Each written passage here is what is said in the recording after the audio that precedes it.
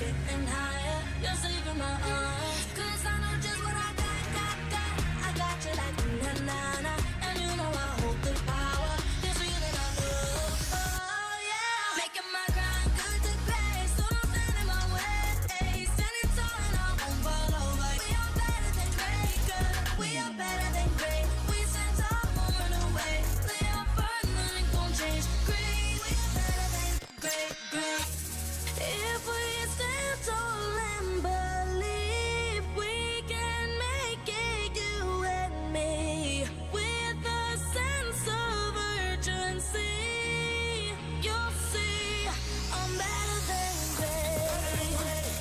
I'm better than great. Oh yeah, yeah. Oh, I'm better than. I'm better than. Making my grind good to great, so don't stand in my way. Standing tall and I won't fall over. We are better than great, girl. We are better than great. We stand tall, won't run away. Lay our first, nothing gon' change. Great, we are better than great, great.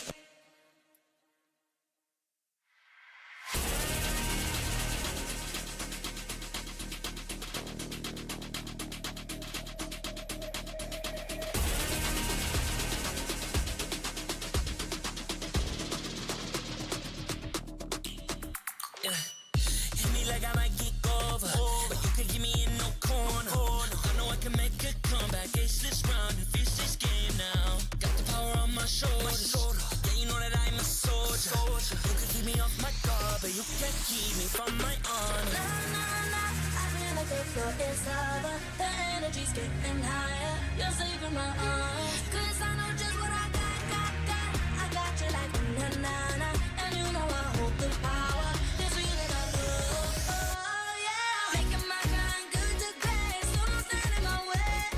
Standing tall and I won't fall over. We are better than great, girl. We are better than great. We stand tall, won't run away.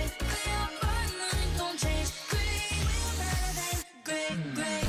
Can't get it great, I'm better than great. I play my own role, I become the greatest. Transcend myself into this game, yeah. I build a power to dominate fate. Championship mind, no time for the weak. What's up to the game? Shall reveal. Better than great, that's how we feel.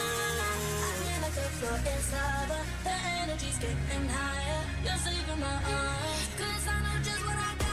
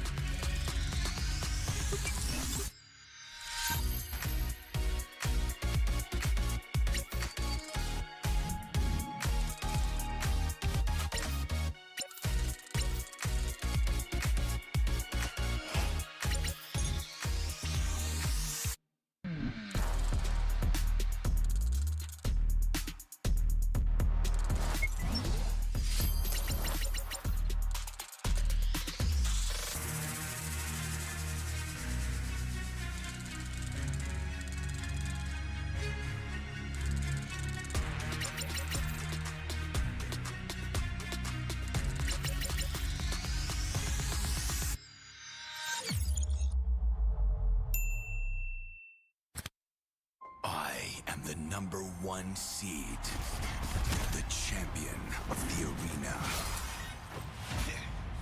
The fans adore me because I've never lost. Yet you are afraid. Afraid that you will lose everything.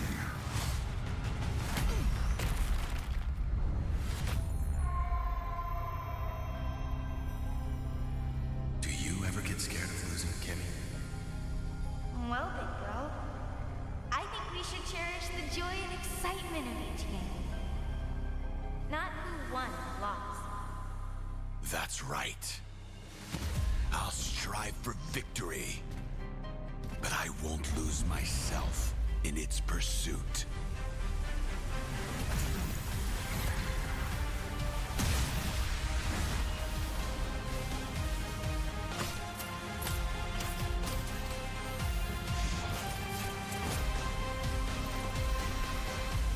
World Championship. I'm back.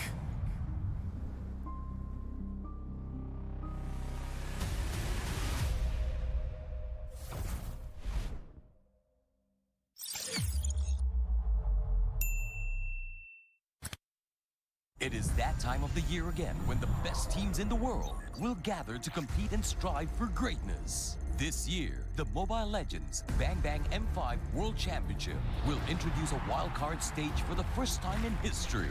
Held in Kuala Lumpur, Malaysia, 8 additional teams will be given the chance to fight for only 2 tickets to M5.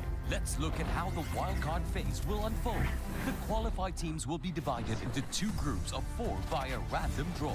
Teams will compete among each other in each group in a single round-robin best-of-3 matches. The 2 lowest ranking teams of each group will be eliminated, while the 2 teams of each group will play a crossover best-of-5 matches with the other group. For example, A1 versus B2, B1 versus A2, and the 2 winning teams of crossover matches will advance to the M5 group stage in Manila.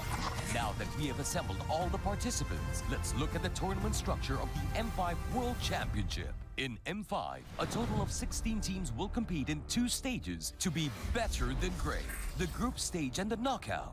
Firstly, let's look at the group draw.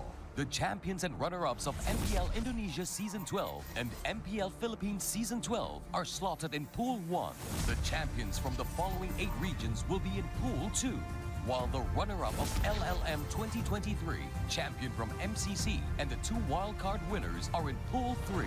To start the draw, 1 team each from Pool 1 will be distributed to 4 groups, A, B, C, and D.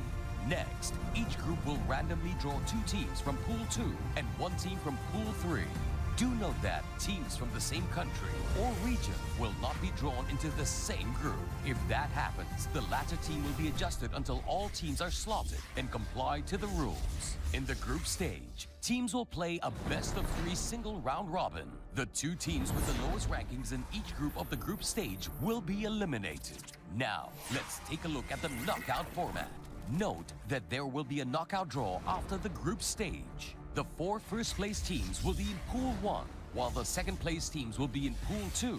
2 teams from the same group will not be drawn together, and that will form our knockout bracket. It will feature a double elimination bracket featuring the final 8 teams. All the series will be best of 5 except for the grand finals, where it will be best of 7.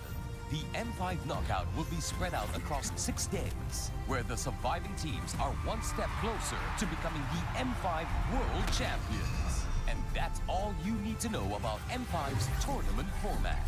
Remember to tune in or see you in Manila. Achieving greatness, 1 step beyond. Be better than great.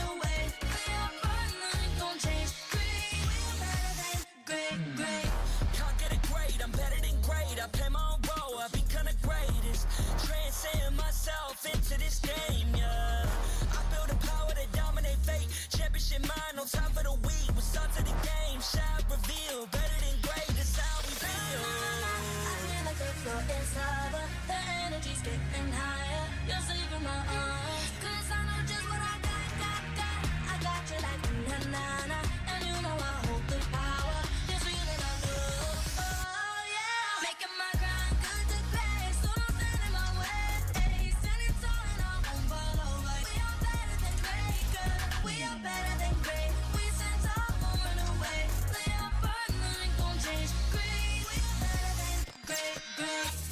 If we stand tall and believe we can make it, you and me, with a sense of urgency, you'll see I'm better than great. I'm better than great. Oh yeah, yeah. Oh, I'm better than. I'm better than.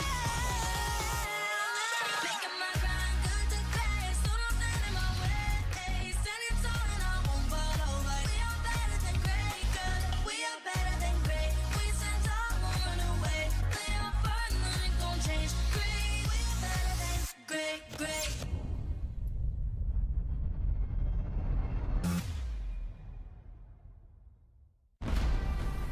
We are here at Gamers 8 to show that we are walking the walk.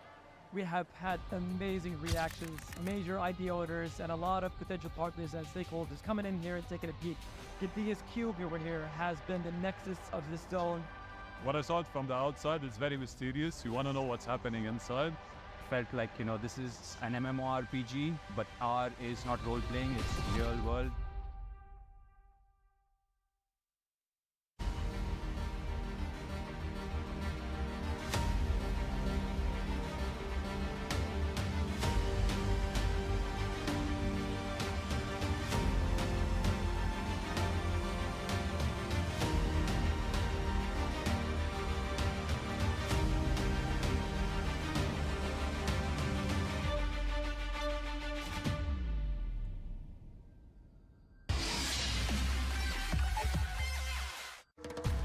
Grab only. Boing, boing, boing, boing, boing, boing, boing, boing, boing, boing, boing, boing, boing, boing, boing, boing, Pag nag-grab only, savings ang dami. Your wallet sings tonight. Laki ng bawi. Pag nag-grab only, save 244 alright. boing, boing, boing, boing, boing, boing, boing, boing, boing, boing, boing, boing, boing, boing, boing, boing.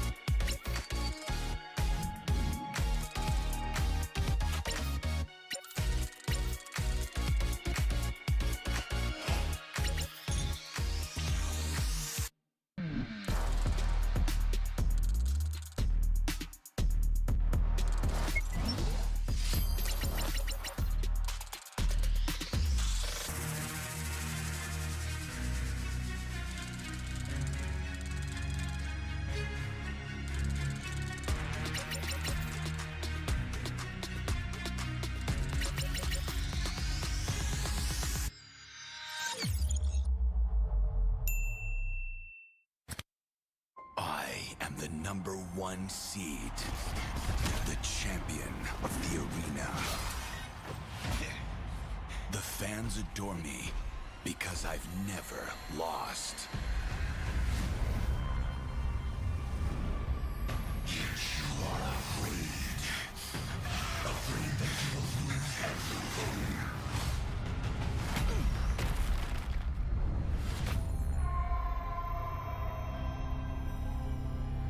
Do you ever get scared of losing, Kimmy? Well, big girl, I think we should cherish the joy and excitement of each game. Not who won or lost. That's right.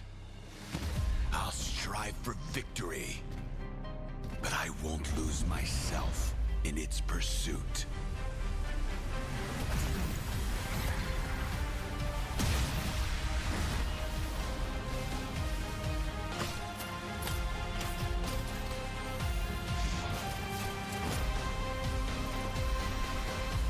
World Championship. I'm back.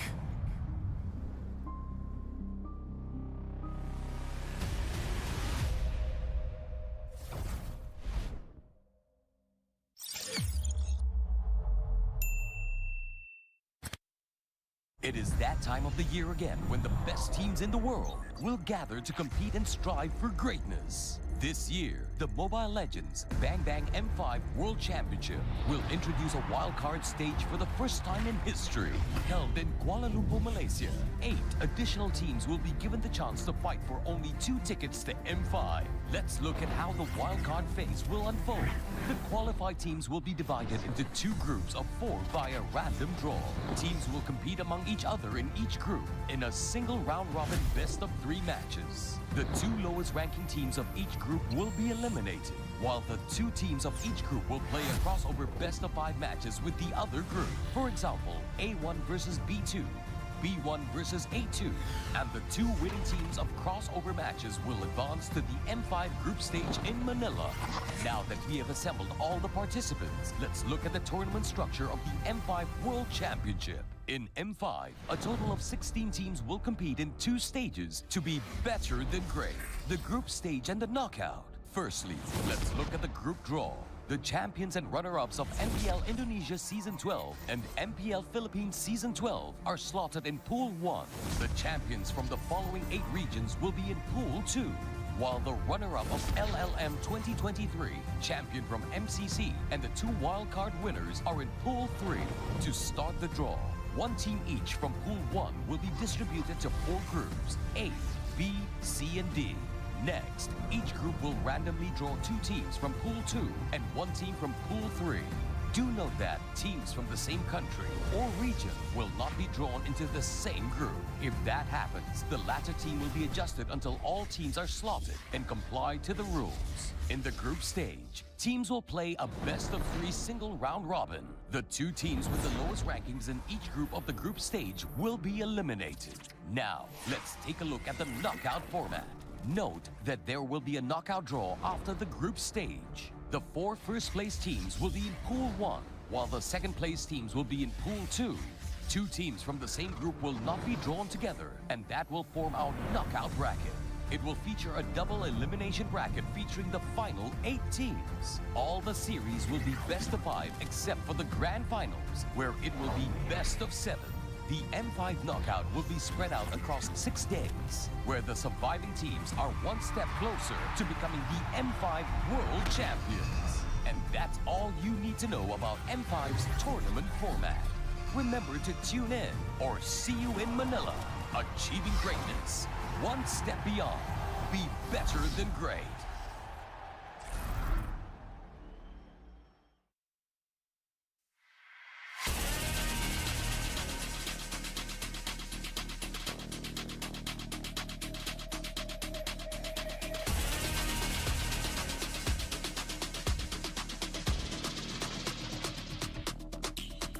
Hit me like I might kick over, but you can get me in no corner. I know I can make a comeback. Ace this round and finish this game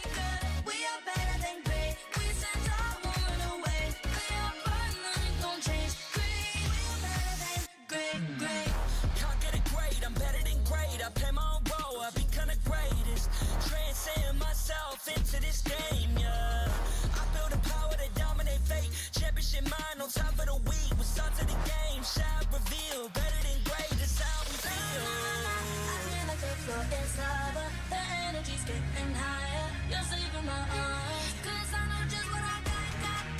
I got you like na-na-na. And you know I hold the power. This feeling I love. Oh yeah. Making my grind good to play. So don't stand in my way. Standing tall and I won't fall over. We are better than great, girl. We are better than great. We stand tall, won't run away. Play our part, nothing gon' change. Great, we are better than great. If we stand tall and believe we can make it, you and me, with a sense of urgency, you'll see I'm better than great. I'm better than great. Oh yeah. Oh, I'm better than. Making my grind good to great. So don't stand in my way. Standing tall and I won't fall over. We are better than great, girl. We are better than great. We stand tall, won't run away. Play our part, nothing gon' change. Great, we are better than great.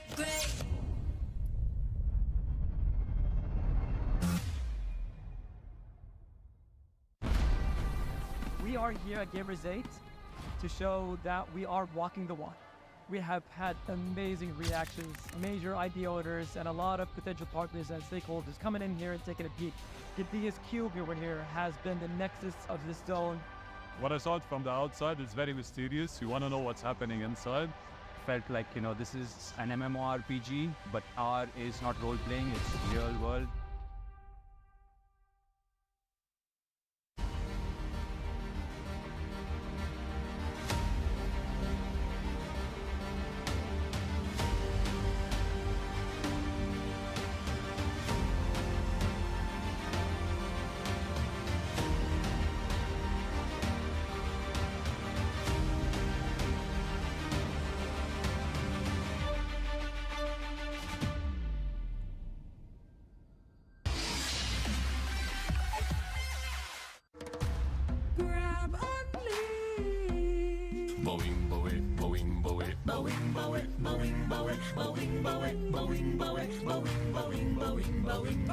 Grab only, savings ang dami. Your wallet sings tonight. Laki ng bawi pag nag-grab only. Save 244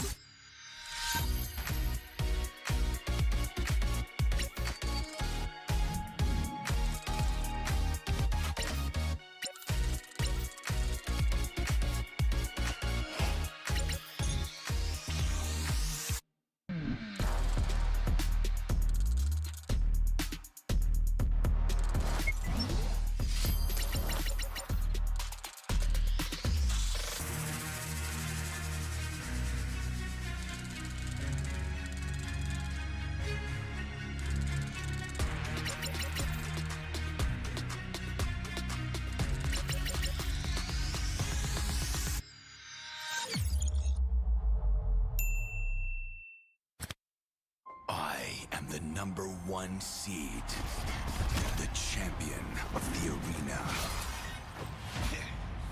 The fans adore me because I've never lost. You are afraid. Afraid that you will lose everything.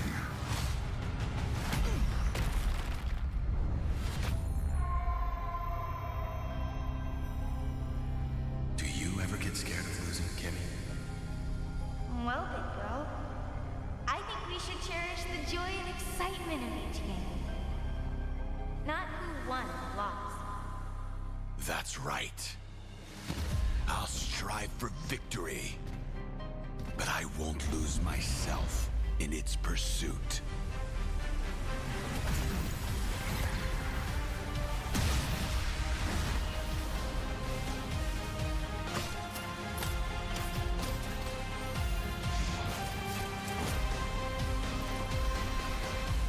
World Championship. I'm back.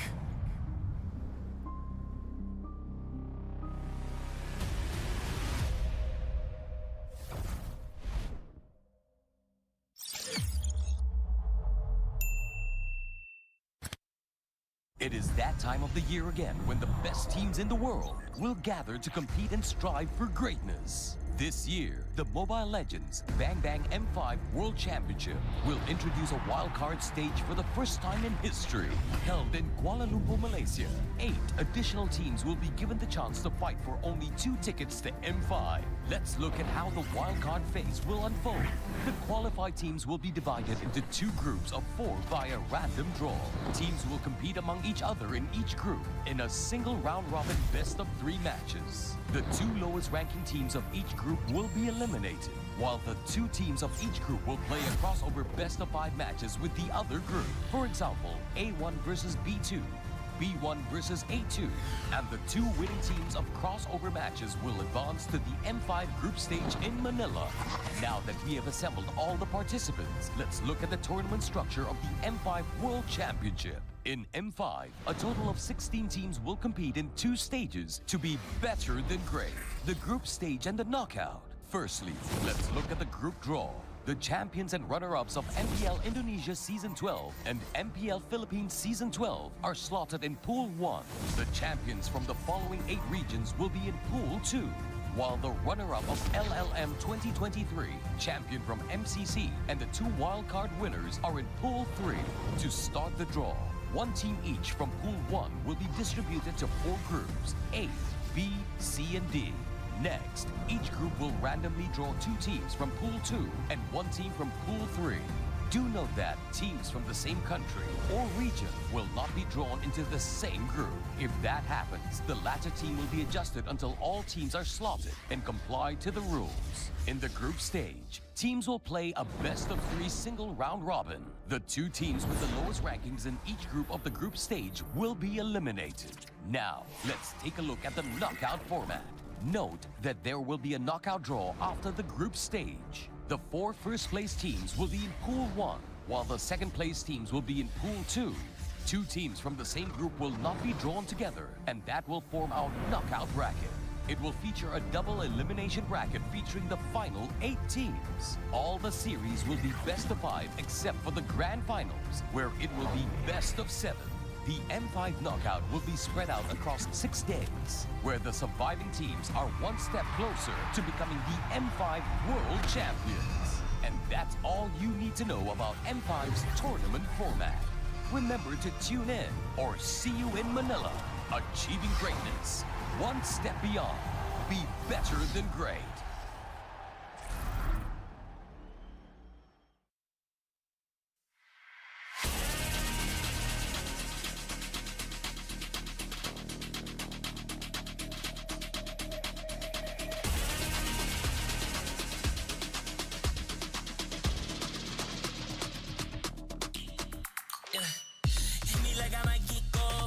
But you could give me in no corner. I know I can make a comeback. Ace this round and finish this game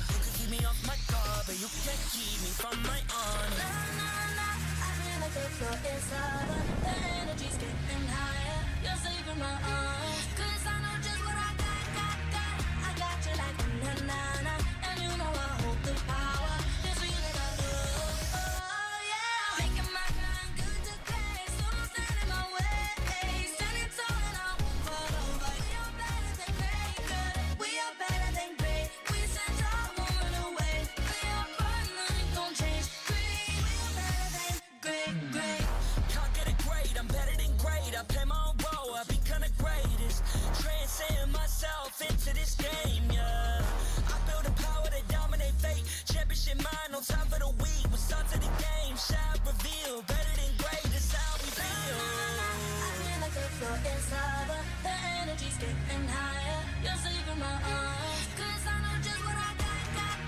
I got you like na-na-na. And you know I hold the power. This feeling I know. Oh yeah. Making my grind good to great. So don't stand in my way. Standing tall and I won't fall away. We are better than great, girl. We are better than great. We stand tall, won't run away. Play our part, nothing gon' change. Great, we are better than great. If we stand tall and believe we can make it, you and me, with a sense of urgency, you'll see I'm better than great. I'm better than great. Oh yeah. Oh, I'm better than. Making my grind good to great. So don't stand in my way. Standing tall and I won't fall away. We are better than great, girl. We are better than great. We stand tall, won't run away. Play our part, nothing gon' change. Great, we are better than great.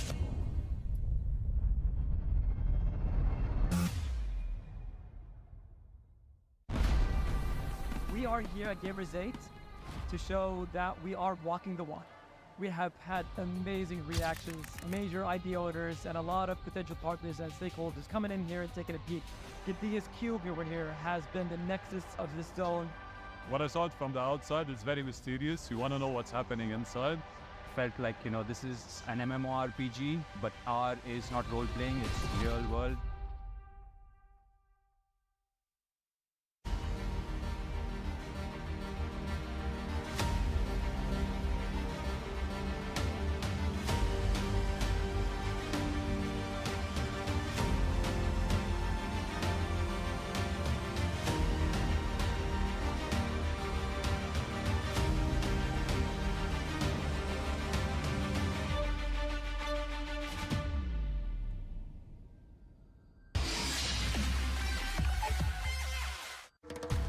Grab only. Boing, boing, boing, boing, boing, boing, boing, boing, boing, boing, boing, boing, boing, boing, boing, boing, Pag nag-grab only, savings ang dami. Your wallet sings tonight. Laki ng bawi. Pag nag-grab only, save 244 alright. boing, boing, boing, boing, boing, boing, boing, boing, boing, boing, boing, boing, boing, boing, boing, boing.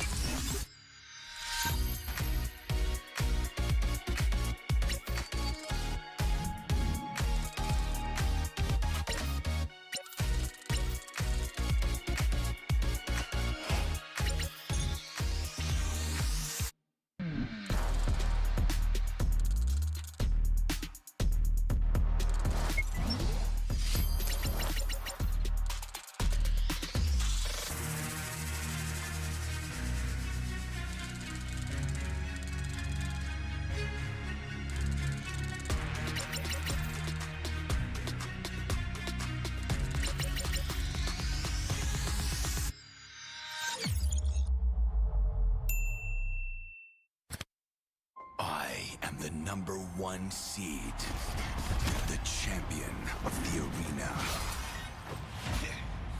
The fans adore me because I've never lost. You are afraid that you will lose everything.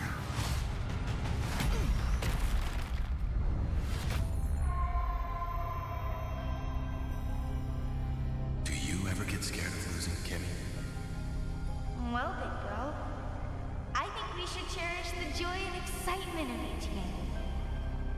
Not who won or lost. That's right.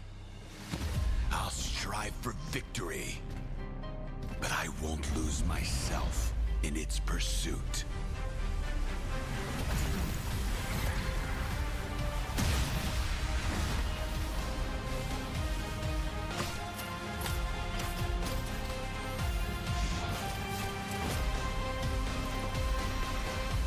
World Championship. I'm back.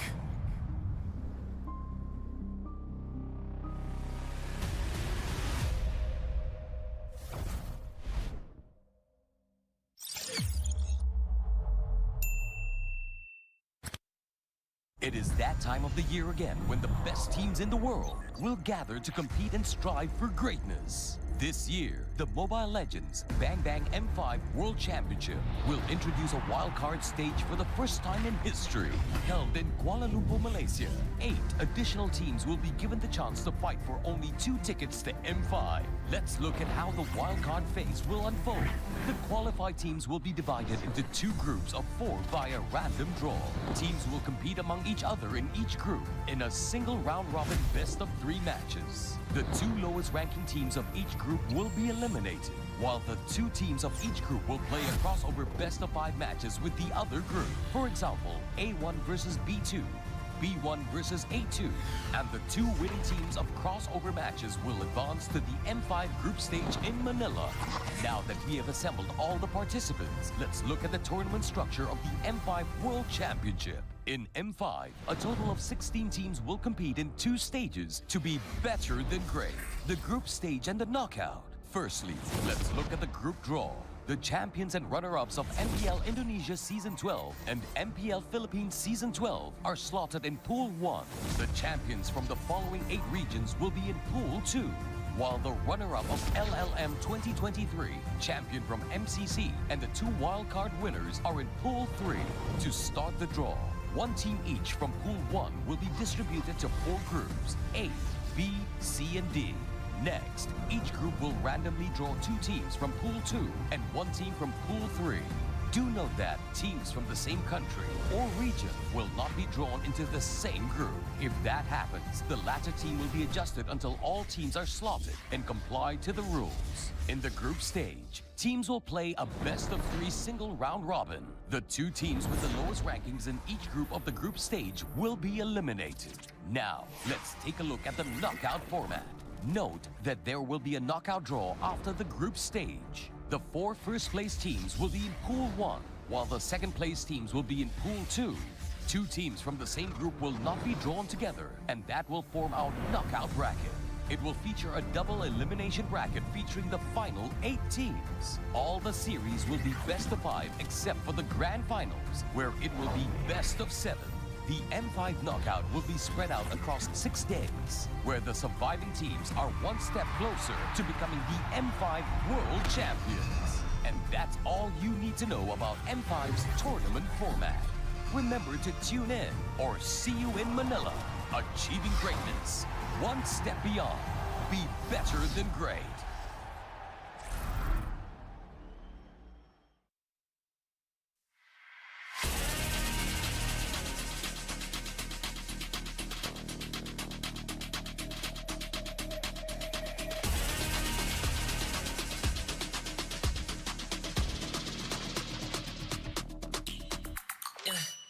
Hit me like I might get over, but you can give me in no corner. I know I can make a comeback, ace this round and finish this game now. Got the power on my shoulders, yeah, you know that I'm a soldier. You can keep me off my guard, but you can't keep me from my honor. I feel like the floor is over. The energy's getting in my arms. 'Cause I know just what I got. I got you like na-na-na. And you know I hold the power. This feeling I love. Oh yeah. Making my grind good to great. So don't stand in my way. Standing tall and I won't fall over. We are better than great, good. We are better than great. We stand tall, won't run away. We are fun, nothing gon' change. Great. We are better than great. Can't get it great, I'm better than great. I play my own role, I become the greatest. Transcend myself into this game, yeah. I build a power to dominate fate. Championship mind on top of the week. We start to the game, shout, reveal. Better than great, that's how we feel. I feel like the floor is lava. The energy's getting higher. You're safe in my arms. 'Cause I know just what I got. I got you like na-na-na.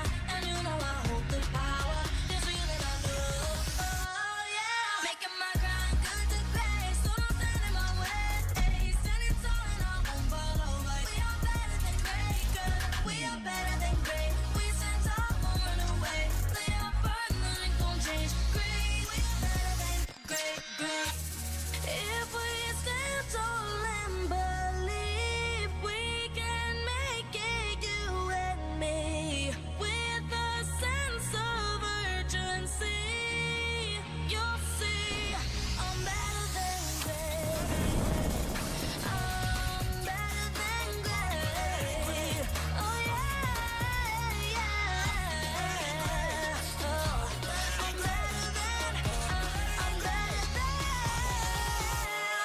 Making my grind good to great. So don't stand in my way.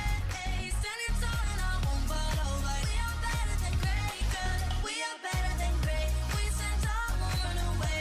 Play our part, nothing gon' change. Great. We are better than great.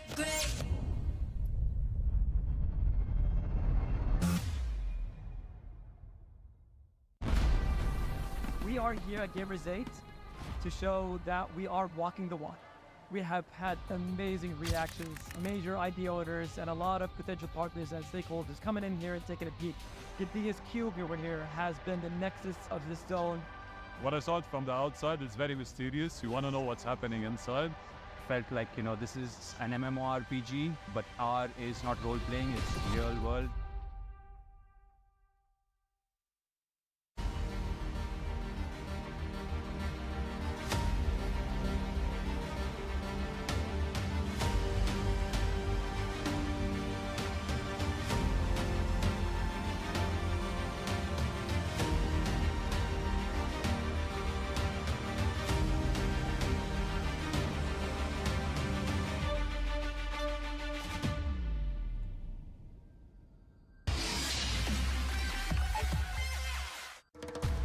Grab only. Boing, boing, boing, boing, boing, boing, boing, boing, boing, boing, boing, boing, boing, boing, boing, boing, Pag nag-grab only, savings ang dami. Your wallet sings tonight. Laki ng bawi. Pag nag-grab only, save 2 for alright. boing, boing, boing, boing, boing, boing, boing, boing, boing, boing, boing, boing, boing, boing, boing, boing.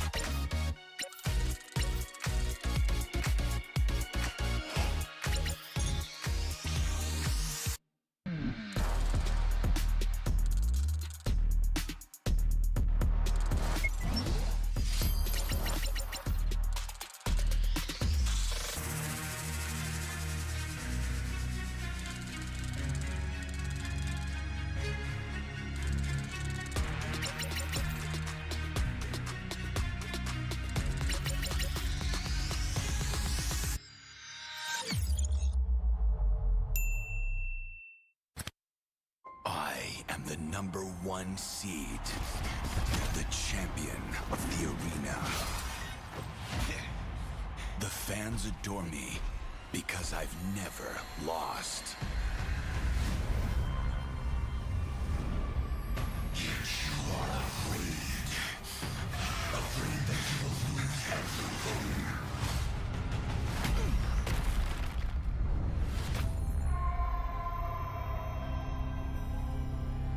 Do you ever get scared of losing, Kimmy? Well, big girl, I think we should cherish the joy and excitement of each game. Not who won or lost. That's right. I'll strive for victory, but I won't lose myself in its pursuit.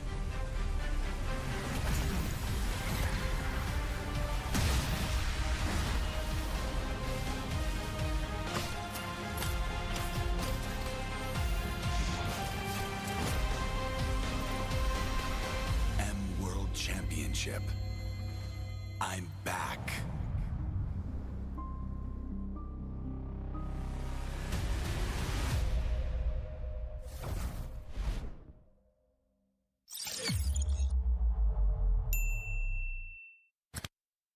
It is that time of the year again when the best teams in the world will gather to compete and strive for greatness. This year, the Mobile Legends Bang Bang M5 World Championship will introduce a wildcard stage for the first time in history.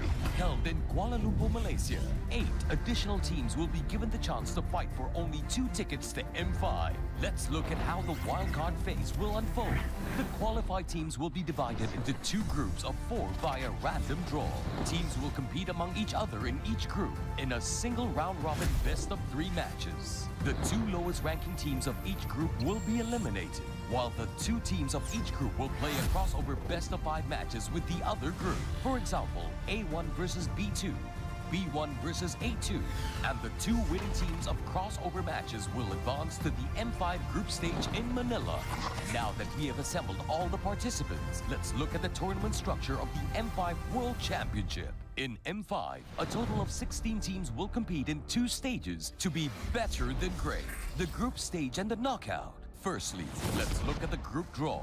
The champions and runner-ups of MPL Indonesia Season 12 and MPL Philippines Season 12 are slotted in Pool 1.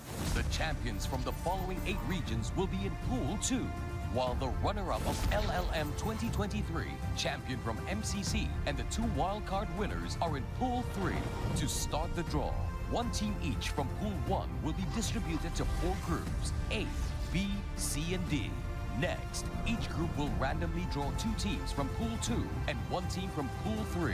Do note that teams from the same country or region will not be drawn into the same group. If that happens, the latter team will be adjusted until all teams are slotted and comply to the rules. In the group stage, teams will play a best-of-3 single round robin. The 2 teams with the lowest rankings in each group of the group stage will be eliminated. Now, let's take a look at the knockout format. Note that there will be a knockout draw after the group stage. The 4 first-place teams will be in Pool 1, while the second-place teams will be in Pool 2. 2 teams from the same group will not be drawn together, and that will form our knockout bracket. It will feature a double elimination bracket featuring the final 8 teams. All the series will be best of 5 except for the grand finals, where it will be best of 7.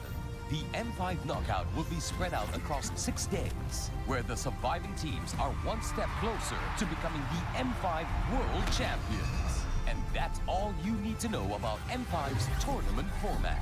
Remember to tune in or see you in Manila. Achieving greatness, 1 step beyond. Be better than great.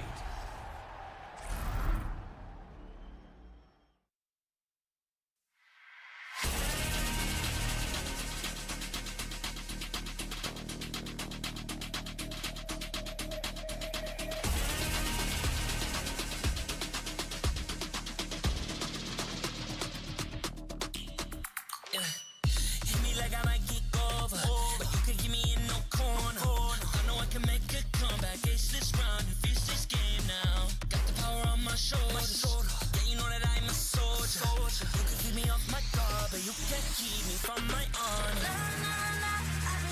floor is lava. The energy's getting higher. You're saving my arms. 'Cause I know just what I got. I got you like na-na-na. And you know I hold the power. This feeling I love. Oh yeah. Making my grind good to great. So don't stand in my way. Standing tall and I won't fall over. We are better than great, good. We are better than great. We stand tall, won't run away. We are fun, nothing gon' change. Great, we are better than great.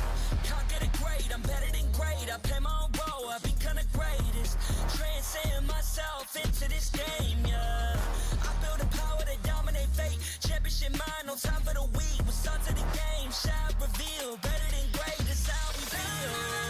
I feel like the floor is lava. The energy's getting higher. You're saving my arms. 'Cause I know just what I got. I got you like na-na-na. And you know I hold the power. This feeling I love. Oh yeah. Making my grind good to great. So don't stand in my way. Standing tall and I won't fall over. We are better than great, good. We are better than great. We stand tall, won't run away. We are fun, nothing gon' change. Great, we are better than great. If we stand tall and believe we can make it, you and me, with a sense of urgency, you'll see I'm better than great. I'm better than great. Oh yeah. Oh, I'm better than. Making my grind good to great. So don't stand in my way. Standing tall and I won't fall over. We are better than great, good. We are better than great. We stand tall, won't run away. We are fun, nothing gon' change. Great, we are better than great.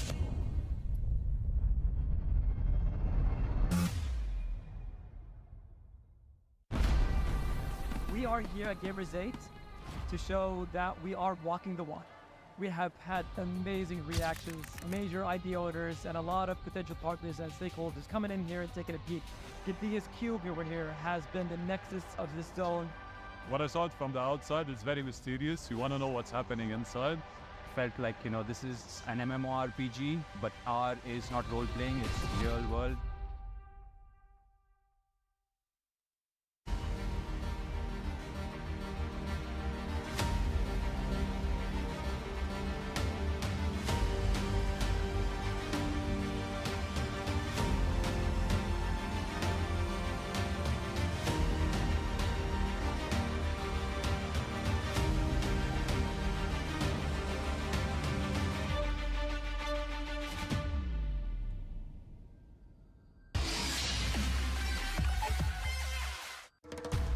Grab only.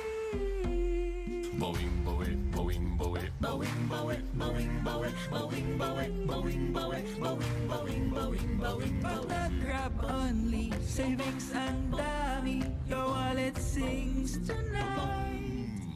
Laki ng bawi. Pag nag-grab only, save 244 alright. boing, boing, boing, boing, boing, boing, boing, boing, boing, boing, boing, boing, boing, boing, boing, boing.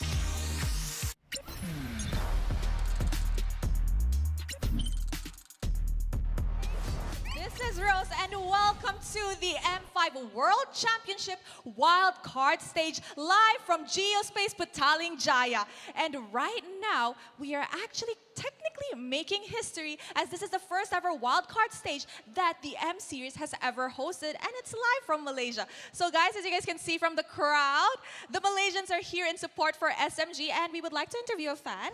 Come here. Hi, how are you? Hello, I'm good. All right, so I'm gonna ask you first, where are you from? I'm from the Philippines. Oh, you flew from the Philippines to watch the wild card? I know, I'm based here in Malaysia. Oh, okay, you're based in Malaysia. So we can see from your shirt that you're supporting Team SMG. But let me ask you, why Team SMG? I'm supporting Team SMG because I've seen their potential since season 11, and they were the runner-ups last season, and this season 12, they've proven themselves that they can do it, and now they're here in the wildcards to prove themselves. All right, okay, so let me ask you, who is your bias in Team SMG? There's a lot of good players, but which player stands out the most for you? For me, it's Miko because Miko is one of the best roamers. Miko's there. Hi, Miko. Kababayan. All right, he's also a Filipino, yes. Okay, now, aside from that, we all knew that M1 was hosted in Malaysia, and now the first ever wildcard is also hosted in Malaysia. Do you think, or do you want to see the M Series coming back to Malaysia? Yes, it'll be great that it'll be held in Malaysia if ever given the chance, because I think a lot of Malaysians will enjoy it, and yeah, I think Malaysia can offer a lot. All right, let's ask the fans. Kurang nata M Series datang balik dekat Malaysia?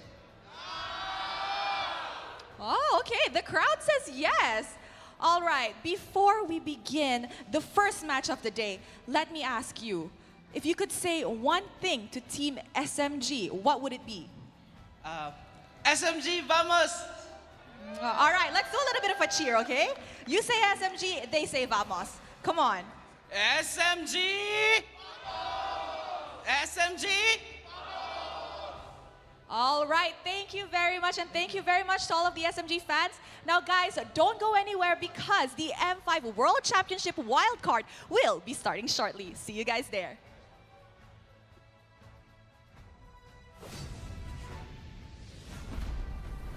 We are here at Gamers 8 to show that we are walking the walk. We have had amazing reactions, major IP owners, and a lot of potential partners and stakeholders coming in here and taking a peek. Gidea's cube over here has been the nexus of this zone. What I saw it from the outside is very mysterious. You want to know what's happening inside. Felt like, you know, this is an MMORPG, but R is not role-playing, it's real world.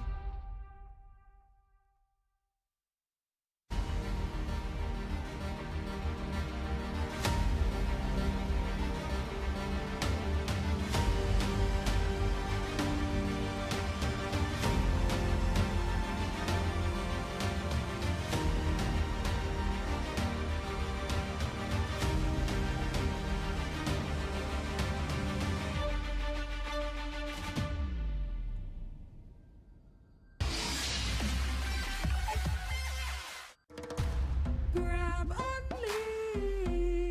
Boing, boing, boing, boing, boing, boing, boing, boing, boing, boing, boing, boing, boing, boing, boing, boing, Pag nag-grab only, savings ang dami, your wallet sings tonight. Laki ng bawi, pag nag-grab only, save 244 alright. boing, boing, boing, boing, boing, boing, boing, boing, boing, boing, boing, boing, boing, boing, boing, boing.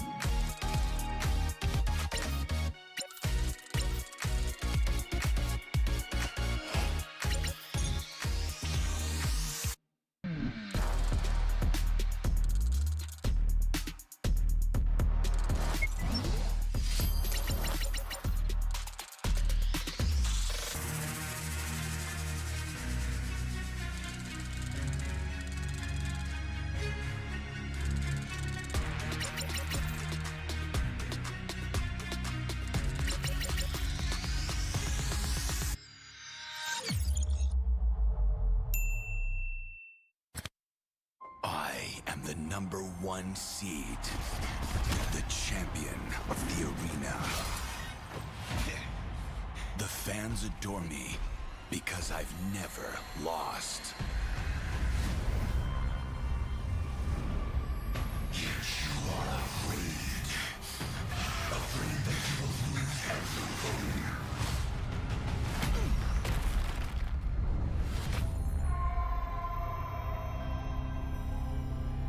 Do you ever get scared of losing, Kimmy? Well, big girl, I think we should cherish the joy and excitement of each game. Not who won or lost. That's right. I'll strive for victory, but I won't lose myself in its pursuit.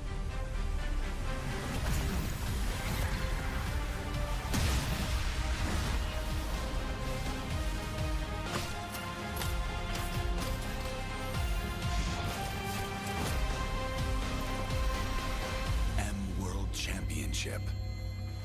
I'm back.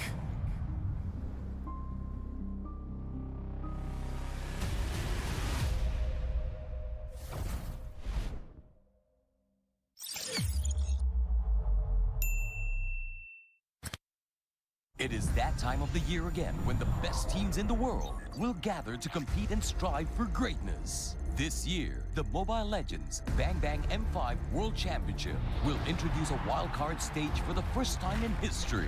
Held in Kuala Lumpur, Malaysia, 8 additional teams will be given the chance to fight for only 2 tickets to M5. Let's look at how the wildcard phase will unfold. The qualified teams will be divided into 2 groups of 4 via random draw.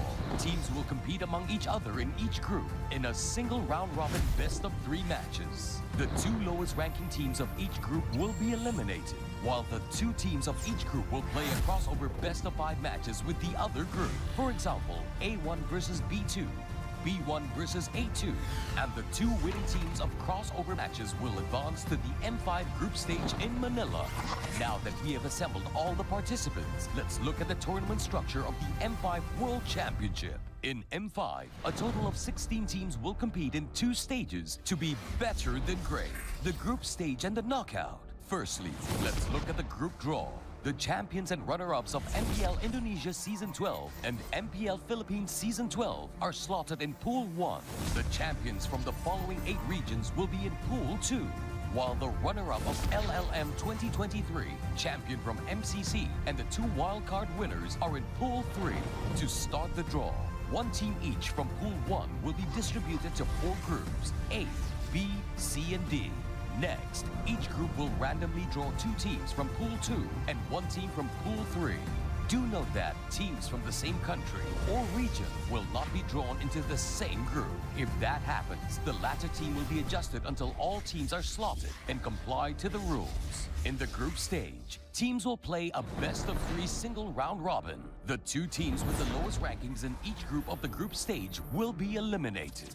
Now, let's take a look at the knockout format. Note that there will be a knockout draw after the group stage. The 4 first-place teams will be in Pool 1, while the second-place teams will be in Pool 2. 2 teams from the same group will not be drawn together, and that will form our knockout bracket. It will feature a double elimination bracket featuring the final 8 teams. All the series will be best of 5 except for the grand finals, where it will be best of 7. The M5 knockout will be spread out across 6 days, where the surviving teams are 1 step closer to becoming the M5 World Champions. And that's all you need to know about M5's tournament format. Remember to tune in or see you in Manila. Achieving greatness, 1 step beyond. Be better than great.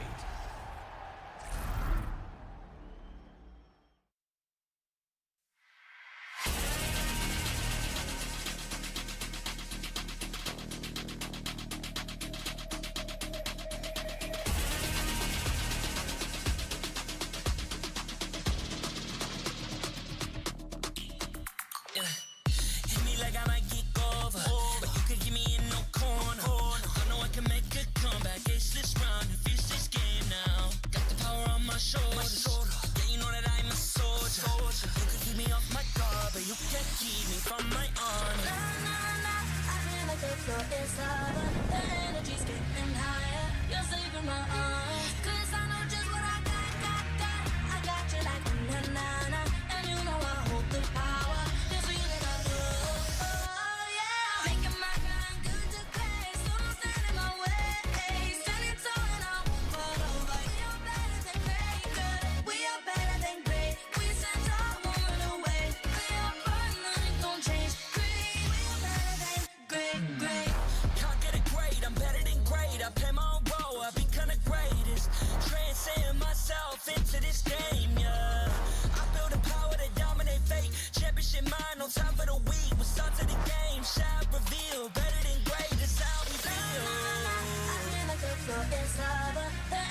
energy's getting higher. You're saving my arms. 'Cause I know just what I got.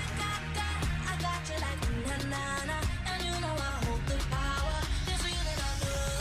Oh yeah. Making my grind good to great. So don't stand in my way. Standing tall and I won't fall over. We are better than great, girl. We are better than great. We stand tall, won't run away. Play our part, nothing gon' change. Great, we are better than great. If we stand tall and believe we can make it, you and me, with a sense of urgency, you'll see I'm better than great. I'm better than great. Oh yeah, yeah. Oh, I'm better than. Making my grind good to great, so don't stand in my way. Standing tall and I won't fall over. We are better than great, girl. We are better than great. We stand tall, won't run away. Play our part, nothing gon' change. Great, we are better than great.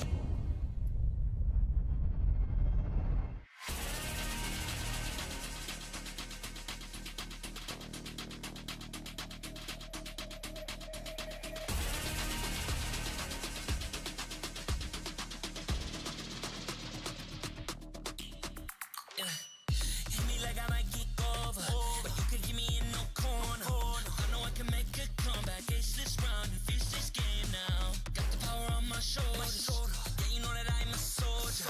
You could keep me off my guard, but you can't keep me from my honor. I feel like the floor is lava. The energy's getting higher. You're saving my arms. 'Cause I know just what I got. I got you like na-na-na. And you know I hold the power. This feeling I know. Oh yeah. Making my grind good to great. So don't stand in my way.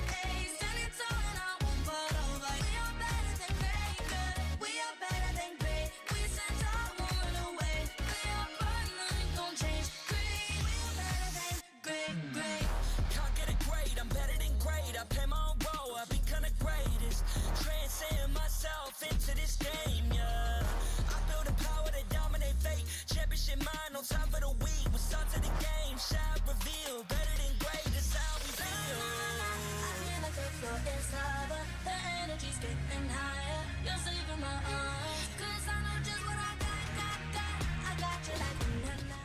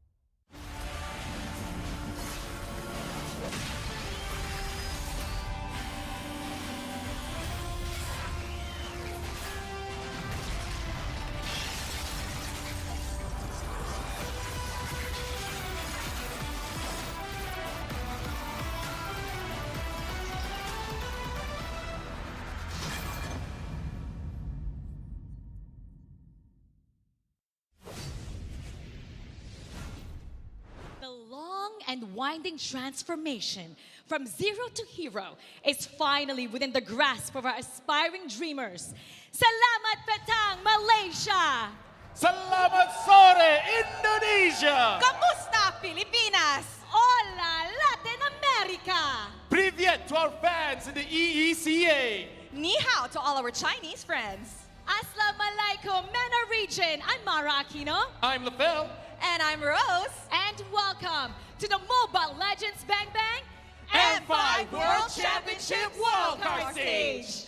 We're here and gathered in the beautiful country of Malaysia to witness 8 teams from emerging Mobile Legends Bang Bang regions duke it out in a 4-day slugfest. What's at stake is the final 2 tickets to the Philippines to join the other 14 teams in their pursuit of the M5 trophy to bring back in their home countries. The mere fact that we're all gathered here today for this event, itself is a historic feat for the M Series tournament, right, Mara? That's right.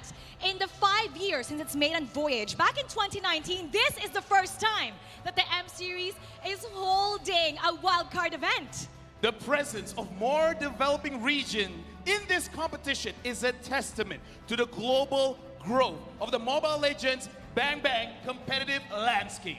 We have representatives all the way from Peru, EECA, Nepal, Laos, Mongolia, Saudi Arabia, Malaysia, and of course, the most anticipated, China, ready to brave the challenge to become better than great. Hey, now that you mentioned the Maroons, I can't wait for them to grace the land of dawn. It's very fitting how the clash of different styles will occur in the country known as the melting pot of cultures.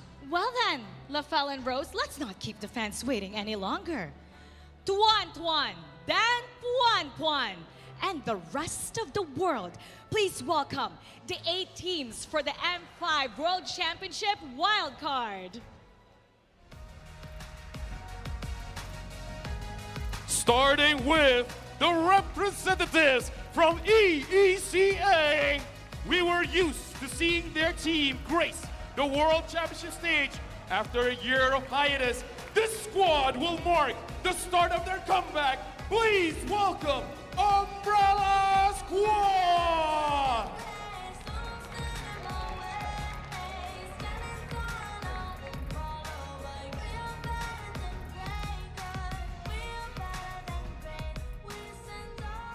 Their meteoric rise this year got them standing a step closer to the World Championship stage of MLBB. Representing Mongolia, it's all guns blazing for Team Lil God!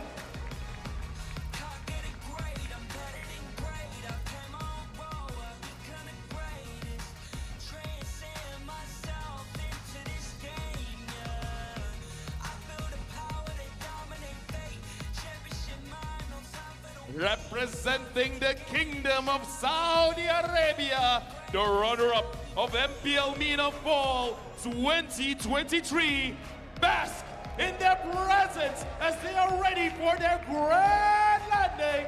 Welcome, Team Falcons!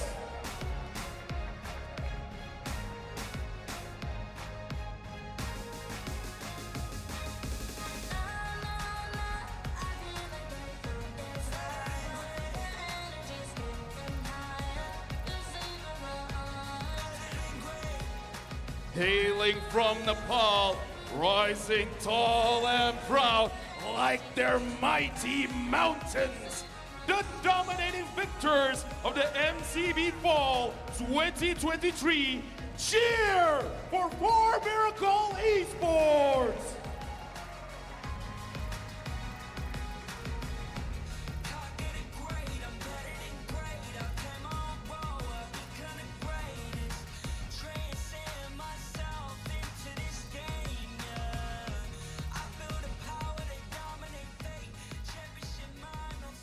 The squad that looks to establish the dominance of Latin America in our ever-developing esports landscape. The second runner-up of Liga Latam 2023, the pride of Peru, Imperio Esports!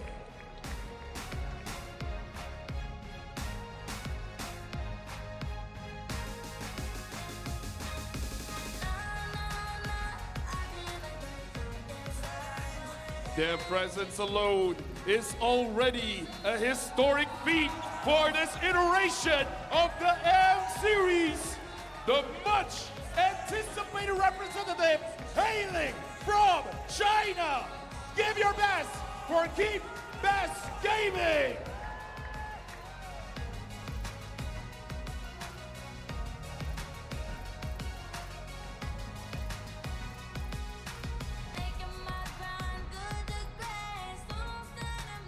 Back to redeem the battle-hardened region of Mekong, the champion of the M Challenge Cup Season 2. Don't sleep on Laos's Niightmare Esports.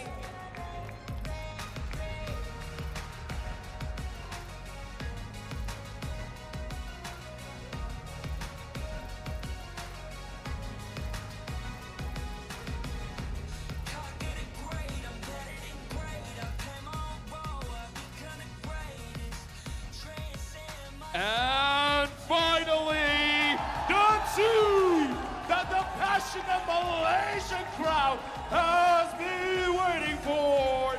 The ammo that will load Malaysia's chances for the World Championship stage. Make some noise for Team SMG!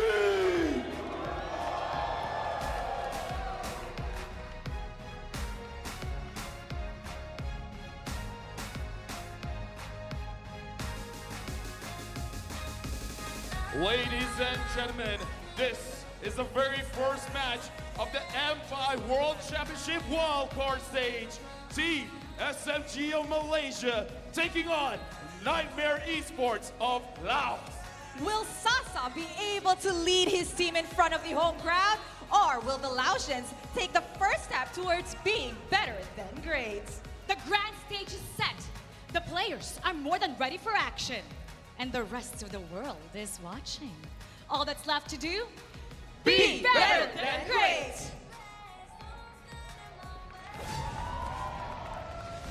First ever wild card is dawning upon us, ready to witness the emergence of new regions, new cultures, and new faces.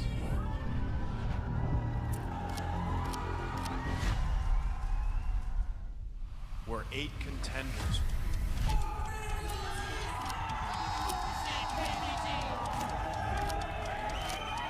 will face the unknown and write their destiny.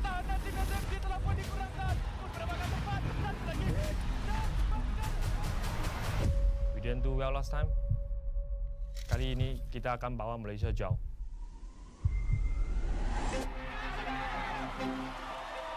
Мы были в шаге от победы, но мы еще свое скажем. Мы не проиграем, даже если ад замерзнет.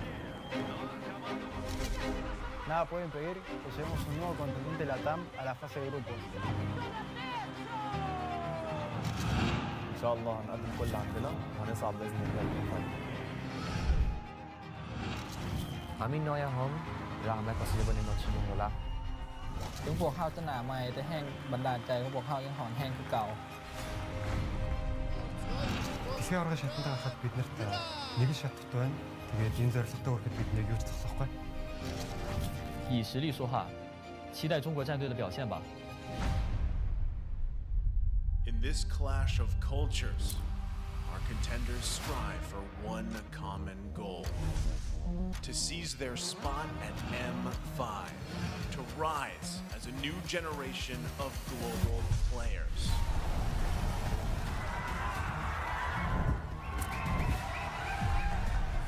Teams from different regions fighting for the only 2 slots to M5 to prove themselves.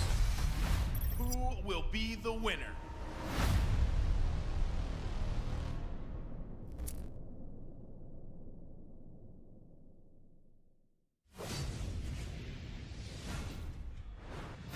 What a beautiful introduction and what an remarkable atmosphere. Now I can say Assalamu alaikum and welcome to the M5 Wildcard events that being held here in Malaysia. I'm gonna be with you casting, and also I will be joined by giant casters. I am Yasu and I will be joined on my right.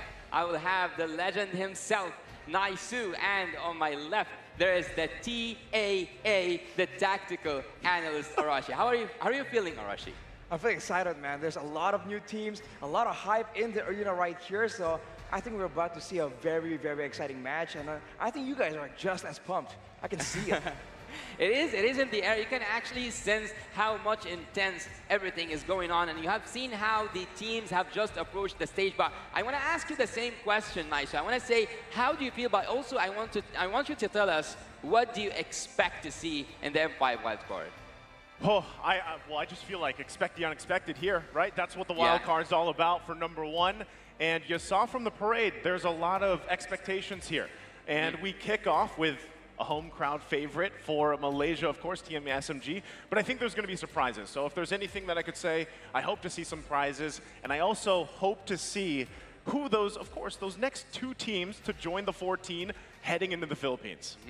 I think that it is the first time that we have a wild card event, but this first time offers second opportunities for those who couldn't make it, who couldn't ace it, to make it to the M5 World Championship that will be held in the Philippines. So today we're having second chances, and today wouldn't have happened if it weren't for our sponsors, right, Naisu?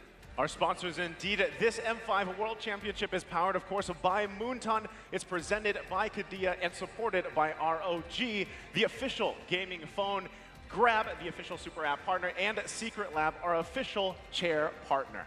And what else do we want to say, Arashi? Well, I mean, thank you for all the support, man. This event would not be possible without you guys. So thank you very much for making this all happen, because I think everyone is so excited to see what these other wildcard regions can bring to the table. And a special shout out as well to our global presenting partner, Kadia. Kadia is a giga project, a city that is being built in Saudi Arabia. It is the future capital of entertainment, sports, and culture. Kadia aims to change the world of gaming and esports. Of course, do not forget to follow Kadia Gaming on Instagram, Twitter, and TikTok. Stay tuned to their social media pages to find out more about the giveaways. And by saying the giveaways, actually, I think that we will have a lot of giveaways, a lot of opportunities to give the audience the chance to feel how exciting things are and how generous things can be. And there's more,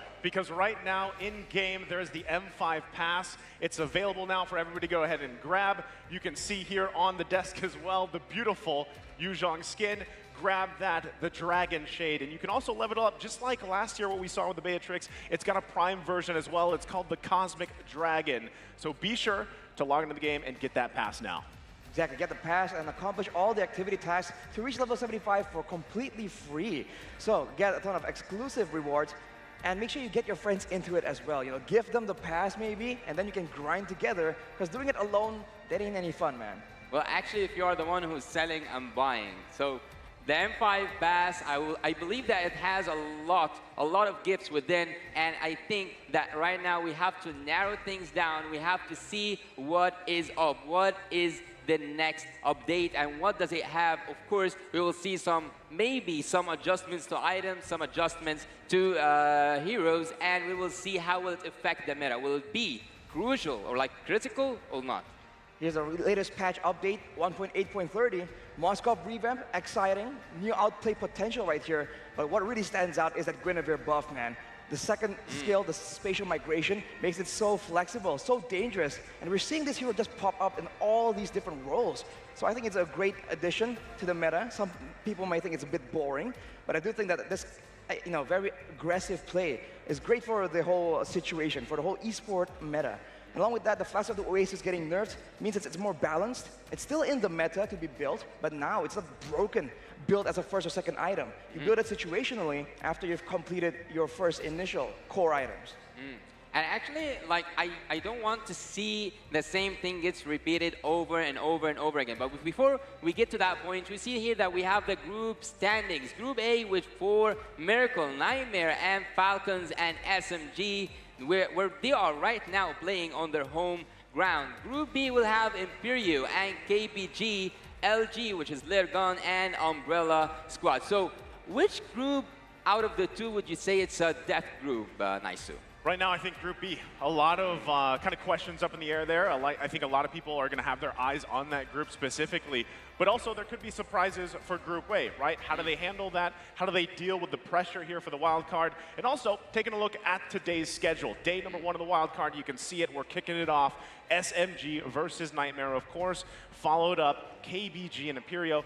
That is a match alone that I cannot wait to see unfold. And actually, also, I'm looking forward to see that Lil Gun game against Umbrella Squad. But before that, we will have Falcon's team going up against 4 Miracle. So today is actually full of, I would say, let's get back to the point where what I was saying, that maybe we will see something different, because today it's an international event, it's an international stage, and there are players from all around the globe. I don't want to see a meta forcing itself today. I don't want to see a meta forcing itself during the whole series. So I want to see the variety, and I want to see how much it's different between each region and another. So do you think that we will see multiple cases, or like multiple strategies? I think definitely so. This is what's so exciting, right? There's so many regions out there with a completely different meta than what we're used to seeing in all these previous tournaments. So I think bringing a bit of that, unique flair is something we're all looking forward to. And along with that, hopefully, in future, more regions will start joining us as well in the wildcard series. So we can see, again, that it's not just all these top-tier, quote-unquote, big regions that can make meta gameplay. There's also very unique styles that we're just missing out on. And also, like, SMG playing on their home ground, as I said, they have the support of their audience. And actually, I wanted to call it the player number 6. So right now, we can see that we have when the Jokers become serious. They are both famous that they are Jokers within the team. They make a really unique atmosphere, and today, they will get serious. What I love about this is Jokers, right? The reason why they're Jokers, these guys are jolly guys, right? We've had the opportunity to talk to them, even at the hotel and everything. But that's the thing, right? Even though they're fun outside of the game, when they get into the game, that's where they have to step up, right? Typically, when you're looking at these guys, these players, especially in the roam role, they have to be able to carry through the game, help the team get to where they need to be so that they can, get the win, basically. So actually, they are the roamers, so basically, mostly, they are the shout callers as well. But before we head into the game, let's see the rosters, let's see the lineups. We have Miko and Jasmine, Jokster, and among how can I say, wait. Oh, this is the team SMG. So Sasa, Saxan, Smooth, Stormy, and Miko. Sorry, I just got messed into that huge amount of big names. So the Malaysian team is now on the screen, and we can see that you have the main lineup, the lineup that played in this country, in Malaysia, and they were so near, so close to get that title. So right now, they get a second chance. They're going to be very hungry to try and find success right here, considering how close they were. That's exactly what's so scary for their opponents today. And speaking of them, we're going to see them later, right? But I think the big problem here for them is also the huge hero pool for Stormy, right? He has a lot of mages in his arsenal. With the current dynamic meta, with all these new heroes popping up, it's going to be very dangerous to see how much flexibility they have in the drafting phase. And actually, also, after talking about Team SMG, I think that Team Nightmare will appear with us in a bit, and this team will actually bring something new to the table, and they are not a new guest to the international stage. And actually, by mentioning the international stage, a fun fact is that SMG team has been already to an M series, an M3. They have performed really good at that M edition, but they get a chance to go to another M if they get the ticket here in Malaysia, and they get the ticket here from the wildcard. And that's the thing. So if we're talking about the matchup, right, I mean, Team SMG, a lot of people have this certain expectation for them. They went full 7 games back in their MPL, right? They brought it, and they, like you heard, they were basically 1 hit away from securing that championship for them. Now they have to get the second chance here. But across from them, right, Niightmare, this is a team that has been around for, in terms of the esports MLBB scene, this is a while, right? They have been together for quite some time, and I believe this is also the lineup from MSC 2021, if I remember correctly, right? These guys have been playing together, the synergy. Anytime we talk about teams, we talk about their synergy with each other.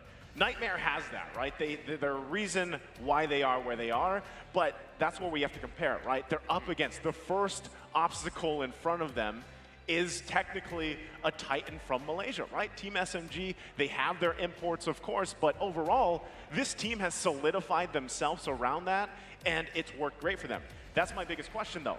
Is Niightmare, granted, they have the synergy they have the experience that they have from the years, is it enough to actually go ahead and start this day with, technically it would be an upset, guys, right? I mean, come on, let's be honest. It would be an upset if they are able to beat Team SMG, match number 1 here in Malaysia.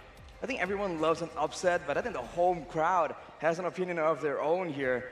We'll have to see, man. I mean, SMG, they're great, but they're also high profile. Everyone has seen what they can do. There's a lot of information on them. So I think Team Niightmare, in a way, has a chance to really surprise them, especially in the first 1 or 2 games, right? Before Team SMG can really get a read on what they like to do, how they want to play. And usually when there's this kind of lack of information here, it all comes down to the roamers, which is why we're highlighting it so much. Who can really get the advantage here, get into position first to start up all the ganks, to try and make sure that their team gets the vision they require to really get an edge in the beginning of the game. And actually, after speaking a little bit about how will the match go, I'm wondering, will we see an outstanding hero? Will we see, actually, this question, I think the answer is already here. I think that Guinevere will be most picked or like most banned based on like the past period of time. She's played in the mid lane, in the room, and like everywhere, just not in the gold lane yet. Maybe we'll see it in the gold lane. You never know. It's the wild card. It is a wild card, so maybe we'll see a wild pick as well. So actually, after seeing that, I remember that there was a time where there was the almighty Fredren. Like, yeah, he just had his moment, like more than he actually, he got so much recognized that at some point he was the most picked and the most banned. Yep. And are you saying you feel like that might happen with the Guinevere, right? Because if anything, since we took a look at the way the patch has changed things, right? The landscape here, even from recent tournaments internationally, right? We saw just how much he was picked up. And that's what I'm wondering. If there's been enough time for them to basically adjust to that, right? The fact that Guinevere is locked in now quite a bit, do teams have an answer for it, right? For the most part, right? Because even with that small change, the way that the spatial migration works, it's deadly for a lot of these teams that like to play certain ways. So I feel like now you've had, honestly, it's not that much time, right? You have to have an adjustment for that and an answer to that. And also, I've seen Team SMG and especially Saxa making a lot of, I want to call it Joker picks. I don't know how it's like Joker picks. Because you can, it's also Flicks picks, but in Mina we call it Joker picks. I see. So it can work in multiple places. So at some point, I think also at the finals of MPL MY, Saxa managed to get that Benedetta transferred from the XP lane, which was like the natural lane that we see Benedetta being played into the jungle. He takes it into the jungle and he makes an outstanding performance out of it. So I just think that Team SMG will bring up something new to the table. And will we see the hospital meta, Arashi? The hospital meta. I mean, we'll have to see, man. We're going to go straight into the drafting phase right here. This is the beginning of all the games here. This will make or break the gameplay in the game. Like you mentioned, man, we have to see if the hospital meta does make an appearance and which heroes will be used to try and make that happen. Because with the fact that the Oasis getting changed right here, it's not going to be as simple. And I think a lot more focus can be put into the jungle as well. Because as you mentioned, flex picks can move into the jungle. And with the change towards the Retribution, towards the Lord that now does more damage, what you pick and what you use in the jungle becomes even more important. Well, ladies and gentlemen, get your snacks, fasten your seatbelts, because I welcome you on this marvelous international journey that we will start it right now, actually. We already started it with this amazing first match where Team SMG, the home defenders, are going up against Team Niightmare, who might, just might, give them nightmares tonight. So, we right now see that the draft already started and the Guinevere is already banned alongside with the Matilda. So maybe, yeah, that's an indicator that we might go towards the hospital meta. But on the other side, there is the 1-1 and the Arnold. So far, Naisu, I see that there is no focus on a certain role. Here's the thing. I'm glad Guinevere's banned out, right? So, because Arashi, you were there, you saw how MPLI went and everything, it was picked up so much, so now this leaves us to that, right? What is going to change here? What is the priority? Especially as we talked about how the supports have changed, even with the flash of Oasis change, right? What do teams want to lock in first priority-wise? Arashi, you probably have a better answer to this one. I think we've seen a lot of teams prioritize the gold laners, because in the late game, that's what really matters. And there's a very limited amount right here, especially with SMG banning away the Wan and the Bruno as well. Yep. It seems like they're trying to get something that's advantageous, but also maybe it's a bit of a fighter-centric kind of draft, because with the emphasis on marksman, usually you want to have tanky heroes that can only be taken down by the marksman. And for Niightmare, they're banning away a lot of these support heroes with the Guinevere, but as MG, they're showing aggression right here, picking the Joy that is no longer as safe as it used to be, now more vulnerable to crowd control. So we'll see if Niightmare go for it, try and go for something that can really shut it down. Maybe a suppression. Maybe we'll see something different. You never know. Maybe we'll see Menstar coming up. Maybe we'll see Kufra being picked. Even suppression heroes, as you said. Maybe we'll see a Franco or a Kaja. So what I've noticed while I was like making my studies about Team SMG is that they don't like to go up against Bruno at all. So it's not that they are adapting or like taking a pick from the enemy. They are not just, look, for me, how can I explain this? There's 3 types of draft for me. There is target ban, and there is the meta ban, and there is what you cannot deal with ban. So I don't think that Team SMG can deal with the Bruno. That's why it is banned for a long time for them. But so far, you'll see that the Fram is joined in so fast alongside with the Benedetta. Okay, I like the fact that they picked up the Faramis, right? This is a hero that constantly gets picked up just because of the way that you have the Netherrealm now, you can count on that. But I love the fact that we saw the Benedetta, right? First phase from Niightmare for now, which technically, like you mentioned before, like we've seen history-wise, it can be somewhat flex. But let's just go ahead and assume that it's going to go in the XP lane. Great, flashy hero. You can split push as well with it. But that begs the question, what if it does go in the hands of the jungler, right? What if it does go for too easy for Lexi? He likes to opt for these more aggressive assassin-style play style in the jungle. That could work for them here. But the response, Lilia gets picked up as long as the Terizla, as well as the Terizla. I think those are great options here to punish the Faramis pick. We've seen it just rise in popularity, especially MPLI, but now with the Valentino available, it seems like SMG won't go for that. Don't seem that they feel like they need to deal with it. So they go with the Terizla to really go in for a combo, and then they have this Lilia right now with AoE, technically DPS, a lot of magical damage again and again. So the Netherrealm from Faramis, it's going to be a big weapon for Niightmare, but it also can be something that SMG can take advantage of to really shut them down here.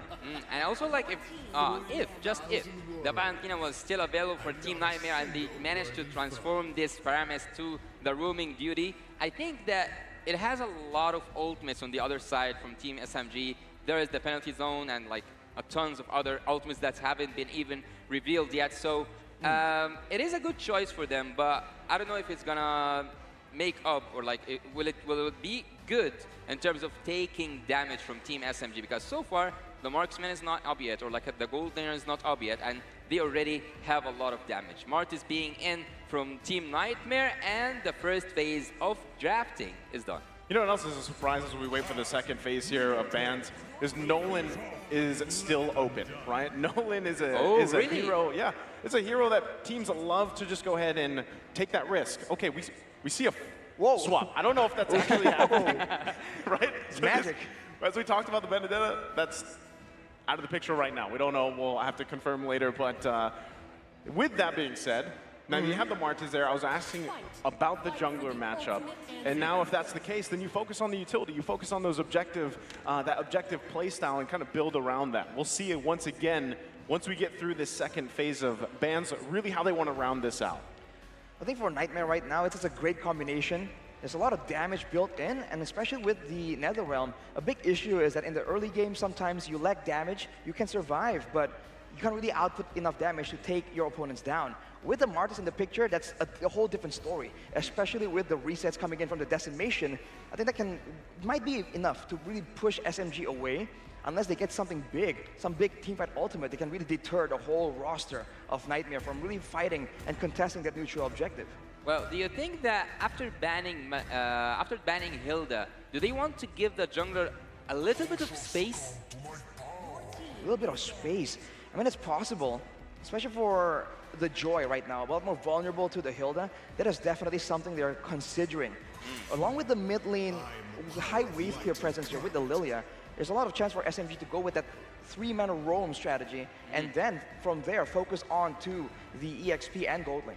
Yeah, but Naiso, after we see that the drafting phase is totally finished, I can tell that Team Nightmares are mostly afraid of the rumor because they have Matilda in the ban, Angela alongside with the Minotaur and also the Kufra. So from Team Nightmare, I don't know if that's a plan to just like take some options from Team SMG's rumor or not, or will it be just focusing on some picks that will stop them or like will make them stumble during the game? After taking that suppression hero out, I don't know what SMG is planning to do.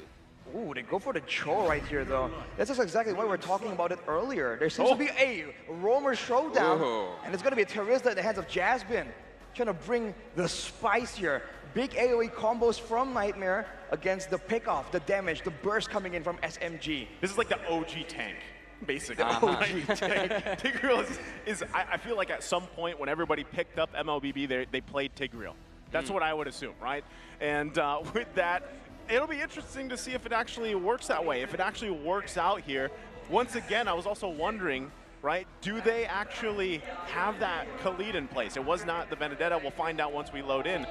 But interesting lineup here, guys, and it looks like it is. Yeah, after seeing that both teams have already made it up and already like put up their final touches, let's say, and having all this perfect draft. I don't know who to lean towards, but now heading into the land of dawn, we will witness the first game and the first match in the M5 wildcard here in Malaysia in SMG's hometown. We will see that Team Nightmare is up to the test, and Team Nightmare are now heading to the jungle. Oof, they're in the hot seat for sure, and early on you can see SMG here just pressuring away the members of Nightmare as much as possible. The Tigreal, man, this is why it gets so confusing. The Joy is now weaker to crowd control, and with the Tigreal changes a few patches ago, that crowd control comes out more suddenly compared to usual. So that is something that Team SMG needs to be very careful about. Yeah, they want to bring up surprises, and even since the beginning, you have just said it, and also Nice said it, he's an OG tank. He has been here for a while, have been here since the beginning. Tigreal being big by Team Nightmare, I think he's going to add a lot to this match, and there will be a massacre happening between both teams, Team SMG and Team Nightmares. Well, we have to see, man, for SMG right here, the fact that Miko is on the Cho means that he's going to be so slippery, so difficult to catch. He's going with the agility and the wilderness blessing, so he's going to be as tanky as possible, but he wants that mobility to maybe bait out some spells, some engagements from Niightmare Esports. Maybe that will be a window for Sasa on that Joy to just come in and deal a big amount of damage. And right now, I think this is the term that we can use and say it is the calm before the storm. It is the silence before the storm, because so far we are 2 minutes in and there's not even a try to invade, to go inside the enemy's jungle or to do anything aggressive against the opponents generally. So we are 5 seconds away from the next turtle. Who's going to take it? We're going to see. It's going to rely a bit on the EXP matchup as well, but you can see no one is level 4, and this Khalid is just struggling a bit slightly. He has regen, but the damage reduction on the second spell here is just not as strong as it used to be, so he needs to be a bit more careful. Okay, now that the turtle's up, first one of the game. Ooh, looks like it's going to be a full force. Jasmine going to go in. That might be the focus. Penalty zone to jump in, 5-2. Too easy for Lexi. Will be able to get the turtle. Still going to be fighting for it, and they back off. No bodies dropping, but objective secured for Niightmare Esports. Everyone's still safe, but the turtle goes for the favor of Team Nightmares, and even with having that turtle, there's no much to add to Team Nightmare. That's crazy. Jasmine able to just push multiple people away from the turtle. That is something that Tigreal can do really well. And I think Team SMG were just caught slightly off guard there. Miko went in for a play as well, but with a Netherrealm, just wasn't a chance. So they're playing it very safely here, knowing that later on, Sasa can be a lot more impactful compared to too easy for Lexi on the Martis in the mid to late stages of the game. Yeah, we want to see some kills, we want to see some action happening in the Land of Dawn, because so far it's just like so peaceful in the Land of Dawn. This could be it right here, Yasu. First blood from the hands of Stormy. You can hear the crowd go wild for it. First blood in the hands of Team SMG. Team SMG gets their first blood, and now they are sending a hostile message. Look at Miko is going back. Smooth gonna jump in once again with the penalty zone. Soul should be fine, even with that revenge strike, and they go ahead and disengage for now. Look at how aggressive Jack is on the Khalid, man. Just going in with the Raging Sandstorms. That's a big engage tool, and for now, he can't afford to do so, but later on, he needs to be a bit more conservative. Whoever lands the bigger ultimate between Jack and Smooth in the EXP lane, that can really swing the tides of the battle. For now, even though Niightmare Esports technically has a lead, Team SMG are the ones with a bit more of a gold lead, so their farming patterns, for sure, is a bit better compared to Niightmare Esports. And right now I can see that there is like a little bit of poking each other. They are trying to get some of that HP from the enemy's team, and also like to break some shields from the enemy's team. So Team SMG so far is a little bit peaceful, as I told you. Even though they are now defenders, I think they have to be the most aggressive players, and so far they haven't shown their teeth yet. They haven't shown Team Nightmare what happened in the finals and how were they so aggressive. I think this is a big problem for Team SMG. If they mess up here, the resets, the decimations is just such a big risk. For Niightmare Esports, it's not exactly the same kind of deal, but look at Miko. Miko's gonna go ahead and zone them out the best he can. You also have now, still, Turtle's gonna reset. So, interesting that they went with that. Jack is just around the corner. The biggest thing Team SMG has to look out for is implosion with the Raging Sandstorm combination. That's Jasmine flickering in with it. Still going to be going for it now. Turtle for the taking. Jack finds Saksa. Flicker penalty zone comes through. Too easy, gets the Turtle. They have to battle it out now. Smooth in trouble. Multiple bodies chasing him, and he will go down. It's Jasmine again. He's down. Everyone is now down. Team Nightmare gets the Turtle, and they also get the fight. Oh, Miko, he's in trouble here. Gonna get dragged, and Jasmine gets another kill on this Tigreal. That is just crowd control advantage at its best. You would think that Jasmine on the Tigreal is going to be a bit too telegraphed, too easy to avoid. But right there, he just gets the play onto Sasa. And of course, Jack with a great follow-up. The fact that they have two Purifies also means that they have a lot more ways to really bait out spells from Team SMG and turn it around. The Netherrealm as well, right there, really just messes everything up for Team SMG. If they were able to get the Martis, then that maybe that fight could have went in a better direction for them. And maybe if you looked at the statistics, Team SMG, every time they lose the early game, is so hard for them to come back again. So Team Nightmare now have the advantage of the kills, but there's no so much difference in terms of the gold, and everything again goes back and scrolls back to the safe zone. There's nothing happening in the Land of Dawn right now except for people waiting. Miko gonna find his target. Jasmine has the Netherrealm there, but it's multiple bodies. Here comes Cammy with a blazing duet. Gonna force them back a little bit more. No one goes down. Niightmare Esports saves Jasmine.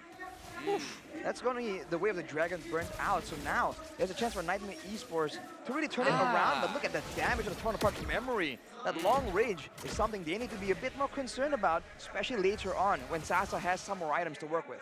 There's not a certain strategy that's happening right now. No one is going like for, I would say, protect the king. And the king here is the marksman. No one is focusing on the gold lane, neither the XP lane, neither somewhere in the map. But they are just focusing on the neutral objectives and getting the best use out of them. Funny enough, if you look at the turret situation here, it's even until Sasa now takes one down. But look at Soso. They're trying to get out. Sasa with a clean torn apart memory, able to get the kill there. And that's exactly what they need. Turtle now up, 2 in the hands of Niightmare Esports. Team SMG wants to fight this. Miko gonna get away the dragon. Jack goes in the Raging Sandstorm. They find Miko. He falls. Ignore the Turtle. They go. Smooth goes in. finds too easy for Lexi, and now they should be able to go ahead and get this turtle. Man, that's a 2-4-1, but the turret falling down in the bottom side. And the turtle isn't guaranteed secure just yet. Seems to be a bit of miscommunication between Jasmine and Jack. With how much your opponents move with the Sacred Hammer right there, that Raging Sandstorm might just miss. And that could be catastrophic for the side of Niightmare Esports. Whenever you do mistakes, you have to deal with the consequences. And right now, Team Nightmare are dealing with the consequences of the miscommunication that's happening within the team. So far, they do have a turret. So far, they are ahead in kills, but they are not taking the best use out of it. So it is not. Oh. Miko, once again, going to find Jack. Can't really do much there. And then Flex as well. They grab another kill. Easy kill for Team SMG right here, but Wind of Nature, watched by Sasa, knowing how important that physical damage immunity is. Now with the Saksa as well, has the Holy Crystal, so Joy damage is going to be ramping up pretty nicely for them. This is where Niightmare Esports need to be a bit more careful, because now Team SMG, they can absolutely strike back, and they might get one more turret in the bottom side. It doesn't feel like it's the way of Dragon more than it is the way of Miko. So far, Miko is dealing a lot, or like making a lot of fancy ultimates, but right here, it is so nasty. They just took out, they just stole Faramis' ultimate.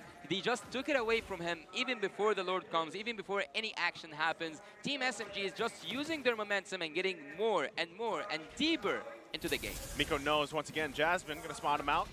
So we'll be able to hold him at bay. But the job here for Team SMG is that tier 1 turret. They get it down. They're 30 seconds away from the first Lord.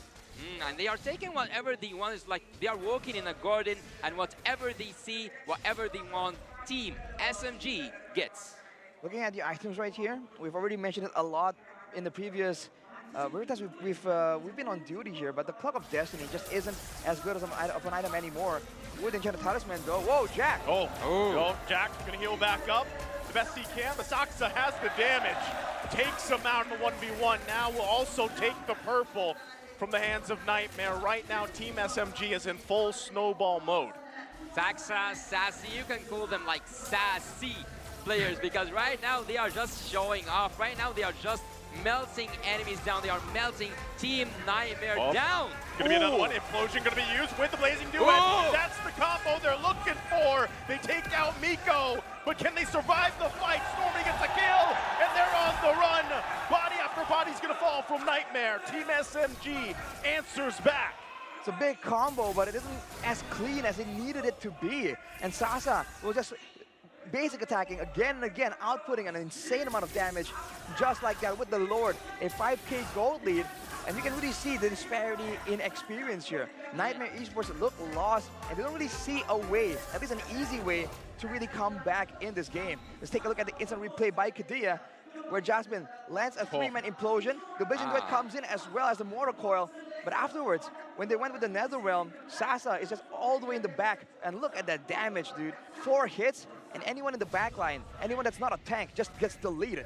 Yeah, that's when the goal difference speaks. That when the strength actually speaks. And right now, Team Nightmare are buried by the mistakes they have done throughout the early game. Right now, they are in the defensive mode. Right now, they are behind their inhibitor turrets. Right now, they got to deal with this Lord. Is only the first one. Should be able to make quick work of it, as Nightmare does. But are they going to lose anything more? Saksa going to jump in behind enemy lines. Will back off, though. So right now, Nightmare holds on to their turrets for now. They didn't really use the waves as efficiently as they could right there. Fortunately for them, Nightmare were able to just defend. They have the chance to use the Netherrealm there to try and prevent a tower dive situation. So Team SMG do the right thing. Played a bit safely for now, but here's a problem for Nightmare now. They have to deal with so much damage. There's a Joy, a Lilia, and a Brody. So unless they get all these core members, core damage dealers from the side of SMG, it's going to be very difficult for them to come out on top in a fight. Still going for it. Another clean kill. Stormy does it again. There's the kick with the way of the dragon, the way of the Miko. Jasmine the target. He falls in the jungle. And Team SMG is relentless right now. Right now, Team SMG cannot do anything, or like Team Nightmare cannot do anything against the force of nature. Right now, Team SMG have a huge ton amount of damage that Team Nightmare cannot take in. They are just getting hit it one time after another. Gonna lose their base turret here in the mid and the bottom. Nightmare hold on to the top right now. Team SMG knows the lead they have. It's nearly 9,000 gold, and it's showing. Miko gonna get dragged, still has the immortality though. Ooh. Taking a couple shots, he won't go down. And right now, we're 14 seconds away from the Lord. Niightmare Esports, man, they're trying to defend, but with too easy for Lexi on a Martis, and yet being 0, 2, and 4, he's just way too behind right here to really do anything meaningful. The Team SMG, they will most likely bait Niightmare Esports out of their base for a fight. If they fall for a combo in the middle of the jungle where the AoE of Stormy will just do an insane amount of damage, this could be the end, or it is the beginning of the end. Right now, I think that there is something that I always used to say is whenever it is their game, you cannot give your back to the other team because right now, any mistake can cause you the game. This could be a mistake here. Too easy for Lexi. There's the penalty zone. They're going to find it. Nether Realm already going to be used as well. Soul can't get away from Stormy as he gets the double. And now they're ready, full force. They might not even wait for the Lord here. Team SMG with a massive lead. I set on the top lane. Well, Sasa moves all the way up there, so they're not going to be brute forcing it just yet. They're going to bring in 2 waves at the same time, more or less right here. That is the right way to try and mount an aggression to end the game. But look at Saksa coming in alone. Saksa gonna push them back. Jack is trying to heal up. There's the kick from Miko. Cammy goes down. Another body gonna drop. And this could be it. Team SMG trying to push in. Jasmine trying to buy some time. He does well for now. Lord making his way. Soul able to find one. Smooth chasing him down. It's Stormy working on the crystal. And they can't stop him. It is finished. It is the first game happening here. Team SMG takes it back home. The first game goes for Team SMG. They have done it. They have made it. Consistency always beats talent. And right now, they have consistency. And right now, they have the talent. And right now, they have the first point of this match.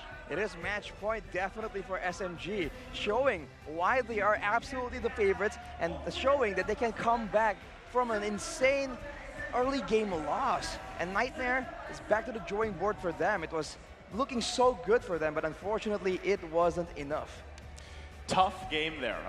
Again, it looked like it would be, you know, somewhat even for the most part. That early game was going well for Niightmare Esports. They had great, actually, composition. You know, I loved what they had, and when they tried to get the combination off with the implosion, with the sandstorm, with the blazing duet, it would have worked great, but unfortunately, it just wasn't enough. They got too far behind, and they weren't able to catch back up there.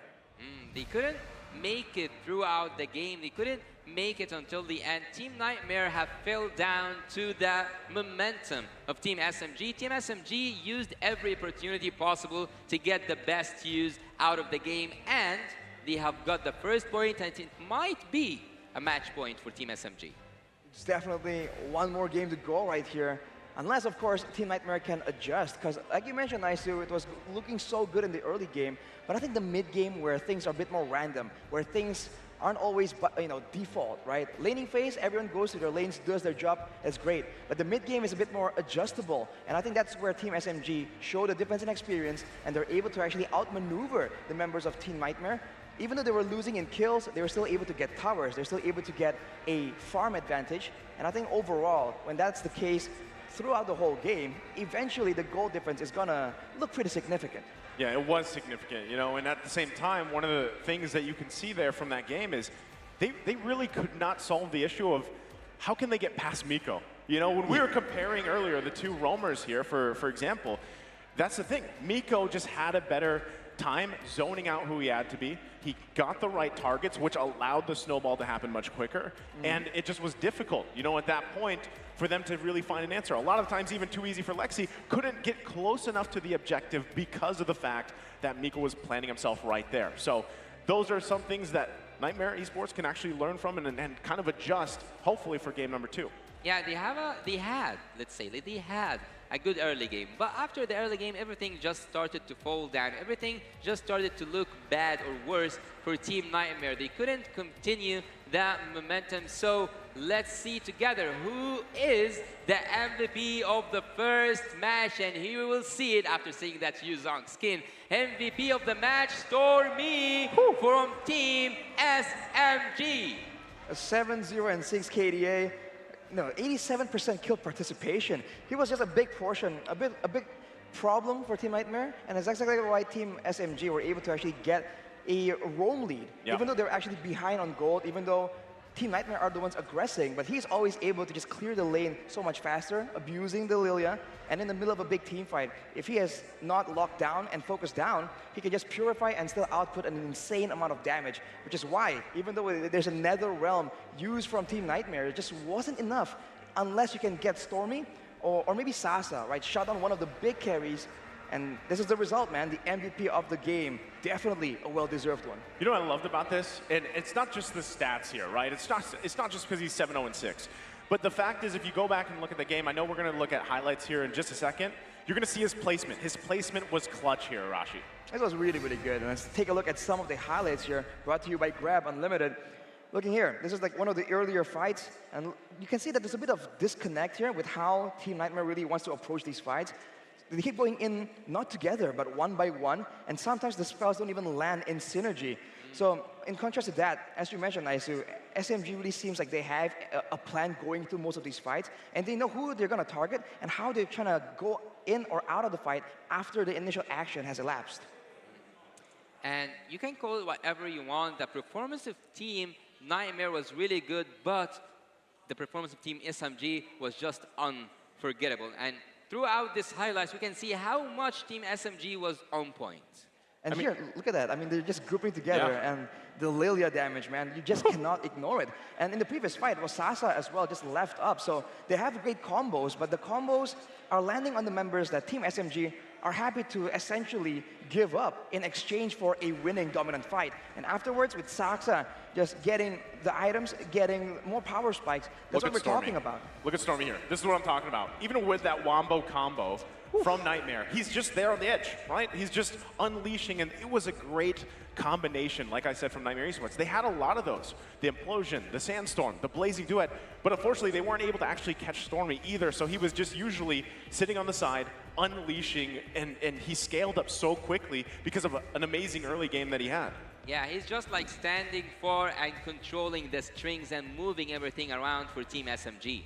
I think it's great, man. I think the targeting for Team Niightmare definitely needs some work right here. Because even in the earlier fight, it's not just Stormy, man. Sasa as well is just left out of control right here. So I think they have to try and ration out their crowd control. It's great if you can get a huge Wombo combo onto like 5 people. But if that doesn't include the main carries, I think you have to save one of the crowd control for someone else. And eventually, with how much goal ahead they are, like almost 10K at this point, it's only a matter of time before Niightmare, with their mid-game snowball composition, just start to fall off. Yeah, and even though at the late game there was a really good moment where Tiger had like 3 into his ultimate, he just couldn't deal with the amount of damage, or like his team couldn't make an output damage that was enough to get the best use out of this ultimate.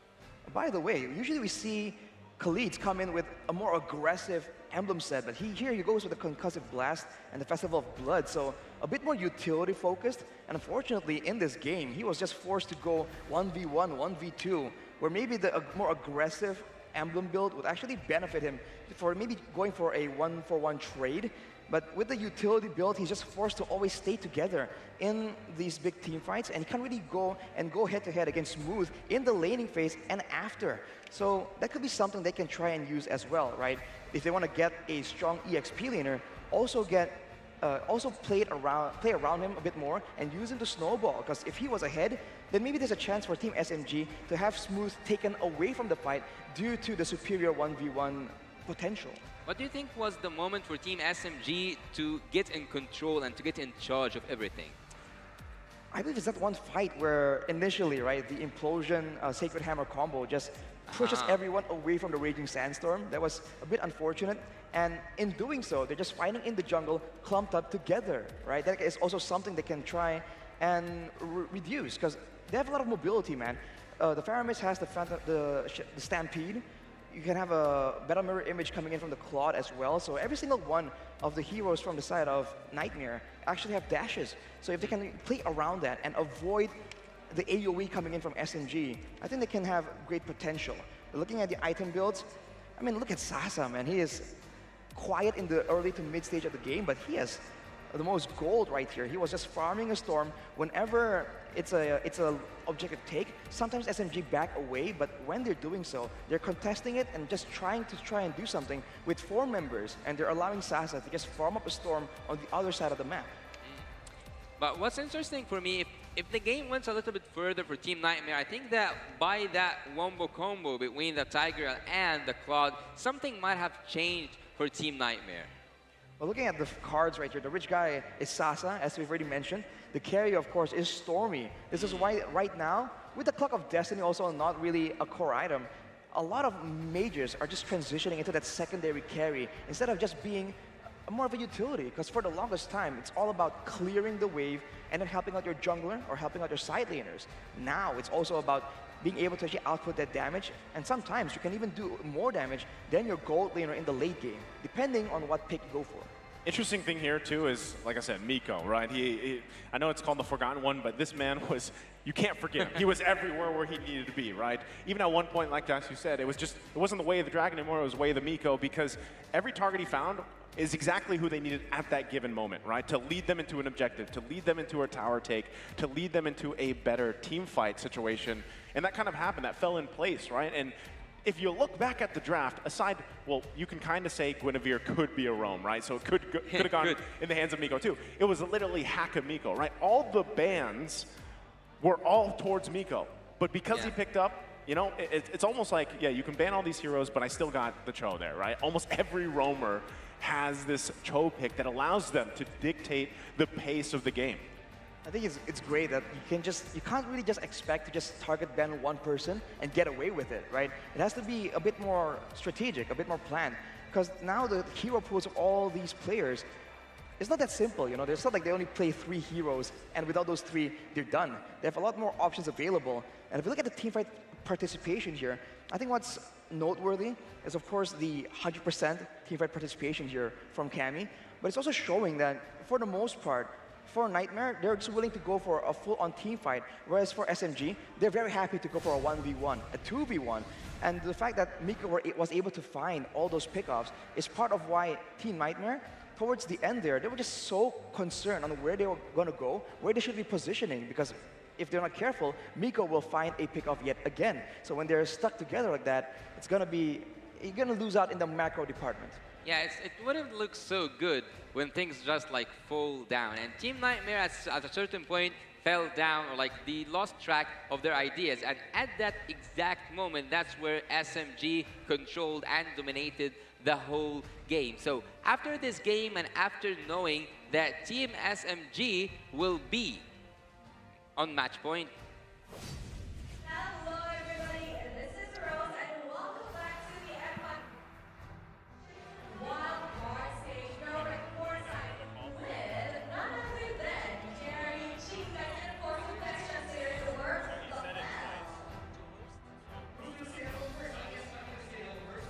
Watching internationally, I'll be speaking Malay, Rose will be speaking English. And now, I will speak in Malay. Bila interview je, asyik-asyik muka Ciku, asyik-asyik muka Gary. Ciku memang sejak live stream ni suka berbual depan kamera? Saya pun tak tahu, dia macam tiba-tiba. Saya datang nak tengok, tapi dia kena interview pula.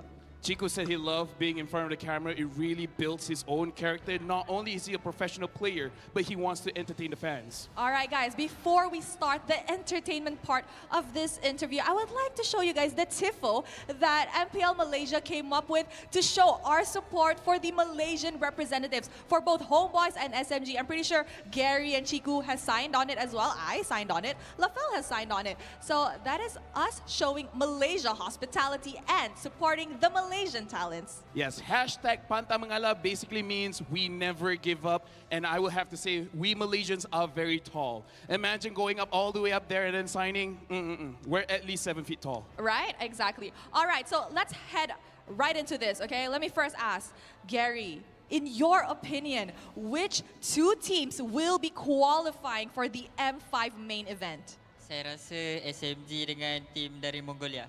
Apa nama dia? Lilgan. Lilgan. Ah, yang tu. You guys know what he said. He said SMG and Lilgan will most probably be going to the main stage. All right, for Chiku, who do you foresee entering the M5 World Championship in the Philippines? Aku tak faham apa soalan dia. Soalan sama kot, dua tim yang akan pergi ke M5. Okay, kalau saya semestinya SMG dengan Lilgan tu. Same. Wow, same. Copy paste. It's the same answer. Copy paste. No need for translation. No need. All right, so Actually, let me translate. Okay. They say that SMG will be going to the wild card because they believe in their friends. They have trained very, very hard and they will go represent Malaysia. And Lilgan has been surprising everyone on the world stage, so they're looking forward to see Lilgan going to the Philippines and give every team there a big challenge. Gosh, that was an amazing translation. Amazing. All right, Chiku, you want Lilgan and SMG to enter, but in your opinion, which team is the dark horse? Which team will give them a fight for their money? I think Falcon. Why? Sebab ada lottery. He thinks that Falcon will be the dark horse, will be the one challenging all the other teams because Lotric was before this a part of Toda, and he knows Lotric is an amazing player. He will bring the fire. He will bring the heat. All the teams will be sweating. Wow. All right, Gary, in your opinion, which team is the dark horse this wild card? Saya rasa Falcon juga sebab hari tu time MPLI diorang bantai gate kan. Gary is not really creative. He just takes Chiku's answer, but I'm going to change it. Falcon is dominating because for some reason they have found a way. They found the secret sauce, the hidden key to attack all of the teams Gary has faced against them 10,000 times in scrims, and every single time it's a very hard game. Even Gary was sweating. He could not get his own purple buff. It was a difficult game. Oh, wow. Okay, so I feel like the longer this interview is, the longer LaFell's translation becomes. All right, so Gary, I heard that there are rumors surrounding your team in ML. So, Gary, do you mind spilling or maybe addressing the rumors regarding your future in MPL Malaysia? Future saya rasa tak ada apa-apa lagi sebab saya pun sekarang tidur kat rumah gaming house Team Hut lagi. Gary said he cannot predict the future. He's asked God a lot of times, and he's like, I don't know, we'll see what happens. So Gary has the same attitude. He's like, I'm still sleeping at the Team House gaming house, so my future, I'm not going to tell Rose, I'm not going to tell LaFell. He already knows, but he doesn't want to tell. He's a boy that keeps secrets. I see. So it's probably like, let time do the talking. Probably entering Toda. Okay, moving on. Oh, wow. All right. Okay, guys, for all of you guys who are around Malaysia, around Klang Valley, don't forget to come on over to Geospace, Selangor, to witness the M5 World Championship wildcard that is happening here. Come on over, support your favorite teams, and, maybe SMG might be able to take that second slot for Malaysia in the M5. And with that, I think we shall begin our second game in this first match. Konnichiwa. Bye-bye. Good luck, SMG. Good luck, SMG. Thank you so much, Rose, and also LaFell. We have seen this great interview, and we have seen some dark horses being shouted out on stage. So, in terms of dark horses, we haven't discussed that. We haven't got the chance to discuss this. What is your dark horse in this tournament, Laisu? That's a tough question because I kind of have two. It's KBG. Two. Yeah, I would say KBG just because I'm so interested to see what this team brings to the table, and also Lil Gun. I had the opportunity to cast for Lil Gun in another tournament earlier this year, and I was really impressed with them. I was really impressed with how they handled themselves, how they went up against some of the strongest teams in the world back in ISF, and I can't wait to see how they've adjusted from that time period, and how they've improved over that time. Well, while having two spots, or like two teams that will qualify to the M5 World Championship from here, and after saying, like you said, Naisu, that you have Lil Gun in mind, and you actually mentioned two teams, so you have two dark horses. But for me, I think that in this tournament, KBG, I would agree that KBG is a really interesting team, and maybe they will be the dark horse, or they will take a spot out of the two. But what about you, Arashi? I was gonna like try to impress you and say Team Falcons, but no, I think it's KBG as well. They're a very interesting team, and the fact that we have almost little to no info about them means that anything can happen. They might be just really, really good, but we just haven't seen them perform just yet. But enough for that for now, because now we are gonna go straight into game number 2, and straight away we're going straight into that banning phase. We can see that they already started, but right now, Team Nightmares have learned from their mistakes. Right now, there is no joy anymore for Team SMG, and Guinevere is still like, it is like almost forbidden so far. So I think that we will get used to having Guinevere in the ban list, and even though we haven't witnessed Nolan in the last match, again, Nolan right now is in the ban list, while he was the most banned hero in the MPLI. We're seeing a bit of a contrast right here, man. For Nightmare, they banned a lot of the support heroes in the first game. But now they're banning away the Joy and the Terizla. They're just doing more respect bans, but also still, they're going with the 1-1 ban as well. It's almost like the second pick always wants to ban away the support heroes. But for Team SMG, that's just not the case, man. They're going for the Nolan as well. They are going for the Nolan, and I think that at some point, what are you laughing at? The audience there, the work there to teach their daughter, I'm assuming that's their daughter, the thumbs up, man. You know, that's probably her favorite, what's that, the sticker in game? You know, the thumbs up sticker? Okay, just like, big thumb sorry up. to derail you guys, I was just impressed with the, you know, the thumbs up sign out there. The effort. The simple things in life. For me, I think that right now, the only thing that's changed for me is that I got used to see the Bruno in the ban list for Team SMG. So maybe, just a maybe, Team Nightmare will pull off that pick and they will make Team SMG, like, I don't know, will they deal with it or like, will they fall down to it? I don't know, to be honest. Well, here's the thing. They're going to go ahead and pick up Bruno right away. Really? Yeah, when you were asking that question here, Yasu, I was like, you know, well, one, we know that Bruno, especially from the most recent thing, the MPLI, right? It was a hot commodity. And it is here. It's left open because of the fact that we see a little bit of change. This is the change I wanted to see from Nightmare, right? This time around, they don't go and focus completely on the hero pool of Miko. They actually just go with some of these bans. They don't want to deal with the Joy anymore. We saw that pop up. And they lock in a great first pick, the Bruno. Now as an exchange, they let go of the Angela Baxia combo. This is a disgusting combo, man. It's always such a pain to deal with. A tanky Baxia with insane clear, insane speed, augmented by the Angela as well. We'll have to see, man. Will Team Nightmare still go for a Faramis or even a Mathilda, by the way, which is still very much available? For me, I think they have the disease and the medicine at the same time. They have the healing meta, but again, they have as the jungler the, like by default, the anti-heal, like from the anti-heal Baxia bomb. You know, like he's an anti-heal, full of anti-heal with the first skill. Everything, I guess. Yeah, it's even passive. when you guess, yeah, it's passive. Like the first, second skill, and even the ultimate, everything just anti-heal. So Team Nightmare will not get the best use if they go for a support. Wow, it seems like they're going with their power pick. It's still going to be the Khalid, just like Yasu, technically. Yeah. His real name is Khalid, we found out. But now with the Valentina, it's almost like they're trying to get a strong mid lane source of damage, but they're also still worried about the Faramis making an appearance. With the Valentina available, that can be a counter technically. And if you're looking at the hero so far, at least, Nightmare still has a lot more crowd control compared to SMG. So if they're banking on a team fight strategy, this might work. But SMG, they might not even let it go that far. Oh, there it is, the signature hero. I don't, you know, not only of the players, but also the fact that it's M5 hero, right? So we get to see, hopefully, that sweet, sweet skin that we've been talking about already. But at the same time, here's my question with this, right? The fact that Nightmare gets themselves the Valentina, who was once so strong, so sought after. It's kind of fallen off a little bit, but even looking at this, look at this. They wake up the Tigreal, Yasu. Yeah, it was one of the forgotten picks, but Team Nightmare brings it back to life, while its last appearance in a World Championship was at M2. So Team Nightmares are actually bringing something new to the table, which is expected in an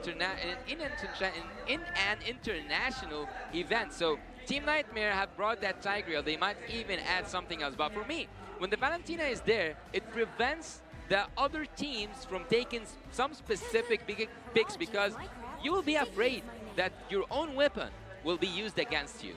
That's definitely a big concern.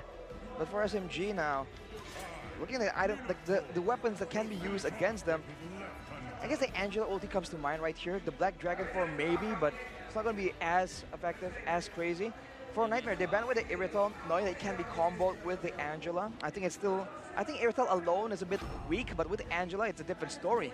They have the Minotaur, but for SMG, it's back to that Cho. So now they're the ones aggressing, it seems like, right here. With a Baxia and Cho that pick up potential is quite scary. And they've banned away the Matilda and the Diggy that can save the members of Nightmare in the middle of a pick-off attempt. After banning that Diggy, I think it was most obvious that they will go for a crowd control pick, but having that Cho again makes Miko plays him once again. We'll see the way of Miko, and the Angel will be transformer, will be exchanged to be the mid lane and the magical damage for Team SMG. I like the fact that in a way, Niightmare Esports is still kind of testing the waters, right? I like that they got the Bruno, like I said earlier. I like that they have the Valentina. Now they have a Grok, a Dyrok. Wow. Like, the biggest curveball, I guess, in terms of lineup is obviously the Khalid. Can they make it work better for them? And to beg the question, too, Arashi, you pointed this out in the analyst segment. Are they going to go with the same emblem setup, right? What is the job here going to be this time around? And not only that, but there's the last pick as well for SMG. A claw to round it out. This is interesting, man, because Nightmare, they're going back again to the pick-up strat. They've gone for the Dyrok to ensure that they can take down the Baxia with the physical defense shred. But on the other side, now it seems like SMG, they have good pick-off, but they also have a very decent amount of AoE for a team fight. So on paper, at least, I think that SMG is a bit more flexible in how they want to play this out. For Nightmare, it's a bit more straightforward, so it all comes down to the execution. And this I just noticed this real quick, guys. Yeah. It is going to be the swap, right? Juviana is in. I didn't know if that was going to be, you know, just a typo thing, but yeah, Juviana is going to be in this time around. Yeah, this time around we will see if it will end for Team SMG. Will they get the 2-0, the full sweep, the clean sweep against Nightmare, or will Nightmare this time show us something else and make this best of 3, or turn this best of 3 to a best of 1. Team SMG so far have proven that they can do it and they can make it. On the other hand, and also there's something interesting, Arashi, when we were in the draft. They didn't focus, Team Nightmare didn't focus on, Team SMG didn't focus on banning the junglers. So at this point, I think that the variety, or the junglers that Team Nightmare can pull off are quite a lot. There's quite a few, actually, but they did ban the Nolan. That, to be fair, that can go anywhere at this point with how strong and flexible that hero's kit is. For Nightmare right now, I think what's kind of catching my eye is Juviana now going with a lot more aggressive of an emblem set. It's what we talked about before. And respecting the Baxia, just, you know, full dive potential. Cammy and Soso are going with the Purify. I think that's definitely the way to go. So I think they're going to try and survive the initial impact coming in from Team SMG and maybe counter-engage with Jaspin on the Grok. Yeah, after banning that Diggy and after seeing that you will be playing against the Chu, especially the Miko's Chu, you have to bring that Purify in your team. So Nightmare so far is touching down or seeing how things are for Teams SMG. Saksa gonna find too easy for Lexi. Makes quick work of him with the first blood going in the hands of Smooth. It was so fast. It had just happened so fast. He took that jungler right away. Just when he showed up on the map, he was out. That is definitely not how Niightmare Esports want this game to go, man. If you look at their emblems, it was a Wilderness Blessing and the Agility for 2 members, and Wilderness Blessing still on 1 more member. So everyone's trying to be aggressive and roam. They have the Rupture and the Assassin emblem as well, but Team SMG are the ones getting ahead right here. And look at Saksa, man. Against 3 members, he's just rolling. He is rolling, and maybe the Oz this time will roll for them as well. So right now we'll see what will happen. They're gonna find Miko already. Hard guard gonna come out, finds a target, too easy. Will fall. Turtle gonna be ignored for now. Just trying to drive them back. Smooth, working it. 1 versus 2. Saksa gets the turtle. Jasmine in trouble. Smooth as well. Cross for cross they go. Soso picks up the kill. Now he's on the run. Gonna get stunned there. Couple hits away. Juviana trying to help him out. goes to the brush and is fine, but the turtle goes to Team SMG. Smooth now tastes some of his own medicine. That Valentina play was incredible, Arashi. I mean, that was pretty good, and this is what they need to do, but Team SMG now, they just got the turtle, and technically they still came out on top right there, and they were able to chase down the members of Niightmare Esports. This is the problem with that Angela. The box here was looking so low, but with Stormy on the Angela coming in out of nowhere, that just turns the whole fight around for Niightmare Esports, and they're forced to pick. Are they going to try and secure the kill regardless, or ignore him? And that kind of choice in a split second is a lot more difficult than it seems. Wow. I'm actually, every time you tell me what happened after a fight, I'm mesmerized by the amount of information that I might have missed. So you just said some stuff that I haven't caught by my eyes, and this is really amazing. You are really a technical and a tactical analyst.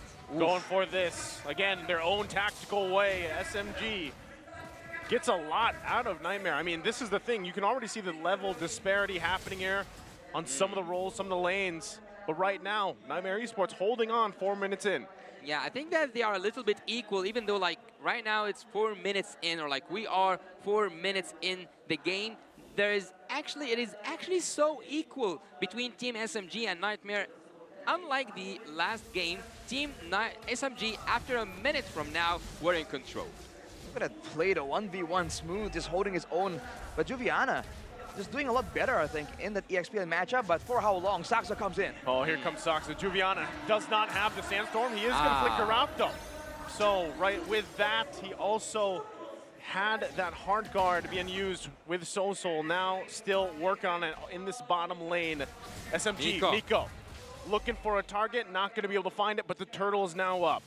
Miko had his own flicker, but actually didn't even want to use it. Team SMG safely, without any problem happening, without any, let's say, there's no fight back, or like they don't want to go for the neutral objectives, Team Nightmare. Uh-oh, Saxa once again into the jungle of Nightmare. Has Miko there with him, but he's just going to back off for now. But with that, again, the second turtle taken for Team SMG.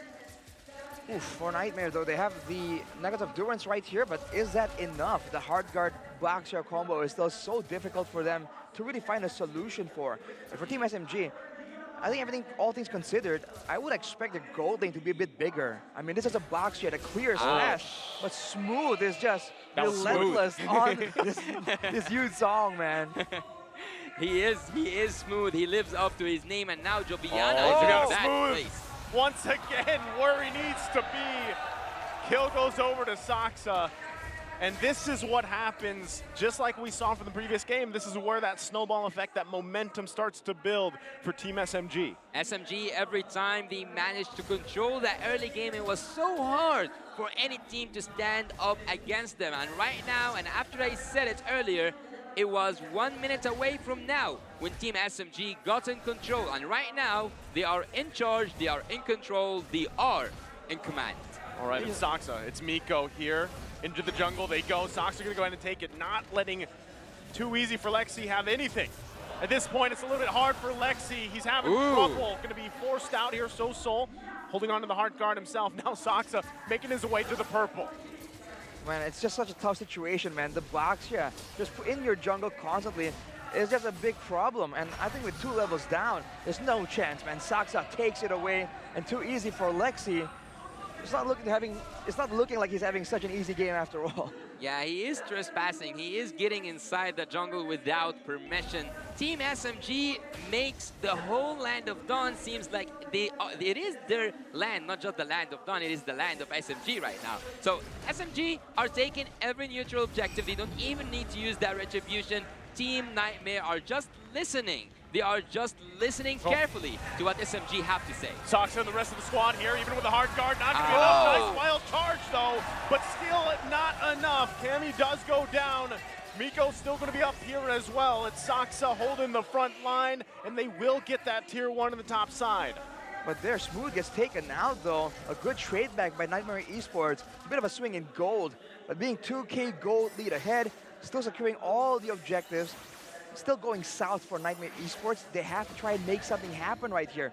Maybe use Jasmine in a more creative manner, get a pick off. Make sure that you go for the prior targets. If they can find Stormy on the Angela before the hard guard gets used, that could be the golden moment they look for. But now, too easy for Lexi. Is he gonna get the orange buff? Yeah, I think that they want to take it to a 2v5 because right now the goal difference is not so high. No. Wow, wow, that's annoying. That's tough. Right now, it's very difficult for Too Easy for Lexi even to compete against his own buffs. So what more of this first Lord coming up? It's Team SMG is not letting up at all, and even right now, Saksa just staying here into enemy territory. Meanwhile, Sasa is going to work on the bottom side. So can they force a situation here? Right now, Niightmare Esports just trying to hold on. Yeah, he's just acting like he owns this place, right, Arashi? Look at how they're cutting off Nightmare from their own targets, man. Saksa still being a huge menace, and they can't do anything, man. Nightmare let him walk away. Yeah, they are just watching what Team SMG is doing. They are not making any reflex. There's nothing happening from the team, or like from the side of Team Nightmare, and I'm wondering, I am really wondering, what would be the turning point for Team Nightmare? Well, one of them could be right here if they can get a kill on Saksa, especially with the damage. They're going to respect it. They do get Saksa down, but here comes Sasa with a blazing duet. Can he get back? One hit away. Soul gets that. So to answer your question, Yasu, that's it right there for Niightmare Esports. What a massive blunder. They even lost a turret on the bottom side. You got to respect your opponents, man. That was not it. They lost 2 members. Sasa to the fadeaway, by the way. Unfortunately for them, Nightmare won't be able to secure the Lord just yet. So SMG, they've got a second chance at this. But bro, what was that? That was the damage. And look at Too Easy for Lexi. His damage right now is actually able. And you just said, Naisu, that he cannot even compete against his own jungle, or like his own buffs. But his damage right now is actually quite good. So Team Nightmare might build up on this, and Team Nightmare are actually equal, almost equal in terms of gold. Looking at the item builds right here, it seems like it's going to be a full tank build for Too Easy for Lexi. He's a bit more utility-based. He's just trying to make sure that Juviana and Cammy can just do as much damage as possible.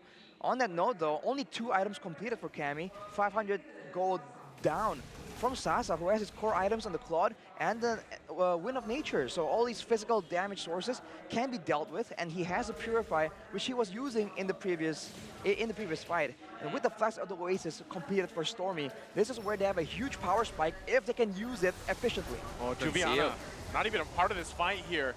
Not sure if they can even compete against Saksa. Just going to secure that Lord. You saw that, right? I mean, I guess it was better off. Maybe Niightmare Esports just like, let's give it up. Let's continue to work from that deficit that we had in the early game. Yeah, and also that Lord was brought to you by Kadia, and also this Lord will be for the favorite team SMG. If you look at any number, you'll see that it's in the favor of Team SMG, but at any moment, with just one mistake, with just one little mistake, Team Nightmare can take the wheel. Team Nightmare can actually turn the odds towards them. See if they can do it here. Once again, the bottom side they go. The heart guard's there. It's 3 versus 2. Miko trying to make his way on the backside. Saksa does fall. Juviana quite low. Lord there as well. There's the blazing duet. And they're going to get whittled down. It's a double. Right there, but they trade it. It's the 2 for 2. The hard guard versus hard guard situation, man. There's just a lot more damage available for Niightmare Esports in the middle of that fight. But trading 2 for 2, especially when you have the Lord, is bad in a way, but now with 2 members down, can Niightmare Esports stop the Lord push? Actually, I've just like looked right at the audience. We have a full stage, so everyone is waiting for this moment, whether they are here with us at the venue or they are back home. And right now, Team SMG have the opportunity to bring the first victory at the opening of the wild card back home. But again, and after you said that in the first game, and I actually took note of it, Team SMG don't get the best out of the first Lord once again. Just not ideal, man.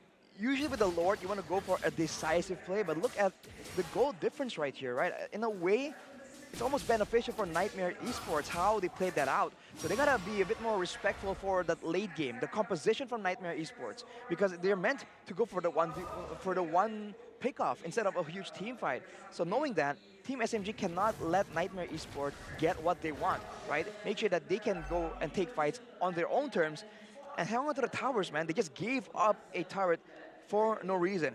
If you look at the in-game equipment right here, even for Smooth, he's going full defensive after the Hunter Strike, so he's still attempting to be a frontline tank. So for Team SMG later, if Niightmare Esports can zone away or shut down Sasa in a fight, that's just the bulk of their damage already negated completely. Yeah, Team Nightmare have that snowball ability, and they might take someone before they even start. That lured by Miko manages to go back, and now he will be back home. He will get some HP. He will get ready for the next. He will be ready for the upcoming Lord. Team SMG, and as I said it before, they don't get the best use out of the neutral objectives. And as you just mentioned, Arashi, they didn't have an ideal Lord, let's say, initiation or a fight. There wasn't a conceal, a play. But again, I want to ask you actually, Naisu. Team SMG at this moment, do you think that they will make a huge mistake? Oh, right now, it's going to be Juviana making the mistake. He is going to be quite under territory. Goes in with a flicker, gets the hit here, tries a regen. Going to go down by Stormy. Can they win the battle? The objective, though. Team SMG, Saksa going to go down. Niightmare Esports could make a massive comeback here. Kami going to be in trouble. Blazing Duet comes through. Still going to be pushed off the Lord. Niightmare Esports running for the hills.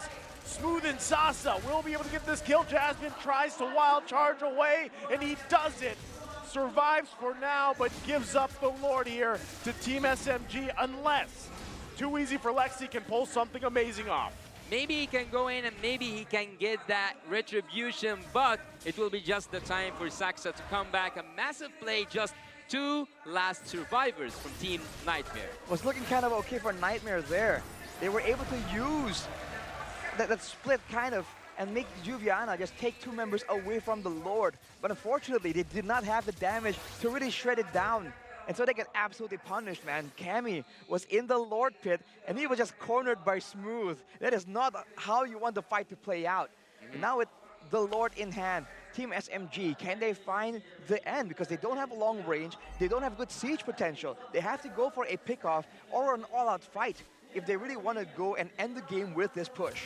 Well, the only thing that I can tell you for sure is that Miko doesn't have that flicker, so we might not see the outplay happening from Team SMG, but everything that's being built up until this moment is saying that Team SMG might have this victory with this coming Lord. Lord going down on the bottom side. Rest of Team SMG focusing on the top here. Looking to fully expose the base of Niightmare Esports if they can. And as you mentioned, a lot of that lies here. Yasuo, flicker now available for Miko.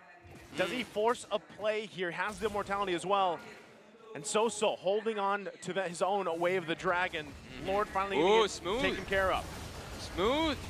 Smooth gonna go in. Dragon form. There's Miko. Finds Jasmine cleanly. And now they're gonna go ahead and find this last turret of the base of Niightmare Esports. Do they push it in? Smooth gonna jump in, find Juviana. Immortality gonna be popped. They're still trying to hold on. Heart Guard gonna come through. Sasa with the Blazing Duet. Juviana trying to buy some time, keep him at bay, but can't do it.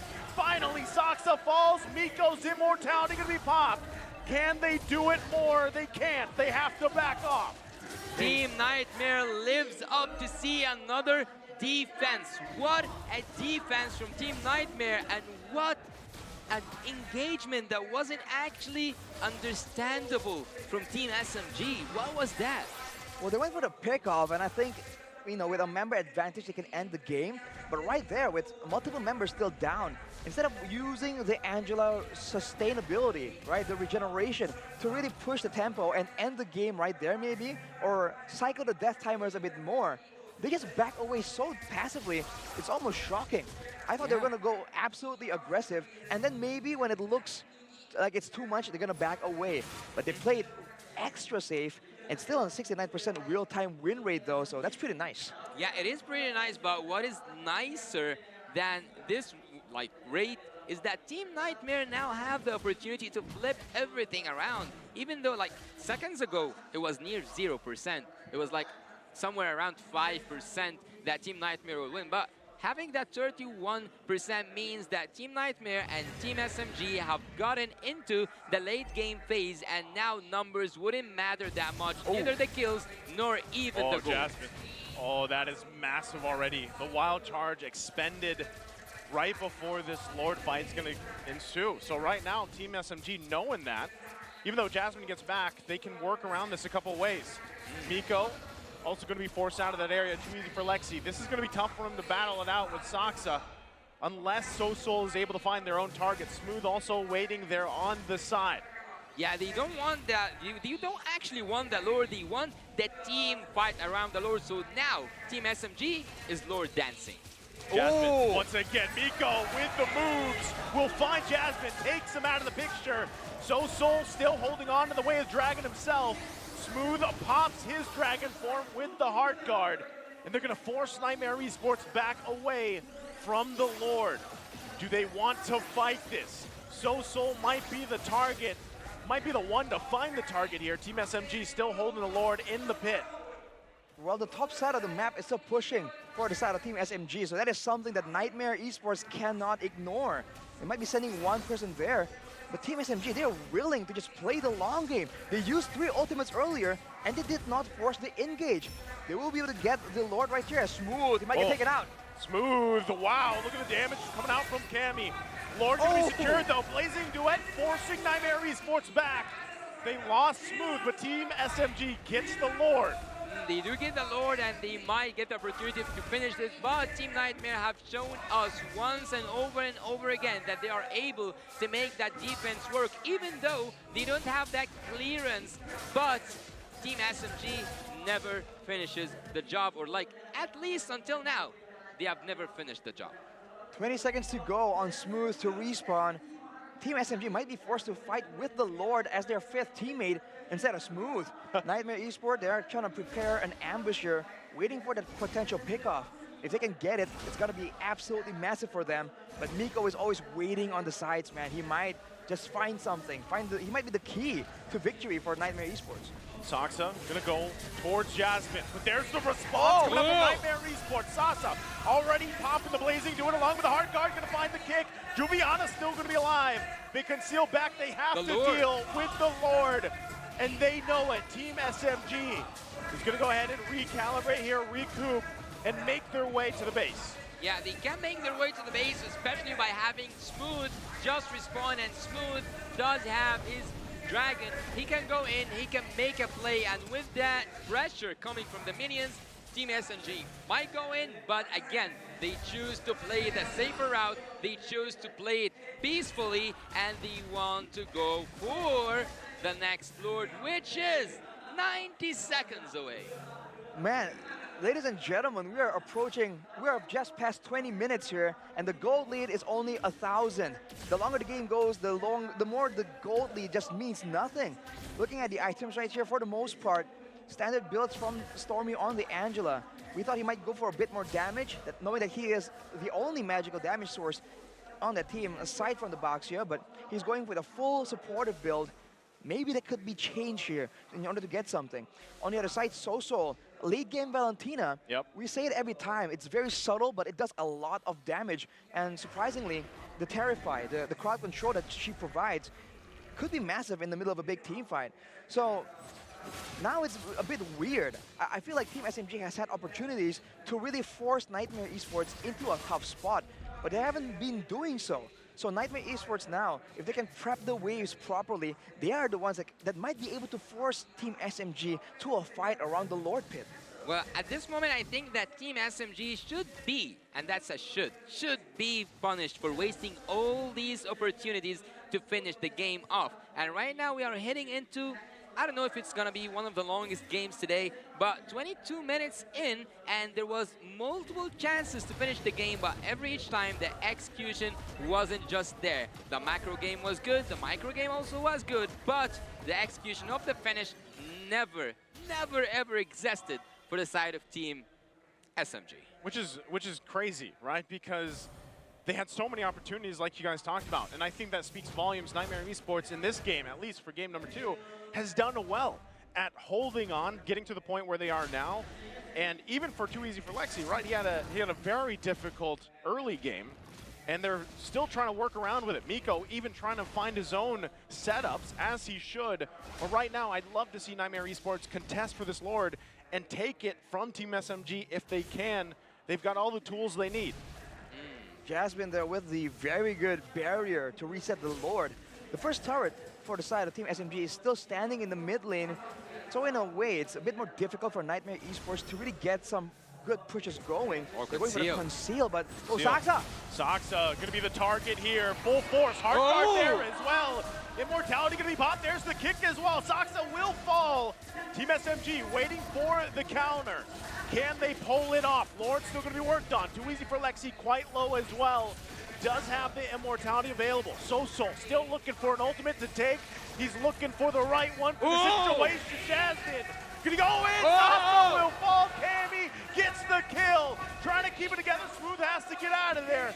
Has the immortality, but this is Niightmare Esports taking the Lord from Team SMG. They are now getting punished. As I said, Team Niightmare are taking the advantage of that tremendous, ridiculously amount of opportunities that Team SMG have given them, and now Team SMG should pay the price. Team Niightmare are now heading gold, but that doesn't matter. Heading into 25 inside the game, I just think, and as I told you also, Arash, I told also the audience, it just takes one mistake to finish the game, and Team SMG so far have done a lot of mistakes. That was a very costly mistake. Losing Saksa and using the hard guard on him even. What was the idea there? It's like they're trying to capture and trap Niightmare Esports on the side, but Niightmare Esports, throughout the whole game, have been going for a very straightforward approach at ending this game. And Team SMG are falling short. They might lose the base turrets. Can't Niightmare go for more? They can go for more, and they can actually finish that game because the Lord haven't even been touched. It wasn't like even harmed. Look, even the minions are not now focusing on the Lord, rather Team SMG as well. So the minions are synchronized, everything is aligned. Team Niightmare might have the happy ending they were aiming for. Right now, conceal gonna be used. Lord making his way, bottom side, gonna charge in. Turret's gonna go down. Team SMG backs against the wall here. They're looking possibly at a game number 3. There's the Dragon form from Smooth, gonna keep him at bay. They have to take out the Lord. Team SMG does that. Can they stay in the game here? Look at Cammy is trying to finish that game. He's trying to deal a ridiculous amount of damage, but Miko might go in. Oh, Miko was looking for his own pick. Does have the immortality available. Not anymore. Takes a fall right there from Cammy, and now still going to be working on it. Base fully explodes. Niightmare Esports, can they end the game? Take it to a game 3, and they do.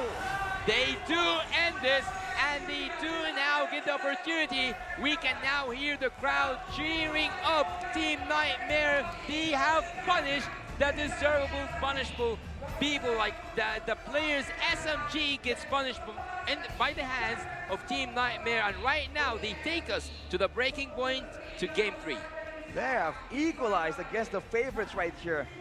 Niightmare Esports just showing everyone that you cannot count them out, and it's never over until it's really over.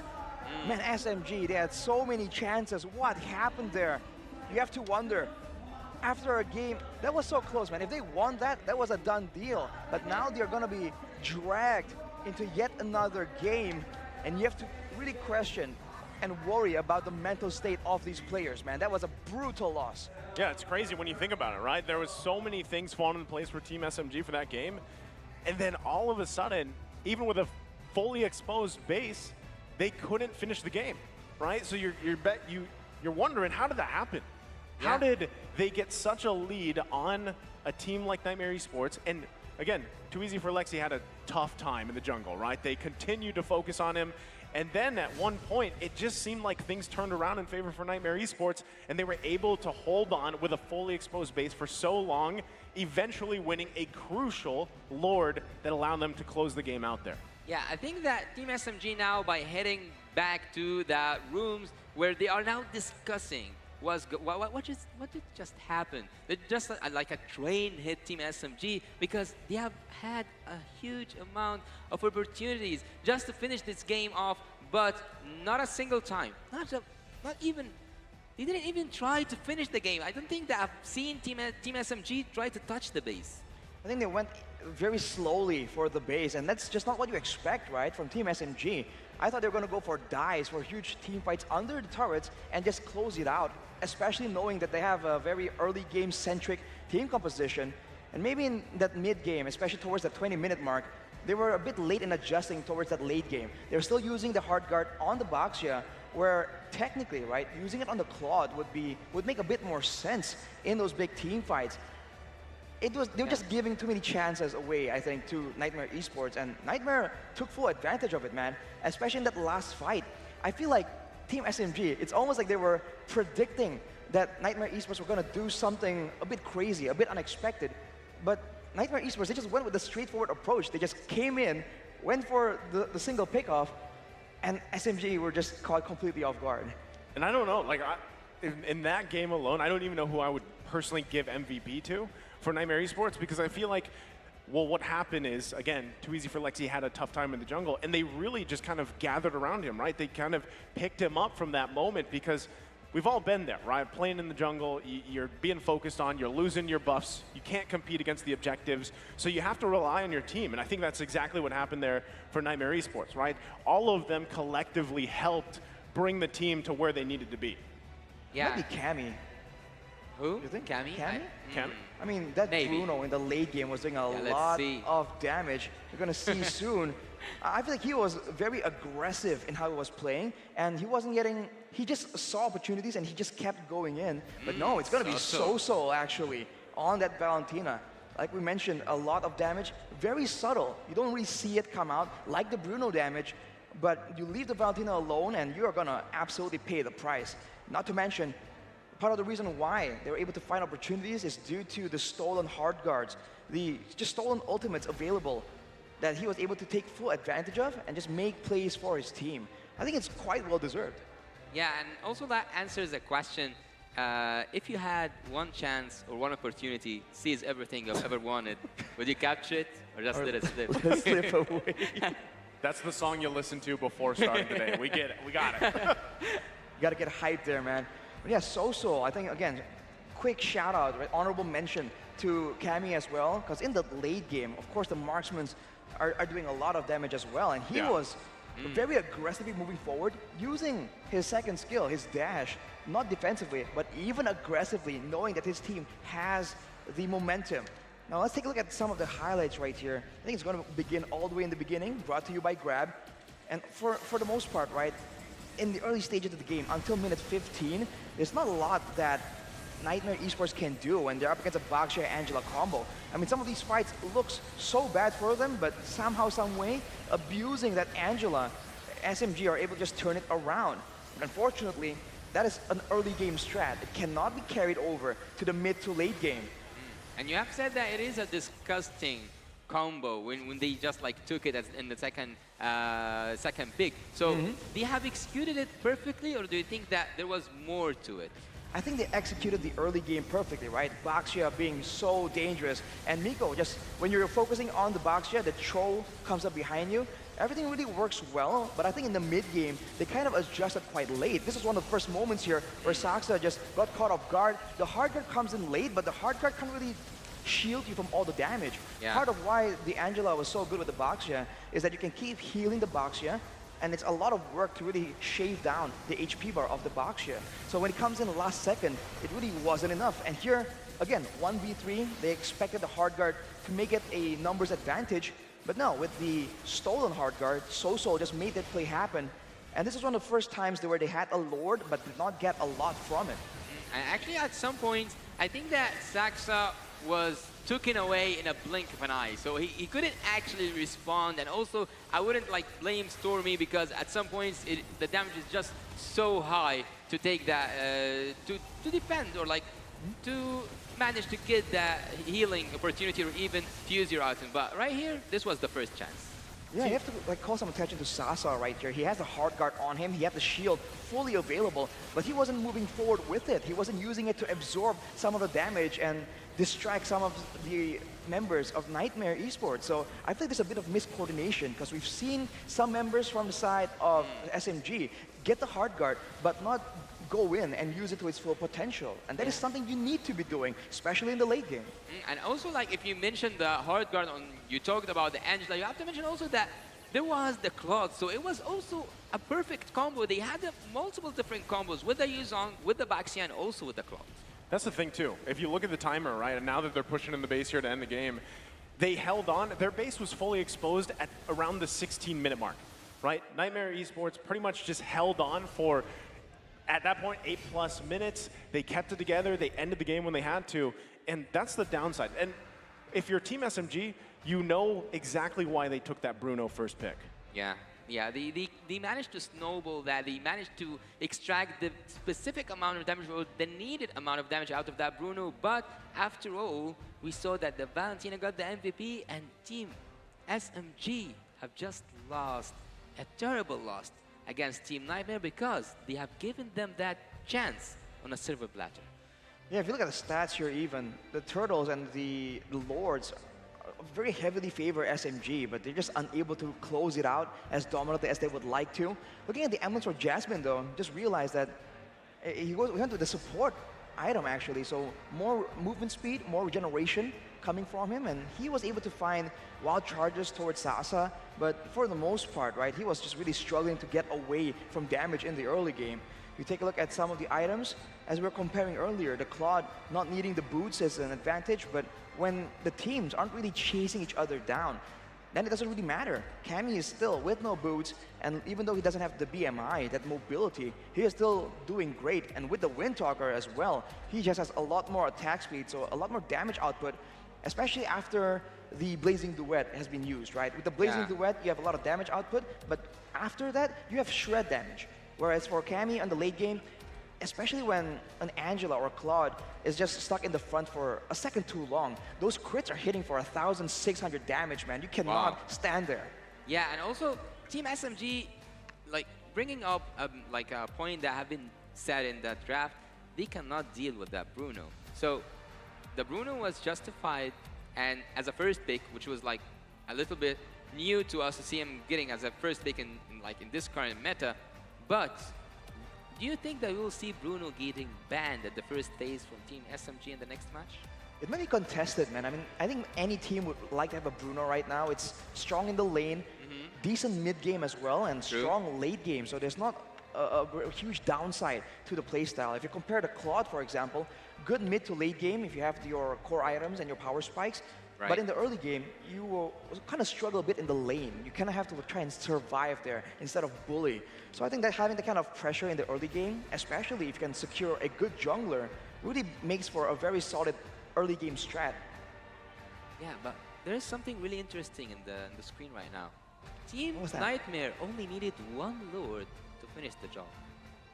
Yeah, I mean, if you look at this at the composition, they have the stronger late game just because they do have magical damage to play around with. When you have an Angela, that's why you have to try and take full advantage of it. You can't really rely on an Angela to do damage per se, but when she goes into the hard guard, when you're getting that huge shield, you have to try and take some damage away from your teammates into that shield. That's the only real way you can use the Angela in that late game.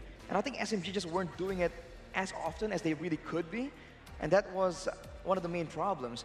If you want to take a look at the items from Saksa, by the way, he still did some swaps here, Winter Truncheon in the end stage of that game, but he even went for the Twilight Armor, knowing that the burst critical damage coming in from the Bruno is just way too painful. Looking at the cards right here, Cammy is still going to be the rich guy, but the carry is going to be so. Like we mentioned, Bruno in the team fight's doing a lot of DPS, but that subtle damage from the Valentina is what will get you before you know it. Yeah, as I told you, in a blink of an eye, just like they took the life of Saxo, they just like removed him from the Land of Dawn. He got vanished from the Land of Dawn. So I think that at some points, Team Niightmare just used the late game to their best advantage. And that's what makes me wonder. You know, I'm sure some people, even back at home, are wondering about that draft that Niightmare Esports showed. And even there's a lot of people that are very vocal how they feel about Dairoth in jungle, right, for the most part, because he's not your typical choice to go ahead and put there.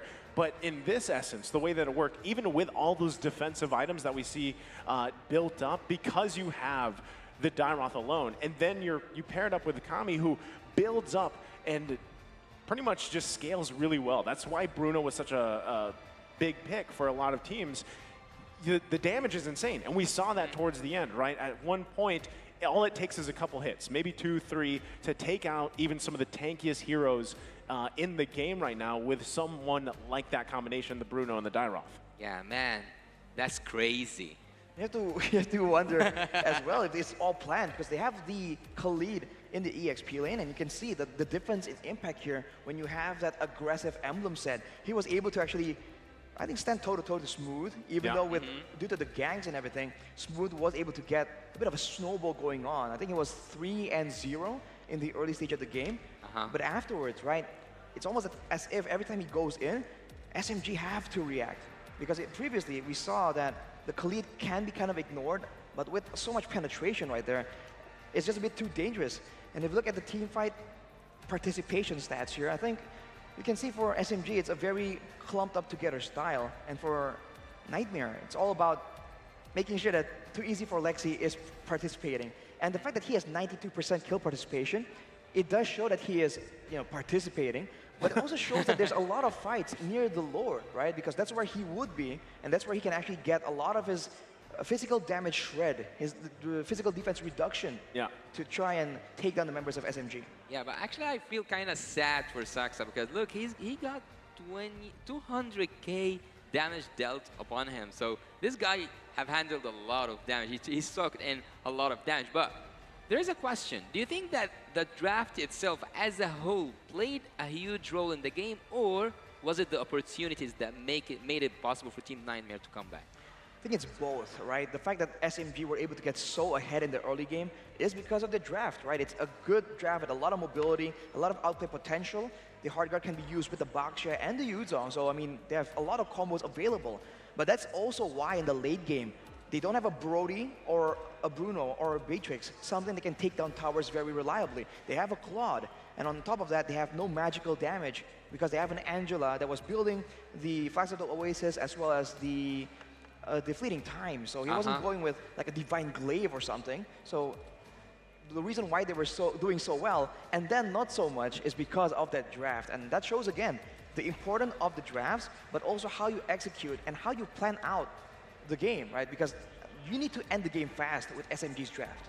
And that's why I'm wondering too, well, MVP Soul, he did a great job at actually juggling the ultimates that worked best for the situation, right? As we saw that game kind of unfold, there was times where he had the hard guard, like you pointed out, breaking down some of the highlights there, Arashi, but also there was times he had the Way of the Dragon, right? And he played those situations the best he could, given the fact that they were down for quite a bit of the game, right? That is a huge responsibility in its own right for Soul, and he pulled that off really well. And so, will they be able to replicate that for the next game?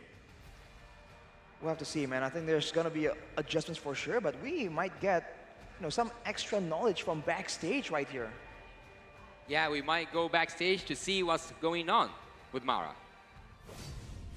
Here with me is Pui, the team manager of Niightmare Esports. Pui, congratulations. That was such a great comeback. Now give me an inside scoop. When the players came back just from that win after game 2, what was their reaction? What did you tell them? It's very excited, and it's very, I'm so excited for that game because it's very, the fighting is so blood, Give me an inside scoop in terms of who was the loudest and what was the reaction of the players when they got in?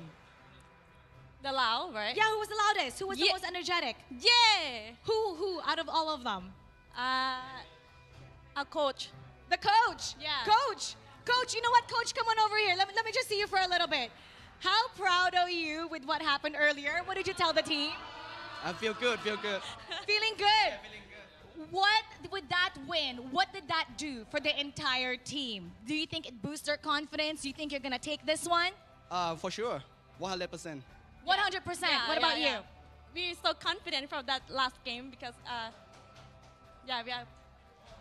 Yeah. Yeah, we feel good now. So you think you can take this? Now, before coming to today's game, tell us about the pressure that Team Niightmare Esports was feeling. This is my first time to come to Malaysia and join wildcard. Yeah, it's very, we have a lot of pressure because we do keep practicing, do wake up early to practice, to do a lot of things to here. Yeah, hard work. You're doing hard work. And the hard work definitely is paying off right now with that win. Now, what do you want to say to everybody back home watching? Because we want them to support Niightmare. Okay. Let her say it, but I will say loud. Sure. Okay, for our people, for Niightmare fans, so please supporting us. We will do our best and yeah, we will do our best. We will get the champ in wildcard. And coach? Yeah. Can I say in Laos? Absolutely. Would love to hear you speak in your language. สบายดีทุกคนพวกเราทีม Niightmare Esports ฝากให้ทุกคนให้กำลังใจพวกเราเนี่ยพวกเราจะเฮ็ดสุดความสามารถพวกเราแล้วก็สิไป M5 ให้ได้เจอกันอยู่ฟิลิปปินส์ทุกคน See ya, Philippines. Oh, let's see if we'll see you in the Philippines. Once again, let's wish your team good luck. And now we're going to take it back to the casters. Be better than great. Turning that best of 3 to a best of 1 is such a marvelous thing to witness at the first game, at the opening of the M5 wildcard. And there was actually a really, really spicy, let's say, because like ever since I've came to Malaysia, everyone's talking to me, how like spicy tolerant are you, Yasu? But there was a spicy statement here from the coach. He said that we will 100% win this match, and they are running with the flow. And not just this, they didn't even just talk about this current match.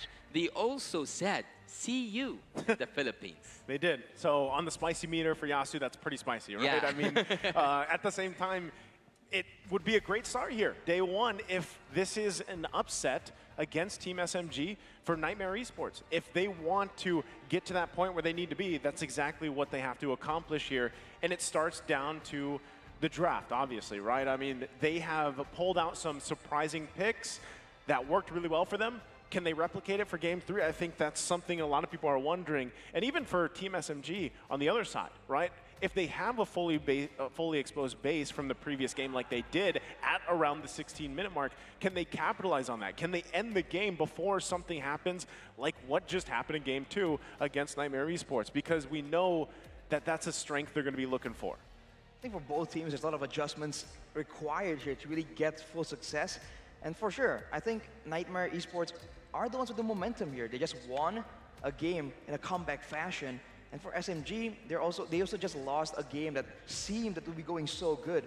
So I feel like they have a bit of an edge technically in the mental game, but in the adjustments, in the drafting phase, we'll have to see. Because again, SMG has shown to have the more consistent, the more calculative draft. But Niightmare, maybe so far, they haven't really shown us all their weapons, right? They can bring out something really crazy right now and catch us all, including SMG, completely off guard. Yeah, they can catch us off guard because right now they got into their comfort zone. Now they are catching up to the momentum. Now they are knowing what's going on. And adding to that, noting that the previous games didn't have a huge issue, like an issue that it is notable inside the draft itself. So it was mostly for me, maybe I'll disagree with you a bit. The draft, like, of course, played a part, but I think that the huge part, like where my percentage goes the most, is towards the gameplay itself. Right now, we can see that also the fans are hyped up for the game because right now, SMG team need the support of Malaysia because Team SMG will be going to match point against Nightmares, and it is still the group stage, and it is still the opening match.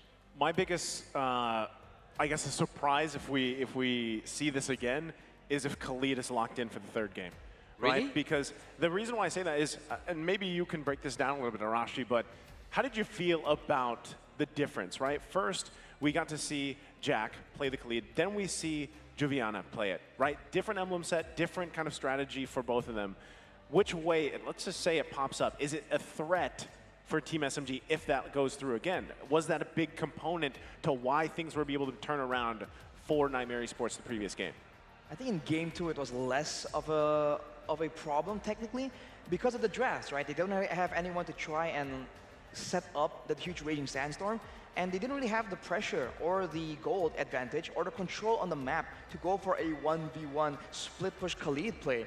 But you can see from the gameplay that when the Khalid just goes full damage, has damage emblems as well, it's a lot more dangerous. So if you're on the side of SMG, you get concerned about that, and maybe that's where you just miss opportunities and miss chances to go in. So I think the Khalid, if it's a comfort pick here, is important to be taken for Niightmare Esports. Yeah, right now we will start together the drafting phase of the last match that's happening here, that's taking place here in Malaysia between Team SMG and Team Niightmare, and we have already with the first phase totally, almost totally finished, and Team SMG actually, Naisu, they have banned that Khalid. That's what I was going to say, right? So they felt like it was a good enough ban for them to play around with. Because, like I said, we saw that in the previous 2 games. They don't want to take that chance that possibly it has a certain type of impact for game number 3 when it comes down to a best of 1. And you can already see, right, the Guinevere are going to be taken out. Bruno is still open. Does Team SMG want to take up Bruno in the first pick? Yeah, but there's something that's quite notable here. I think that the meta is quite open, wide open, in front of Team SMG and Team Niightmare. So I think that Niightmare has the advantage right now. Nolan's still out. Okay, they have the Bruno first pick to SMG, but Nolan's still out. Matilda is still out. And also, what else? Angela's still out. I think there's a variety of picks that Team Niightmare can just pick off what they want. I mean, Faramis as well, to a degree, is possible. But now it seems like it's going to be the Yuzong, and I think if they want to go for the Nolan here, this is not a bad game. Bruno technically is a bit vulnerable, but no, they want that Angela, man. They want to try and get revenge, use SMG's own strat against them. They went for the Yuzong, though, and not the Baxia, which a lot of people would say is even more important. So for SMG right here, will they go for the Baxia? Because technically, as you mentioned earlier, Yasu, it's still a counter towards all this healing and shielding that the Angela can provide. And it's good against the Yuzong too. Yeah, and also the Matilda is still open, so we might see a support or a healer, let's say, going for the favorite team SMG. But again, I will say it again and again and again until you guys get bored of it. Guinevere will be forbidden this season. I don't think that we will see Guinevere being played at all. But again, there's still a lot of picks open, a lot of heroes open, and we can see a really quick Matilda joined up by the Valentina. What do you think so far also, Naisu? I want to know your take on the draft. My take on this already in the first phase is the fact that you're going to be able to protect Bruno easily, right? You got the Matilda, you've already got the Valentina. You can take the Heart Guard if you want this time as well. You've got multiple options to protect by, mid to late game, your most damage-dealing hero. And that's exactly what they're going for. We'll see how they round it out even further. So right now, looking at for Niightmare Esports, they've got to have an answer to it. Now, next pick's going to be the Baxia. That helps them out with this situation that I just mentioned. Tactical Analyst Arashi. There you have it, Baxia. Baxia Yuzong, so... I mean, I would say that's crazy, but I mean, SMG got the same draft as well earlier, so far it's still pretty okay. But for SMG, they're banning away the Brody, banning away gold laners. They can try and outplay and be safe, and output damage from far away before the Bruno or the Matilda and Valentina can punish.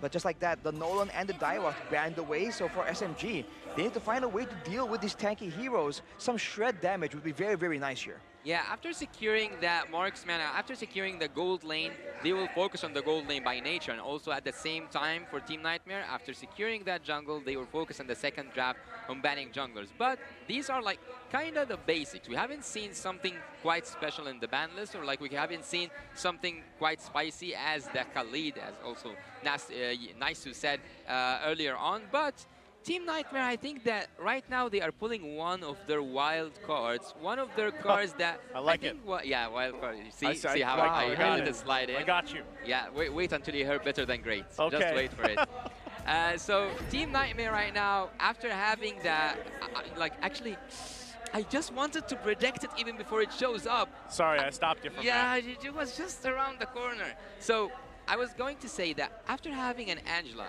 I always expect to see either an Airfill or a Cloud. Well, the Irithel has great synergy with the Angela, and in fact, it was a broken combo that a lot of teams were just abusing. Having a Irithel with a lot of damage, with a lot of movement speed on top of, maybe a sprint and her own ultimate, it's dangerous, but I can't help but feel that right now against a Mathilda, it's kind of manageable, to a degree at least. For SMG though, that means that they need something tanky, someone to absorb that damage, but they go for the X work, they can survive the initial pickoff, and they have a heavy spin in the Akai. They can't pin down the Irithel, but I think that's a lot easier said than done. They might lack that damage. And there was a really good fact here, is that Miko, his birthday is today, or it was yesterday or today? Yesterday. 22nd, yep. So will it be a happy birthday? Will he be gifted that victory? And also he will get that victory for Team SMG or not? That's what we will see in the upcoming minutes, in the upcoming match, the match that will gather between two giant teams, Team SMG, who are now in trouble and who are now most predicted that they will win, but Team Nightmare seems that they will show them nightmares, even if it's the afternoon. And with that, I was taking a look at the last lineups here for what's come down to a best of one between these two teams, Niightmare Esports. I love what they've done, right? They are quite durable. They're beefy, so we'll see if they can pull it off. Yeah, transforming this best of 3 to a best of 1 is always a pleasure. Seeing Team SMG go compete against Team Nightmare and trying to get that victory after starting it off with a really good initiation, like a really good start. Now Team Nightmare have that momentum. Team Nightmare just came from a victory and they can complete it. They can make it 2-1 in the opening of a Malaysian team here in Malaysia. Team SMG are in danger. Definitely. Team Nightmare has SMG in their sights, almost ironically, but now, with a Minotaur, this means that the Roamer can't really engage. They're going to be very one-dimensionally playing around the Baxia or the Yuzong for the engagement in the big fight. The Irithel will be able to do damage, but at the same time, you have to wonder what's the idea here. Do they want to all dive in together? Does someone want to stay in the back with Juliana? Juliana. Can he actually survive this? Going to try to get away. Has the heal from Jasmine. Couple hits, though. Good cover from Jasmine there. No, the flicker comes through. Saxa gets the first blood, and that's the mobility we're talking about from the lineup from Team SMG. Miko, I think that you are the one who's supposed to be giving gifts, not taking gifts, not giving gifts, because right now Saxa got a really good gift from Miko. Man, the Mathilda is just so difficult to deal with in the early game. And before level 4, the Angela is great, but in the mid lane, you don't really win out in the wave clear either. So that is a change that was made onto Angela to reduce her flexibility. The wave clear department will be favoring SMG. What can they do with it? Can they try and use Saxa as a very aggressive, dominant jungler to push Too Easy for Lexi away and once again put him into a losing jungle matchup and make him have a difficult game? Well, one of the things I really admire about Team SMG's draft is that they have all kinds of damage. Magical damage, physical damage, and even true damage. But again, it seems like they will leave that Lord. No, they will not. He's going to go for it again. Hard guard going to be used. Saxa gets the turtle. Going to be fighting it off. There's the heavy spin. The lockdown comes through. Juliana will fall, though, even despite Sosol using the hard guard. So with that, Team SMG gets the turtle and gets another kill. I do feel like the main issue right here is the target selection for Niightmare Esports. They've been able to go in the right time with the right tools, but who are they going for really, right? Were they aiming for Sasa there? He wasn't in the fight, I believe. Was he aiming for Saxa to try and deny the jungle take? It seems like they just weren't sure what to be doing there. So Saxa, with the heavy spin, just very casually takes away that neutral objective. In the next fight, you gotta put some pressure onto the Panda and make sure that he feels the heat. Yeah, he does feel that heat. He does feel that heat. And trust me right now, maybe Sosol will feel the heat. Sosol gonna be in trouble. Flickers out. Will be able to survive. Do they want more? Nightmare Esports is gonna put the pressure here. Jasmine there with Too Easy for Lexi, but they just back off for now. Too easy for Lexi. And actually, Lexi is living up to that. I've heard the song even just before we enter the game, the main theme song for our like M5. So it says the land is lava. So right now, maybe Niightmare will make the land lava for SMG because right now they have the opportunity to take this back home, or they might be just not up to the test. But so far, they have been up to the test. They have been doing so great and even better than great. Better than great. See? See how did I use it? That's very good. Well, for Team SMG, look at the wave clear potential. So once again. Not getting away from that one. As we were saying, Rashi. Getting absolutely destroyed. This is what the issue right here. Niightmare Esports, they're winning in the jungle clear department because Baxia, very simply. But the mid lane is always favoring Team SMG. Even when they make it a 3v3 and Miko takes damage. Oh, Miko. Gonna have to flicker out. Will survive though. But again, Kami is gonna be the one that they have to watch out for scaling into this game. Right now, everything that Niightmare Esports have is just a lot of durability, right? A lot of sustainability, but you even saw just previously, Stormy picked up the Necklace of Durance. It's gonna help them deal with some of that healing coming from Sosol. Right now, battle for the second turtle. Hard guard gonna be used on Juliana, still trying to keep them at bay. Both junglers still gonna be going for the turtle, and Saksa secures it. Jasmine gonna fall, and now they're still going, looking for their own kill. Stormy's gonna be next, too easy, will fall as well. Smooth. It's a bloodbath in the turtle pit. Smooth has to flicker out, will not fall though. He had to go back. He really had to go back. And now they managed to not just get the turtle, but also win the team fight.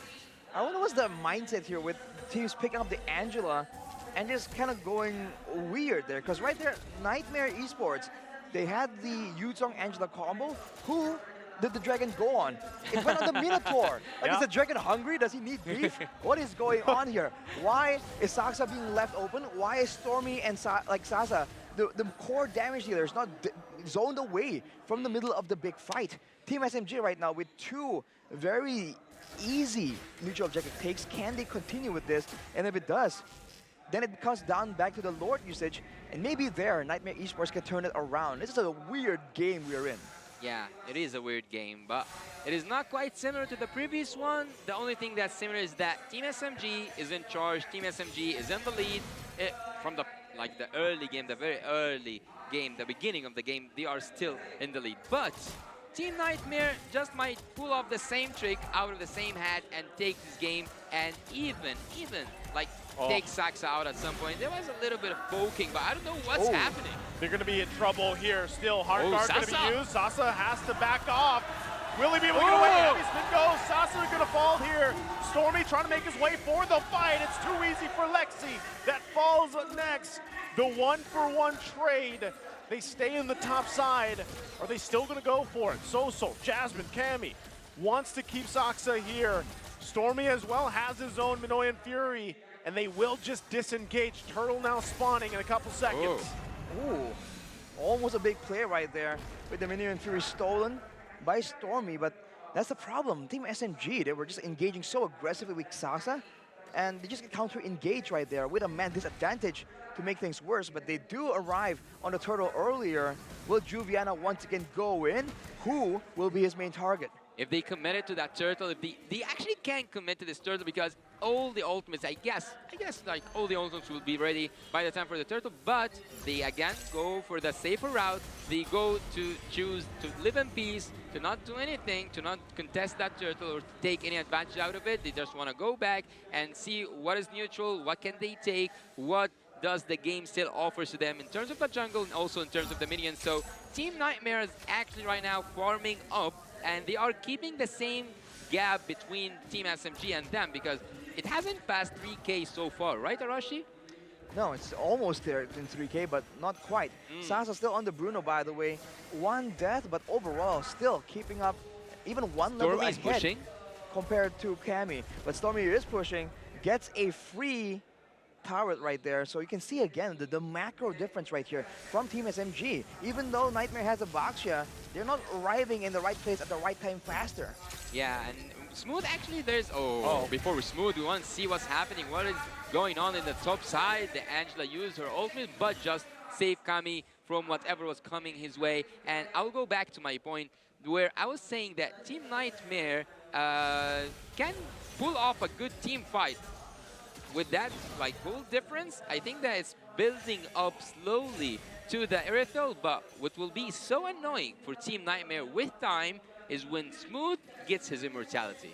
With the immortality, it's basically 3 lives available for the X-Borg, but for Niightmare Esports, they can just keep going after the initial pickoff unless they get jumped on first. We're gonna go for this again right now, just disengaging, but Juviana flies in with the dragon form, holding them back. They might just want this turret and to disengage further. Stormy, though, looks for his own setup. Soso gonna fall, and another body drops up at the top side. Too easy for Alexi, trying to get away, but it's Last Insanity and the whole force of Team SMG to take him out of the top side. SMG was a massive play, get 3 kills in the top lane in the top side. Sasa is the ruler, and Sasa deals a huge amount of damage, and the Lord is up in the Land of Dawn and took us through that team fight. It had so much going on Rashi. I think it was all Stormy, man. He flickered in with the stolen Minu and Fury and was able to land it on Cammy of all people, catching him off guard, knowing that he has no Purify. Looking at the items right here, he has the Lightning Truncheon on top of the Necklace of Durance, so he can actually cut down on the healing from so many members of Niightmare Esports. That's definitely a big possibility, especially if he steals the Minu and Fury and applies it to everyone at the same time. Now, with SMG having the lead, they're going to try and go for even more, especially when the Lord comes up.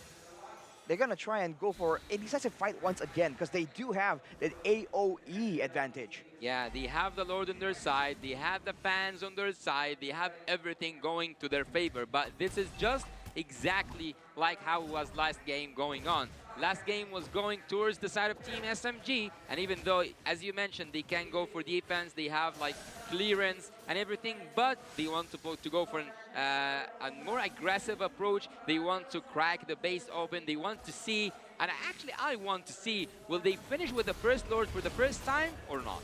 Dragon form again, look at the damage. Juviana in trouble already, has to back off. Trying to hold that tier 2 turret, but they got to deal with the Lord as well, making away the top side. And right now, Team SMG not looking to happen what happened last game. They want to expose this base. Smooth gonna go in with Last Insanity, forcing Niightmare Esports back. Right now, Cammy gets the hard guard. They lose the turret. Can they make quick work of the Lord here? Oh, Miko. Certainly, he's going to be used now. A couple threats for them. Team SMG now continuing on the mid turret. They get that. Still going to be fighting for it. Too easy for Lexi. Gets Smooth, but he has the immortality still. Nothing left for them to do unless they take the bottom turret. Yeah, the base is almost exposed, and Sasa right now will need some damage. They will focus on taking that last turret and they will not go for another fight. They will not go for the crystal. Now they will go back, and now you will tell us what did just happen in that team fight, Arashi, because I think that Team Nightmare could have pulled up a better defense. I think the problem right here is they have a dive composition, but you can see Juviana. It takes like, I think about 8 shots from the Bruno, from Sasa, for him to get dangerously low. So when you are that squishy against someone who is that far ahead, it makes it very difficult for you to dive with, with any meaningful result. Maybe later on it's possible, but the recalls coming in from both these teams, trying to assert dominance. Well, for Team SMG, they're able to use the Lord efficiently, not get a 3-lane push, but still able to get 3 base turrets down. So now, if you think the macro game is difficult for Niightmare Esports, it's about to get more difficult with all the waves just pushing in by default towards their base. Yeah, they are having that confidence boost. They are having their moment. Now they are dominating the game. They have like a huge amount of gold to their favor. And also everything is going to their side, by the way. So actually, without needing that next Lord, we might see a finish. But Team SMG, as always, they go for the safer route. They go for the safer options. And now they will take that Lord without anything coming from the side of Team Nightmare, because Team Nightmare right now, they have to pull off that solid defense. And as I told you, Smooth, once he gets that immortality, he will be so annoying. Imagine how annoying will he be when it comes to the next team fight. Well, if you look at these items, he also has the War Axe, so for a bit more damage and movement speed, and the Ice Queen's Wand, which was nerfed from when X-Borg was super meta. So the slow, it kind of builds up. It doesn't go instantly like high. It's a slower slow, but it's still going to be a big problem in the middle of a fight. Now with the Lord coming in, the beginning of the end for Team SMG. This could be it. Nightmare Esports trying to hold on. Juliana flying into the fray of things, has the hard guard. They got to make quick work of the Lord as well. Heavy spin comes down, but Smooth gets a kill. Team SMG will keep their nightmares at bay in day number 1 of the wild card as they take the series 2-1. Wait a moment. Team SMG are now shining. They have their moment and they have earned their moment. The first match winner, the first match and the opener of the M5 Wild Card Championship will take it back home. Team SMG, and now we can say happy birthday, Nico. The birthday boy making the plays happen, man. That was such a great performance, a full utilization of that Matilda. It was just too difficult for Nightmare to deal with, man. And they were just unable to find anything of real value in the early game. In that last fight, it was so close. They did the combo, right? The dragon with the hard guard towards the Bruno, but it's too little too late. And for now, it's Team SMG just, you know, going through with the predictions, is coming out on top against Niightmare Esports. I think, again, a part of that was, you know, they learned from game 2. They're like, all right, if we have a base fully exposed at like 14, 15 minutes, we don't want to let the opposing team buy another 10 minutes to have a chance of back into the game, right? This time it was clean. They got the base fully exposed, they waited a bit, they got the second Lord, and then by that time, they already played around that huge advantage they had. So, again, a great learning lesson, Team SMG, and a great start for them, the home team here. Yeah. Now we will see some catching words backstage. Hello everyone, my name is Lafel and I'm here on the players room for Team SMG. And as you guys are walking, hold on, Saksa, I actually want to talk to you. Come here. First of all, here's your mic. Translator. Hey, translator, Miko, be here. All right. First of all, congratulations for the win against Niightmare Esports. But I have to ask, in game number 2, you guys were doing well, but why was it difficult to end the game? So we're to the hero of enemy.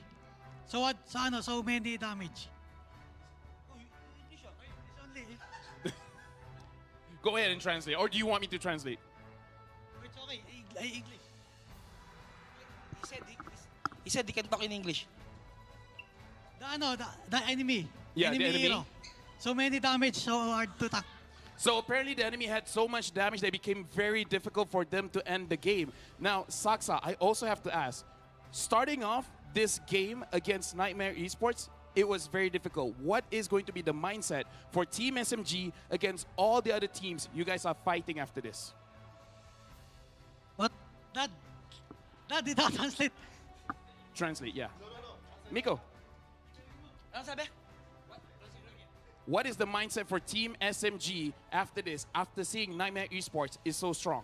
Ano daw mindset natin pagpunta sa next game kasi malakas daw yung Niightmare Esports? Reset lang. Reset. After the game, one game at a time. Then positive, always positive. All right, so they're going to keep positive. They're going to reset. They're going to make sure that they are ready for the next games moving forward. Thank you very much, Miko. Thank you very much, Saksa. Again, congratulations on the win and good luck for the next one. We'll be going back to the casters.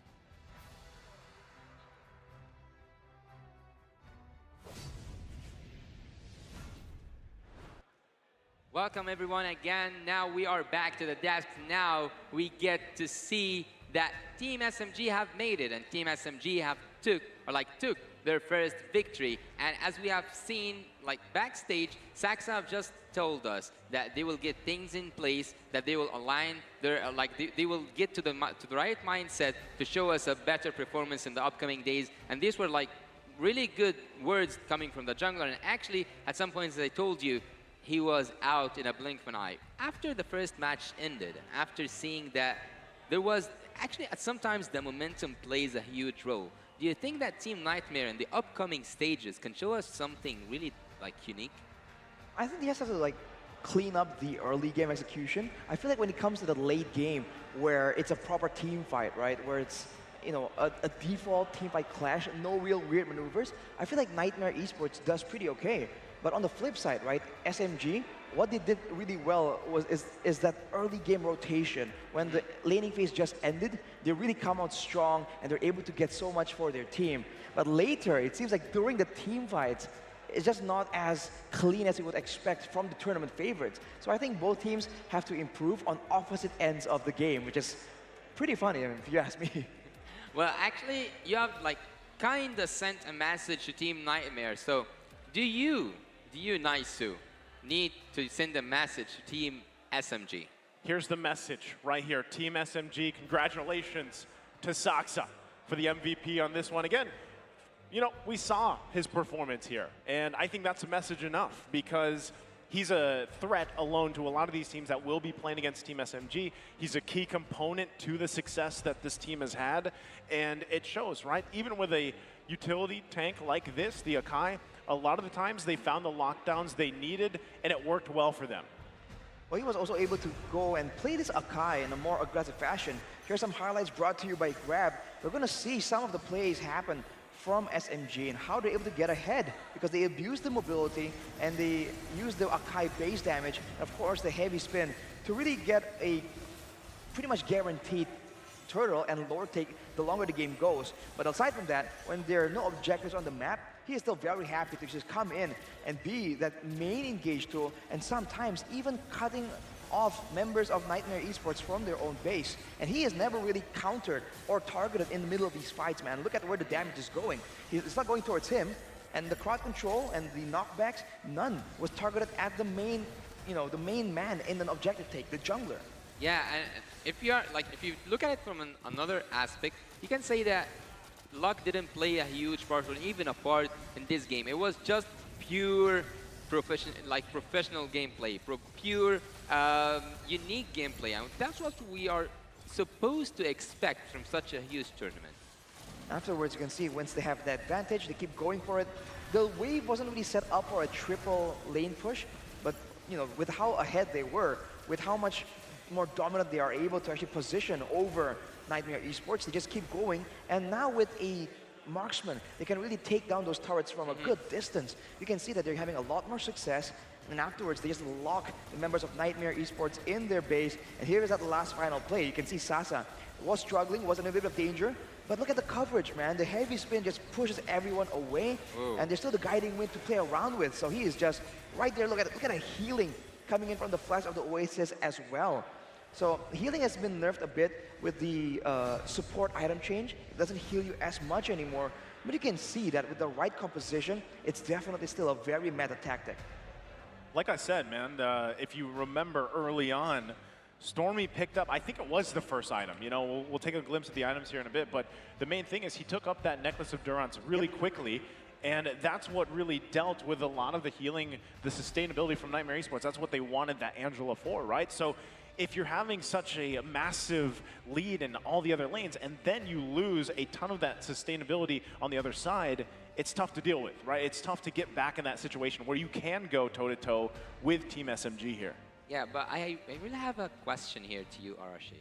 Why, Miko, with his build, you think that he was squishy enough to stay away? Is he tanky enough to be in the front line? Is what no, because he's not tanky at all. Look at his exactly. build. I do feel like the idea is for him to stay in the back, which is why it almost forces Saksa on the Akai to actually be as aggressive as he is. Like we saw him cutting off members of Niightmare Esports on the top side of the map. Looking at the cards though, which guy is Sasa? Because he was just farming up on that Bruno. And this is why Bruno is also so good. The farming speed, the fact that your first skill is technically a constant reset, makes it so efficient to farm with when you're not disrupted. And the carry is still going to be Stormy. Despite the fact that he went for the utility quote-unquote item, the Necklace of Durance, instead of the usual burst or magical damage items, he's still able to be on top because of Valentina, right? This is why this hero is so good. And you can use it in a variety of ways as well. But yes, I do think that's the idea, man. Like, they're gonna go aggressive in the front, and the Mathilda isn't gonna be the main frontliner. Even when she goes in with the circling eagle, she'll dash out with the guiding wind and take someone with her. So it's not exactly a frontline playstyle. So you are saying, like, if I understood you correctly, you said that it is used for engage and disengage, but not to stay up front and not to take or like suck in a lot of damage. Well, after seeing the first match and after seeing what happened with us, like it was like a ton or like a really huge amount of information that we saw. Let's hit it to a break and come back to you with the next game.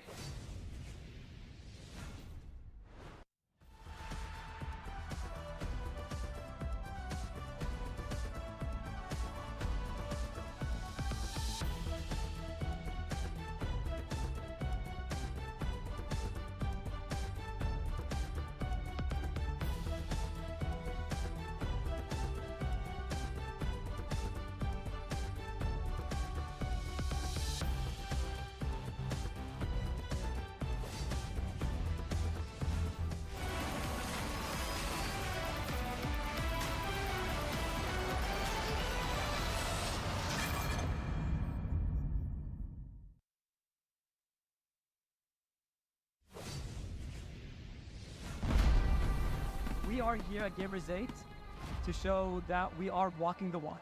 We have had amazing reactions, major IP owners, and a lot of potential partners and stakeholders coming in here and taking a peek. Giddia's cube over here has been the nexus of this zone. What I saw from the outside is very mysterious. You want to know what's happening inside. Felt like, you know, this is an MMORPG, but R is not role-playing, it's real world.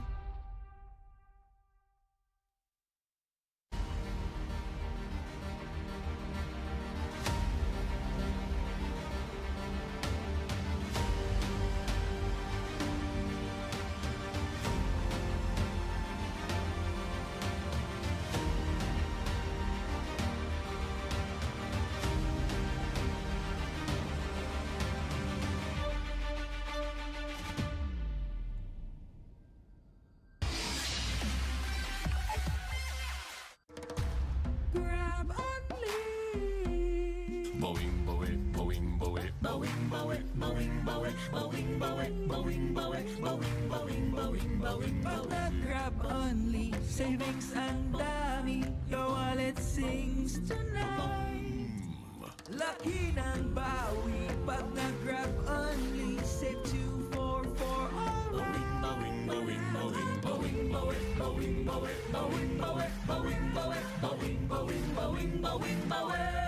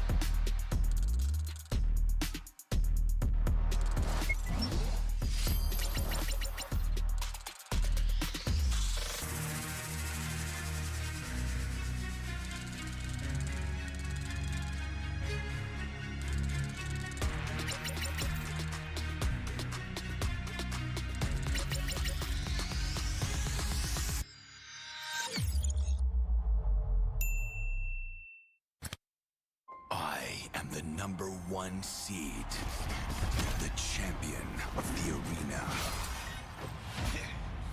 The fans adore me because I've never lost. You are afraid that you will lose everything.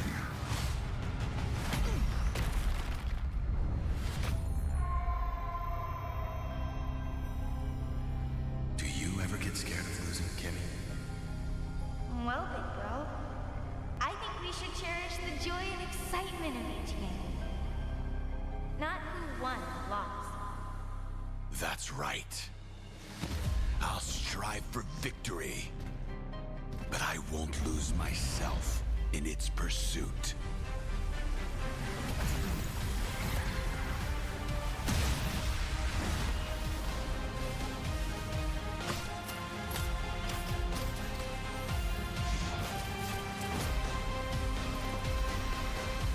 World Championship. I'm back.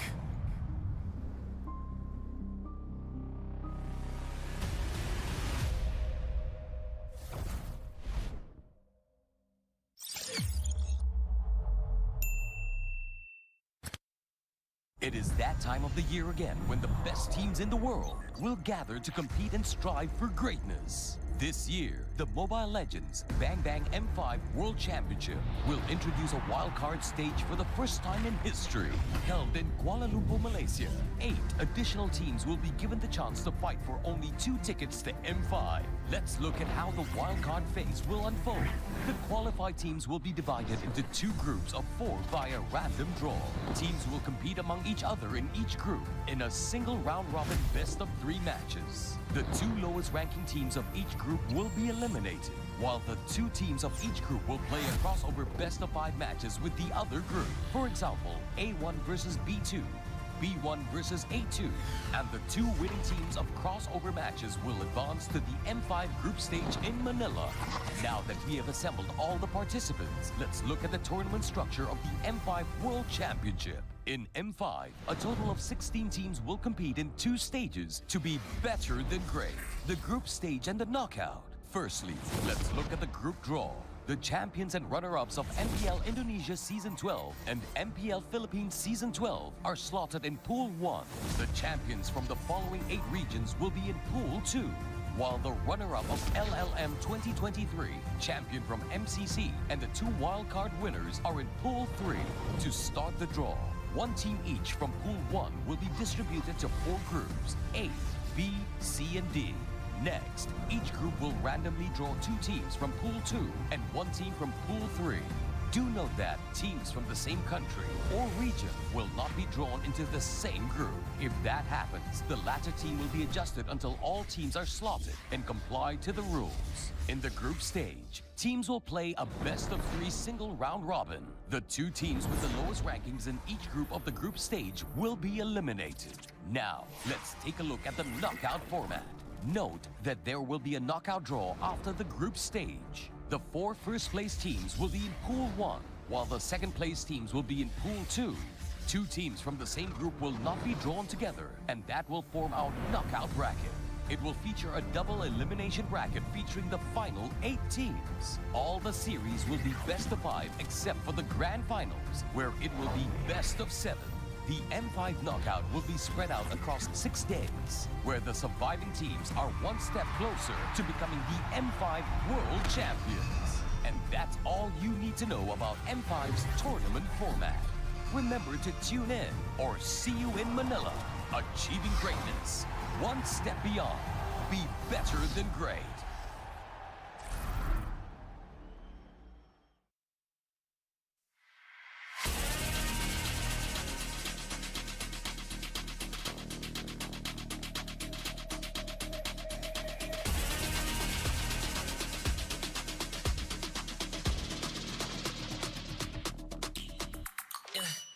Hit me like I might get over, but you could give me in no corner. I know I can make a comeback, ace this round and finish this game.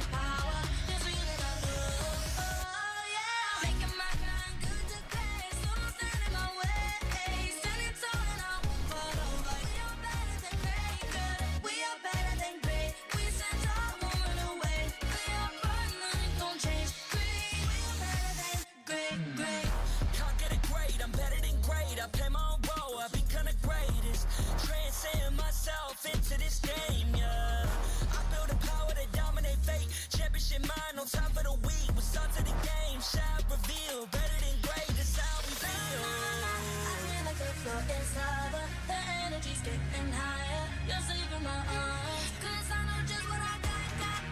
I got you like na-na-na. And you know I hold the power. This feeling I feel. Oh yeah. Making my grind good to great. So don't stand in my way. Standing tall and I won't fall over. We are better than great, girl. We are better than great. We stand tall, won't run away. Play our part, nothing gon' change. Great, we are better than great. If we stand tall and believe we can make it, you and me, with a sense of urgency, you'll see I'm better than great. I'm better than great. Oh yeah, yeah. Oh, I'm better than. Making my grind good to great, so don't stand in my way. Standing tall and I won't fall over. We are better than great, girl. We are better than great. We stand tall, won't run away. Play our part, nothing gon' change. Great, we are better than great.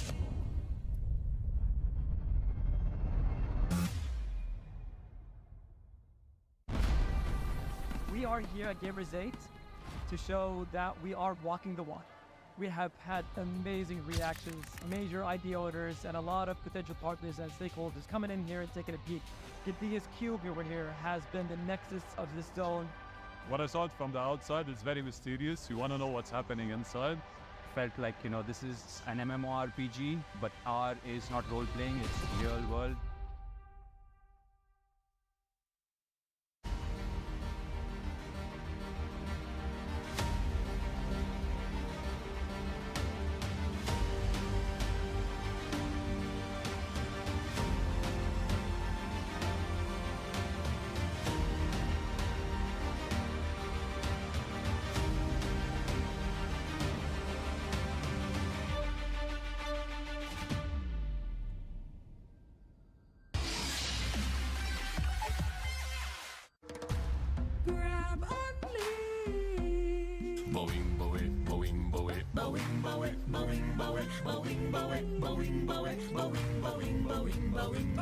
Grab only, savings ang dami. Your wallet sings tonight.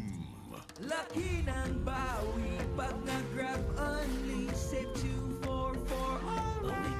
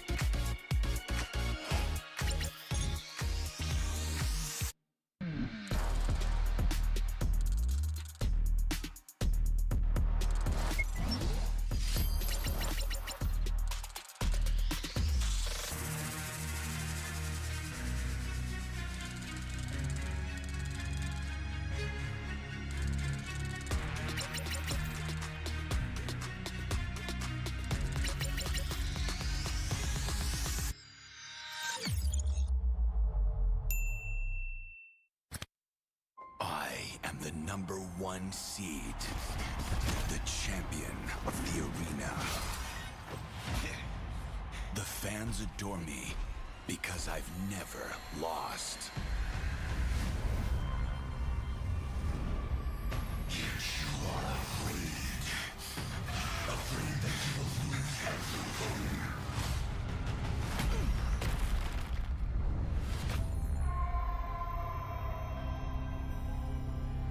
Do you ever get scared of losing, Kimmy? Well, big bro, I think we should cherish the joy and excitement of each game. Not who won or lost. That's right. I'll strive for victory, but I won't lose myself in its pursuit.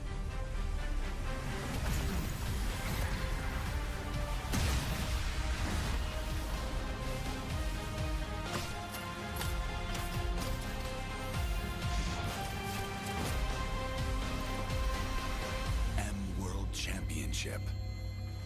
I'm back.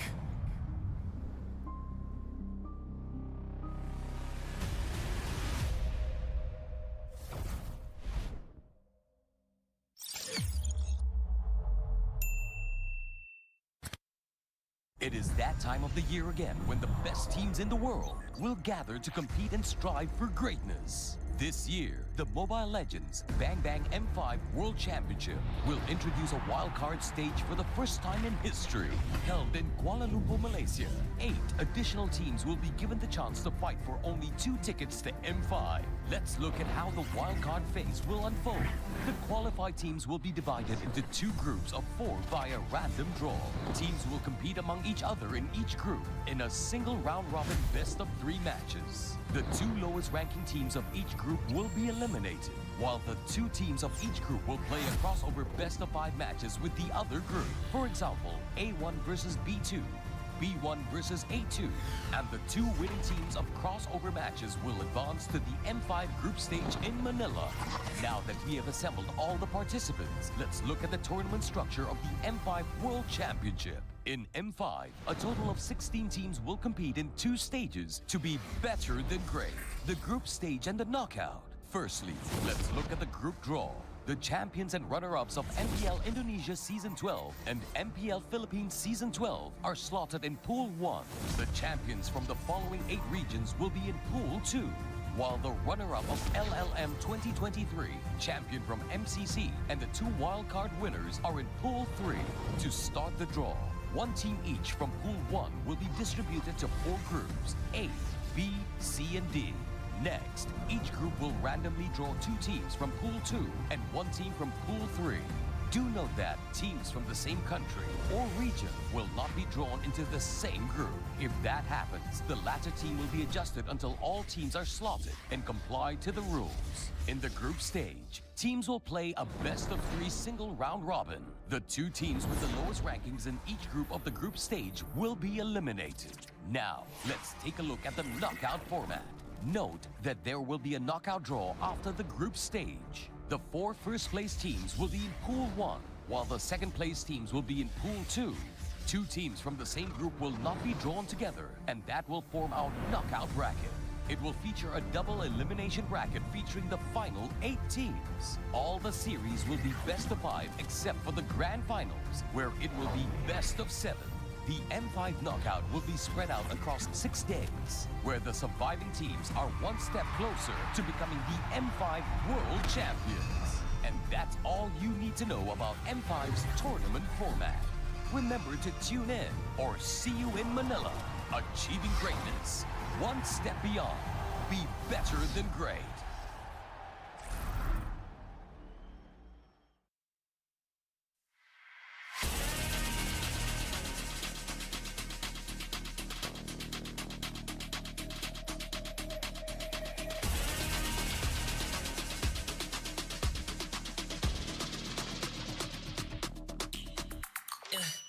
Hit me like I might geek over, but you can give me in no corner. I know I can make a comeback. Ace this round and finish this game now. Got the power on my shoulders. Yeah, you know that I'm a soldier.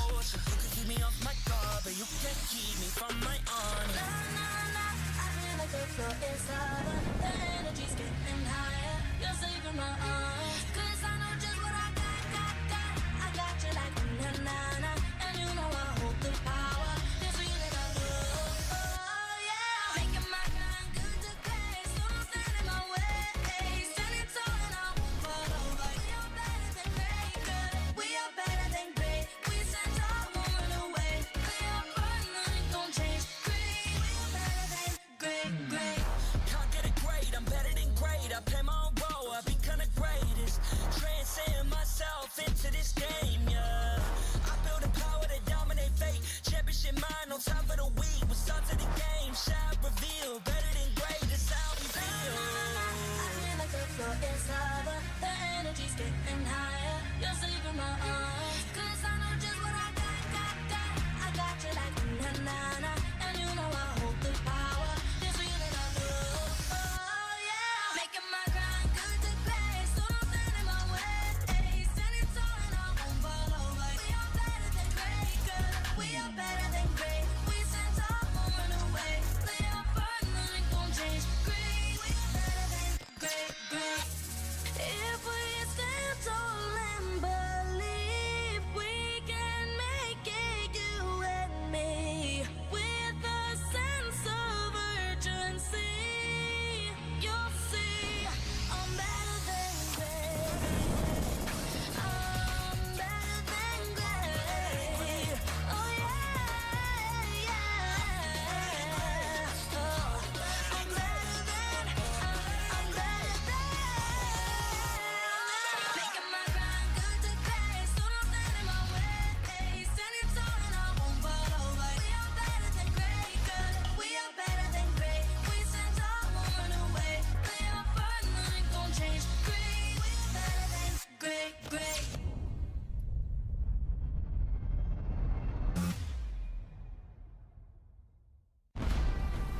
We are here at Gamers 8 to show that we are walking the walk.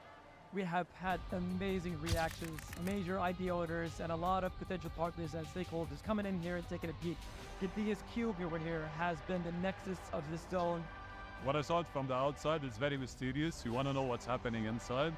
Felt like, this is an MMORPG, but R is not role-playing, it's real world.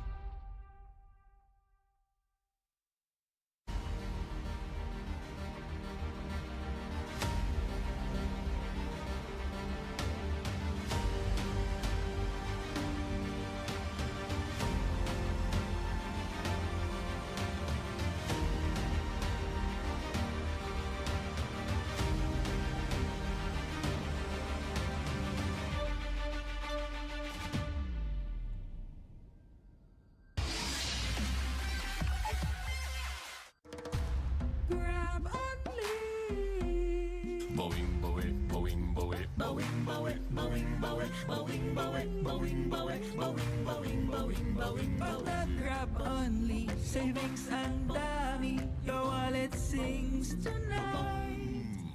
Laki ng bawi pag nag-grab only. Save 244 alright.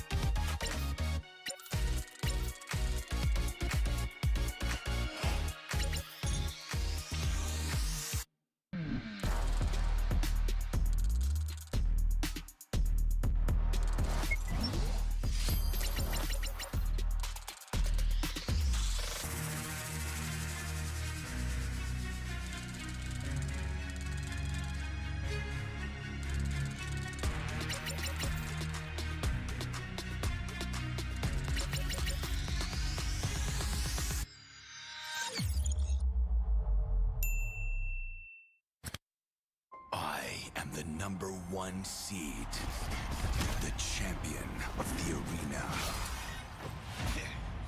The fans adore me because I've never lost.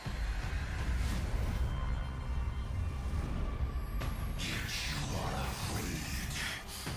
Afraid that you will lose everything.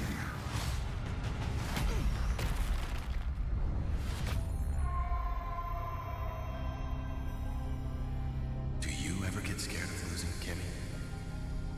Well, big girl, I think we should cherish the joy and excitement of each game. Not who won or lost. That's right. I'll strive for victory, but I won't lose myself in its pursuit.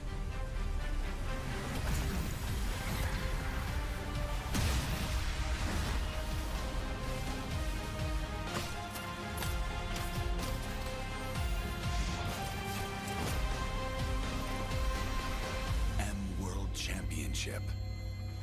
I'm back.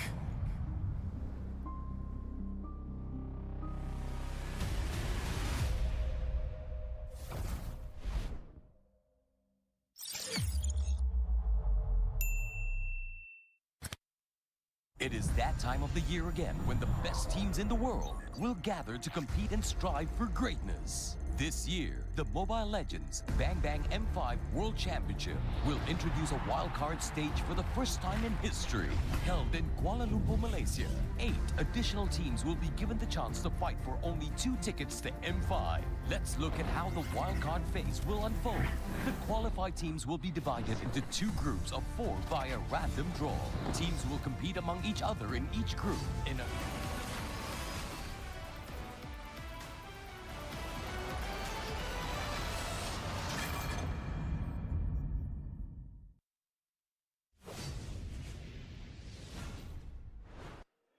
Roses are red and violets are blue. I'm Yasu, joined by Wrong guy. Rashi. Wrong and intonation. Taisu.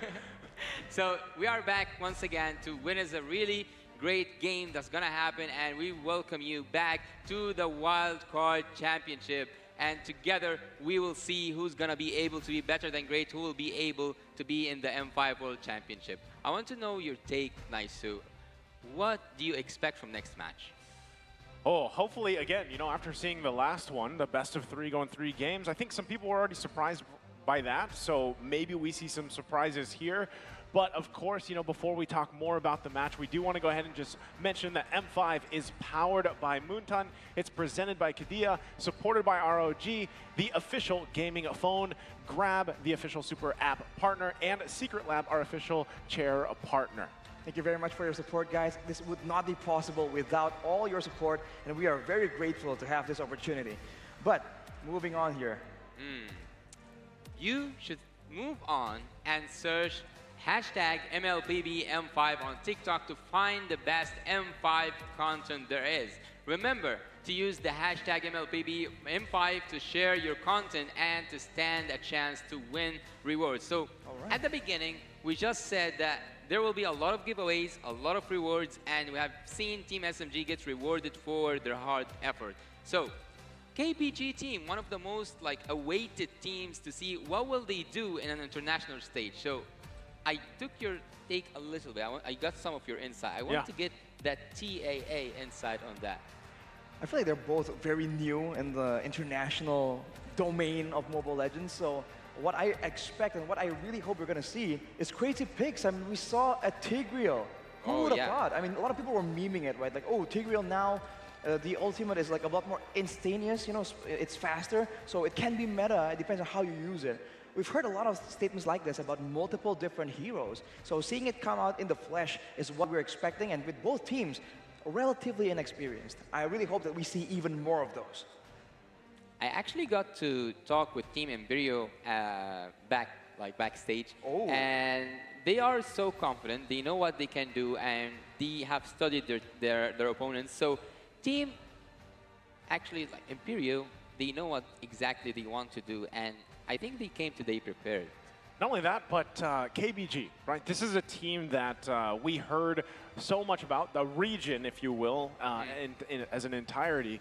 And we already saw a glimpse of what's happening, right, in the MLBB esports scene for China. That was back in MPLI where we saw Nova play. Again, they were selected to play in MPLI. Just like now, KBG has been selected to play here for the wild card, right? And their hopes are to move forward, of course, to the main event over in the Philippines. Now, that's the thing. We know that this region and multiple esports titles is a powerhouse, right? Yeah. I think that's the biggest question for a lot of people is that going to be the same thing here for MLBB esports? I feel like there is an expectation for that, but based off the data and what we've seen, at least from the previous tournament, you have to see it in action, right? That's one of the big parts of it. The proof is in the pudding, as I like to put it. So we'll see if that can happen here. And against a team like Imperio, who, like you mentioned, Yasu, is obviously ready to prove themselves because we know how this region has performed even in history, right? Back in, it was Malvinas Gaming, right? Yeah. Back for Malvinas Gaming. Imperio, in a way, they want to change the perception that has been built for that region. And this is where they start, against an opponent that a ton of people have their eyes on. Yeah, actually, if you spoke a little bit about Beru and their team in the M4, Team MVG, that team actually made it to the lower bracket, and they had I'm not going to say the best run possible, but they have shown up on international stage. So back at Beru, they already have that international experience. So did it pass, or like, did it get past the Team Imperio? Do you think that? Team Imperio, I think.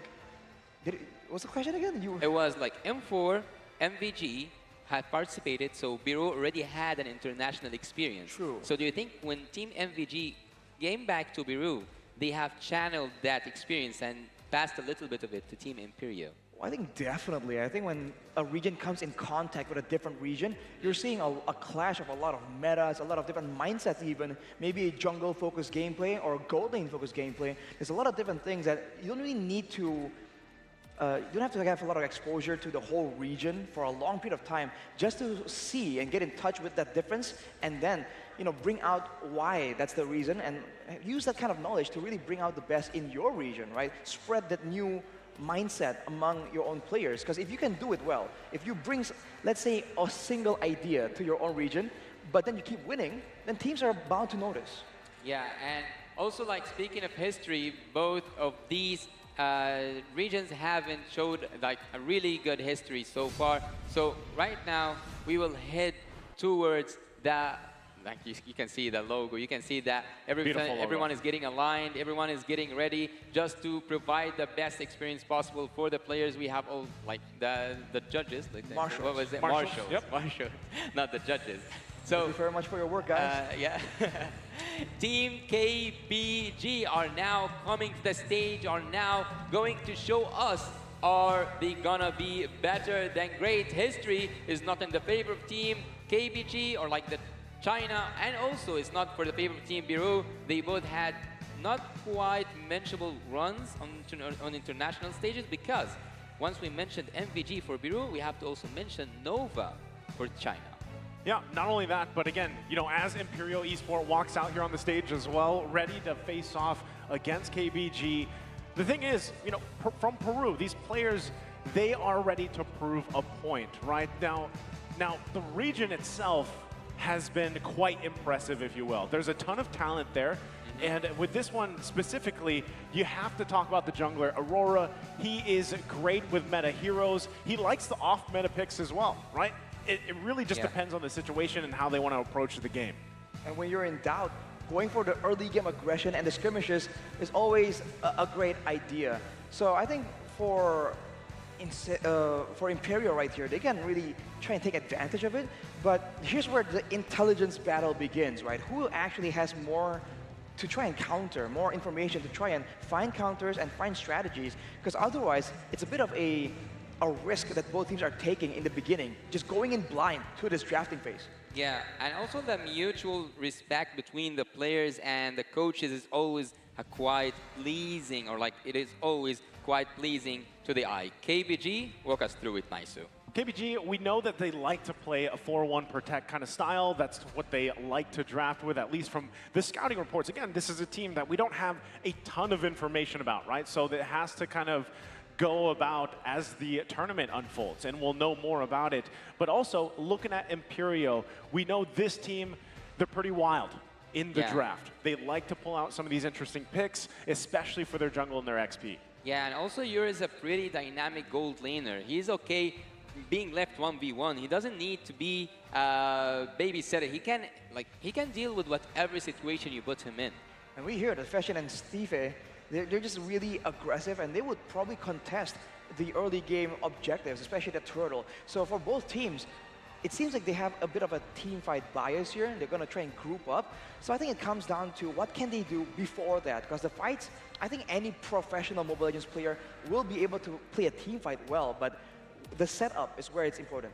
Yeah, but speaking of professional players in Mobile Legends, how long do you think will it take for the Chinese?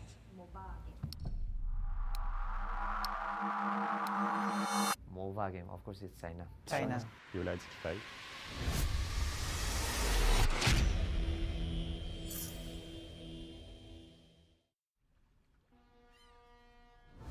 I think it will grow more because they do everything to win, like that kind of mentality. 觉得我们队伍是一个比较敢打敢拼的队伍吧，就是无论在国外还是国内，我们都是一个很敢于去打架的。China punya MLBB dia tak cukup lagi setahun. Masih depan mungkin dalam setahun setengah boleh kot. I don't expect much from them in this wildcard. 我觉得他们第一个season吧，应该不是很好吧，这次成绩，下一次可能好一点吧，因为他们才刚开始。Yo no creo que KBG sea tan poderoso como dicen, como porque el otro equipo chino terminó mal. 我们想跟他们说的是，虽然我们才刚加入这个项目不久，但是不要小看我们。Я считаю, что китайцы в будущем станут очень сильны. Я готов им отдать сразу второе место после EECA, поэтому... Should KBG be the team that we fear? We don't fear any team. 面对这些强敌，我会更加有动力。我会先学习他们，然后去超越他们。跟他们的差距可能在于我们游玩的时间没有他们长，经验没有他们丰富，但是我们在短时间内的进步其实是特别大的，所以我们自己都很有自信，觉得自己能从中出现。China is a very smart region. They have a lot of world titles in other MOBA games. คิดว่าทีมจีนเป็นตัวอย่างหนอดเข้าโมโหยังเกี่ยวเขาหลาย我觉得未来中国是很大的潜力吧，对我们来讲一个很大的挑战。他们对我们有期待，我们也会尽我们全力展现出自己最好的一面。这是我们中国队第一次参加 M 赛，但肯定不是最后一次。我们已经做好准备登上舞台。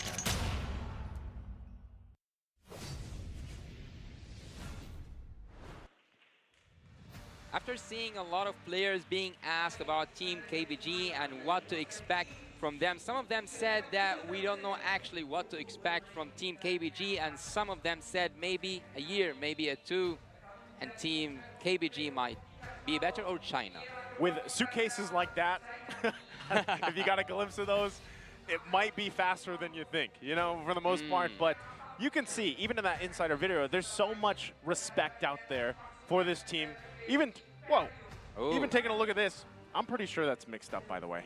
No, but you are the only one who predicted them to lose. Hey, my prediction, I do want to just say, I'm pretty sure that was flipped around, but who knows? I don't have a caster curse. I know, you know, international events, everybody likes to talk about caster curses, but I did say that I wanted to see KBG perform here. I would like to see them move forward, of course, and so I'm actually, yeah, I'm going to say that. I think they do pull through for this matchup here for Imperial.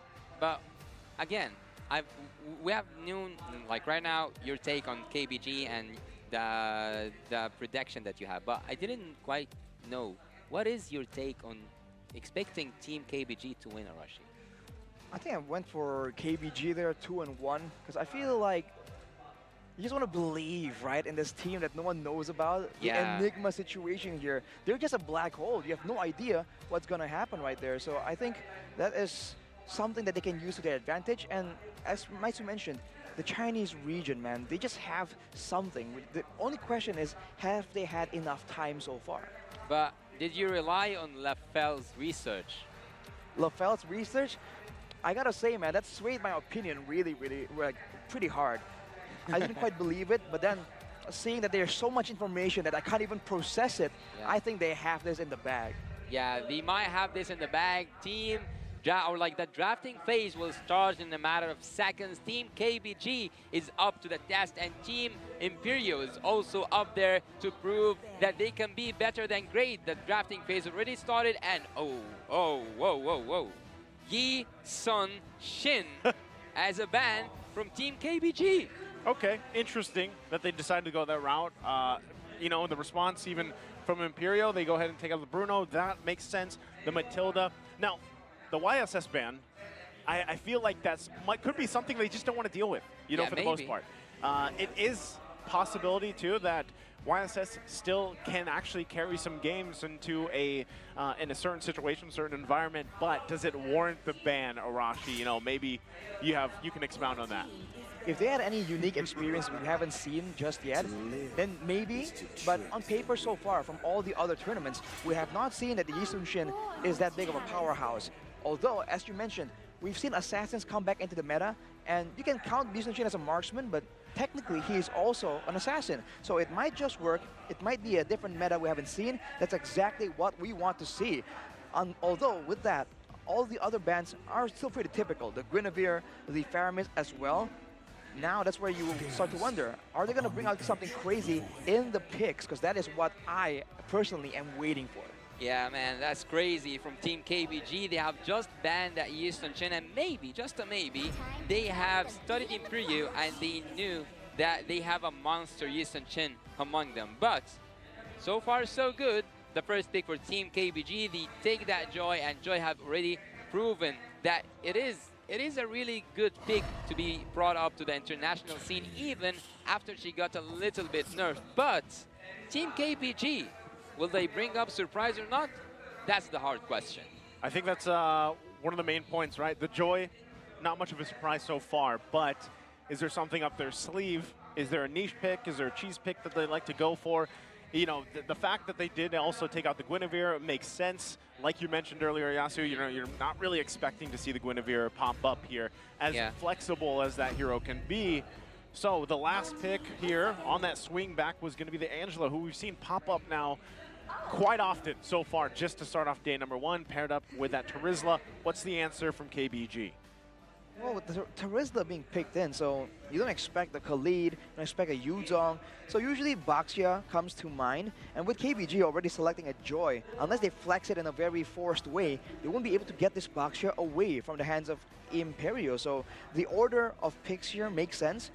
But here, can they just pick something? Are they going to go for a counter pick? Are they going to go for flex picks? They can just confuse Imperio.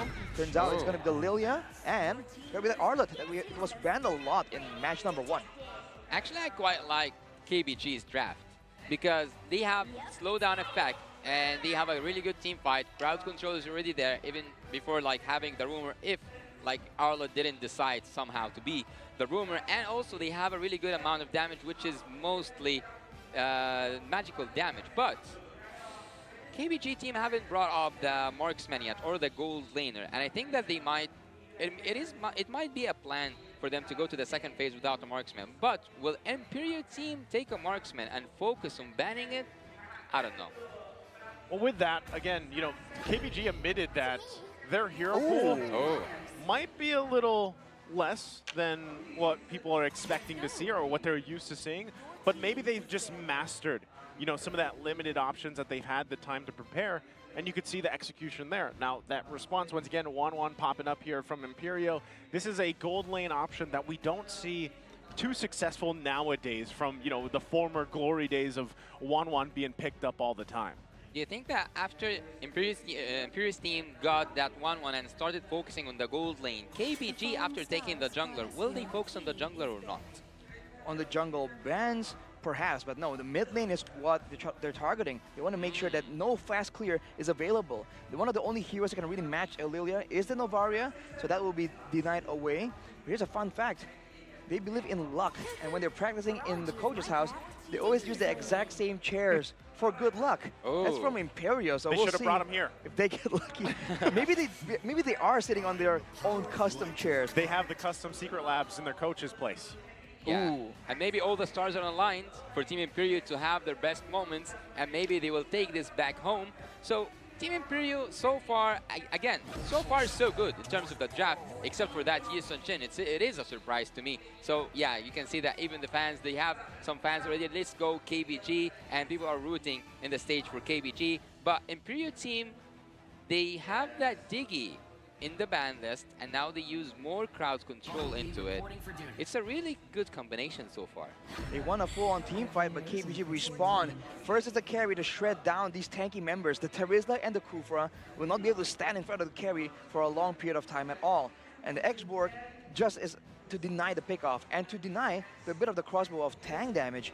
Because, you know, in MPLI, Wolf was mentioning that this 1-1 is one of the best marksmen in the game, but that's only when you have all the right prerequisites. Yeah. For now, a lot of crowd control, an Angela to boot, that is a lot of damage. And you wonder, is it going to be a protect the 1-1 strategy? Because Blacklist was the one using it in MPLI. If they want to go for a mage right here, it's also an option, but it's a Roger! Oh. What? The Wolf is coming. The Wolf is coming. Wow. We see that right now. Roger is being brought up to the international As we scene. mentioned Wolf. Yeah, Wolf. They picked Roger. Coincidence? Is it possible? Maybe a coincidence. Maybe they heard you. That's why they took the Wolf. So, all right. After the game, or like after the draft finished, who do you lean towards, Naisu? Man, with that Roger pick, I don't know. That's a big risk, plus the 1-1. So right now I'm going to have to go with the lineup for KBG. It's more standard-ish in a way. There's some variation there. But again, we'll see if this has plays a fact that they have a limited hero pool. Maybe they master these heroes and they make it work. We'll see. We'll find out. Yeah, in their first appearance, KBG are now challenging themselves to be better than great. The game will begin, and the second match will be here with us, brought to you by Kadia, brought to you by the sponsors for the sponsors for this game, Simba. Okay, Simba in the jungle. So Simba is there. I don't know if there is like a fun fact behind that, but anyways, KBG's team and also Imperial's team will start the classical way. Aurora against Simba, man. Can he win it against the king of the jungle? We must see. I think what I'm also curious about is the roaming Arlet right here, because usually there's a lot of reasons why the Arlet does well, but it's almost a necessity. If the Arlet falls behind, KBG is going to find it very difficult. Look at the EXP lane, and see, just doing a lot of damage, true damage. Oh, Tide's already going to have to flicker out. There's Aurora. First blood going to the hands of Imperial right away. Under a minute, Simba should be just fine to back off, but that's a good start for Imperial already. And this first blood game was like brought to you by Kadia, and right now, let's have a quick look at the emblems. Look at the agility and wilderness blessings available for Keep Best, but Steffi going to be in trouble here. He flickers out. There's Aurora again, one hit away. He'll get it. Does the turret take him out? It doesn't. Imperial off to a strong start. Tides will finally get a kill. Oh, he's on the hunt. Aurora, level 4, level 2 Tides. Aurora gonna run into the wall, and it'll be a double for Tides. There can be only one king in the jungle, and so far it has been the Wolf. It's been the Wolf, but he gets taken out there, unfortunately. But this is what Imperial wants. Even if they don't really win super hard in the early game, that late game 1-1 is what they're waiting for. And level 4 is where they can try and use this Angela Roger combo. We haven't seen it before, but in theory, right, more movement speed, more damage, it can definitely work in favor of Imperial Esports. But the thing I haven't seen quite much is the babysitting of the Angela, but for the XP lane. There it is right there. Aurora with Heart Guard. They slam into KBG, but Steffi's gonna fall. They still have some firepower to go through. Marquino's in trouble. He will fall. It's a double. CU gets it on this X-Borg. They're going to back off for now. Aurora could go ahead and take this buff as well. Alongside, they took the turtle. But there's fight left in KBG. That was a bit extra from Imperial, man. It seemed like they really got the neutral objective. They could really walk away. But they go in and tank the whole last Insanity. Granted, it's still an early game situation right here. No real items for the X-Borg just yet. But if they repeat the kind of mistake, it might be fatal later on, as Yur is able to actually avoid a gank. That mobility is mainly what makes the 1-1 so good. If the items can come in and provide more damage on top of the utility, that is the ideal situation that Imperio want to look for. Well, KBG is pulling off a quite good performance compared to Nova team that we have witnessed in the MPLI. So for some of you who might have expected, yeah, the KBG wouldn't like have a chance, or like based on history, they wouldn't, or like they will not play good. Well, they are playing good. They are ahead in goal, just with a little bit, but they know what exactly they are doing, and they are executing it really, really smoothly. And it's a great execution so far, but they need to do a bit more than that, because if they want to really take over, they have to try and push the advantage right here and use what they have. Tides with 2 kills right here is going to be a bit too difficult to deal with, especially in the early game, at least 1v1. That is something that they have to try and take advantage of, and maybe do some aggressive maneuvers into the jungle, right? Let Simba, the rightful king of the jungle, to assert his dominance. Well, the king in the jungle, as I told you, there should be just one king in the jungler. A ship with 2 captains always sinks. So this ship should have only one captain and only one ruler in the jungle. Will it be Simba, or will it be Aurora? You're in the mid lane is trying to just like freeze the lane a little bit against God Yang. And so far so good. Team Imperio and Team KBG are just around the corner to be equal to each other. Once again, it's going to be a 4 versus 4 for the Turtle. They're going to jump in. Penalty zone, finding 2. LMU going to be in trouble. Hard guard comes through. Simba will get the Turtle. Can they get the fight? Simba's still going to back off. They're trying to get Marquino. They can't find him. Tides flickers out, stays alive, or tried to, as he gets 1 shot left by Aurora as he finds the kill. What a fadeaway by Aurora right there. That was a messy fight, but Imperio still coming on top technically. I think Keepbest Gaming were just a bit too overzealous right there, almost baited. And when they're kiting backwards from Imperio, that's where it's kind of dangerous, because they do have that Lilia that outputs that damage, and the Purify makes it so difficult for Imperio to get a decisive kind of team fight, because there's always going to be a back and forth kiting situation. For now though, the fact that Aurora has 3 kills is definitely not ideal, and he, I believe, is out-farming Simba, having a 1-level advantage. So that is something that Imperio need to be using to their advantage. I'm impressed actually by the performance of both teams, because so far Imperio have been showing really good performance, and KBG, it seems like he knows what's happening inside that bush. He just doesn't want to get in because he knows it's a diff bush, and if he went in, he will just like lose his life, and it's not worth it. They don't like, how can I say, they don't want to play an aggressive gameplay, and also I think that they have prepared so much. Yeah, again, a part of this is protect Godyak, right? Let him shine on this carry later on. And the fact that Tides kind of stalled this initiation from Imperio for now is great. And you can see some of the backup from LMU is coming in as well. We'll see if they can keep it together. Godyan going to be the focus here. Under the turret they go. That's a lot of damage. Plus the hard guard comes through. They get the lockdown. Godyan going to fall. Simba joining the party. Can he get a kill? Gets the minion to clear it out. Keeps the turret alive. But they lost 2 bodies for KBG. What an insane dive right there. Godyan just does not have enough damage to really compete in that situation. And that was even before the crossbow of Tang was used. So Imperial Esports, this isn't even their final form. They can go even harder than LMU. Gets the crossbow of Tang off that time. He's going to take out LMU. And now a Turtle, 3rd one of the game up. Does KBG actually want to contest this? They're still relatively keeping the gold even. But you can see the decision-making coming through. Final slash. There's the hard guard already being used on Aurora. They're trying to fight it out. Last Insanity can come through as well. They force Imperio back for now. So you're going to have to flicker out. He stays alive. No one falls. But Turtle still for the taking here for Imperio. I think that Export pick is the one that Team KBG focuses on to carry on the early game, but the late game damage will be most focused on that carry and the true damage. Simba goes in, takes the Turtle, just like that. KBG didn't even need to contest it. They believed in Simba, and he did it. Smooth criminal right there, just stealing it from under their noses. Now engaged though from Steffi. It's going to work.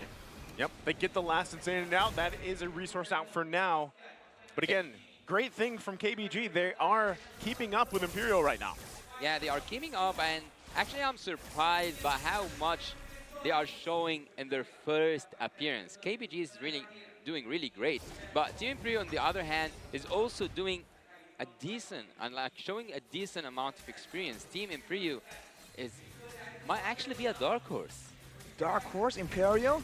I mean, KBG is also doing really, really good, because if you notice, right, there have been a lot of traps set up by Imperio, but Tides, he's predicting where they're where they're setting up the trap and avoiding it, showing great instincts so far. And they're only letting Siyu just stand in the front and take the damage, knowing that he can just escape with the Firaga armor. And as time passes, Simba and Godyang are going to do even more and more damage, Nuru as well. Afterwards, Imperio, the one that's going to fall off, because if they build a Wind of Nature or a Winter Truncheon, that could be the end of it. Yeah, very decisive. Again, Steffi going to find the mark. Tides could be in trouble. Final slash, trying to buy some time. CU joins. LMU is there as well. Can they turn the tide? Crossbow of Tang gonna be expended, and they back off after that. Imperio knows exactly what they want to do. KPG knows that Imperio wants to force that team fight, and they know that they have to go back. I really admire how many times Team KPG and their map awareness was there to avoid inevitable fights, but to get the best, I'm gonna say the best outcome from such an inevitable ending fight for Team Imperio. So far, they are depending so much on that X-Borg. Do you think that, when will we see the carry shine? I think at about 13 minutes, that's the general assumption. It's late game kind of, even though it's not super, super late game. Once the core items are done, there's gonna be danger coming in from Keep Best Gaming. But afterwards, in that late game, let's say 16, 17 minutes, that's where we expect Keep Best Gaming to itemize accordingly and just nullify a lot of the tools that Imperio has. The healing, for example, they can get reduction for that. They can go for immunity to deal with the crossbow of Tang. Once they do that, I think the late game is dangerously difficult for Imperio to beat. So they gotta try and make use of this Lord as much as possible. Yeah, they have opened up that bot lane just to keep KBG busy until they get the Lord. Do they want the Lord, or do they want the Simba's team not fight? even there for this Lord, but most likely going to go in the hands of Imperio. Oh. Aurora does get it. Simba still pushing to the top side. Siyu in trouble, has the immortality. Godyang trying to help him out, but won't be enough. A couple hits away, and they find it. Now Godyang left alone under the turret, trying to bomb, trying to weave, still going, keeping alive for as long as he can. Will finally fall. Simba. So KBG trying to find something. They are trying to fight something, but they just got one turret in exchange for a Lord. Maybe at some point, maybe that's a good exchange, but look at both junglers. They are just like hungry. You know, like Simba, he's hungry. Wolf, he's also hunting blood. So both of them want to get that kill, but they are now back to safety, and Team KBG approaches a defensive phase. It's a 2.3k gold lead, and Imperio are trying to increase it even more with this Lord. I think that Keep Best Gaming are just content on staying under the turrets, just playing it really, really safe right now. They have the late game, I would say. It's great confidence. Oh, yeah. But, you know, they let go of too many things. The gold lead can just spiral out of control. I think generally, to be able to just brute force win the game, most people would say about 10k is where it's at. So 7k, oh! Huge initiation from Imperio under the turret. Can they still continue on? LMU gonna grab a kill. Marquino in trouble. Heart Guard gonna be used as well. Aurora grabs a kill. Imperio is hungry, but all they got out of it is Tides. Oh my god. Oh my god. That flicker ultimate, that flicker engagement from the Kufra was really good. It was well executed. They didn't get most of the kills. All of them ran away, but Tides was there to be the sacrificial lamb. Look at the gold swing though. Generally, I think it swung in favor of Keep Best Gaming. They can take whatever trade any trade they can get right now, they definitely want, but Siyu. Siyu gonna be in trouble here. Took quite a bit. Aurora, again, we talked about the combination, the Heart Guard with this Roger, the way that he works. It's too fast for KBG to deal with right now. The amount of split bushing that Simba is doing making me feel like he's an Hayabusa or maybe a Fanny, because he's so focused on that bush. He can 1v1 anyone, I feel like, at this point, unless he really makes a big mistake. For Imperio, though, they have a very one-dimensional teamfight style, right? Yur generally is the one in charge of dealing the damage, so if they can zone him away, they can go for a fight without him available. Oh, I just said that, but he just takes it away. He does take it away, but We wanna know the in-game equipment with you, Arashi. What is like catching your eyes right now? Well, for now, no real Wind of Nature done yet for God Yang, so he can't really be as aggressive as he wants, but he does have damage. So if Imperial dives in a bit too aggressively... Oh, Tide's gonna be in trouble. Final slash on 4 members, but nothing to follow up with. So despite that, they can't do anything about it. Imperio building on the momentum you talked about, Arashi. They're now nearly 5K ahead and Lord in sight. Even by having that final slash taking 5 members of Team Imperio, there was no backup, there was no follow-up from the team KBG. Will they go for that Lord? That's a huge question. Steffi gonna charge in again, finds LMU, gets that Purify out. They're gonna keep the map bay. Still, Lord gonna be worked on by Aurora, and there's nothing KBG can do about it for now. I think that Simba, will they rely on Simba to take a neutral objective once again alone? Ooh, I mean, I think that's a bit too idealistic. There's so many ways that Imperio can really stop Simba from even coming close to the Lord. But now that he has that Winter Truncheon, this is what I'm talking about. The more counters they have towards the main damage source of Imperio, the better they can do. And at this point, Lumu on that Lilia is doing a lot of damage. If they can coordinate and get Tides to engage with him, there could be a lot of potential, but no. Yeah, he's gonna be in trouble here. Black Shoe's already gonna be used, but look at all the damage and members from Imperio. Simba trying to help him out, joins the fight, pops the damage.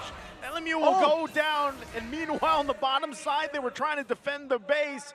KBG being split up, and now the Lord making its way top side. Imperio can rely on the Lord to finish that job and to take that kill, and now the base is cracked wide open. Just one mid lane turret is still there. Stefan gonna jump in again, finds his mark. They're going for it. Penalty zone gonna be used along with the crossbow tang, and now the base gonna be worked on. Imperio will take game number 1. Imperio team takes game number 1 in a best-of-3 series. What a nice finish. Imperio, man, with all the aggression, making the Roger work. That was such an insane performance, and despite the potential in the late game, KBG just was not allowed to get there. This is interesting, right? I mean, you see Aurora, you see him in person, you see the hero he picks, you see his play style. It reminds me of someone, right? Ooh. But again, a great performance there from Aurora and from Imperio, the team as a whole. They, for a while, KBG, they kept things together, and then it just snowballed out of hand. And so you're wondering exactly how do they adjust from that, right? Because this one was a tough mid to end game transition they had to deal with.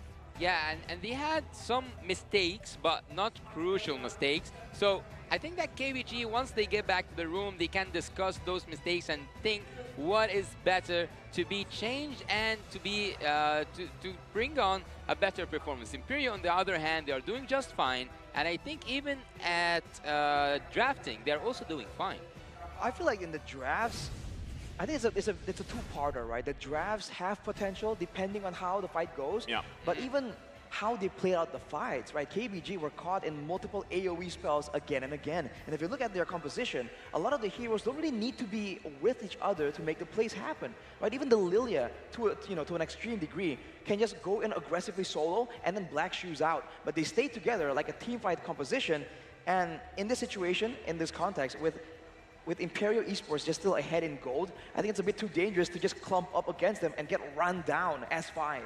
Like, I'll say this, KBG this game, there was a lot of hope there. There was a lot of hopeful moments in this, and I feel like they relatively, with the draft that they had, they did well enough, right? I mean, for the first game, they might be working on some nerves, some shakes here and everything else, but based on this performance from game 1, the foundation, you can see it's starting to be set. Again, they had not as much time as some of these other teams to prepare for this, but I will say, at least from what we saw, previously in the MPLI, this is more, there's some promise here, right? There's promise that they could pull through. They just have to, I guess the biggest thing is how fast can they adjust? How fast can they learn from the mistakes that they clearly made in this game, right? There's, at one point, again, Simba was trying to push the top side lane while they were dealing with the Lord, right? So there's something they have to work on, and also just the rotation-wise as a whole would be something that they want to go back and look at. And now we wait for the game MVP here. There he is.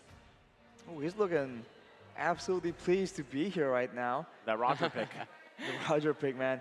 Well, MVP of the game here, Aurora on that Roger. Definitely making a huge statement and getting the snowball. He wanted a very aggressive emblem set right here.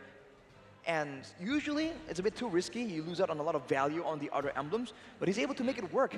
And with a 94% kill participation, he definitely was the go-to weapon for Imperial Esports, and he's able to deliver as well. This is what we're waiting for, man, since the beginning, since match 1. Where are all these off-meta picks that we haven't seen in a long, long time? Finally, we see one, and it comes out strong. Yeah, and also like you have to put in like into your consideration that there's a lot of pressure on both teams because there's a lot of expectation on both teams, and on Team KBG, they are, let's say, majority of people are expecting them to be a dark horse. So there's a lot of pressure. They are against a huge challenge, but who wins that challenge so far is Team Imperial. Yeah, I think Imperial had the right idea. They had the more executable game plan. And for KBG, I can't help but feel that initially they were doing just fine. They were stalling for time. But the mid-game, when they felt like, okay, you know what? We have some power spikes, some items. Let's go and risk it and start going for fights. That's where they really start falling short. So maybe it's only a matter of waiting a little bit longer, because you can see that when they were spread out, when they were avoiding fights as much as possible, Imperial were struggling to really find those big team fights, those big pickoffs. So I think that is something that they can definitely try and do. Not only that, you know, but in just a second, we're going to look at the highlights here and kind of how this all unfolded. But one of the main things, too, is, yeah, you know, Aurora was able to shine as MVP, but a lot of that, too, had to deal with the fact that you have Fashion here on that Angela, able to provide the heart guard. You see a lot of these early skirmishes also go in their favor because of that. I mean, even this, right? The snowball kind of already started, and that's why I say KBG did a good job. Despite this, they found their own counterattack, right? They found their own punishes against Imperio, but unfortunately, it wasn't consistent throughout the entire game. And I think when they just relied too early to try and go for a proper 5v5, because like we mentioned, the damage is definitely there, but not when they fight, you know, sporadically like this. They need to try and make sure that they have the right idea. They can corral Imperial Esports into the right zones to just, you know, output the damage they really are trying to get. And you're gonna feel bad for Godyang, man. He was trying to survive as best as possible, and you see some mechanical plays from some Happy Feet, kind of dodge away from a lot of spells. But overall, in the end, he did not get to that power spike where he can actually make a difference in who comes out on top in a big fight. And also, drafting-wise, KBG are doing good. But they need to work a little bit on their macro and micro skills. Actually, the micro skills were good, but the execution and like getting the best use out of it just wasn't there. Yeah, they gotta be very careful about this, man, because you can see that every time they lose a fight, Imperio has the right composition to just run them down. They have so much mobility tools, 1-1 with the hops. I mean, the Angela and the Roger, there's just so much movement speed that you can really escape from this comp. So they gotta play it safer instead of being more aggressive in the mid game. And they also didn't get to coordinate the big crowd control tools they have, like the final slash from Tides here, with a lot of damage. Like even here, Godyang tried to output it, but it wasn't. Godyang doesn't do AoE. He does single target damage. So I do wonder here. I feel like solutions are available. If they went for a bit more AoE, they can come up on top. If they went for a different marksman even, they can do that as well. Because if you go with a carry, it's almost like a 1-1, but even worse, right? You have to have even more tools to really get you in the late game, to get you security in the team fights as well.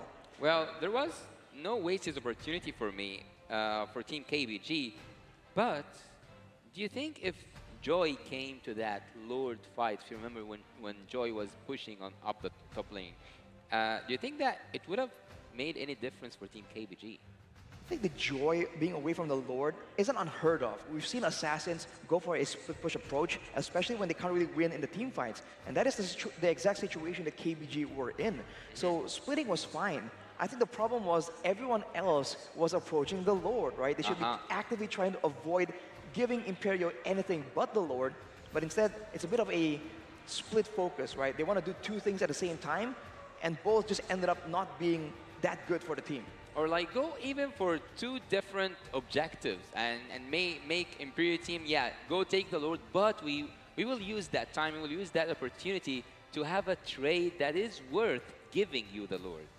I feel like, honestly, considering that especially the carry is just taking so long to spike up to the late game, you're gonna require Simba and Lumu to just go and do a lot of damage, do a lot of aggression here. Because if you look at the stats, right, at least when it comes to orange buffs, he's been able to actually go into the jungle of Aurora and try and find trade-offs from those big teamfight moments.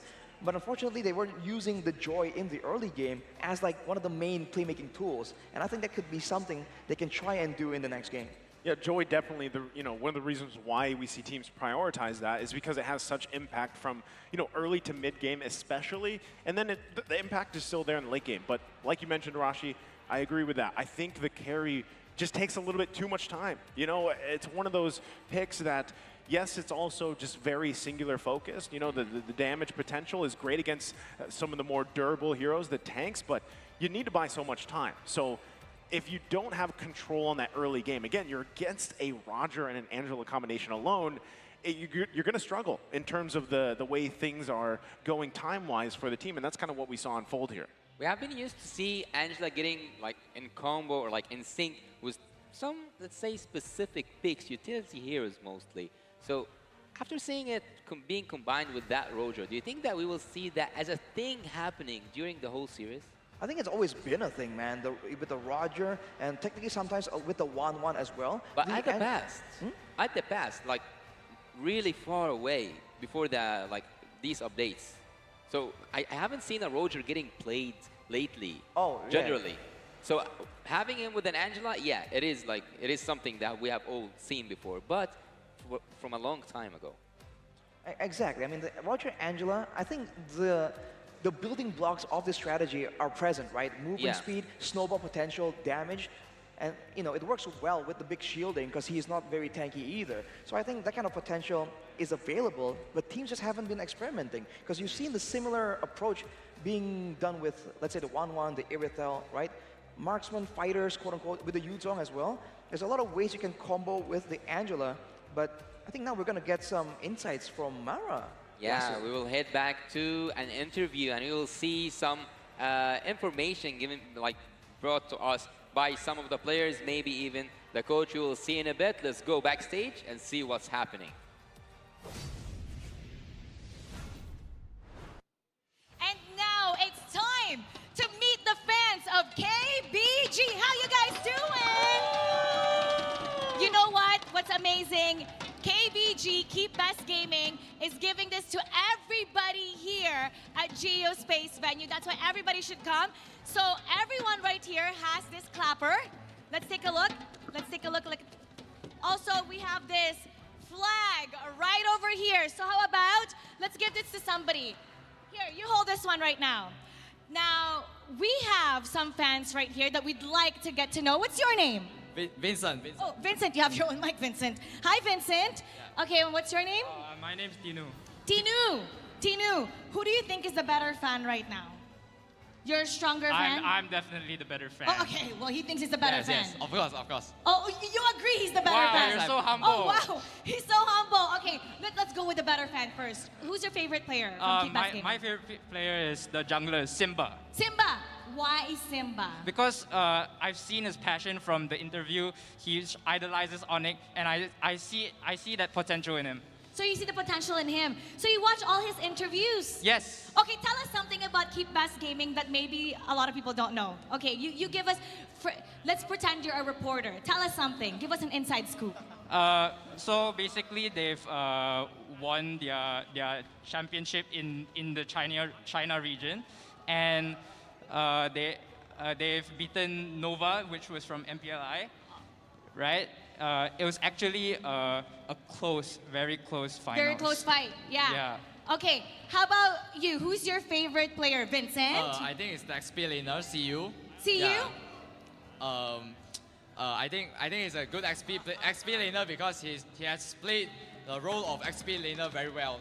Like just now, the play of X-Borg, I think it's very, very well. Like he initiates war and then he takes the damage and all that, yeah. He just gave us a report about KBG. Now, being one of the fans of KBG, what's something that you can report on and give us an inside scoop about? Tell us any fact about KBG. Why do you think they're gonna win?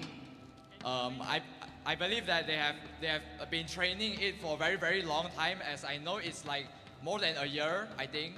And then I think their cooperation and their communication is very well. So I believe that they can win this match. Okay. Okay. Now I want to see the way you communicate with the crowd.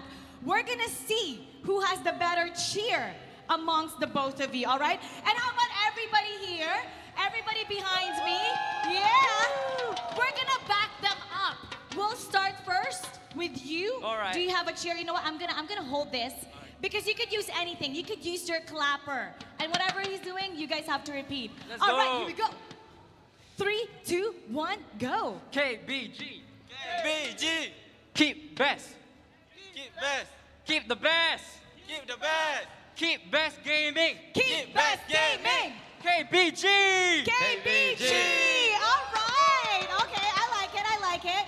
Okay, now it's your turn, Vincent. We want to feel some energy. I can hold this up for you if you'd like.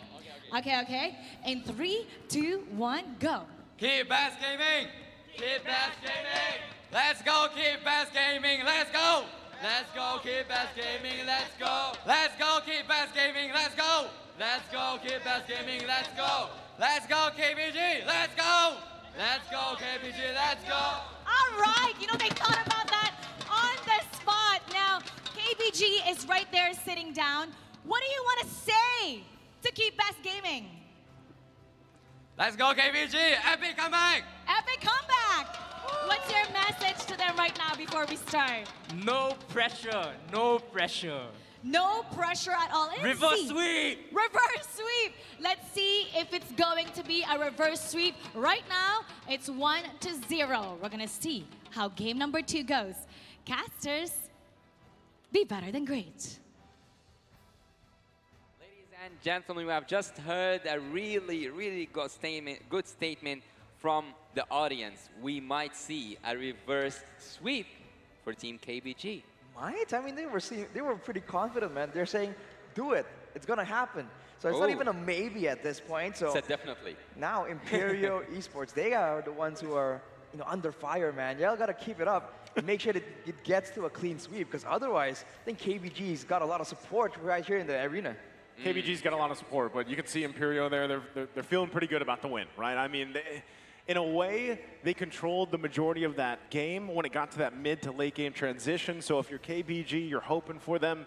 That's hopefully what they were able to fix in this short amount of time from game 1 to game 2, because there's a lot of boxes they need to check to get us to a game 3 for that reverse sweep that the audience here is hoping for. But right now, I think one of the biggest things is you change the bans a little bit, right? Maybe you let one of those slip through. I'm not again sure exactly why the YSS ban earlier. I'm wondering if they just opt to not go that route and maybe leave, let's say, the Guinevere open. Maybe that's up their arsenal. Again, we have to mention, and from what we've seen, that hero pool-wise, it might be a little limited for KBG, right? And you want to be able to see the execution factor, like I was talking about when they had that first draft from the previous game. It showed that they had that under wraps for the most part, but again, carry, right? Just takes too much time to scale up against what was being presented to them from Imperio.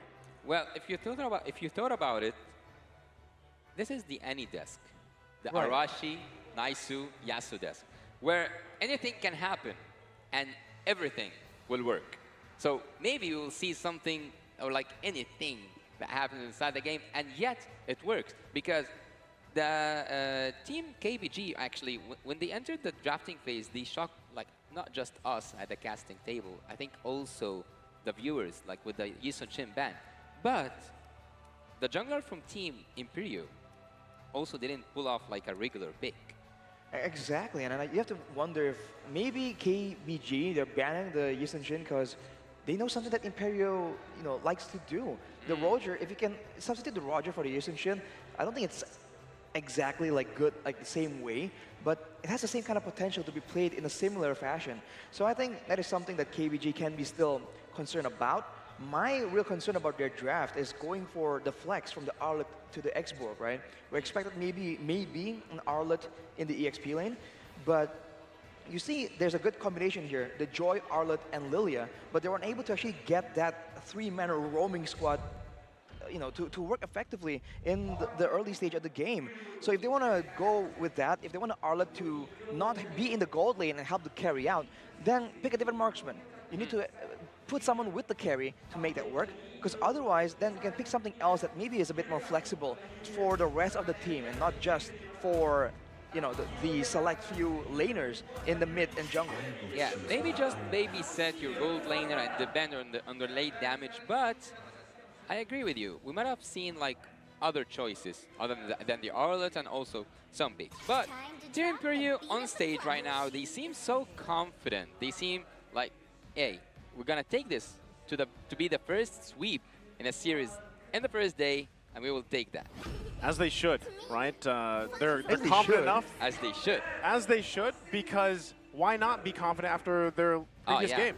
Exactly. That's my point, and that's exactly why they take the 1-1 first pick.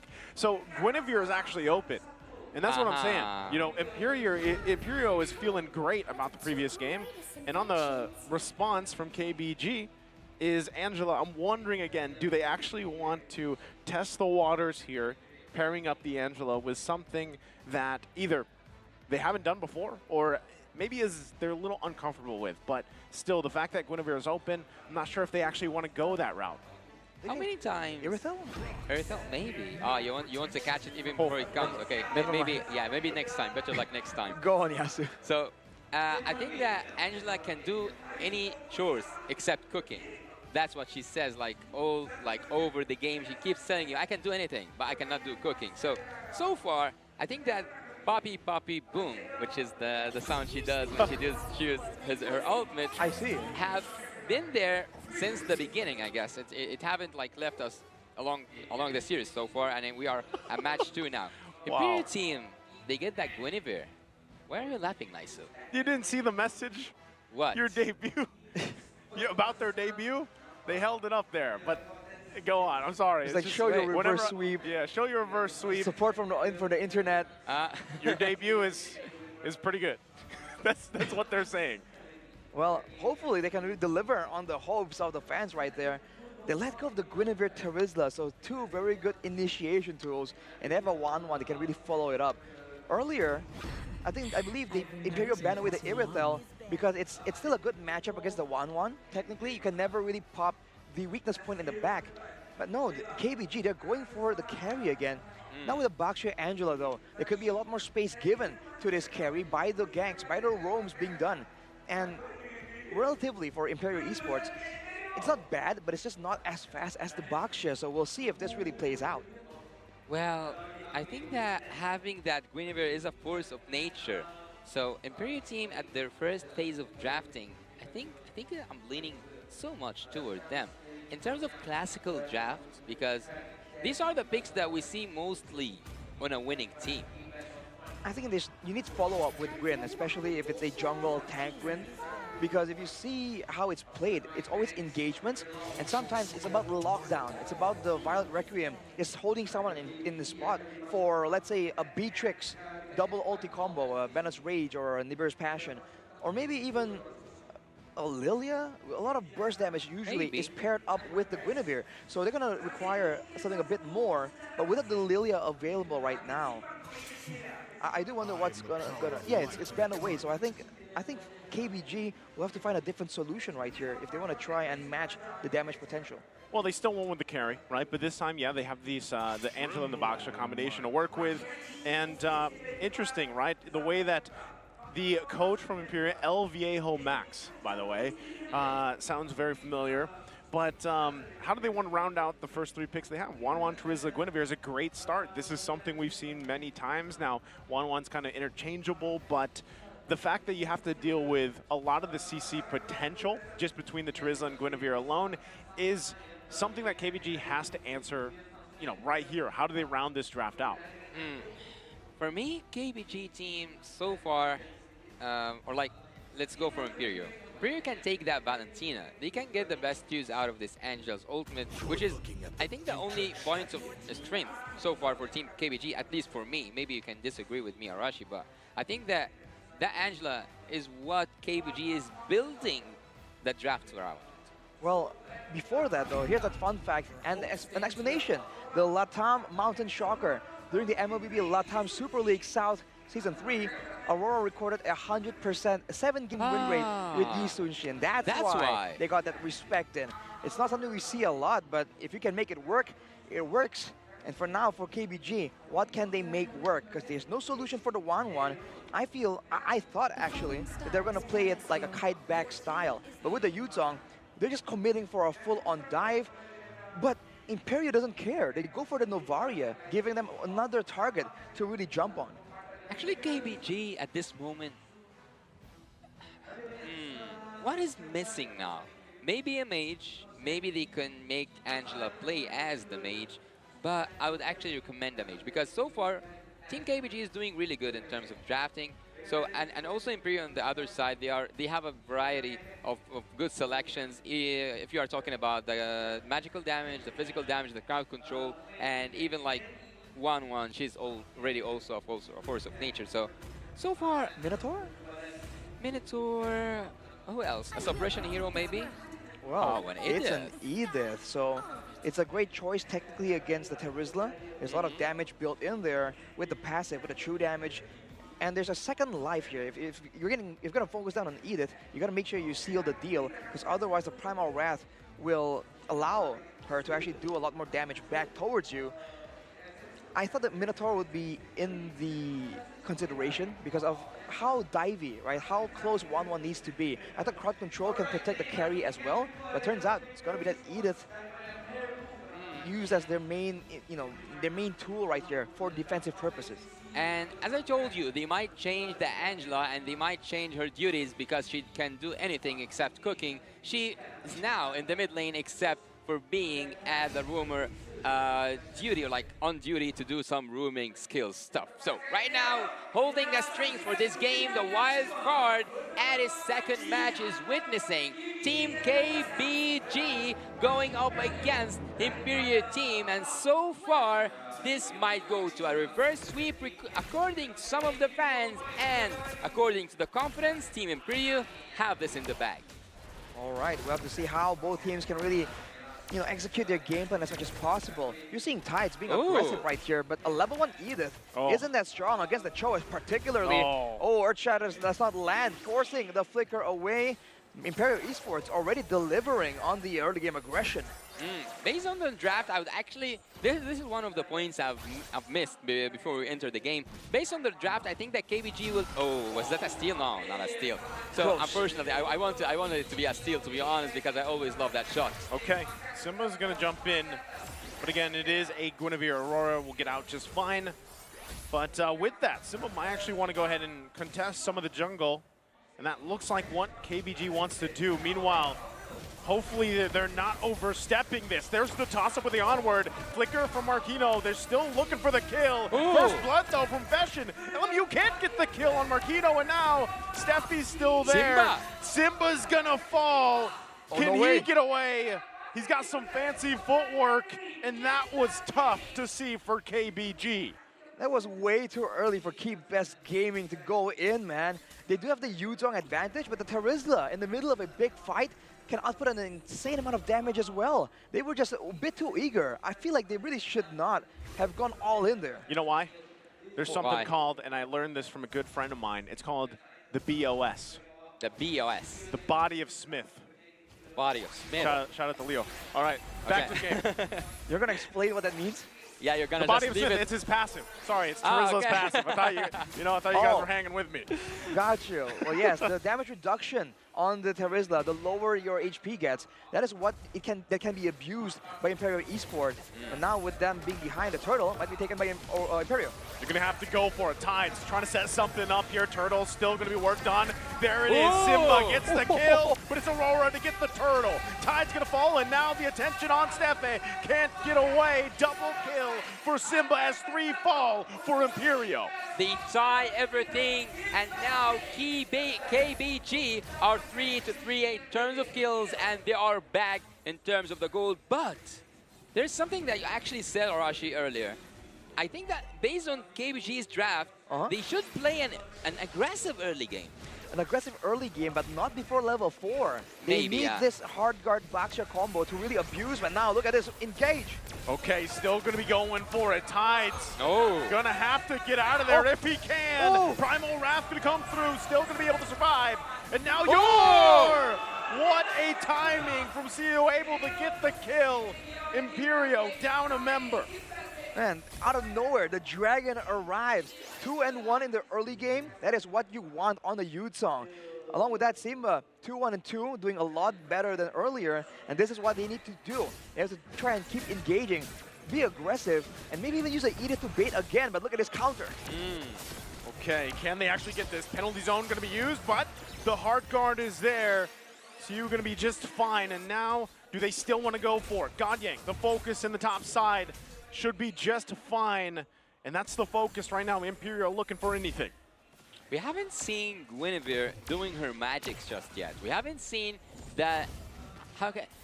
She's a force of nature, as I told you in the draft. So where is Guinevere so far? Yeah, they did take a turtle and they won some fights where Guinevere participated in 3 out of 3. I know that maybe this will be your answer, Rashi, but Aurora so far haven't showed me why.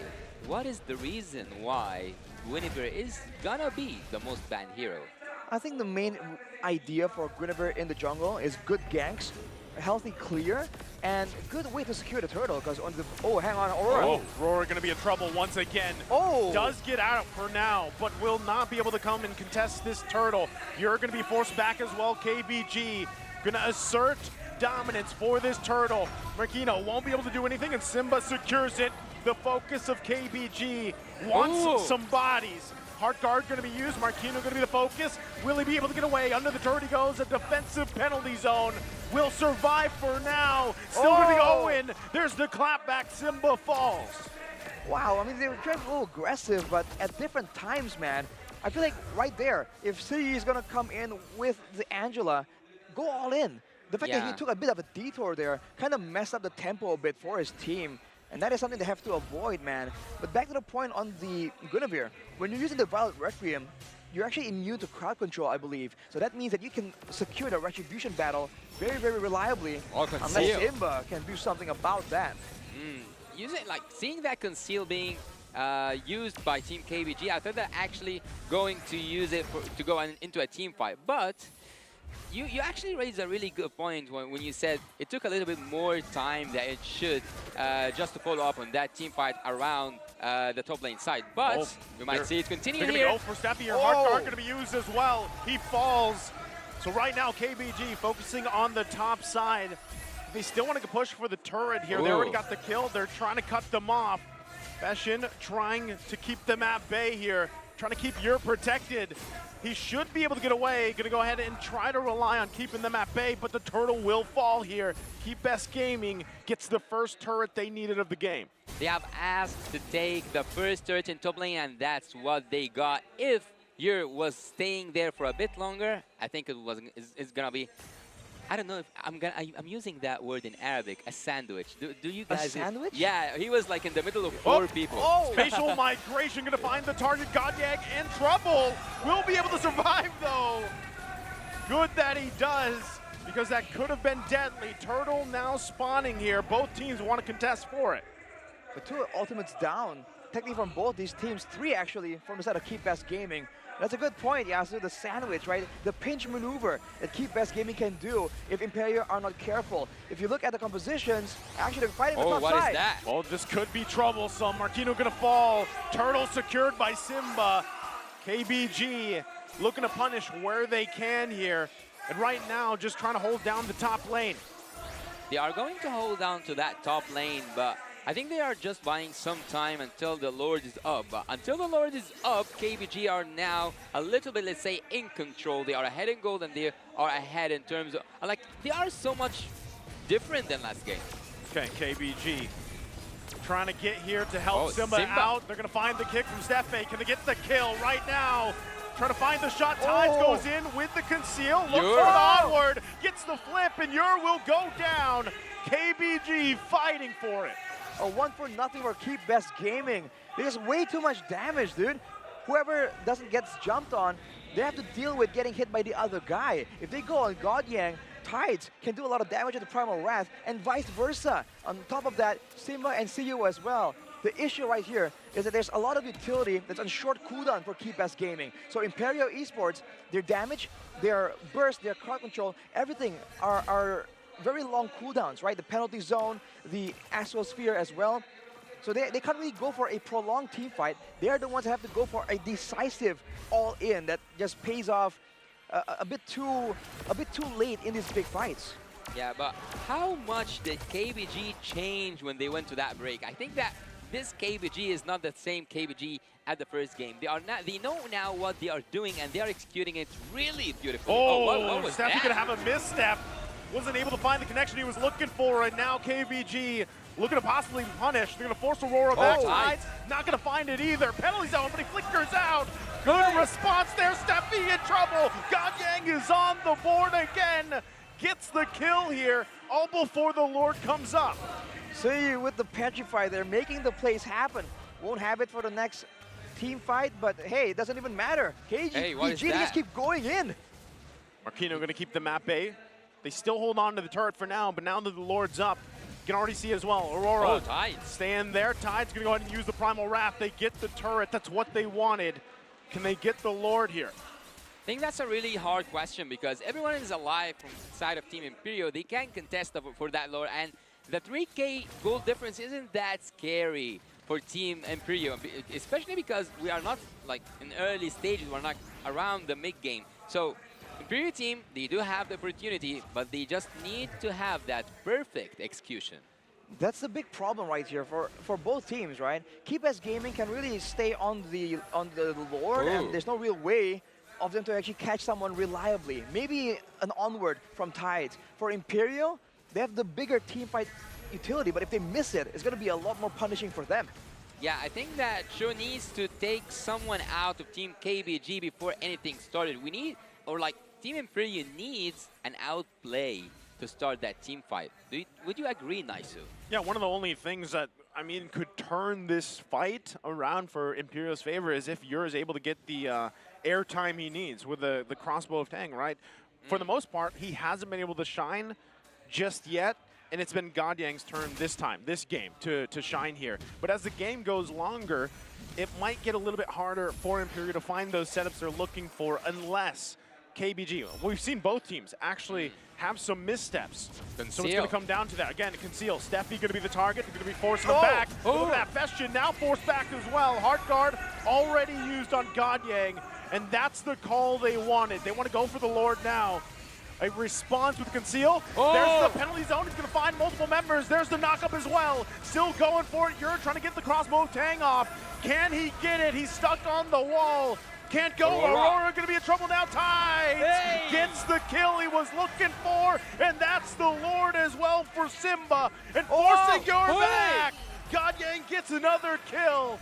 Imperio is in shambles. KBG have just said, we are here, and they have just put their first footstep, and they might just take it right now. 3 members down. 5 seconds till Marquinhos is even on the board. They're going for more. They can try and pick up Yor and Fashion if they're not too careful here. Oh, wait, what is that? Oh, Yor, he does get the crossbow Tang off, but it's all on Tides. Tides going to be just fine. And they back off. They call it off. Lord still making its way on the top side. Wow, they went for aggressive play right there, even though the Lord was coming. I feel like they could have really played that a bit better, managed the waves maybe back a bit. But with the Lord taken out, it won't be relevant to the base take. But the empowered waves in the bottom side in particular is something that Keep Best Gaming can still use. We've seen again now that you can give the carry, if you can give the carry the space, if you can give God Yang the space to maneuver and do damage, he goes in, man. He is aggressive in this game, knowing that everyone else is buying him space, is healing him, peeling all the opponents away from him.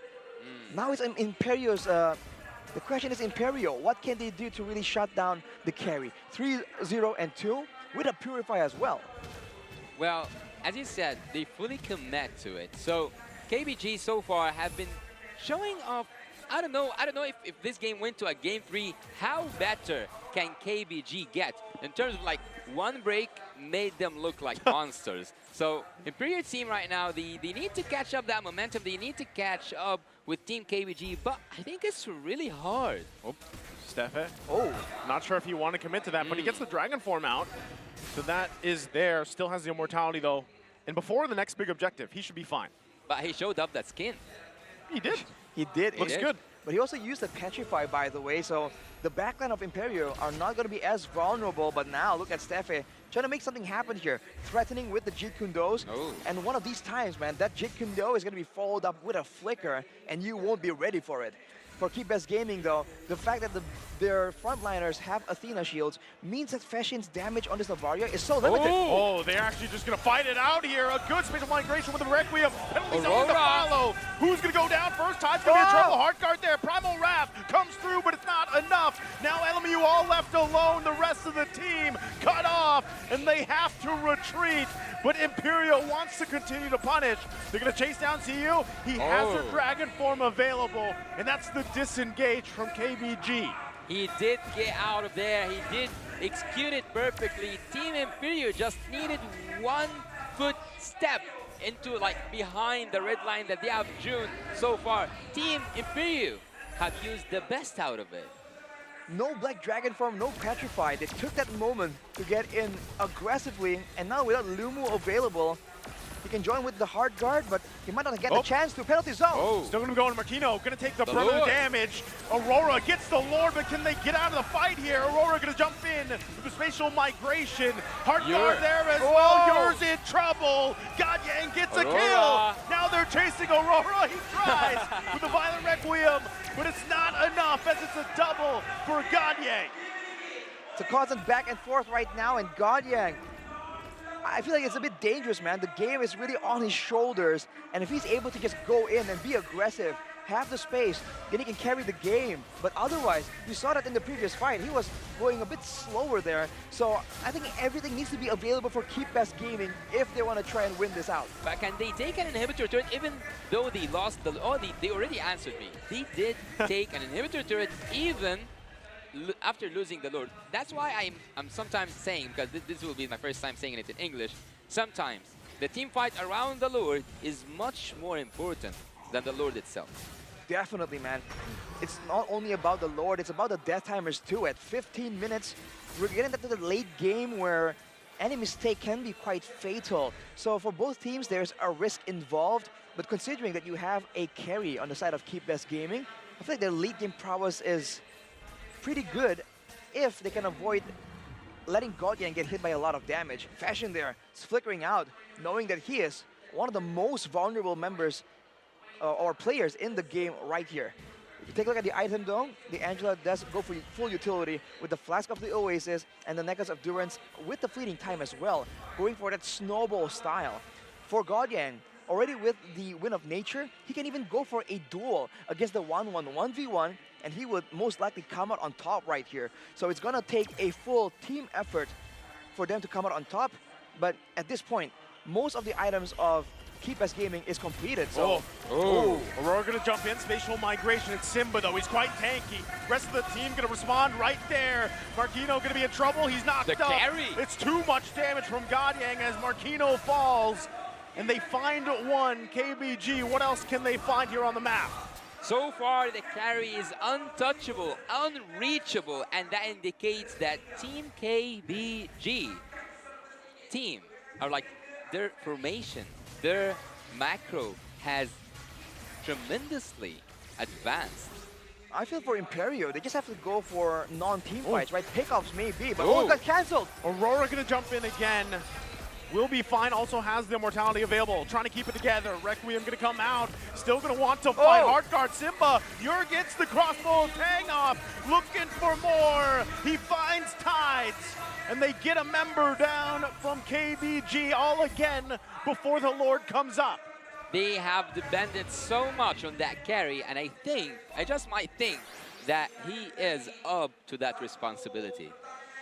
Man, now with the Lord up though, with Tides just gone for another 20 seconds, this is Imperial Esports' big chance, and they have the tools available. They have a Cho, they have a Terizla who has the Flicker penalty zone combo available. So KBG, they gotta be very, very careful here in how they want to approach this.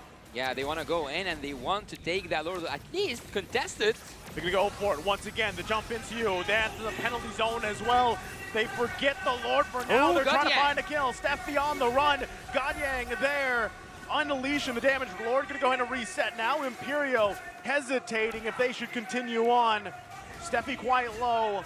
They have to let KBG start up the Lord here as they do. Simba respects the damage from Ur. Oh. Can they secure it? Tides not going to find the mark. Aurora, though, going to jump in, find two, still going for it. Takes quite a bit of damage with the crossbow of Tang. With the penalty zone, it's Ur. He's massive. Finds a huge shutdown. And that is a complete devastation of KBG. The wipeout for Imperio as they run it down mid.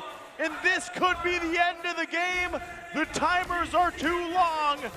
Imperio clears the base, clears the minions, and their eyes are set on a sweep against KBG in our second match of the day. They clear the way, they clear the minions, and they sweep this off. The first sweep of the M5 Wildcard Series. Imperial Esports with a very, very impressive comeback. We thought the late game was a done deal for KBG, but Imperio says no. Yeah, they have said it like right loud, and they have shown so much confidence before even the game starts, and we have seen their faces even before anything starts. It is ours. We're gonna make the first sweep, and we are gonna take it back home. So KBG, better luck next time. Hey, like you said, Yasu, the improvement they made from game one to what we saw here in game two speaks for itself. Yeah, it's tremendous. It's their first match of the wild card. Hopefully they're able to learn from this, recalibrate, and then when we see them play again in the days ahead of us, there's even that much more improvement. Who knows what can happen here, but this game, for the majority of it, was KBG's. It's just Imperial, man. The way that they punish mistakes that speaks for itself as well. So again, this was a match that was very back and forth. It was a lot of action, and I love to see it for the wild card for day one. It's what we've been expecting, man. We saw the crazy picks, the crazy playstyles as well, man. Game number two, that was a back and forth endeavor, dude. Like, both teams were having momentum, and somehow, some way, the other team was just able to find that specific moment.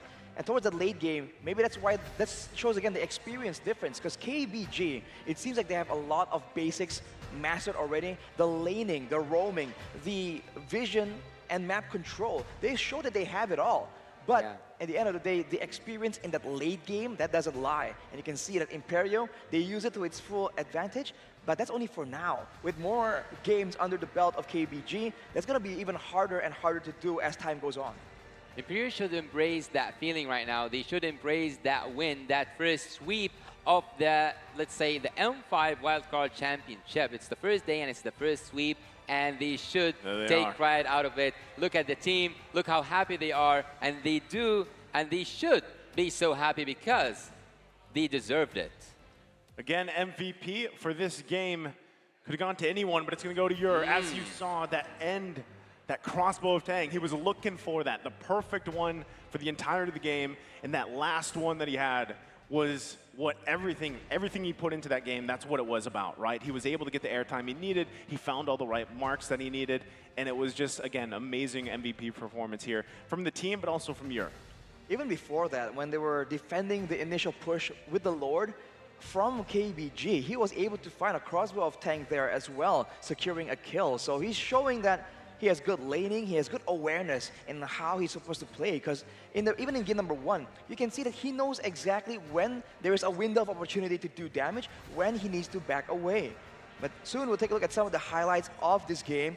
We can break down a bit more about maybe what were Imperio able to do, because the highlights are going to be predominantly KBG going in with the the second chances that they have on their team, man. The Primal Wrath, the Hard Guard, there's a lot of ways they can really get ahead, but that's pre-level 4.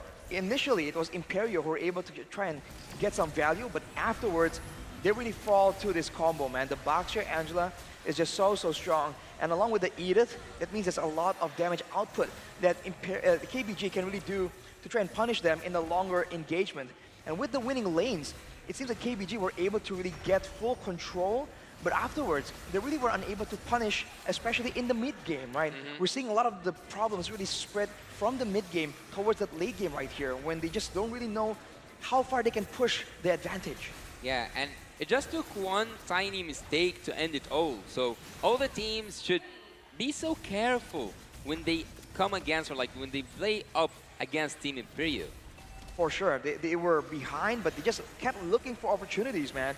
And even when they were gold deficient, when they were EXP deficient, at some point you still feel like, hey, Steffi can still make a play happen. You're still relevant in the game.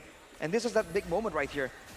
You can quite a misplay from the side of KBG as well, but Crossbow of Tang out of nowhere. Yeah. So you can really see the mastery of this hero. And here we can see the power of the Guinevere, right? The spammable spatial migration. We were looking for it. Yasu, you were talking about how, where was it? You know, it should be a bit more relevant, a bit more strong. Did he answer here. your question, Yasu? Well, when you asked about Aurora? my questions have been answered. All the answers available from Imperio right there, but looking again. This is the moment. Is it? This is the moment where everything flipped, right? Not yet. It flipped for KBG right here because the fight was drawn out for so long and they had no ultimates. It's a fact right here that Imperio is a lot more ultimate dependent in their team fight game. But right here, you can see that when they're spread apart, when they can't really go in together, that's where it gets difficult. And that's a massive pickup attempt there from the Guinevere, but it just wasn't enough. They have to wait for the Lord fight where KBG is flustered. They'll land the knock-up, and the Crossbow of Tang was so perfect right here. I want to see the items as well, though, because I feel like this could have been avoided. But for Imperio, finding that moment is definitely, you know, such a great play from them. And the impressive thing here, too, was the fact that, you know, it flipped in a switch. And if you look back at this, KBG, for example, we talked about this in the game as well. They could have timed things better, right? When they had the Lord, they could have waited a little bit, not taking the risk of getting caught out, and then waited for that Lord to push in with the rest of the waves, right? So that is something that they definitely can learn about. But again, looking at the breakdown here for the game, Arashi, how does it look? It looks very even though initially it was one-sided from KBG. So comebacks after comebacks we're seeing in this game. But like you said, man, I really feel like things really could have been different. If you look at the items, though, you can see that the Wind of Nature is built in for God Yang, but for everyone else, there's no respect items that can really shut down the 1-1 and the Crossbow of Tang. A Wind of Nature or a Winter Truncheon could really just stop the whole thing in its tracks, but that is not what they have prepared.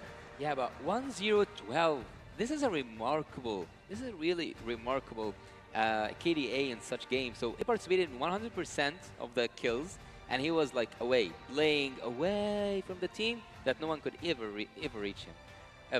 Well, his issue is also that there's a lot of Athena shields built up initially. Some are switched out for Radiant Armors, I believe, for KBG. And that really nullified the Novaria damage. But the utility is where he still shines, man. The Astral Echo at the right moment, the Astral Sphere as well. It's poke damage, but it's also vision. It's also slows that allows Imperio to really catch up once they know that KBG, they're out of resources, out of damage, out of, you know, ultimates and spells to throw at them. Yeah, and look, 100% team fight participation. He was playing with the strength. Even though like Angela is the one who's supposed like to have the strength and the puppet, I think that this was Fishin's job at Team Imperio. He was just like playing from really far and yet dealing the sufficient amount of damage to make Team KBG go back. And honestly, I think it was a respectable attempt for sure. I think it really could have gone either way. But we have to see, man, can KBG really learn from this experience and find ways to really, adapt to the mid-game? Because it's a fact, right? That we're told that they have experience, but from different games, not exactly from Mobile Legends. So these unique mechanics, like the Lord, like the Empowered Lord, all these things are relatively new to them. So they have to try and get used to it. And so far, like you mentioned, Yasu, it's been one game, and they've shown tremendous improvement. Yeah. Can you imagine with the passing games coming in the wildcard, how good they can get? Yeah, it's gonna be tough. And not only that, but they have plenty of time, hopefully enough time, to adjust from that and show us what they're made of in the days to come. So let's go to a break and come back to you.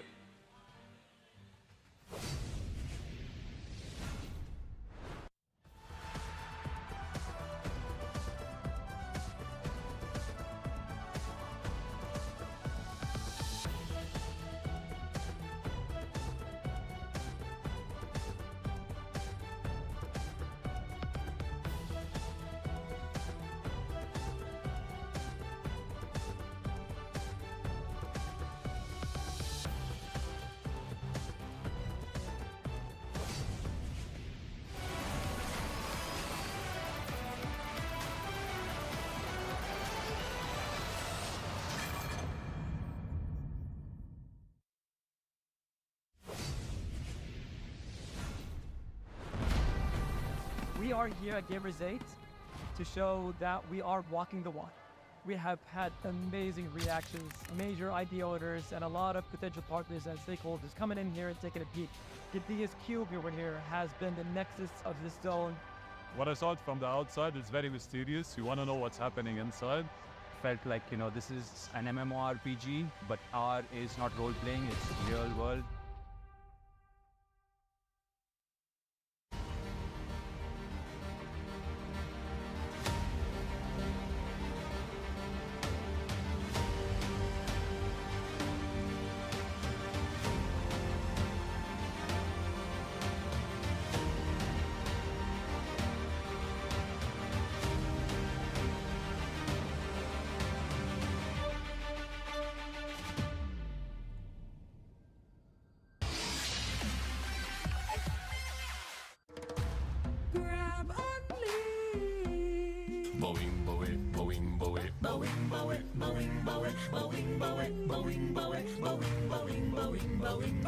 Grab only, savings ang dami, your wallet sings tonight. Laki ng bawi, pag nag-grab only, save 2 4 4 alright. Bawing, bawing, bawing, bawing, bawing, bawing, bawing, bawing, bawing, bawing, bawing, bawing, bawing, bawing, bawing, bawing.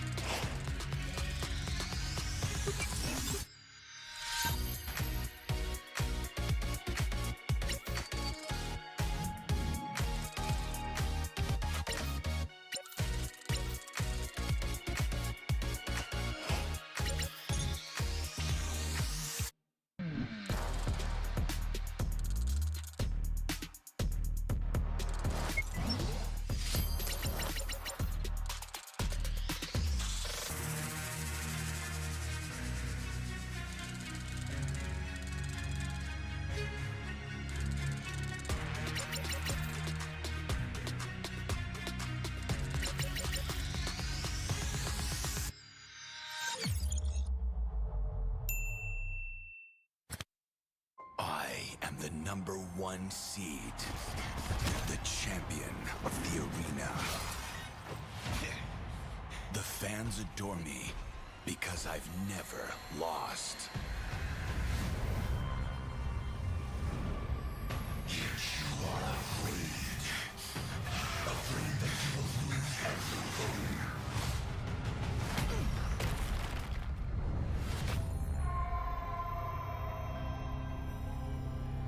Do you ever get scared of losing, Kimmy?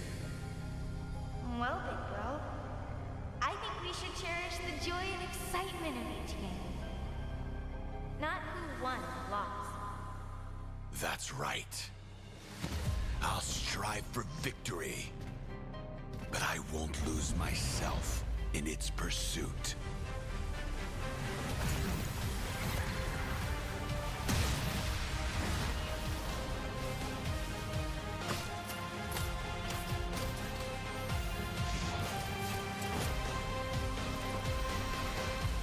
World Championship. I'm back.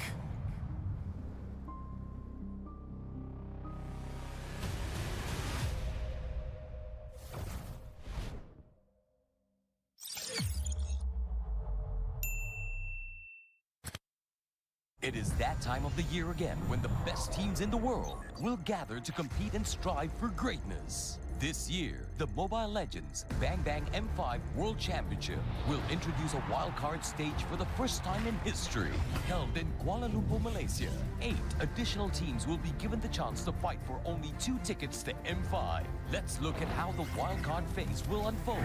The qualified teams will be divided into 2 groups of 4 via random draw. Teams will compete among each other in each group in a single round-robin best-of-3 matches. The 2 lowest ranking teams of each group will be eliminated, while the 2 teams of each group will play a crossover best-of-5 matches with the other group. For example, A1 versus B2, B1 versus A2, and the 2 winning teams of crossover matches will advance to the M5 group stage in Manila. Now that we have assembled all the participants, let's look at the tournament structure of the M5 World Championship. In M5, a total of 16 teams will compete in 2 stages to be better than great: the group stage and the knockout. Firstly, let's look at the group draw. The champions and runner-ups of MPL Indonesia Season 12 and MPL Philippines Season 12 are slotted in Pool 1. The champions from the following 8 regions will be in Pool 2, while the runner-up of LLM 2023, champion from MCC, and the 2 wildcard winners are in Pool 3.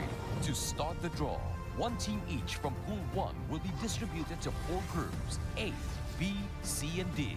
Next, each group will randomly draw 2 teams from Pool 2 and 1 team from Pool 3. Do note that teams from the same country or region will not be drawn into the same group. If that happens, the latter team will be adjusted until all teams are slotted and comply to the rules. In the group stage, teams will play a best-of-3 single round robin. The 2 teams with the lowest rankings in each group of the group stage will be eliminated. Now, let's take a look at the knockout format. Note that there will be a knockout draw after the group stage. The 4 first-place teams will be in Pool 1, while the second-place teams will be in Pool 2. 2 teams from the same group will not be drawn together, and that will form our knockout bracket. It will feature a double elimination bracket featuring the final 8 teams. All the series will be best of 5 except for the grand finals, where it will be best of 7. The M5 knockout will be spread out across 6 days, where the surviving teams are 1 step closer to becoming the M5 World Champions. And that's all you need to know about M5's tournament format.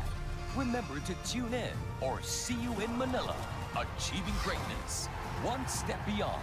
Be better than great.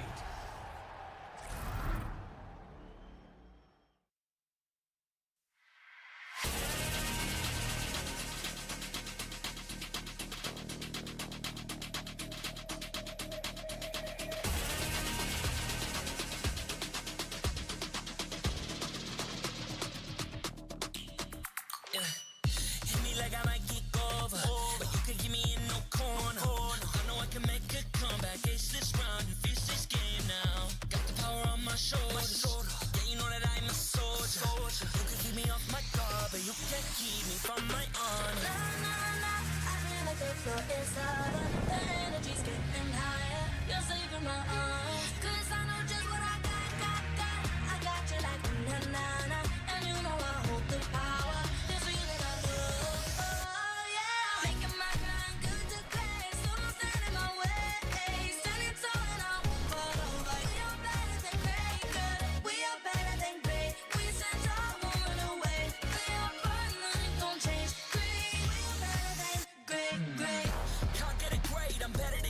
I play my own role, I become the greatest. Transcend myself into this game, yeah. I feel the power to dominate fate. Championship mind, no time for the weak. What's up to the game, shall reveal. Better than great, that's how we feel. I feel like the floor is lava. The energy's getting higher. You're saving my arms. 'Cause I know just what I got. I got you like na-na-na. And you know I hold the power. This feeling I know. Oh yeah. Making my grind good to great. So don't stand in my way. Standing tall and I won't fall over. We are better than great, girl. We are better than great. We stand tall, won't run away. Play our part, nothing gon' change. Great. We are better than great. If we stand tall and believe we can make it, you and me, with a sense of urgency, you'll see I'm better than great. I'm better than great. Oh yeah. Oh, I'm better than. Making my grind good to great, so don't stand in my way. Standing tall and I won't fall over. We are better than great, girl. We are better than great. We stand tall, won't run away. Play our part, nothing gon' change. Great, we are better than great.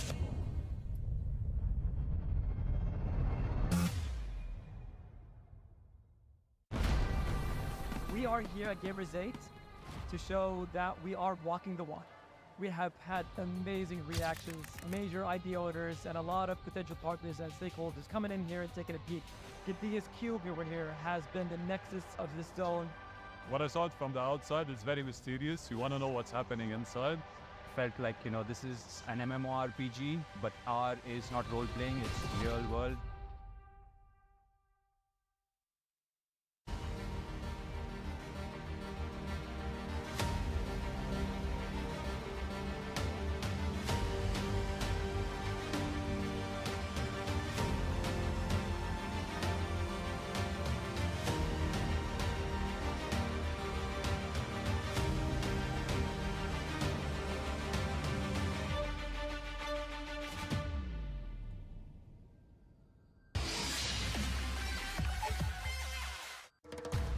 Grab only.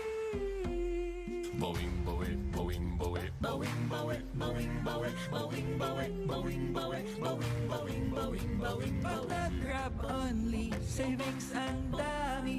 Your wallet sings tonight. Laki ng bawi. Pag nag-grab only, save 244 alright. boing, boing, boing, boing, boing, boing, boing, boing, boing, boing, boing, boing, boing, boing, boing, boing.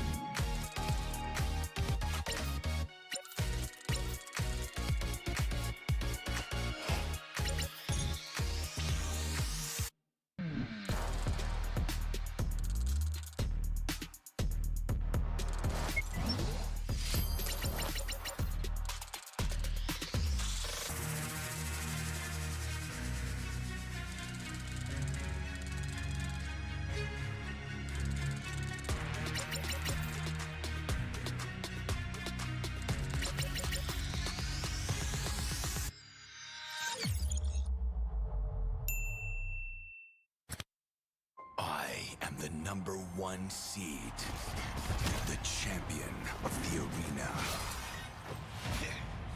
The fans adore me because I've never lost. You are afraid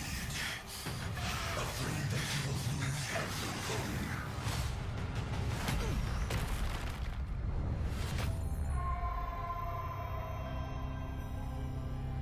Do you ever get scared of losing, Kenny?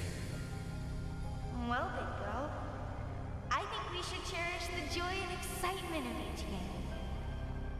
Not who won or lost. That's right. I'll strive for victory, but I won't lose myself in its pursuit.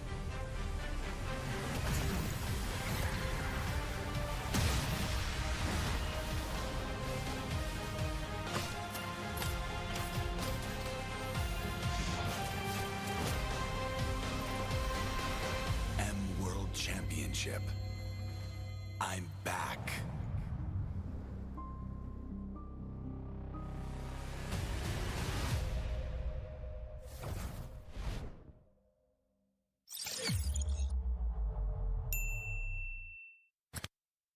It is that time of the year again when the best teams in the world will gather to compete and strive for greatness. This year, the Mobile Legends Bang Bang M5 World Championship will introduce a wildcard stage for the first time in history. Held in Kuala Lumpur, Malaysia, 8 additional teams will be given the chance to fight for only 2 tickets to M5. Let's look at how the wildcard phase will unfold. The qualified teams will be divided into 2 groups of 4 via random draw.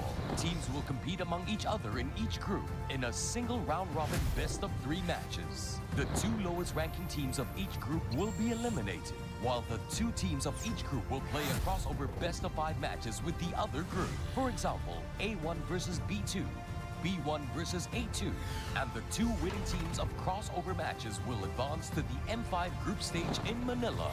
Now that we have assembled all the participants, let's look at the tournament structure of the M5 World Championship. In M5, a total of 16 teams will compete in 2 stages to be better than great: the group stage and the knockout. Firstly, let's look at the group draw. The champions and runner-ups of MPL Indonesia Season 12 and MPL Philippines Season 12 are slotted in Pool 1. The champions from the following 8 regions will be in Pool 2, while the runner-up of LLM 2023, champion from MCC, and the 2 wildcard winners are in Pool 3. To start the draw, 1 team each from Pool 1 will be distributed to 4 groups, A, B, C, and D. Next, each group will randomly draw 2 teams from Pool 2 and 1 team from Pool 3. Do note that teams from the same country or region will not be drawn into the same group. If that happens, the latter team will be adjusted until all teams are slotted and comply to the rules. In the group stage, teams will play a best-of-3 single round robin. The 2 teams with the lowest rankings in each group of the group stage will be eliminated. Now, let's take a look at the knockout format. Note that there will be a knockout draw after the group stage. The 4 first-place teams will be in Pool 1, while the second-place teams will be in Pool 2. 2 teams from the same group will not be drawn together, and that will form our knockout bracket. It will feature a double elimination bracket featuring the final 8 teams. All the series will be best of 5 except for the grand finals, where it will be best of 7. The M5 knockout will be spread out across 6 days, where the surviving teams are 1 step closer to becoming the M5 World Champions. And that's all you need to know about M5's tournament format. Remember to tune in or see you in Manila. Achieving greatness, 1 step beyond. Be better than great.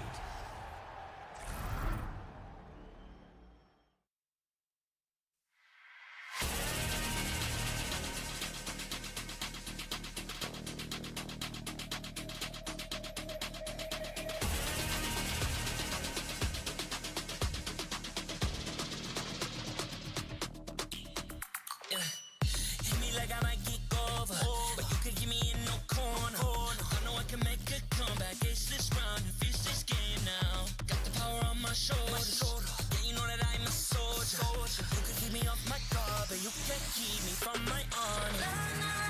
I feel like like the floor is lava. The energy's getting higher. You're saving my arms. 'Cause I know just what I got. I got you like na-na-na. And you know I hold the power. This feeling I love. Oh yeah. Making my grind good to great. So don't stand in my way.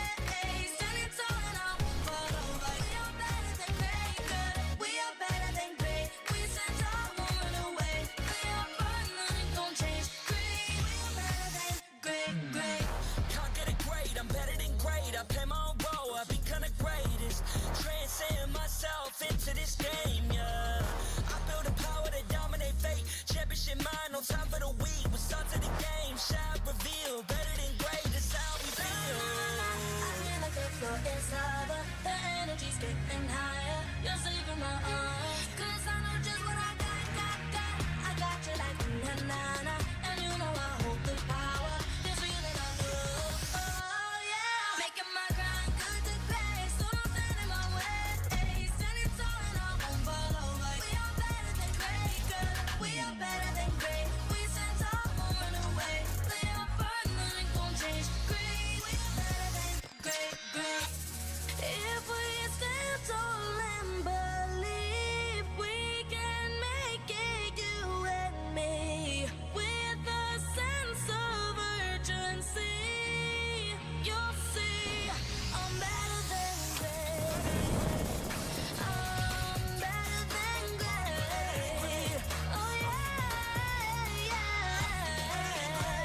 Oh, I'm better than. Making my grind good to great. So don't stand in my way. Standing tall and I won't fall over. We are better than great, good. We are better than great. We stand tall, won't run away. Play our part, nothing gon' change. Great, we are better than great.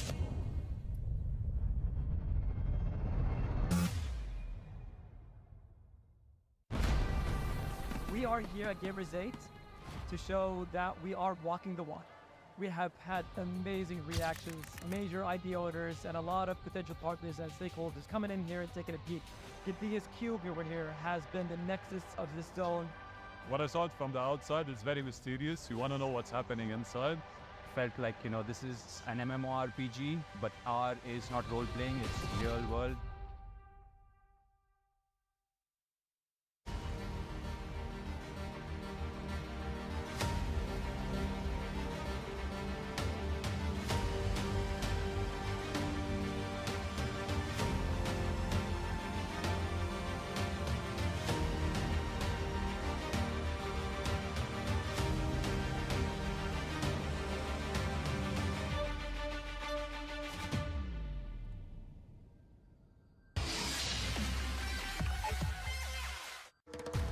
Grab only. Boing, boing, boing, boing, boing, boing, boing, boing, boing, boing, boing, boing, boing, boing, boing, boing. Pag nag-grab only, savings ang dami, your wallet sings tonight. Laki ng bawi, pag nag-grab only, save 244 alright. Boing, boing, boing, boing, boing, boing, boing, boing, boing, boing, boing, boing, boing, boing, boing, boing.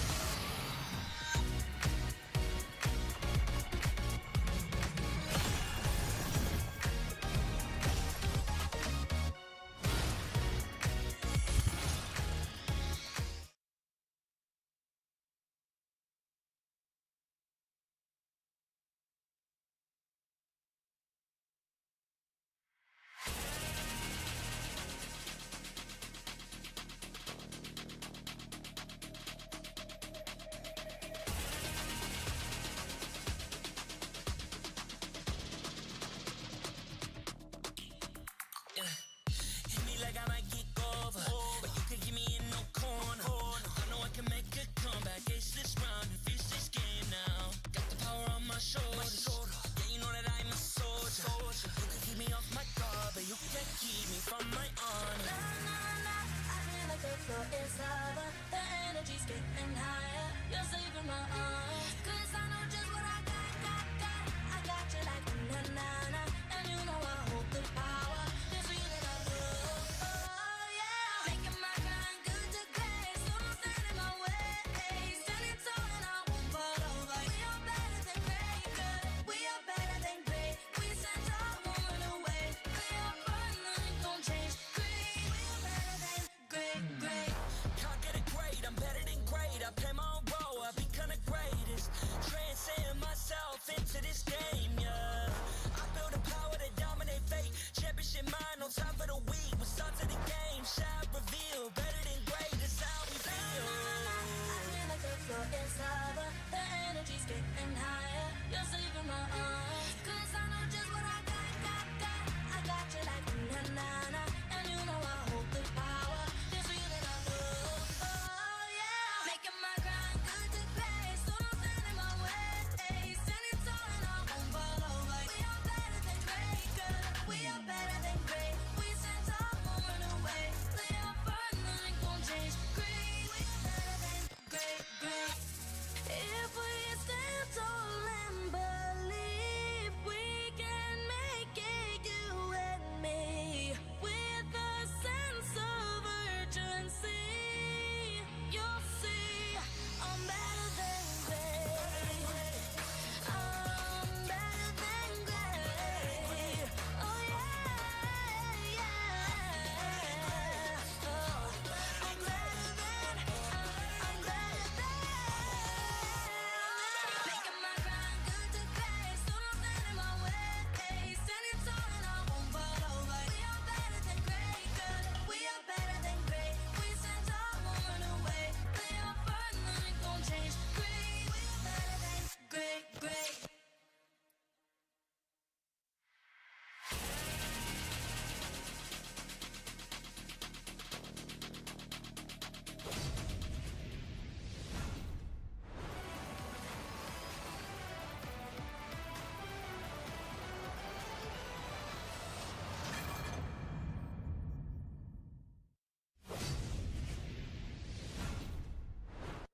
Welcome back, everyone, to the Mobile Legends Bang Bang M5 World Championship Wild Card stage, where teams from across the world are going to be looking for a qualification spot to make it to the mainstay event. My name is Gideon Q. And my name is Staffa. Joining us on the far end of the table is going to be Yasu, bringing you here all the way from Malaysia, the M5 Wild Card stage. Now, of course, we have to tell you guys that the M5 World Championship Wild Card is powered by Moonton, presented by Kadia, and supported by ROG, the official gaming phone, Grab, our official super app partner, and Secret Lab, our official chair partner. Of course, thank you to our lovely sponsors. The M5 wouldn't be possible without your support. All right, with that out of the way, let's move these scripts and really get down to business here, boys. Adrian, as well as you, Yasu, because I think for this upcoming match, most people are going to be curious. Where does the MENA region stand amongst the rest of the world? And more importantly, making a namesake for themselves. It's MENA region time now? Yeah, we're getting into it. I'm telling you. I know Castle's Curse has been really strong throughout the, well, so far in the tournament, but I think as of this moment, Nepal is definitely one of those regions that, you know, a lot of people have got their eyes on, same as Mongolia. That is true. Now, we do have to note that these teams, although maybe not quite as well known as some of the other teams on the M5 stage, already have some history in MLBB. Obviously, Team Falcons already have MPL meta, so there's already been a lot of history there, a lot of things to watch out for. Mongolia, probably a little less known on the global stage, but they have quite the reputation.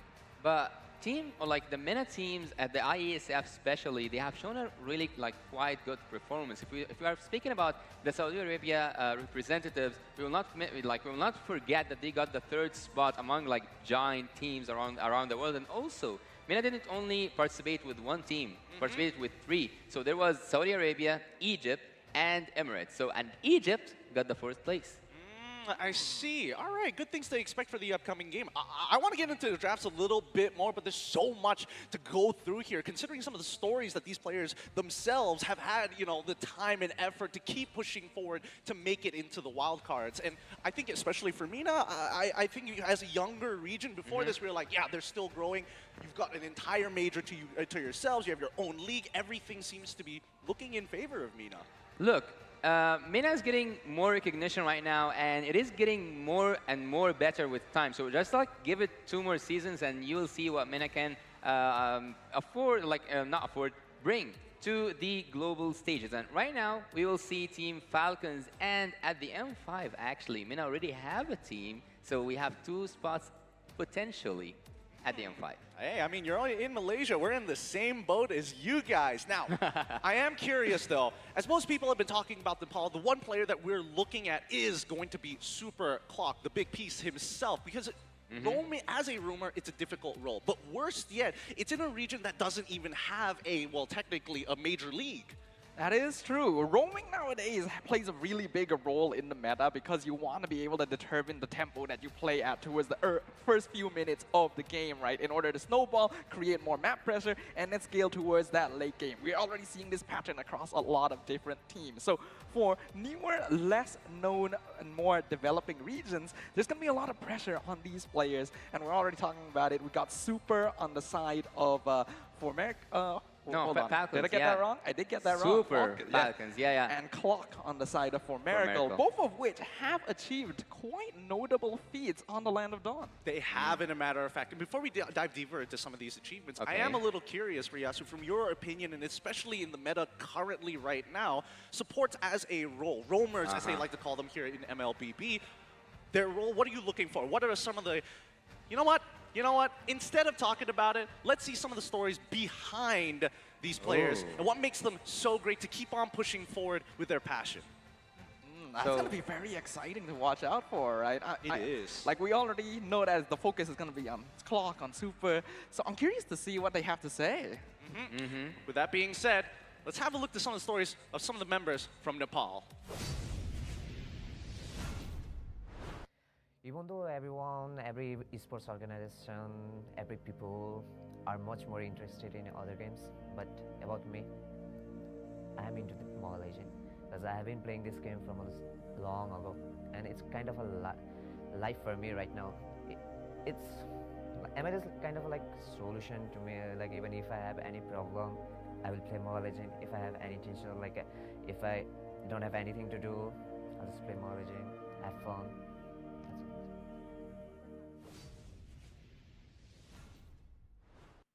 A man who wants to have Nepal its own professional league. And in starting all the way in 2017. This man is playing for fun, sees M1 for the very first time. And it feels like history continues to repeat itself because M1 was in Malaysia. Here in Wildcards where he's playing, this could be his qualification spot. Yeah, it's so exciting to see, right? Because for these players, especially noting Clock, right? He's already mentioning his history, how much he loves the game, how much he admires the pro players back then in the M1 days, thinking that he wouldn't ever get a chance to compete on the stage. And that's why this competition is so important. But there is a really good statement that Clock says there. ML is life for me. Like, I think it's a really huge statement. ML is life for me. So, as I've heard, it got him in throughout a lot of problems in his life, and that's why ML, like Mobile Legends, Bang Bang means a lot to him. And he also says, "I want an MPL for Nepal." That's the important thing here, right? Even MENA region, when they were first introduced, we want to have a huge league of our own, and eventually they get it. But let's see whether or not that's going to be the case here. With the major achievements, we're going to mention these achievements in a little bit, but it seems to me that it's time to get this battle on the road. The teams are setting up, and more importantly, we can't wait to introduce you to one of our newest regions joining us here today, and as well as the MENA regions. Let's go right up on stage.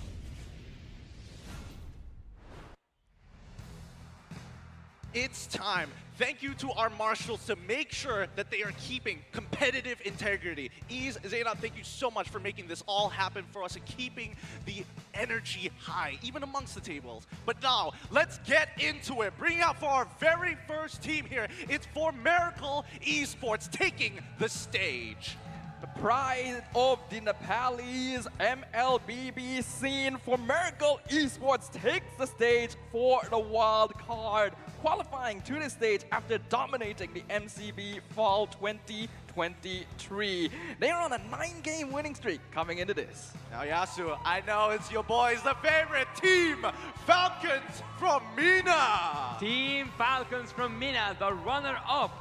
Now we will see if they will be with the champions at M5. We have a great set of players, and also we forgot to mention that Leo in the roster of Team Falcons is actually a 2-times Mina champion. He's a veteran. He is an absolute monster, but it's time to talk about the brains instead of the brawn. It's Genji and Amox for the side of For Miracle. Mr. Worldwide himself, he's coached a whole bunch of teams, now even for Nepal, but that's not it. We gotta give our fist bumps to go on through. Yes, Yasu. There's something that I forgot to mention. Do you know that Mina has a player from Malaysia? So Lotrick used to play for Toda. I'm telling you, history comes full circle. That is true. Lotrick going to be able to return to the Malaysia stage to play. But we have to remember, his background is from the Philippines as well. So he'll be bringing a lot to the table. Let's talk about it. Starting things off, we got For Miracle Esports from Nepal. Now, I've been waiting for so very long to get a good look at these players. We have Yahiko, Lunatic Panda, Masarap, Exorx, and as well as Kalok. Sorry, Xerox as well as Kalok. Absolute monsters in their own right. The question is, how are they going to fare up against the Mina region, especially since Mina is still young? For Miracle Esports, even younger. Well, actually, For Miracle is a terrifying enemy because I got the chance to study them, and this guy called Clock is a big trouble. And also, the Lunatic Banda, his banda is actually Lunatic, and he plays utility heroes. So you will see really good drafting coming from Team For Miracle, and heads up, expect Sia Leslie.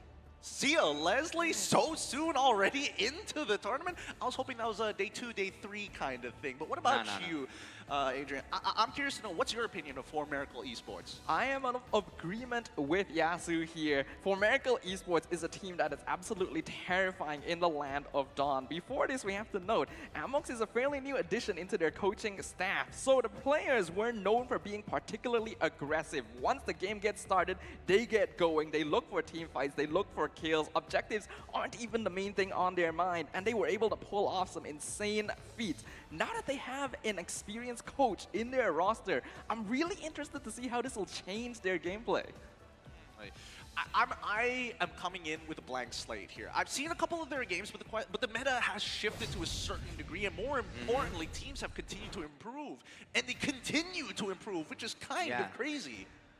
Well, look, Mina has witnessed, let's say, an evolution. So ever since Mina started up, so we had so far 4 seasons, right? So at the first season, we didn't show up a great performance at the M3, let's be honest. So I'm not gonna be like, yeah, we did so great because I'm from Mina. But at the first run, we didn't do quite good. At the second run for Mina, they managed to take out Team MVG from Biru, from the World Championship there in M4. Yep. And they had another run in MSC, and it wasn't a bad run. So that being said, I expect to see Mina's team today live up to the expectations of all the fans back there in Mina. I don't know. I'm feeling like caster prediction seems a little bit clear-cut from this side of the table. What about you, Adrian? Now, obviously, we know that Yasu from MPL Mana is going to have a lot of bias towards Team Falcons here. He wants to see his team succeed. I obviously want to see these developing players get their chance to shine on the stage as well. But I am actually going into this with a little bit more of a bias for the side of For Miracle. I think based on the way they play the game, they actually match very well into Team Falcons, and especially with Coach Amox joining the fray, I'm very curious to see whether this will refine their gameplay a little bit more. more. After all, we know that these are very passionate players with a lot to prove. Interesting. So you're telling me that this is more of a rock, paper, scissors matchup than it is just, oh, I'm just better in these situations. Okay, that's fair. And I think a lot of that is going to be told in the draft itself once we get into there. I do want to see whether, Amlux has still got that competitive edge, as people would like to call it. But what about the MENA region? What are we expecting to see from this side in terms of, like, highlight picks, maybe even secret picks? Come on. You want me to spoil all the fun, right? Okay, maybe not all the fun, but like a quarter of it. Look, while you're telling, like, you're directly asking me for an inside scope because I'm from MENA. What? That's crazy. Maybe that's crazy. So, I suppose MENA will root for Team Falcons, but I'm not gonna escape from your question. The MENA team actually, they demand so much on that Fire Mist pick for a good night. So I might see that in the ban list, since it's one of the most effective heroes in the current meta. But not just that, also Super, one of his best, if you did your studies, and I suppose that already Team Formicon and any other team would have been done their studies. He's really good with the edit, but what you cannot target ban is actually Leo, because he can play assassins. He has a wide pool. Yeah, he has a wide pool. Yeah, I mean, I remember seeing it at M4 itself. It was a bit of an issue. Now, interestingly enough, in terms of the audience predictions, the Philippines and as well as South America are really into the Middle East and North Africa, and everybody else seems to be siding very heavily with Formerical. And is that because of their, their breakout event at IESF? It's an interesting observation here, because I personally am not that sure about why there's so much support for Formerica. I myself do like their gameplay, but you would think that just in terms of background, in terms of experience, Team Falcons would have a little bit more support, because they've already proven their track record on the stage of their own MPL. It's very interesting to see how the different regions have rooted for different sides. Maybe for Miracle, it's just a little bit more fun to watch because of how insane they start the game off, but who knows? I hope I haven't done any harm to Team Falcons by exposing some of their picks. Hey, man, it's not like our voices are being played on the main stage anyways. Yeah. And they have soundproof headphones. Yeah. Don't worry. We've got that under check, and I've talked to the marshals. They can't hear anything but themselves, which is a good thing, because these crowds, have been pretty enormous, and more so, the sounds that they make literally shake the stage. So for some of these players, and I'm especially worried for the Nepal players, because this is technically their first time playing in front of a crowd, and for an M series technically. Yeah, there's a big difference between playing for a local audience as compared to playing on an international stage in a region you're unfamiliar with an audience that may not really know you. So the pressure is going to be pretty big, but I expect some pretty good performance from them, because these are players who love MLBB, who have been with the game for a very long time. So imagine once we jump into the Land of Dawn, it's just going to feel like a second home for them regardless. That's what we're hoping for, but we've seen teams really struggle, especially in game number 1, to get the gears going, to get the motor flowing at the same time. It feels like most teams coming in game 1 usually pretty nervous. Look, I've just witnessed that while casting last game with Team KBG. Well, Team KBG went in their first game. They were doing, okay, decent, doing great. But once they have done that break, once they have went to their room and talked a little bit, maybe the coach said something different, it was a totally different team coming back to the stage. The second game was mostly going for the favor of Team KBG. It just took one mistake to take it away. So I do agree with you. Maybe the first game will not work just fine without so much experience. I see. With that being said, enough with all this hesitation, enough with the build-up. It's time to get into the drafting phase for wildcards. Welcome, everybody, to our third best of 3 here today, live in Malaysia. Now, I cannot wait to see what the draft is going to look like. We are going to see Team Falcon taking blue side, and it's going to be 4 Miracle Gaming taken on the red side. All right, starting things off, we're already seeing the Bruno ban on the side of Falcons and the Faramis ban on the side of Formerical. This is something, Yasu, you already pointed out earlier. Good Night plays a mean Kinda pointed out. Kinda pointed out. We have to make sure that no responsibility is taken. Might be a bit soon, but let's see how many of these shots are going to be on target, with Baxia being the follow-up coming in from Falcon's side. What I'm seeing here is a lot of like early game momentum seekers from this that Falcon just don't want to deal with. let's keep a nice pace game. So for Team Falcons so far, I think that they are doing something traditional. There is no like target bans so far. Because as I told you, I've got the chance to study Team for Miracle, and they are not so much like, they don't use the Bruno so much. So if they don't play that Leslie, which is like, for me, their #1 pick, they will basically use the Claude. But this is based on my studies. Maybe, just a maybe, Team Falcon had something else prepared, and they do not want to play against that Bruno. To be fair, the track history for them looks good on these heroes, but that could have changed. Like, internal scrims amongst these teams could have changed things up a little. What also matters very heavily is going to be the dynamics between these two teams. Now, what I pointed out earlier was I thought that For Miracle had the better chance going into this matchup specifically because of the rock, paper, scissors situation happening between the teams. Let me elaborate a little bit more on that. I've already mentioned For Miracle, very aggressive. This is a team that almost doesn't care about objectives and just goes for fights. Obviously, with Amox, that could be different, but that's the information we have right now. Okay. In comparison, Falcons is a more calculated team. They play a little bit slower, they focus on objectives, and oftentimes will not very aggressively push into the map. And I think that these bans on like Bruno, Baxia are making sure that For Miracle doesn't have that early roam pressure. I see. So you're telling me that For Miracle is more like scissors to Falcon's potential paper? Yes. Okay, that kind of gives us a rough idea of what to expect, right? Now, in terms of first pick, we're immediately seeing, hey, Leo, you want to play one of these heroes that have been recently nerfed but still can be very, very dangerous in the jungle? He went, sure. Take it. Give it to me. So they gave him one of these weapons that actually we haven't seen Nolan today, right? Nope. We haven't seen Nolan. At sometimes actually he wasn't even banned, and it wasn't picked because the like the teams before Falcon's team and For Miracle, they didn't prioritize that Nolan. And actually, I've asked you that question backstage before we even start, and I cannot recall the exact answer. What was your answer? Why Nolan wasn't picked or banned during the last games? Well, I think a lot of it comes down to the fact that you use nerf. It's harder to one-shot people, forcing you to be a little bit more precise. And honestly, to escape from a Nolan can be a little bit easier if you have mobility options. If you have completely no mobility, then it could be dangerous. But I'm seeing Yuzong, I'm seeing the Beatrix as well, like some combo setups being put into place. And a slightly different approach to the draft than we've seen of For Miracle during their finals that qualified them to the wildcard stage. Like Yasu mentioned, they usually prioritize heroes like the Leslie and the Claude for the gold lane, indicating they want to go for that late game scaling. Beatrix definitely still somewhat falls into that category, but is different than what we've seen from Yahiko before. So I wonder if this is a response to the Nolan. Possibly a response.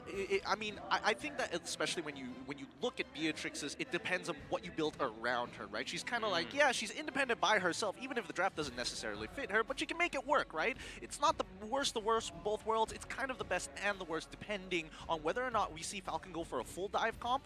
We're not sure just yet. Brody is telling me, I want to win lane. I see the Valentina, normal flex pick, fill in the holes. Well, for me, I think that one of the most like strengths that For Miracle have right now is that Beatrix, because if things went south, if things didn't went towards For Miracle's way, they can pull it back to a good defense. Because Beatrix offers that really good and wide clearance, either with the what was it? The Bennett's Rage, or maybe the Nibiru's Passion. Yeah, great high ground defenses, especially once you're at the inhibitor towers. And I think at the end of it, Yasu's right, because they don't have that mid lane just yet. At least they're saying, if it does go to 12 minutes, I can clear waves. Yeah, that's basically what I want to say. They have that defense, and also they have some really good engagement heroes. But at this moment, I think after securing the Yuzong and after securing the XP battle, they will keep focusing on that second phase of drafting around the XP lane. So already we see that there's an Arlet. I expect to see another ban in terms of the XP, but for Team Falcons, actually they are going for the target ban on Clock, and one of his best picks is actually Kufra, so Falcons have done their homework, but what is his second? And let me now expose his second best pick. It's Lolita. It's Lolita? Yeah. That will be oh, I cannot wait. I cannot wait to see the reflecting shield reflected entire Nibiru's Bastion or something crazy like that. But we'll see in a little bit, right? For all we know, in all intents and purposes, we could be wrong here. The Joy is the follow-up ban coming in from Miracle. You have any predictions for Falcon's last ban? I'm kind of wondering if Phoveus as a hero needs to be respected somewhat, because it's quite often banned out when you're playing a hero like the Nolan, just to make sure that you're able to roam around more comfortably. Obviously, EXP lane's already gone. It could be flex the mid, but doesn't quite feel comfortable for Miracle, so we'll see whether they go for that or continue focusing onto Clock's hero pool. I like the direction you're going in. My only problem is that it also kind of bleeds into the support, because the support technically needs to help out Phoveus to clear out these waves to match timings if mid decides to move first with their roamer support. I see the Angela get banned out, very smart ban coming in from the side of Falcon, take away their global presence, and Novaria instantly gets locked in. Well, there's a really good pick that I didn't quite mention. Good Night is a really good Valentina player. I don't know if I missed saying that or I'm noticing a trend here. So Valentina is being picked by Team Falcons, and this is one of not just the best picks for Good Night, but it also prevents the enemy teams from picking some specific heroes that they do not want to deal with their ultimates and their between the players themselves. So actually, adding one more thing, Super surprised us in Mina by that Franco performance. So seeing him play Franco again, I think he's so confident. I mean, this is why this match has been titled Super Clock for a reason. And now, the final pick, the Fanny. This will be super interesting because both of these assassin junglers are very snowball heavy. If you deny a single purple buff, that could really swing the favor into one team's side. But is it Fanny jungle though? They already have Martis, they already have Yuzong. I'm having difficulty figuring out where this hero is actually going to go. So we're already seeing something very unique come out of Homecrowd Esports in response to, honestly, an incredibly solid draft from Team Falcons. Looking at it, let's sum it up here, Yasu. What do both teams want to do? Well, for Team Falcon, they actually want to take that team fight sometime with the penalty zone, but for Team Homecrowd, they want to depend on Fanny in terms of the early game, but if it went south, if it went for late game, we have Beatrix. I see. It's time. Take us into the Land of Dawn. It's going to be game one between Team Falcons and Homecrowd Esports. Will the Falcons be able to soar through the skies, or will their opponents bring them down to the ground? The Land of Dawn shall bear witness. It's going to be Falcons on blue side up against Homecrowd on the red side. But there is something really strange happening. Am I seeing a Martis tank? Martis tank? I mean, it looks like he goes into the mid lane because He Clock is? himself is showing up as a support down by gold side. What happened? Look, it's a weird time to be alive, but let's see whether this works, because I think the distribution of gold and impact in this game is going to be a little bit more interesting for Miracle. Let's see whether Amox has refined it to make it a working machine. My big question here is, we knew Amox was going to change some things for Miracle, but I was not expecting this. Yahiko was the gold laner. Clock is playing mid. I don't even remember where Lunatic Panda was previously. Yahiko is the jungler? Yeah, Yahiko is playing Fanny jungle, despite being known for the Leslie Claude gold lane. It could be a hero pool sort of thing, but let's see. This hybrid is not taking so much damage. That Yuzong is dead. Gets the final Petrify in. The setup for Yahiko. Hawk drops low. He will trade 1-for-1 in the EXP lane. Nicely done, and that's what we're expecting to see from these teams. Never let a kill get away for free. Well, after seeing that Petrify being perfectly executed by Hybrid, we know why this trade have been tied to the favor of Team Homecrowd after losing Yahiko. What's happening? What? Yahiko going in, dropping Lotric, low diving the tower and getting a second kill for Homecrowd in quick fashion. If I remember correctly, Staffa did mention that Homecrowd really likes to be aggressive. Yahiko, he was like, no purple buff, no problem, I'll make it happen. Did you not mention it, or did you not intend to mention it? Look, conspiracy theories shall be kept for later on. For now, the turtle comes up and Martis, he's nearby. They're already on top of it. Leo getting started here. Xerox in the area, the only one for Miracle. He's actually diving very deep here. Could be dangerous, but Super does not have Bloody Hunt. Turtle dropping 30%. Miracle not gonna contest it. Yahiko not even in the area. I'm more surprised that Xerox gets to just sit around there for free. Like, he's not punished whatsoever. I mean, at the end of the day, they got the turtle, but I'm just waiting to see when does this Martis pick become relevant other than kill resets. Well, a wise man once told me that Fanny is not a neutral objective hero, so just a wise man. So he said that its most, like its peak performance is that very early games. So so far he's been annoying Lotric so hard, and he's been like getting on his nerves. Just like, I don't know if he got under his skin yet or not, but Team 4 Miracle are actually doing great. It's gonna start being difficult for Yahiko to do the same old things now that we've reached this point of the game, though, because with level 4 achieved, Super will have access to that Bloody Hunt, and he's just gonna be waiting for Yahiko. Yeah, we can see that Leo is waiting in by Tribush right now, and this is where it gets even more dangerous, right? Having that level lead. Oh, Yahiko jumps in, he's aiming for Lotric, but gets stunned down. Super actually gets picked off under the tower. Lunatic Panda as well traded. That's gonna be a roamer for the gold lane in favor of Falcons. Holy cow, that's 3 battle spells already for 1. Yeah, actually, I think it was worth it at some point because Team Falcons got only one person out of it, but Yahiko at this moment, he has so much XP. He's already like living his like best life in the early game, and again, I'm telling you, this is the time where he shines. But so far, we haven't seen any iron hooks, right? No, none of which being the ultra impactful. Oh, that was almost about to be it. Close, but the hitbox just not there. Looks like Yahiko was still able to secure his own purple buff with that retribution. With the turtle coming up in 10 seconds, though, that means the battle spell won't be available. This could be go time for Team Falcons. Wait, check out bot side. It's a 3-man dive, but then the counter engage. Super not gonna find a Bloody Hunt. In fact, it's Lotric who gets picked off by a super dive by Yahiko. Picks one off. He should be picked off because he was like way off like position. He deserves, like, whenever you do anything wrong, you have to be punished for it. Turtle dropping low, Leo as well, but he will secure it for Team Falcons at the cost of his life. Killing spree for Yahiko, and here comes Hybrid going in, getting the knock-up, but 4 Miracle Esports will settle for the kill on the enemy jungle. Man, I do feel that Leo was kind of sticking around there for just a wee bit longer than he should. I mean, even though you didn't get access to the enemy's purple buff, at the very least you have your own, so you should be playing around the pit rather than deep in the middle of it. Well, let me tell you something about Mina. When we talk about Leo and the other junglers in Mina, we either say Leo, look, it's divided a little bit in Mina. So some might say that, oh, some people are good in taking objectives, and the others are, yeah, this guy is really good at taking objectives or focusing on the rotation.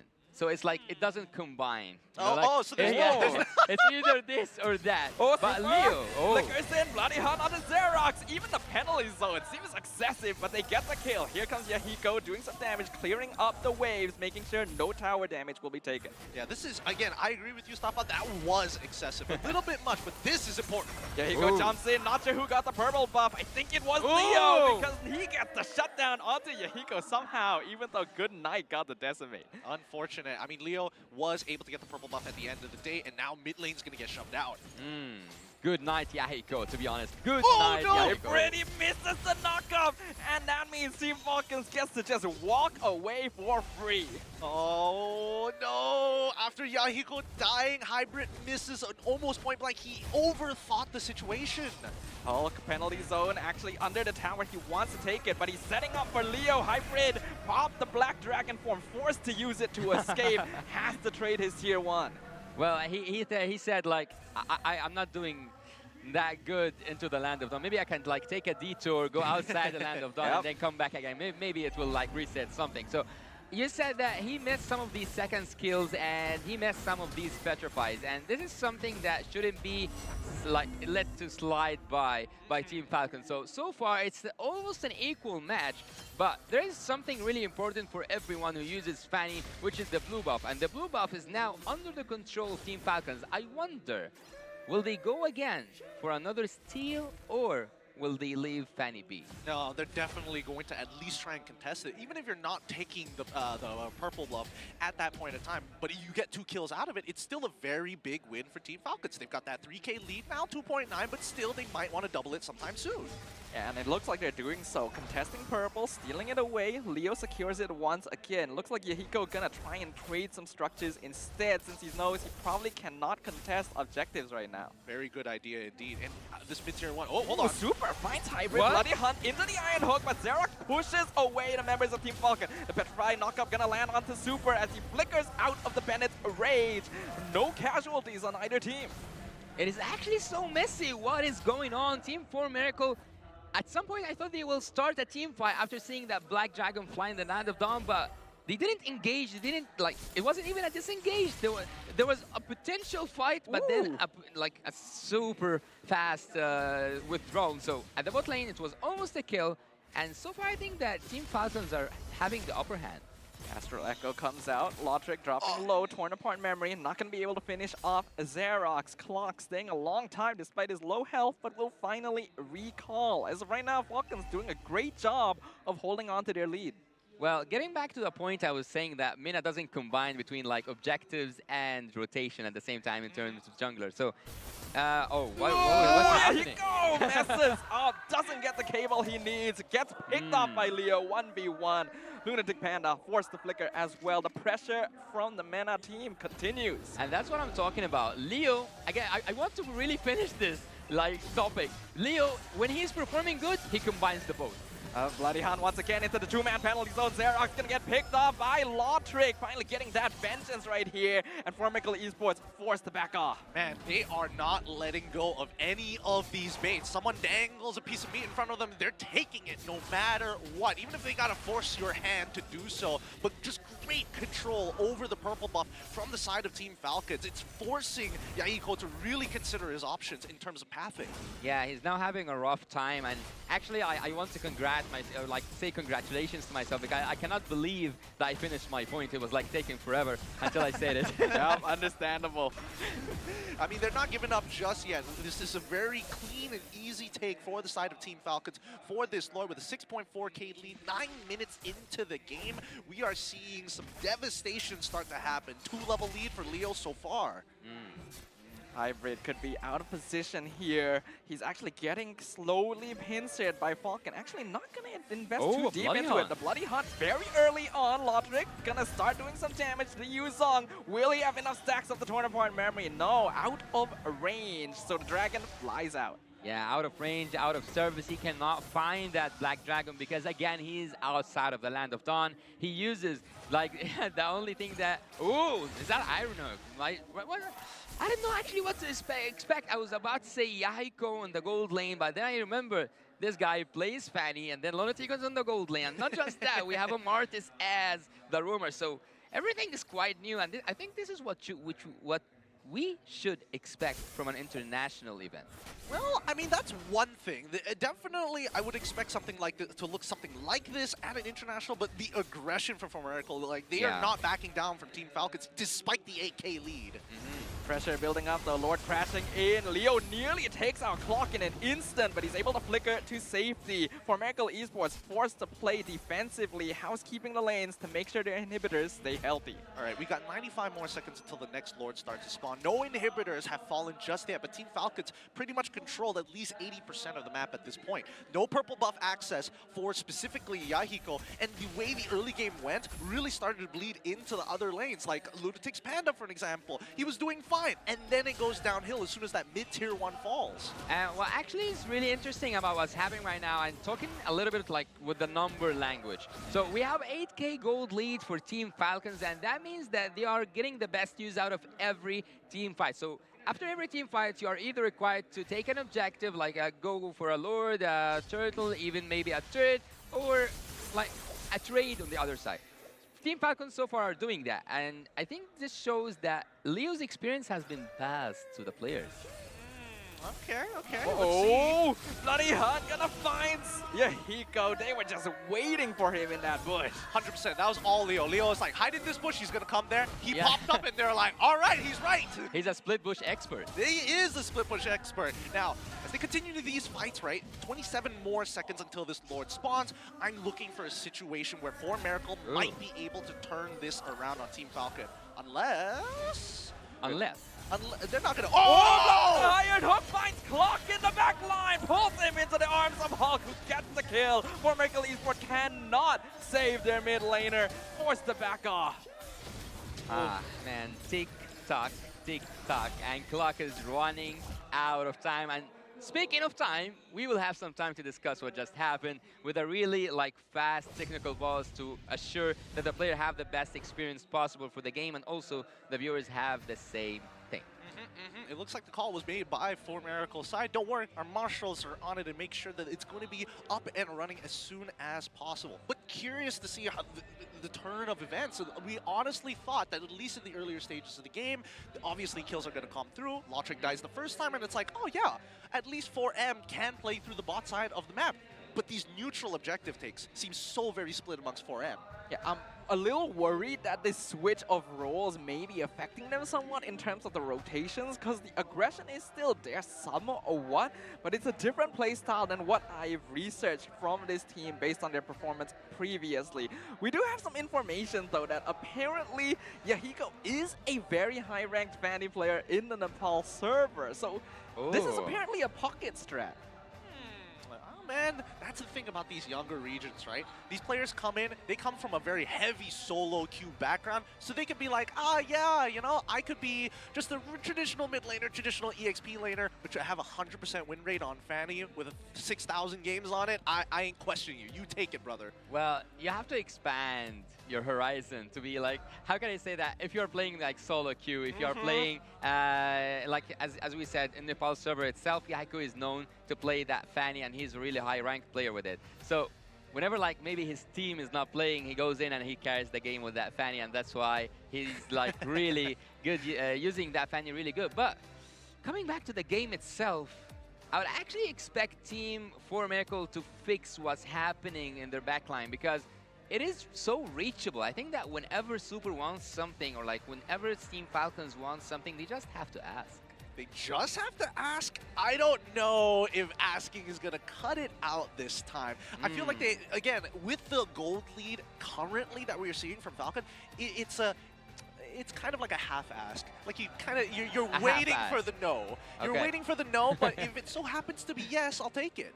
The consent is not the most necessary thing when you have such a large net worth lead, right? It's like, I'm gonna ask nicely, but if it's no, you know, I'm just gonna take demand. it regardless. I'm gonna demand. Capitalism in a nutshell. But let's talk about some facts that, again, it still boggles me. Yeah. Martis mid, yay or nay? Nay. Yeah, nay. The fastest nay ever coming out from Yasu. What about you, Stafa? Yeah, I'm not a big fan. On paper, you could see it working somewhat, but we're already seeing the actual proof in the gameplay right now. And Homecrowd Esports already forced to just stay defensively in their base. All right. Once we're getting back into it, the game state hasn't changed too much here, but right now Team Falcons, their carries are at full build. The 42k mark has been passed. For Miracle, they're going to have to go through at least 2 Lords before they're on even footing with Team Falcons in the later stages of the game. With having such ridiculous amount of gold advantage right now, I think that Team Falcon's damage can just take the victory by itself. They don't need to execute a perfect gameplay and take someone out, but actually if they just deal with the damage they have right now with the gold difference and the XP difference, they can simply take the game. Homecrowd Esports have a lot of pressure here. One inhibitor already broken down by the Lord. Gonna be dragging into the mid lane. Team Falcons will take down the second tower.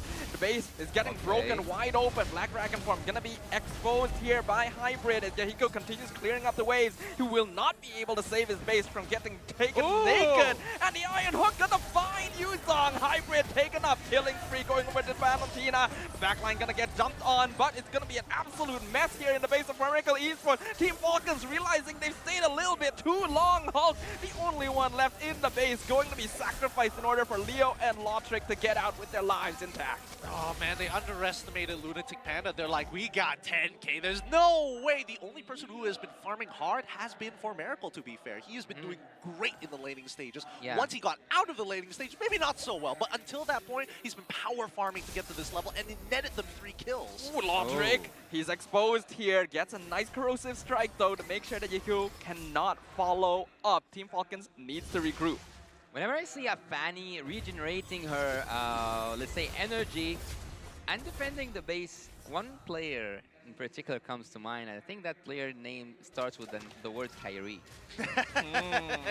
It's a word. It's not a letter anymore. It's a whole word in the Oxford Dictionary at this point. Let's see whether M5 is going to make that result happen, and I'll be curious to check out the next edition. But in the meantime, right, at least from the way that I see it, Yahiko, I feel like he's starting to become a little nervous in these later stages. There was a very good opportunity for him in that Lord push to actually go out into one of the empty lanes and actually block the wave and save maybe one inhibitor. I think he was just wary about the threat of the Bloody Hunt, right? If you fly a little bit too far, you get caught out instantly. For Miracle are missing out on a huge source of damage. And to be honest, Team Falcons right now, they are in trouble because whenever you are given the opportunity, I think that this is the moment for Miracle to do something and to engage for that Lord. And I think that Yahiko can actually do that some split bushing because they need to loosen a little bit of the stress on the side lane. So far, everything is so quiet. And I think that Team Falcon doesn't want the Lord. They want the team fight around the Lord. I'm suspecting that too as it begins. No, backs off. Really great discipline. Ooh, the penalty zone flicker gonna find Xerox. Low on HP, Leo will secure the Lord in the meantime, and Homecrowd Esports will walk out. Really good game sense overall, a good understanding and awareness of where the map is. They can see that the top wave is not being dealt with at the same time. They know that a good majority of the members have not shown up into lane, so it's safe to assume that they're by that Lord pit. Really well played coming in from Team Falcon once they push them out of the jungle. Yeah, look here. You can see that the fan is really like playing. I'm not going to see semi-tanky, but yeah, I think the last item will be Immortality by any chance. But look at the goal difference between everyone. Look at the Nolan especially, 13.7k, and he's already full build.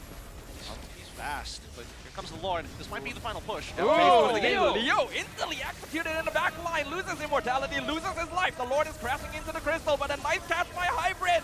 Lunatic Panda with a double kill. Prototype Memory not going to be able to finish off for Miracle as they successfully defend against the Lord. In exchange for Xerox, Iron Hook on the Lunatic Panda secures the double. Team Falcons, they could be pushing in toward this. Yahiko, I'm not sure if that's the ultimate he was looking for. He wanted Lotric, but Team Falcons will walk out with 3 players alive.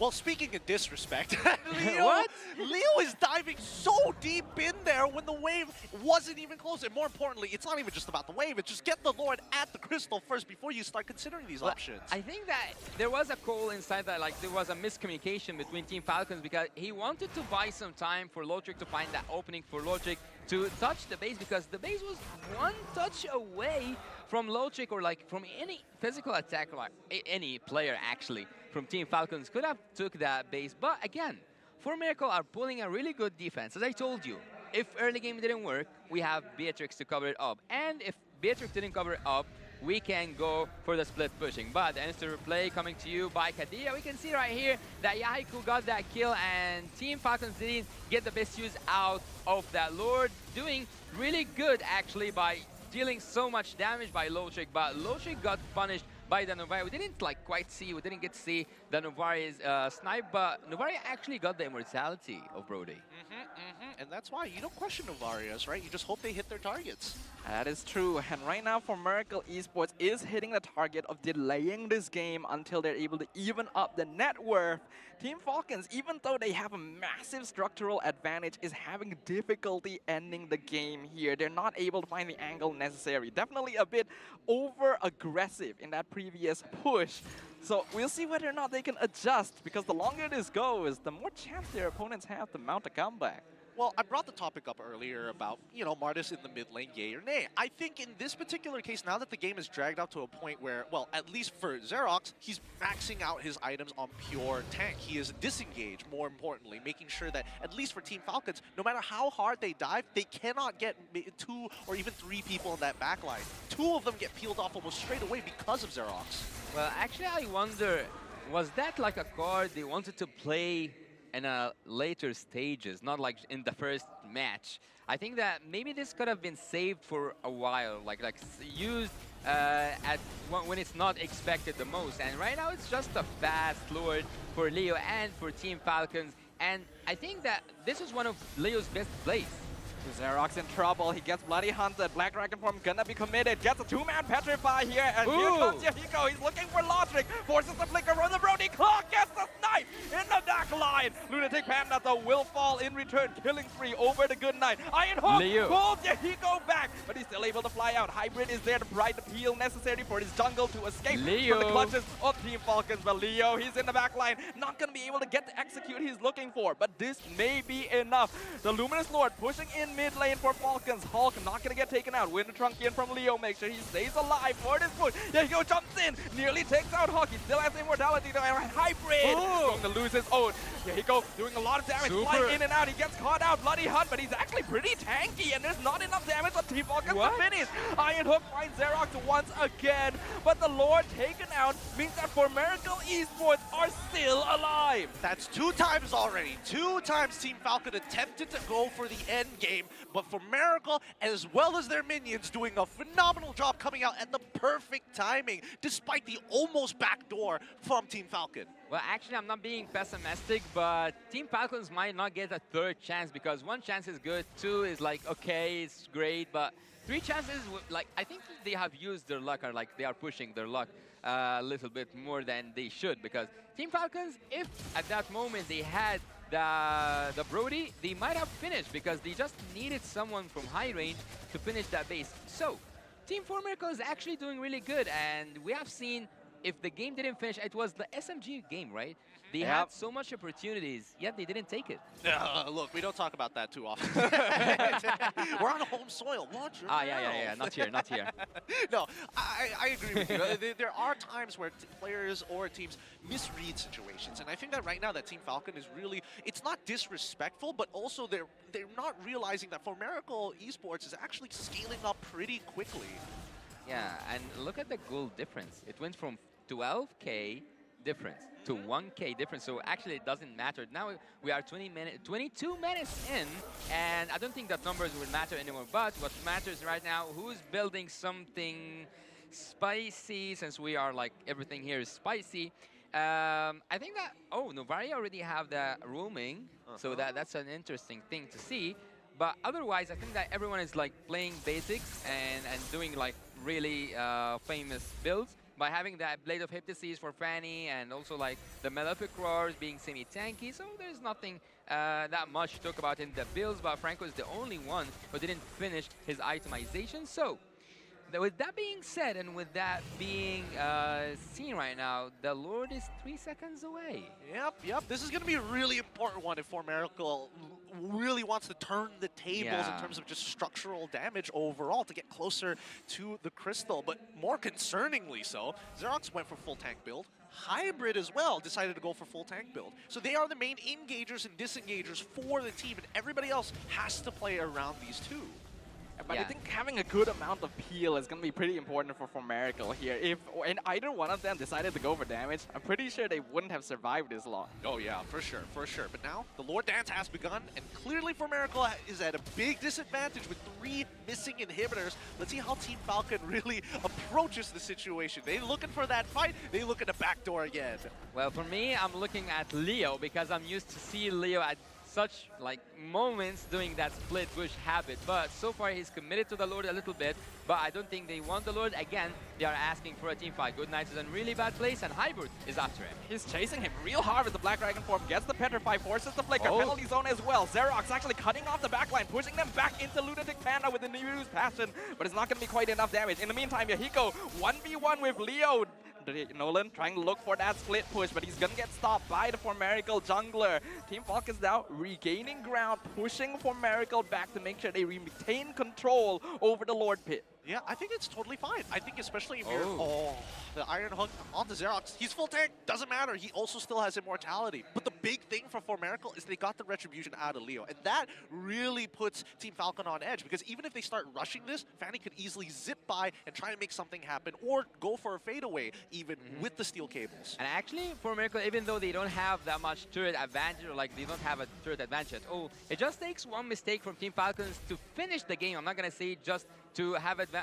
Xerox is in a really bad spot, but I think that because he's so tanky, Team Falcons wouldn't take the risk to just focus all the resources upon him. Yeah, it just takes too much of a brass tax here. But now, past the 50% mark, this is where it's going to get interesting. Xerox still providing scouting. Team Falcons, all 5 members are here. Ultimate coming back up. The penalty zone into the backline. Finds block and Luna Panda. Yahiko pumps the immortality. Gets the Lord before Miracle. But their backline is getting dived now by the side of Team Falcons. Black Dragon form used. Will Lunatic Panda be the only sacrifice? Xerox now going to be left alone in the lurch. Formerical Esports have gone back to heal. They're looking to make a comeback here. They're backing him up. Yahiko doing a lot of damage, but he's getting terrified. Forced to recall once again. Team Falcons a bit too tanky for Formerical to punish. No man left behind, unless you're Lunatic Panda.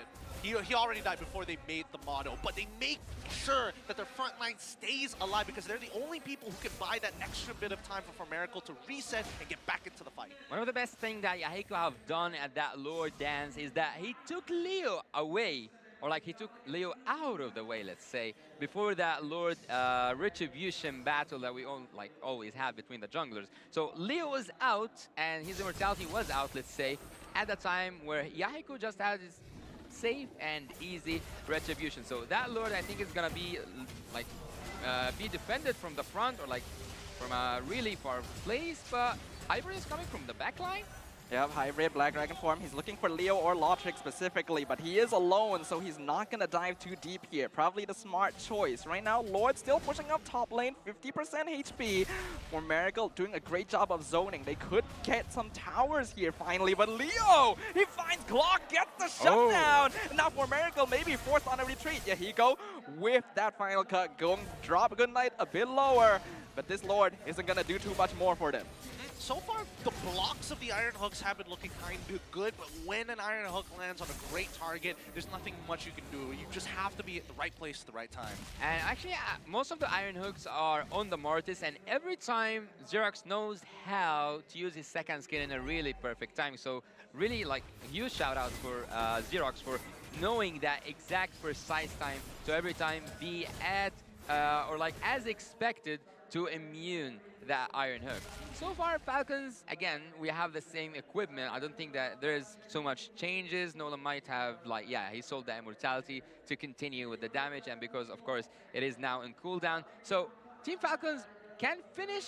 I don't know. Are they doing? Are they doing it? Ooh, they're going for a conceal play, flicker forward, fire. Oh, they're gonna get cancelled here, but Hybrid gonna get his immortality popped out. Yahiko gonna be quite safe to do some damage here, since we will no longer have the bloody hunt. Formerical Esports still holding on even without Clock's presence, and with the Novaria respawning, Falcons knows it's time to go. Yahiko, he got it. He still gets his purple buff. Okay. So far, I mean, considering how the early game went, it's 28 minutes into this game for Formerical. They're coming back. I think this might be not a record. Let's not say well, yeah, it is a record, but for wildcard, because it's the first edition. So right now we are making records. We are, but let's see how the next upcoming Lord is going to work, because again, death timers get very long at this stage of the game. I just feel like one of these teams needs to do some kind of split pushing at this point. The fact that there's no macro play happening 28 minutes in is kind of criminal. But there's a lot of waves pushing into Formerical's base, forcing Yahiko in a very defensive position. This is go time for Falcons. They need to rush down this Lord.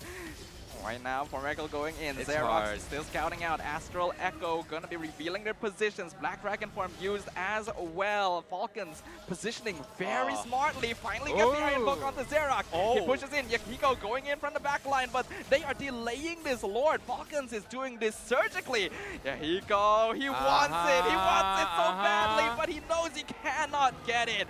Falcons finally secures the objective after a tense dance. Good spacing coming in from Super to make sure that Yahiko cannot get in on that pit. If he gets in, it's going to be an even bigger problem. Great communication from Team Falcon to make sure that they don't try to rush it down. He's nearby. Let's, you know, maybe look for a pick. And actually, Formerical are always pressured by the amount of minions and how heavy they are, because they have every time to go back to defense. Hulk with the penalty zone onto Xerox only. Super looking for that bloody hunt here, but the Lord is crashing in. A beautiful mortal coil! Is it a dream?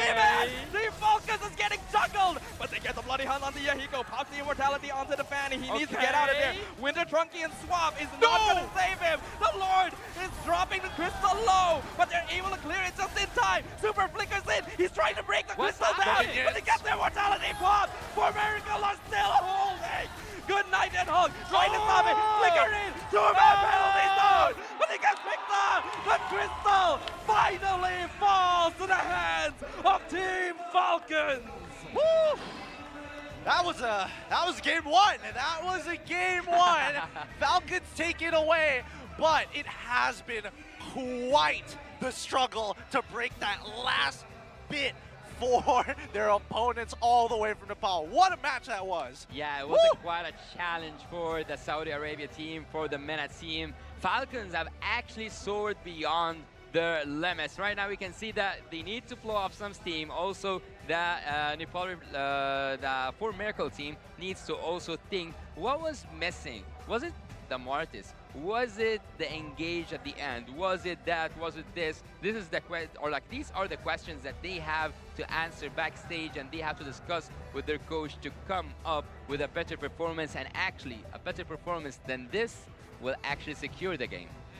I think so. I think there's a lot of refinement that needs to be done here before anything moves forward, and especially for game number 2, adaptations are going to be key. So if that is going to be the case, I think, again, exploiting macro holes in the overall gameplay. Because again, we saw 3 inhibitors down. That was not abused enough. And in a lot of these calls, the way that information is delivered to the rest of the teammates doesn't give a very clear call as to, should I go in now? Should I pull back later? It needs to be a constant flow. Yeah, in the end, Team Falcons was able to emerge victorious, but that game lasted way longer than it needed to. Formerical put up amazing defenses, don't get me wrong, but there were so many options Falcons could have taken to make sure that they weren't in a position to go for those defenses. There was no threatening of the purple buff in the later half. There was no split pushing despite having map pressure. But what an insane game it was in the end, though. A really insane game. Adaptations is going to be the key, as I mentioned before. What do you think the adaptation specifically for Formerical is going to be? Well, they have to do something about that Mortis room thing, because for me it's still a nay.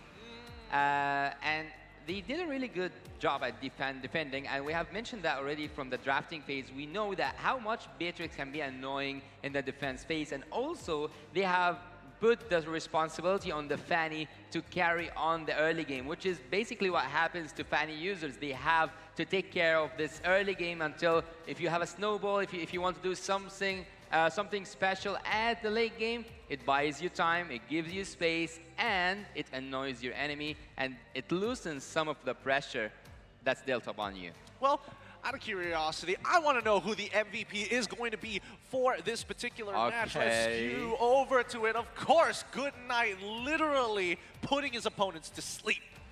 Good Night was playing a very important role there for the side of Team Falcons, and that is why he's going to be awarded MVP of the game. 82% kill participation in a game that lasted nearly half an hour is no small feat. I think overall, the way that he played, his positioning, especially the timings of specifically that Winter Trunjet, has been quite game-changing for Team Falcon at the very least. A lot of times people want to jump on this Valentina. At least I don't have to worry about the Terrify. No, he makes sure that he is a constant threat, even into the later stages of the game. He only died once, considering how much action went on. Well, Goodnight is one of those players who study their own build within the game itself. So as you can see here, before we go to the highlights, there's no boots. So he knows what he's exactly doing. He knows the amount of speed he needs, and he knows that Winter Truncheon was the needed or the necessary item to replace with the boots. But here we can see once again and again and again, Yahiko was so annoying to Lotric every time he caught him off guard, and here Super tried to give some space to Leo, and he was able to do so. Goodnight was playing behind the scenes, doing the most effective role, having the most kills, I guess.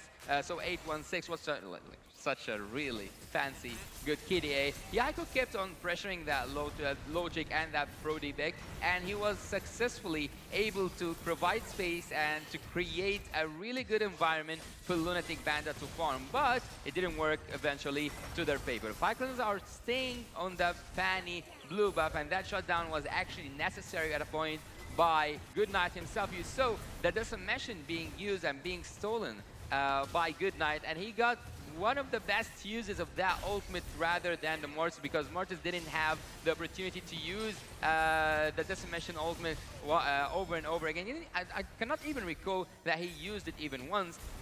Here we can see that they kept on focusing the turrets, and they kept on focusing the neutral objectives, which is what I actually said. Team Falcons, they are doing really good, and they are now, I'm not going to say in their peak performance, but they are doing really decent. Here the hooks came in one after another, and here actually Super beat it Clock, because we had like this comparison before the game starts. Clock was caught by that iron hook once, over and over and over again. And bear up with me, because we're gonna analyze a 20-minute game. So here Yahiko was trying to get so much energy from that base, or like that base regeneration, and here he was almost down, but he managed to get some HP to cover up for his, for the passive that was coming from Hulk, or like let's say from the Turizla himself. And Yahiko managed over and over again to pull off a really good defense. So they weren't actually depending so much on Lunatic Banda as much as they were depending on Yahiko's solo skills, let's say, because every time he was using his cables, he was able to make that defense work. Lunatic Banda was there to put his last touches to also clear on a wider range, but Team 4 Miracles, like ace for me this match, is definitely gonna be Yahiko. Hulk at this moment was trying to get more than, let's say, offered by Team 4 Miracle, and again, you can see here, he is, as I told you, the ace of Team 4 Miracle in terms of the defense and also in terms of the early game. It was a really hard defense, but they managed to pull it off not once, but also twice. Yahiko here, as I pointed inside the game itself, he did really great by taking Leo out at the time that was needed. Oh, this was the closest moment, and this is the finish moment where Super just went in, but the man of this shot is actually Hulk. I think it was a flicker. Yeah, it was a flicker, a penalty zone, and he managed to get Lunatic down, and the minions just took care of everything.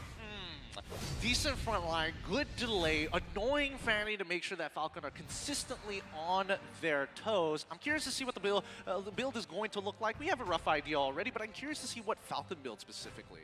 Well, I'm gonna have to walk you through some of like the good facts. There was like 4 flickers on the side of Team Falcons. They were so worried about the Fannies.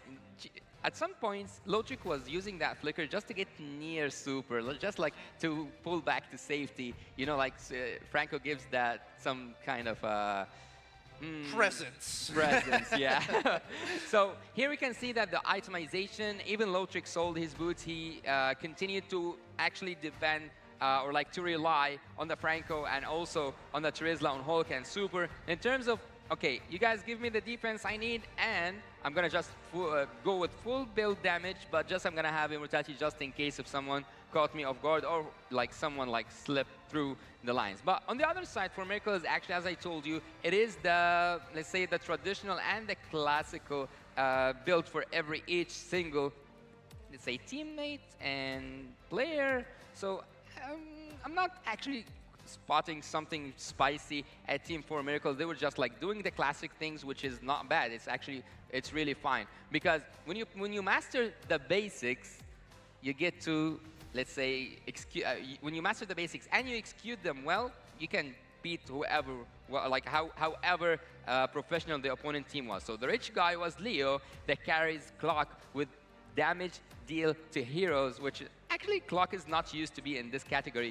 He's used to be in the sandbag category because now he's dealing damage. He used to take damage, but Goodnight took care of that. Even though he was the Valentina, which is really surprising for me, he took the most amount of damage among Team Falcons. The Forgotten One, which I don't think that we have forgotten him because he didn't make an unforgettable performance. He did an unforgettable performance. Sorry, I just corrected because I said it is a forgettable performance. So he's not a forgotten one, that's for sure. Definitely not the forgotten one. It's interesting to see them kind of switch out from those roles. But with that being said, I think it's time we're going to throw it over to Rose. It looks like she's got somebody to interview. Welcome back to the court side with Rose. Hola.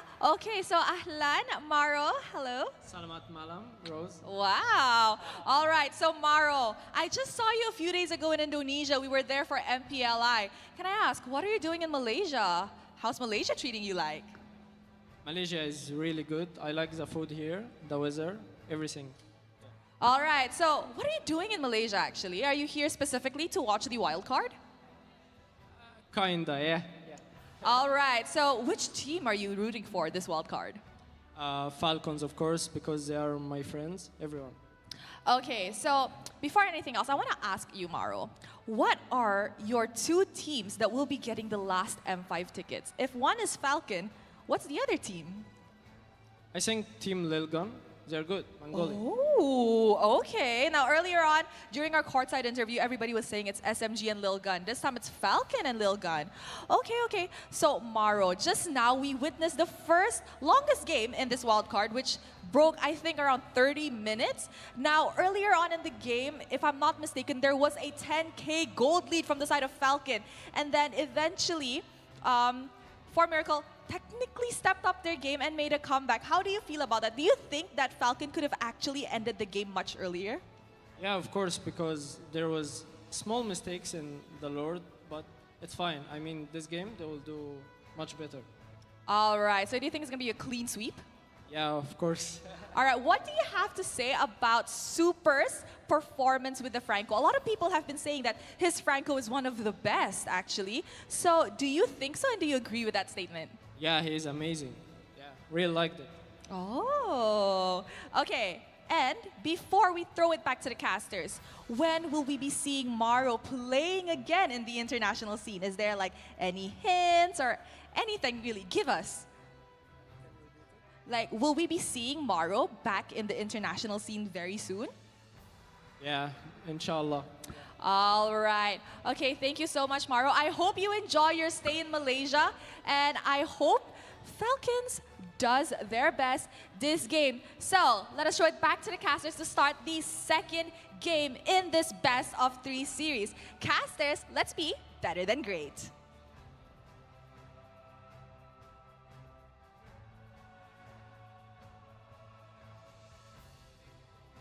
Well, as Maro, kind of interesting there. I'm realizing there's a sort of trend amongst the MENA regions. They talk in absolutes. It's very difficult to tell whether he was being sarcastic or not because it's kind of awkward being like, you know, Super's pretty good at Franco. Maro's looking back at him like, yeah, I'm sure he's good.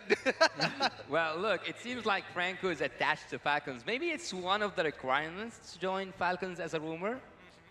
I mean, possibly, because considering everything that has been happening here, the representatives are going to be, you know, looking out for the following years, right? As we've heard, 2 seasons, Yasu said, 2 seasons, and I quote, that's when they're going to start popping off. So that means M6, we're holding you to it.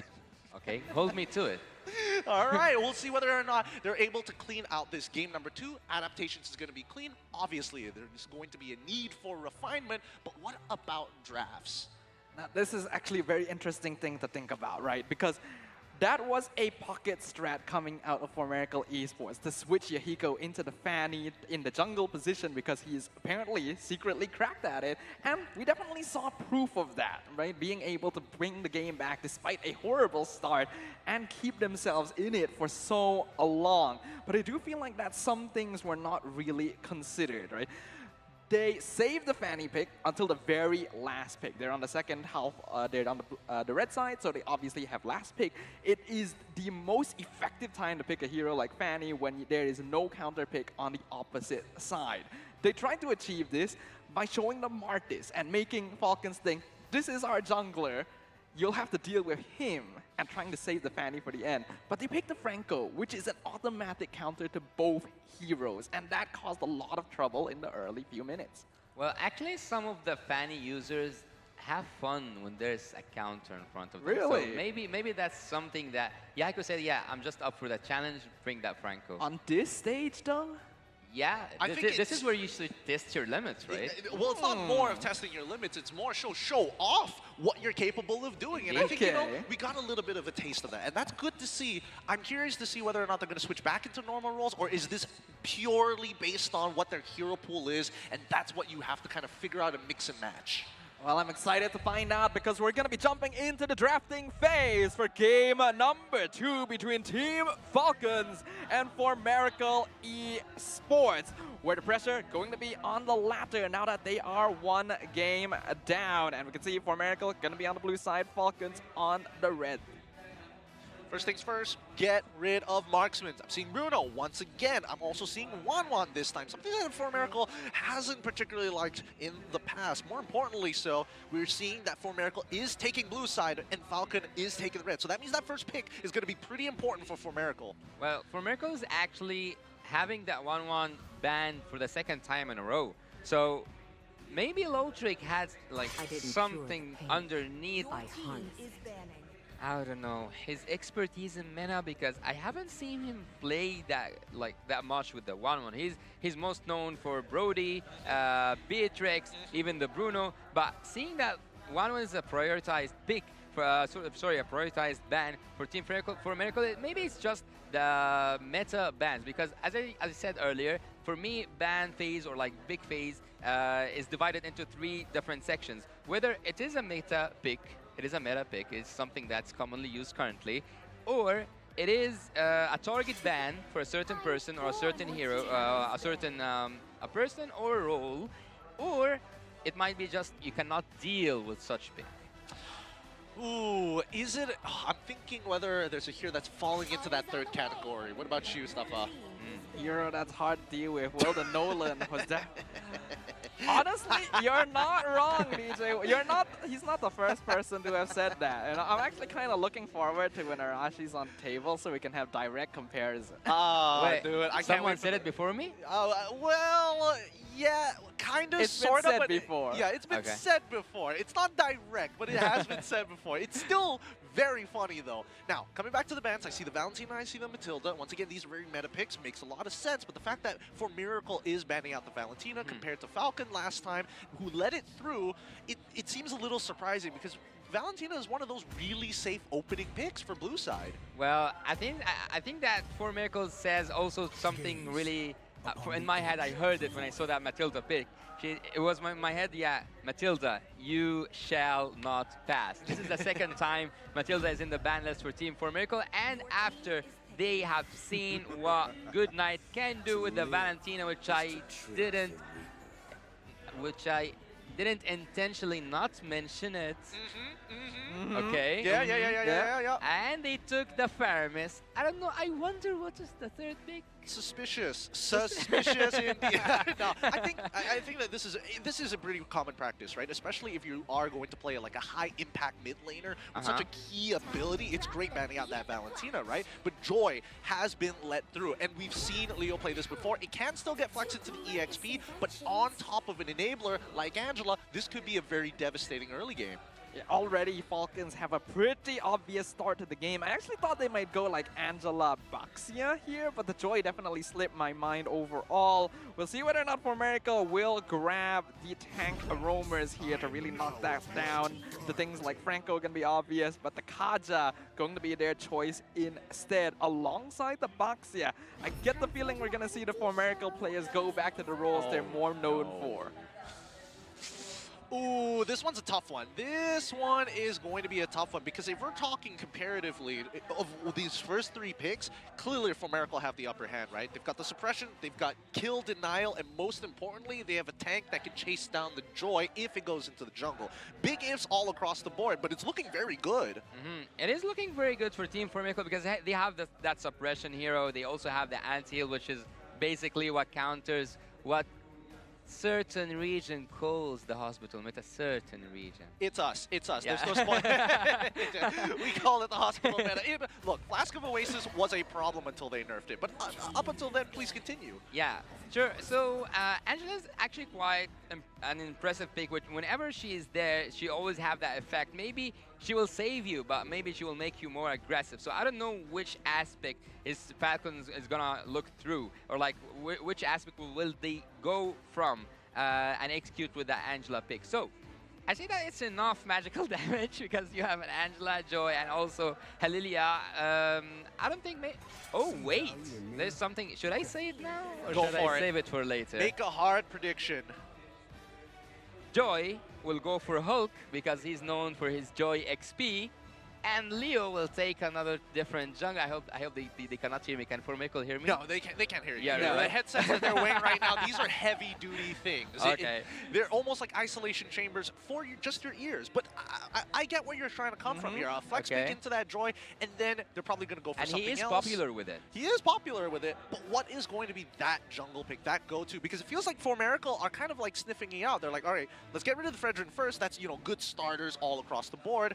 But then his hero pool, like we mentioned right at the beginning of the show, it's huge. It could be something like the Akai that they have to respect here. I think it will work very well into the Baxia, into the Nether Realm. Even kind of counters the Kaja to a certain extent. So if they're going to flex the Joy here, that's probably the hero they want. I wonder why did they ban a jungler after what I said. All right. I guarantee you they can't hear anything. Okay.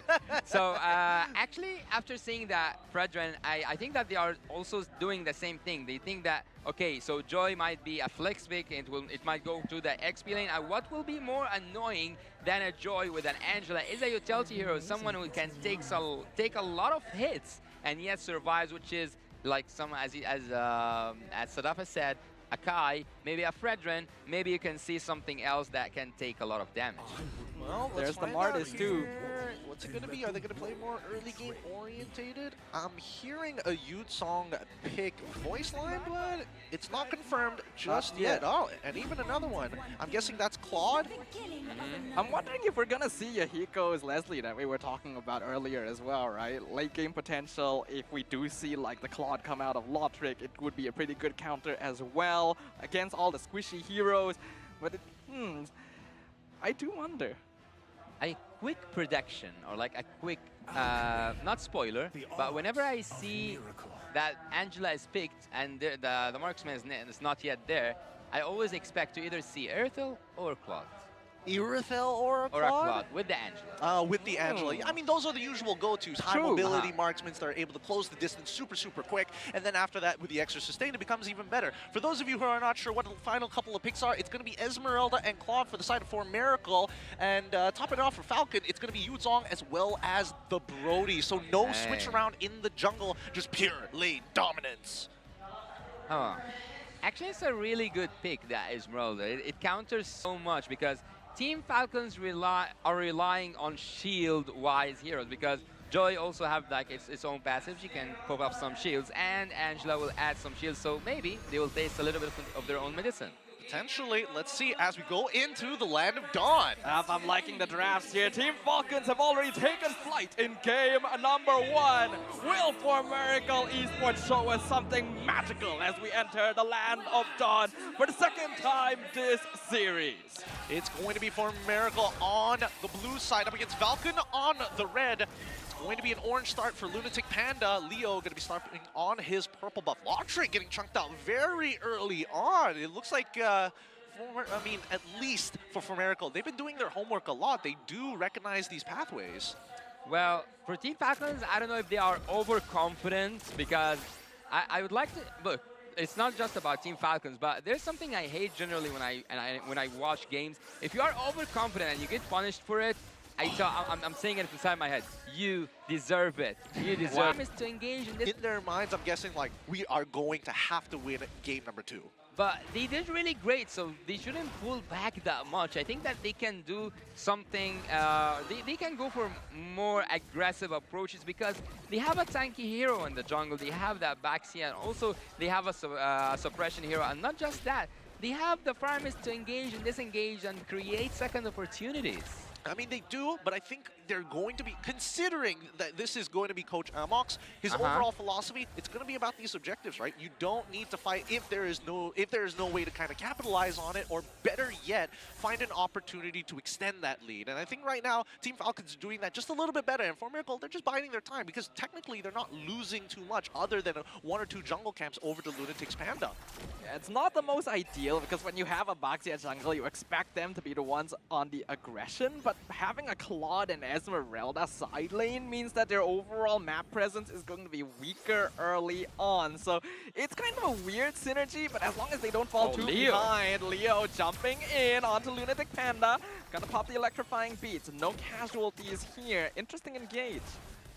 They back away, and again, just stealing camps, because right now Team Falcons are not creating any leads in the side lanes. They're just going to let the bullies do their work and continue to kind of put Lunatic Panda in a more and more devastating situation. Because if Leo has a level lead on his opponent jungler, that means those retributions don't become a 50-50 anymore. It should be a guaranteed secure.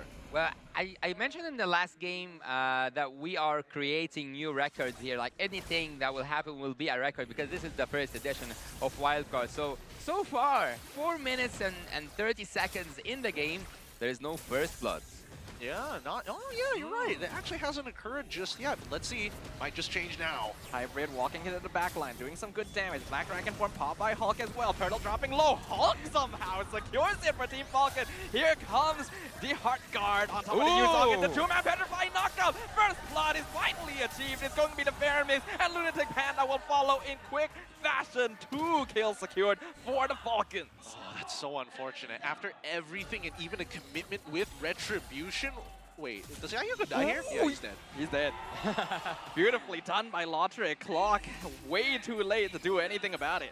Well, actually, when I just saw Super playing with Hulk, I can only remember some really good memories for Mena is that these two have been together since the beginning because they played for Occupy Thrones and they went to the M4 and again they played in the MPL Mena together in another under another team's name, and now they are here playing again on an international stage. So the amount of synergy these both have is quite a lot compared to a lot of, like, let's say 2 players together in Mina. Okay. So if there was a 2v2 tournament, it's over for everybody else. Clearly, they have the better chemistry. Yeah, they have a really good link together. So at some points, I don't think that they actually need to communicate. Hybrid in trouble, walks into a brush with 4 members, but gonna pop that sprint, get out safely. Conceal used by Clock to try and return to the lane for some reason, but he's actually forced to use Flicker as well because the Team Falcons are still right there. Man, that was definitely a... Do you want to shut down this tower? Yes? No. Are you sure? Please? He walks back in, and this is why you can definitely see that this is a younger region. Like, again, for Miracle, they don't want to let that tower go, but in some situations, you just have to.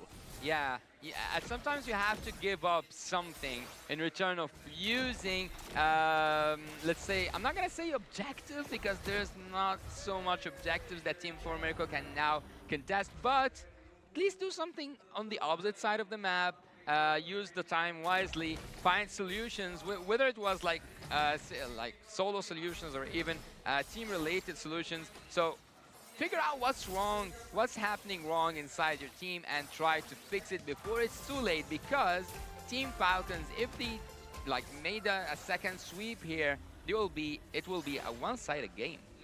Yeah, it could be a very one-sided game, and even for Miracle, again, very, very passive this time around, right? Not really forcing it. They had an opportunity on top side when they had 3 members, as well as the Gacha ult.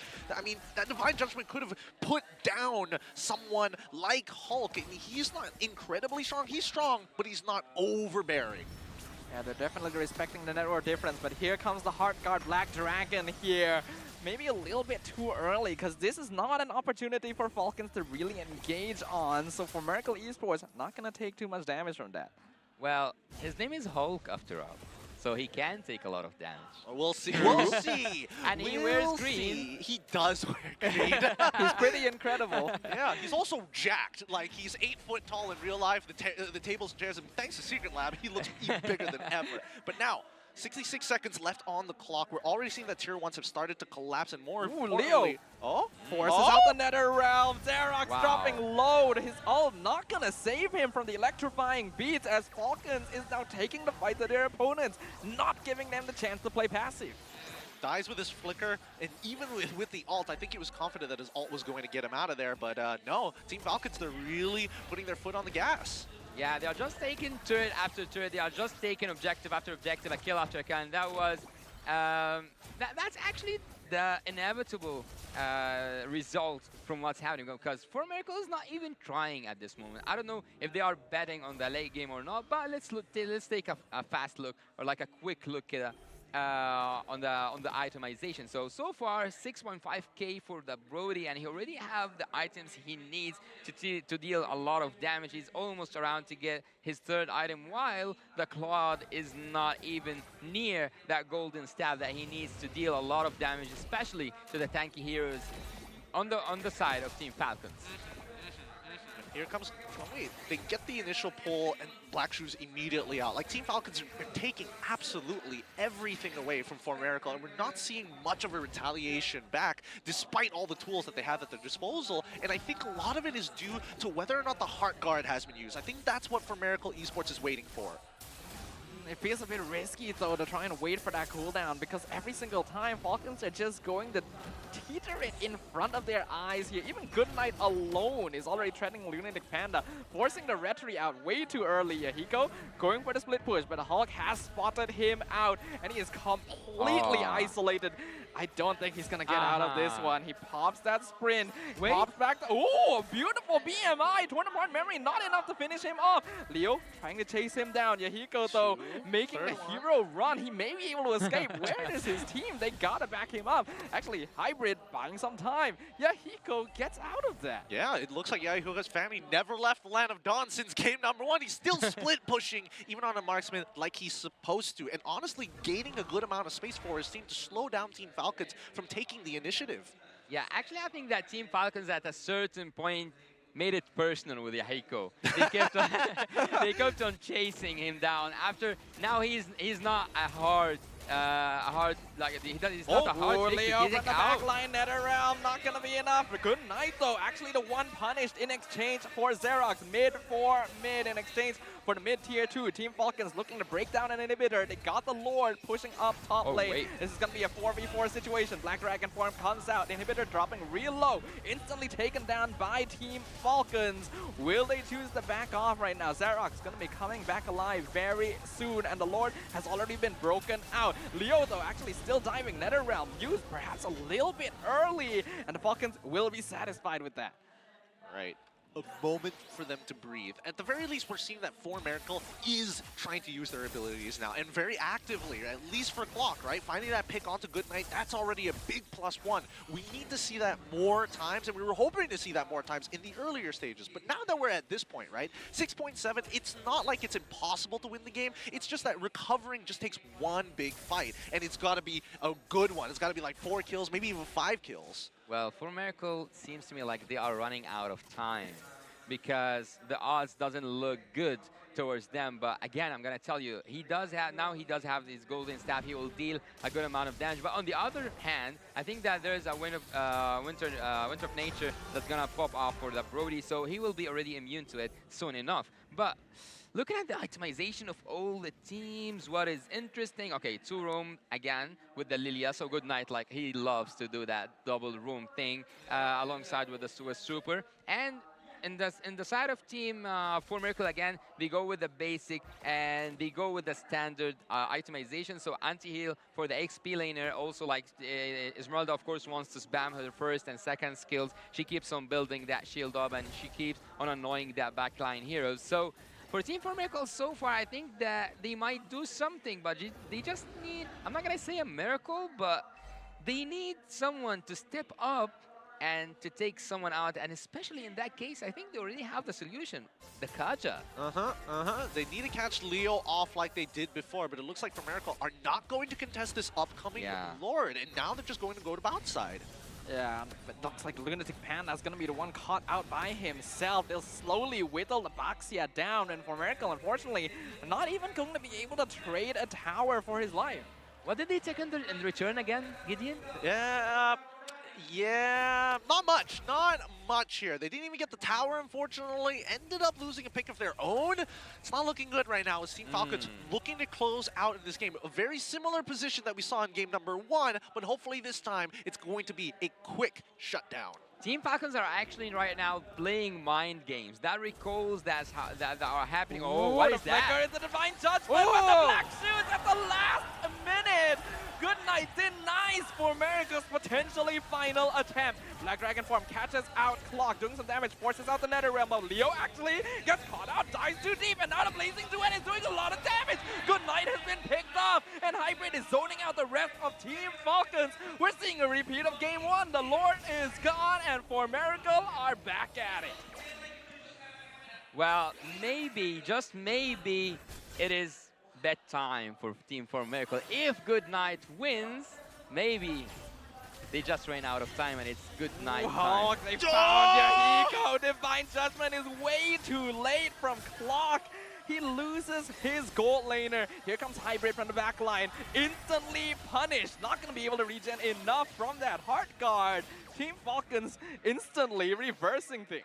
Oh, right now, I mean, they put a big target on Good Night's head, and Team Falcon were not happy with it at all. With 2 members down, this might just be it. They continue to push forward, but with no minions, they have no way to crack down on this crystal. Well, the base is wide open for Team Falcons to take. There's no inhibitor turret whatsoever. There's no turret anywhere on the grounds of Team Miracle. Because right now, they will struggle a little bit because they were already struggling since the early game. And they are playing super defensive, which actually makes sense because they don't have any advantage so far since the early game. They didn't use the picks. As I told you, they can make an aggressive gameplay in early game, and also they can use that Team Falcon might they have overconfidence maybe. It might be the right term, but Team Falcon seems to punish Team Miracle for being so defensive and playing so passive. Exactly. Hopefully it doesn't come to a point where it kind of gets to their heads, right? You know, you're expecting it to be passive, and then all of a sudden Clock comes up with that flicker play again onto another target. I mean, tough boot diff coming up from Good Night at least to be able to get out of a really sticky situation with the help of the Heart Guard, but I think this can only happen a couple more times, right? 42k mark being hit by Miracle, which means that their carries generally are going to be full build. People on the side of like Yahiko, for an example, should probably already be completing his final item. Well, Team Falcons will regret if they didn't finish soon enough. They will regret not finishing soon because Team Miracle's team fight is actually terrifying. They can take whoever they want with that Kaja, and they can deal a huge amount of damage with that Blazing Duet that will come from the itemization. As you said, they will have enough farm for Yahiko to do damage. Did they spot Lunatic Panda on the top side? Yeah, now they know now. they did. The Lord is dropping low, but I think the team will have a gentleman's agreement to just reset it here. The setup was good from Miracle, but both teams actually avoid each other's ambushes, so we're gonna restart the Lord dance. Note though, minion wave down bottom, pushing in favor of Team Falcons, and they know it. That's why they're gonna start rushing the Lord down pretty quickly and holding it there, taunting their opponents. Making sure that it's like at 40% HP. Very, very smart. Look at how big that bot wave is. They have to send somebody down. Oh, they unfortunately reset it now, and now they have to do it all over again. But after seeing that Esmeralda's on the bot lane, maybe they will start a team fight, and actually there is a team fight. Yep, their eyes are on Lunatic Panda. They're looking for him. Electrifying beats used kind of early here as Hulk actually gonna get dodged out. Nether Realm Clock flickers out to safety. They get the shutdown onto Hulk. Yahiko gonna punish them. Gets the double kill onto Leo. Lotric pops his Wind of Nature, forced the flicker. Even with the Heart Guard, the damage from Yahiko is starting to become a threat. The Team Falcons. Good night, threatening Hybrid, dropping him real low, but not enough to finish him off as Miracle Esports are able to back off with 4 members alive. So, about the rock, paper, scissors theory earlier, right? It feels like the Yeah. opposite is kind of A little occurred. bit. It feels like for Miracle Esports are playing like, you know, like a flat piece of paper, right? Waiting for something to fall into it and then wrap it up as soon as it gets too close. And they might be able to rush it because Team Falcons just want to fight. Lord dropping reload, hybrid, scouting out, keeping eyes on things. Lunatic Panda will secure the Lord. And Goodnight forced to use Black Shoes as well. The Blazing Duet starting to become a problem. Could this be the start of the comeback for Miracle? That's what I was talking about early at the early game. Team Falcons, maybe they are overconfident, and maybe with that like recalls and saying like, yeah, we are here to take it all out. We will just like take a full sweep. That's when they get punished. When they don't like use, when they don't get the best out of it, when they are on the top, they will not be forgiven when they make a mistake, and the mistake have been already done and have been already committed, and Team Falcons will now deal with the consequences of this mistake, because right now Team For Miracle has the chance to end this up and send Team Falcons to the third game, and maybe it's good night for good night this game. Oh, I can't wait for the post-game analysis just to see maybe the gold graph to get a good idea of when the taunt happened and how much money did they lose after. For Miracle, doing a great job. They've taken pretty much a good majority of the outer turrets on top as well as the mid lane while slowing down that bot side, because Hybrid, I mean, Esme, not exactly known for the greatest wave clear in the world. But it's still going to be enough. This is the stage of the game which is scariest for the side of Team Falcons, because you have a late game Claude and Esmeralda to deal with. Most importantly, for Miracle, have to actually make some macro play here. They have all the tools necessary, and if so, could definitely outperform Falcons even with the structural disadvantage. But they do find a Divine Judgment here. That's going to be a winner turn Fian onto Goodnight, keeping him alive, but not for long. They get the kill. NetherRealm comes out as well, but Leo, he finds Yahiko in the back line, and now for Miracle Esports is falling apart. Team Falcons running them down. Hybrid trying to buy as much space as possible, but instantly bursted, and Xerox realizing I should not be here right now, flickering to safety. Only 2 members alive for Miracle. Falcons could end this. Yeah, this is not exactly the best position to be in. I mean, Falcon, they found the right opportunity to actually capitalize on the aggression coming in from Clock. Again, this is his 3rd attempt trying to be aggressive. Will he finish?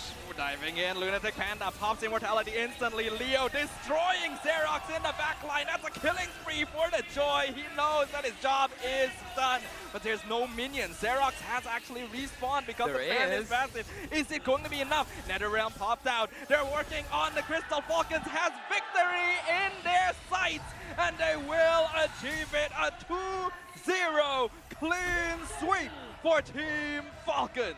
GG, well played for Team Falcons. They're going to be walking, well, they're going to be heading back to their hotels today. Very happy with the 2-0 victory here in the groups. And I mean, literally, good night. Yeah, they will have a good night, that's for sure. But about Team For Miracle, they have done really great. I'm not gonna say and then like into the itemization phase or even at certain points of the game. Or actually, I'm gonna point out one moment in the game where they actually sparked, when they actually clicked. The last moment when they had that Joy down and they used the best out of it, they got the Lord and they got to get so much turrets, and it looks so threatening to Team Falcons. It is threatening, but I think both Team Falcon and as well as For Miracle are good at 2 very different things. And I think certain decisions, certain situations, some teams are better than others at kind of judging it based on their experience. So you cannot combine both? Well, you can combine both, especially since I've been looking at a couple of M series, and usually the winning team and usually the grand champions know how to do both. So it's interesting to see the duality of man in this case. What is interesting to me is the fact that both these teams have actually evolved quite a bit from the research that we've done from their respective qualifying finals to get to the wildcard stage, right? The aggressive team trying to pull it back a little bit, play more disciplined, and then the slower, more calculative team getting the confidence necessary to push in, to threaten their opponents and really pressure out the game. And we're seeing the results of that here. The rock, paper, scissors matchup definitely went complete opposite. And that's why the drafting phase is so important, why a lot of organizations across the world are investing time and effort to find the right guy to turn their team into something more. And some people find it, others don't. Did I miss saying that Good Night is a one global Lilia. Is a number one global Lilia? Did I miss that? You may have not. may It would have been a good mention earlier. Would have been good to know. Very good to know indeed. But honestly, with the way that the game is happening, I was most concerned that this was going to be another long, drawn-out series, that 4Miracle might have been able to actually clutch out the next 3 Lord fights and might really put Falcon in an awkward spot. But actually, Team 4Miracle at minute 11, because I was really like precise at this minute, I was looking maybe they will take it half, with the half same amount. I think it took like 22 or maybe a little bit more, so it was the halftime they took at the first game. So they were almost finishing that game, and when the replays come, when the highlights come, we will focus on that because there was a really good team fight. So for me, I think that Team Falcons are doing really good, but Team 4Miracle, compared to my studies, they are so much better. Feels like we didn't get enough of 4Miracle just yet. What about you? Are you still like a little undersatisfied with the way the things have kind of turned out, or no, Stafa? I do feel like we could have seen a little bit more, right? The early game pressure that this team is known for, we didn't get to see a lot of that, and a lot of it did just come down to the performance of our MVP on the side of Team Falcons, Leo. Once again, the captain for the team, doing his job very well. Yeah, it feels like Leo sometimes can work independently from the other 4 members of the team to get certain things done that are mandatory to allow the team to actually go through so many quick evolutions, or more so at least be on tempo for fights. Well, look, in MENA and like in Team Falcons, and I told you, the most experienced player is Leo, so he knows how to deal with certain situations that other players with I'm gonna say with not the same amount of experience can do. So he can be that split pusher that annoys you. He can be that utility hero player that will take that retribution battle. But again, as I told you, in his peak performances, he combines both of taking objectives and also playing that macro really good game. So Super, he has these were moments where Super and Hulk shine because they both have that synergy between each other. So right here, like over and over and over again, we can see that Goodnight was getting on their nerves. He was like recalling, using sheesh, and doing everything that was in his hands to play that mental game. But Leo, each time, he just comes out of nowhere, using his second skill, using that electrifying beats, and getting to the back line and getting so much kills. Look at Goodnight. He's just like having fun, and he's like sending a message, playing that mental game. I guess here in MPLMY there was Zorn who is playing that mental game with the recalls and also with the emotes. But Yaku, yeah, look, it's like almost 13 minutes in the game, and there was an opportunity for Team Falcons to sum it up and to take the game at a really early stage. Super and Lotrick again.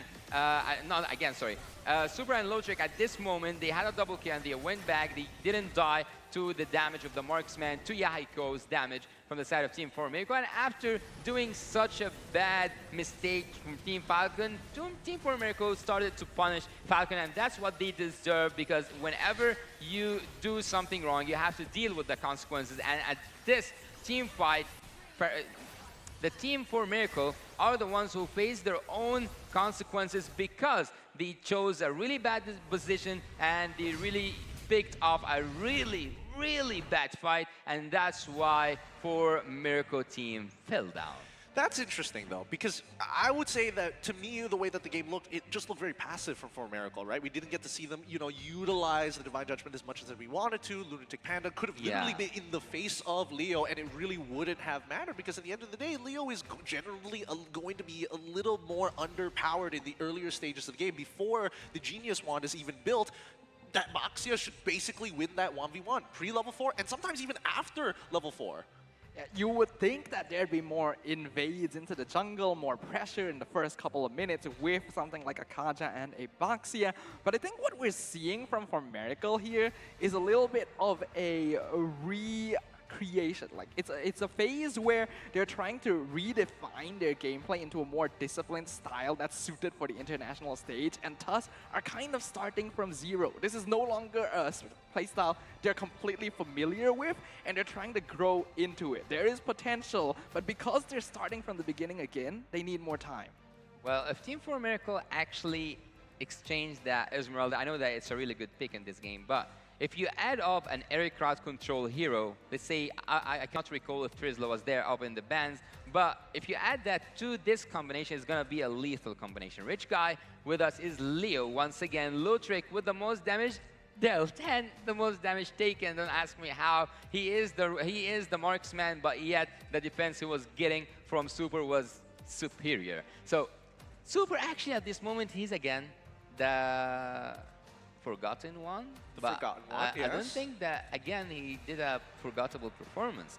So actually having 100% team fights for Xerox and Hyper and Clock is a good thing, and also Yahiko. But I think that team, and look now at the draft, okay? I want to get your opinion on that. I want to have your insights on that, Gideon, and also I want to hear from Sadaf about if you change that Esmeralda with an area crowd control hero, would it work better? Because I think they had that survivability with the Paramis, the suppression with the Kaja, the team fight with the Claude, the utility hero with the Baxia. Just needed an area crowd control. Area crowd control. I think that would be kind of interesting, because then that would kind of really divert and shift to what the team fight composition wants to do, right? I think I would agree with you, but with a pseudo pick of Benedetta rather than going into the Khalid, because at least you can kind of do a little bit of both, right? You can split push, but at the same time, when you have that Petrify available, you have AoE crowd control.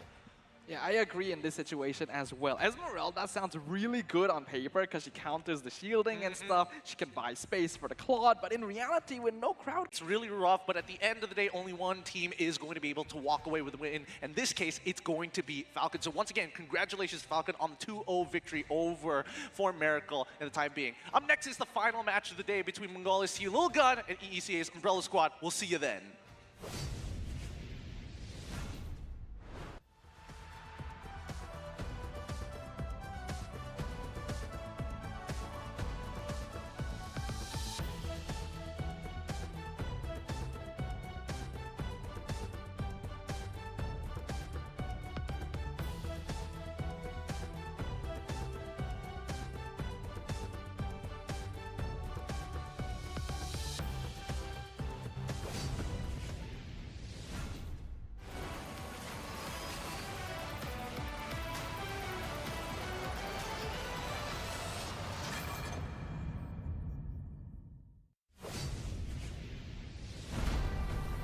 We are here at Gamers 8 to show that we are walking the walk. We have had amazing reactions, major idea owners, and a lot of potential partners and stakeholders coming in here and taking a peek. Gideon's cube over here has been the nexus of this zone. What I saw it from the outside is very mysterious. You want to know what's happening inside. Felt like, you know, this is an MMORPG, but R is not role-playing, it's real world.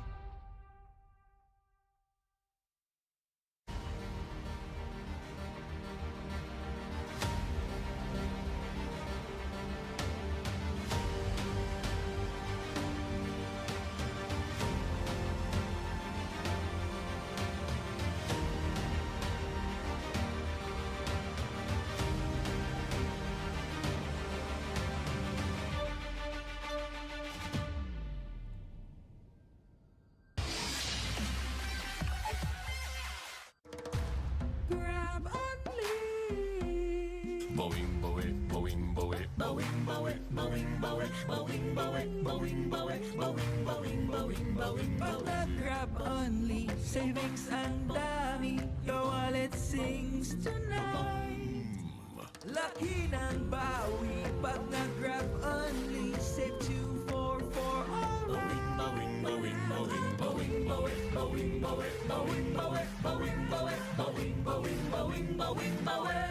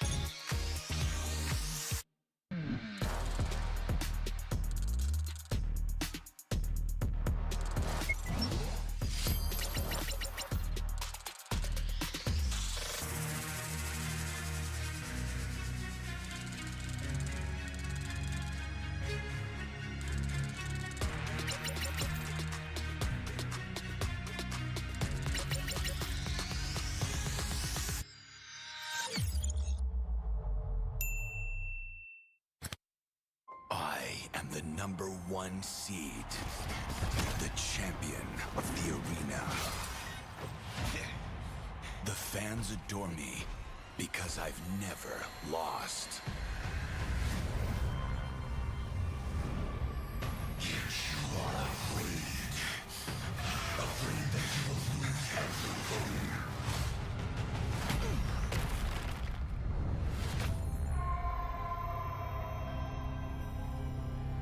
Do you ever get scared of losing, Kimmy?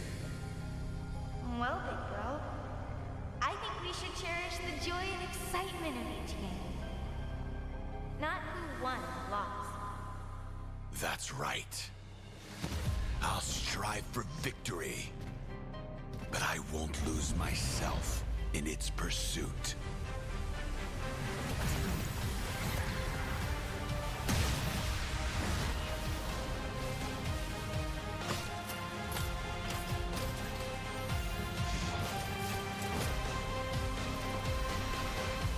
World Championship. I'm back.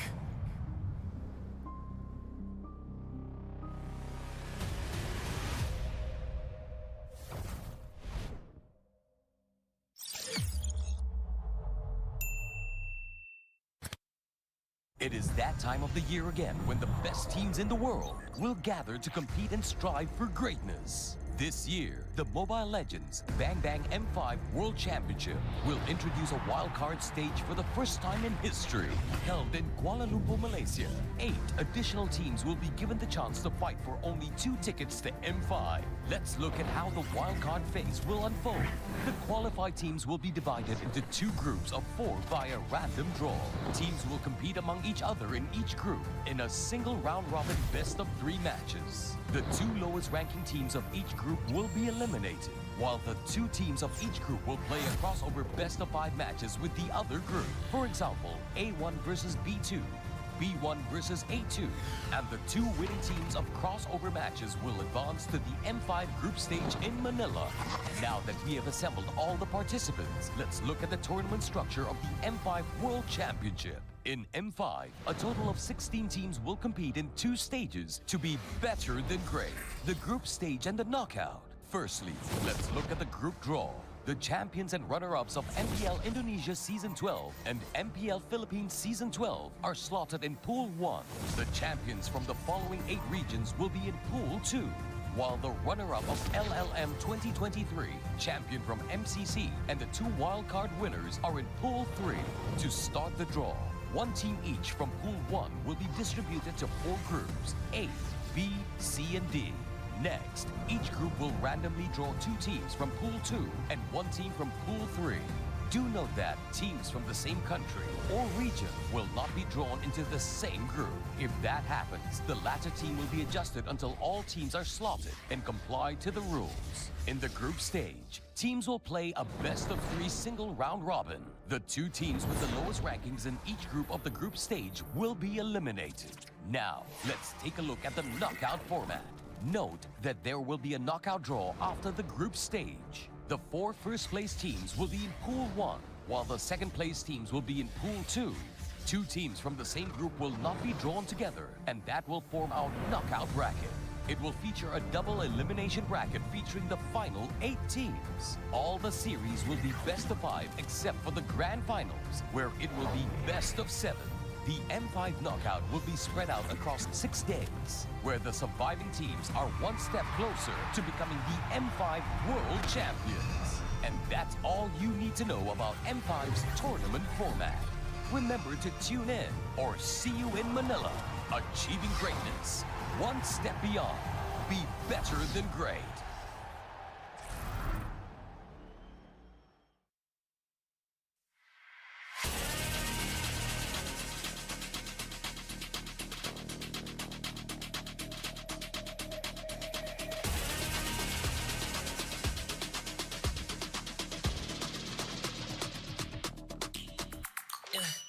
Hit me like I might get over, but you could give me in no corner. I know I can make a comeback. Ace this round and finish this game now. Got the power on my shoulders. Yeah, you know that I'm a soldier. You could keep me off my guard, but you can't keep me from my honor.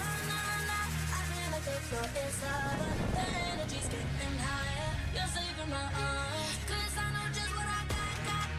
I got you like na-na-na. And you know I hold the power. This feeling I love. Oh yeah. Making my grind good to great. So don't stand in my way.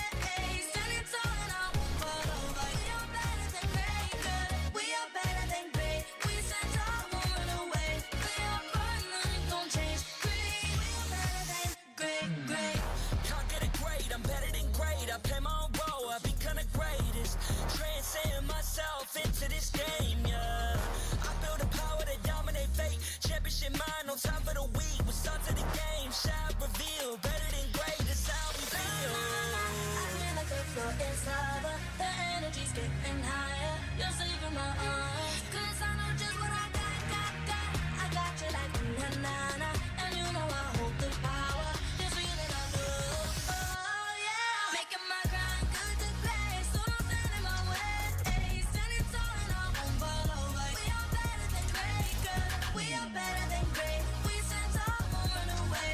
We are fun, nothing gon' change. Great, we are better than great.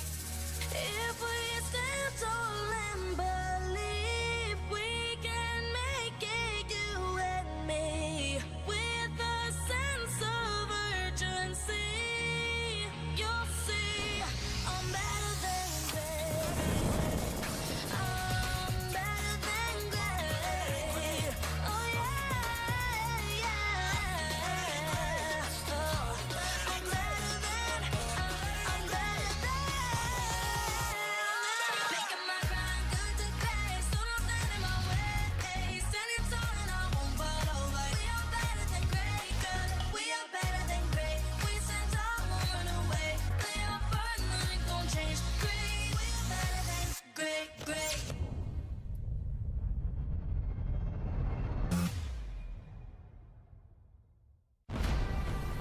We are here at Gamers 8 to show that we are walking the walk.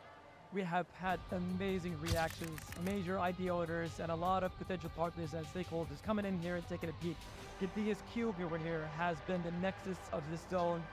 What I saw it from the outside is very mysterious. You want to know what's happening inside. Felt like, this is an MMORPG, but R is not role-playing, it's real world.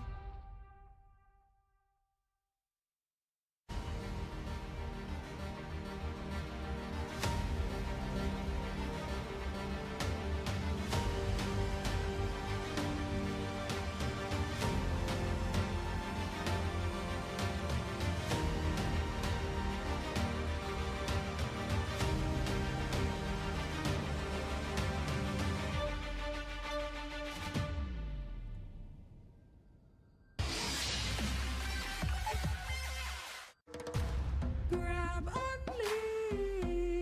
Boing, boing, boing, boing, boing, boing, boing, boing, boing, boing, boing, boing, boing, boing, boing, Pag nag-grab only, savings ang dami. Your wallet sings tonight. Laki ng bawi. Pag nag-grab only, save 2 for alright. boing, boing, boing, boing, boing, boing, boing, boing, boing, boing, boing, boing, boing, boing, boing, boing.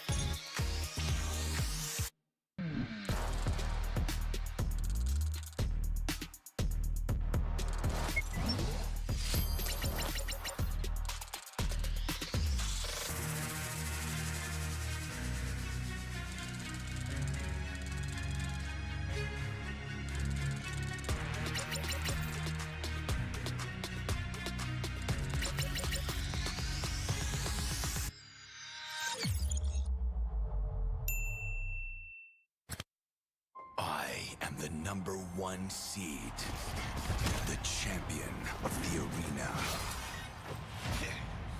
The fans adore me because I've never lost. You are afraid that you will lose everything.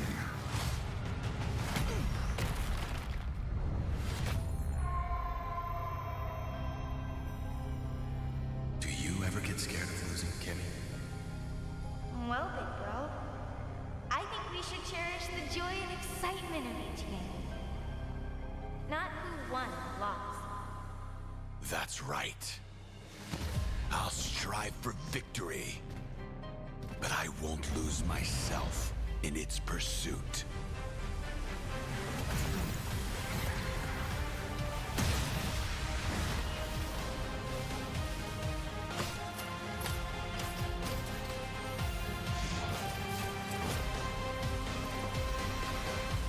World Championship. I'm back.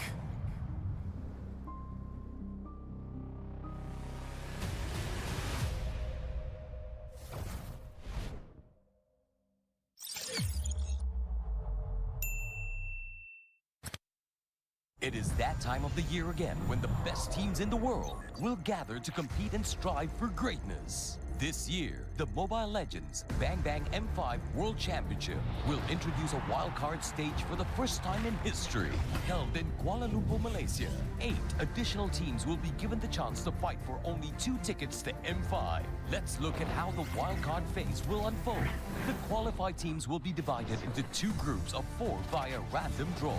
Teams will compete among each other in each group in a single round-robin best-of-3 matches. The 2 lowest ranking teams of each group will be eliminated, while the 2 teams of each group will play a crossover best-of-5 matches with the other group. For example, A1 versus B2, B1 versus A2, and the 2 winning teams of crossover matches will advance to the M5 group stage in Manila. Now that we have assembled all the participants, let's look at the tournament structure of the M5 World Championship. In M5, a total of 16 teams will compete in 2 stages to be better than great: the group stage and the knockout. Firstly, let's look at the group draw. The champions and runner-ups of MPL Indonesia Season 12 and MPL Philippines Season 12 are slotted in Pool 1. The champions from the following 8 regions will be in Pool 2, while the runner-up of LLM 2023, champion from MCC, and the 2 wildcard winners are in Pool 3. To start the draw, 1 team each from Pool 1 will be distributed to 4 groups, A, B, C, and D. Next, each group will randomly draw 2 teams from Pool 2 and 1 team from Pool 3. Do note that teams from the same country or region will not be drawn into the same group. If that happens, the latter team will be adjusted until all teams are slotted and comply to the rules. In the group stage, teams will play a best-of-3 single round robin. The 2 teams with the lowest rankings in each group of the group stage will be eliminated. Now, let's take a look at the knockout format. Note that there will be a knockout draw after the group stage. The 4 first-place teams will be in Pool 1, while the second-place teams will be in Pool 2. 2 teams from the same group will not be drawn together, and that will form our knockout bracket. It will feature a double elimination bracket featuring the final 8 teams. All the series will be best of 5 except for the grand finals, where it will be best of 7. The M5 knockout will be spread out across 6 days, where the surviving teams are 1 step closer to becoming the M5 World Champions. And that's all you need to know about M5's tournament format. Remember to tune in or see you in Manila. Achieving greatness, 1 step beyond. Be better than great.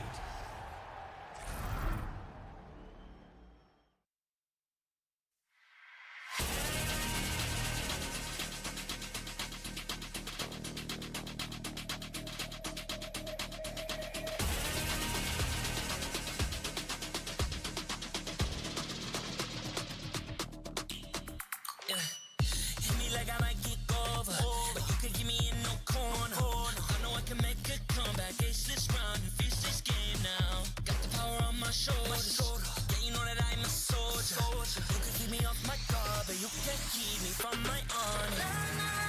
I feel like the floor is lava. The energy's getting higher. You're saving my arms. 'Cause I know just what I got.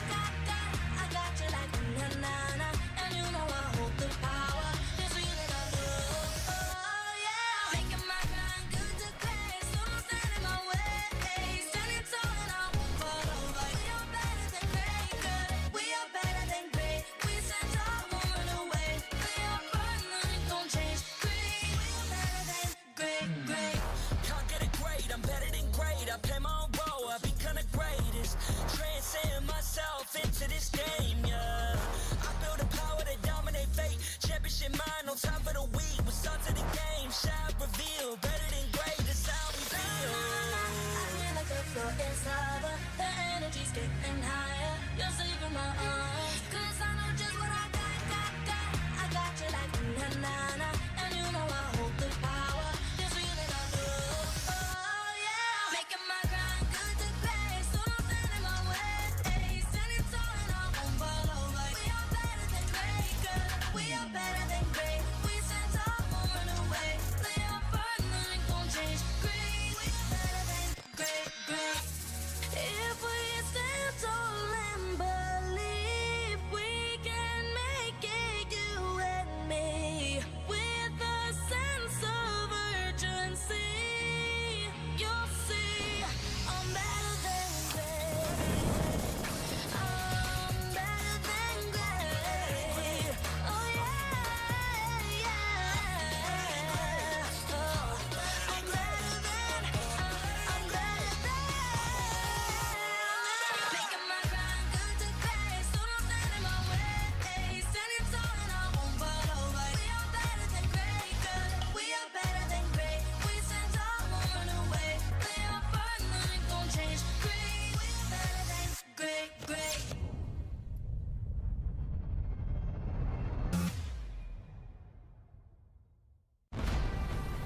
We are here at Gamers 8 to show that we are walking the walk. We have had amazing reactions, major idea owners, and a lot of potential partners and stakeholders coming in here and taking a peek. The biggest cube over here has been the nexus of this zone. What I saw from the outside is very mysterious. You want to know what's happening inside. Felt like, this is an MMORPG, but R is not role-playing, it's real world.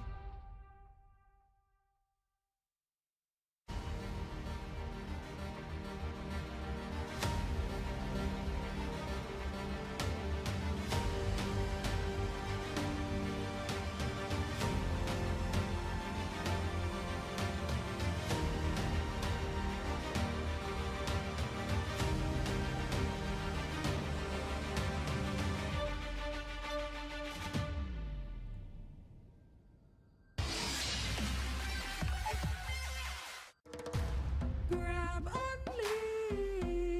Boing, boing, boing, boing, boing, boing, boing, boing, boing, boing, boing, boing, boing, boing, boing, boing, Pag nag-grab only, savings ang dami. Your wallet sings tonight.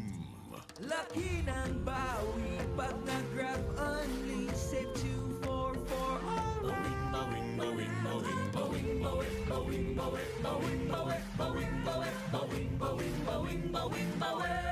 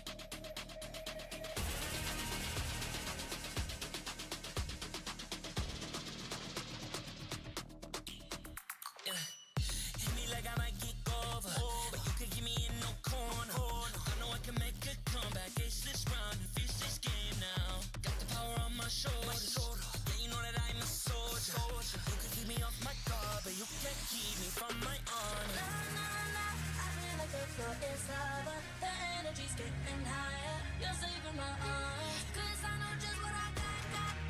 I got you like na-na-na. And you know I hold the power. This feeling I love. Oh, yeah. Making my grind good to great. So don't stand in my way. Standing tall and I won't fall over. We are better than great, good. We are better than great. We stand tall, won't run away. We are fun, nothing gon' change. Great. We are better than great, great. Can't get it great, I'm better than great. I play my own role, I become the greatest. Transcend myself into this game, yeah. I build a power to dominate fate. Championship mind, no time for the weak. What's up to the game? Shout, reveal. Better than great, that's how we feel. I feel like the floor is lava. The energy's getting higher. You're saving my arms. 'Cause I know just what I got. I got you like na-na-na. And you know I hold the power. This feeling I love. Oh, yeah. Making my grind good to great. So don't stand in my way. Standing tall and I won't fall over. We are better than great, good. We are better than great. We stand tall, won't run away. Play our part, nothing gon' change. Great. We are better than great, great. If we stand tall and believe we can make it, you and me, with a sense of urgency, you'll see I'm better than great. I'm better than great. Oh yeah, yeah. Oh, I'm better than. Making my grind good to great. So don't stand in my way. Standing tall and I won't fall over. We are better than great, good. We are better than great. We stand tall, won't run away. Play our part, nothing gon' change. Great. We are better than great, great.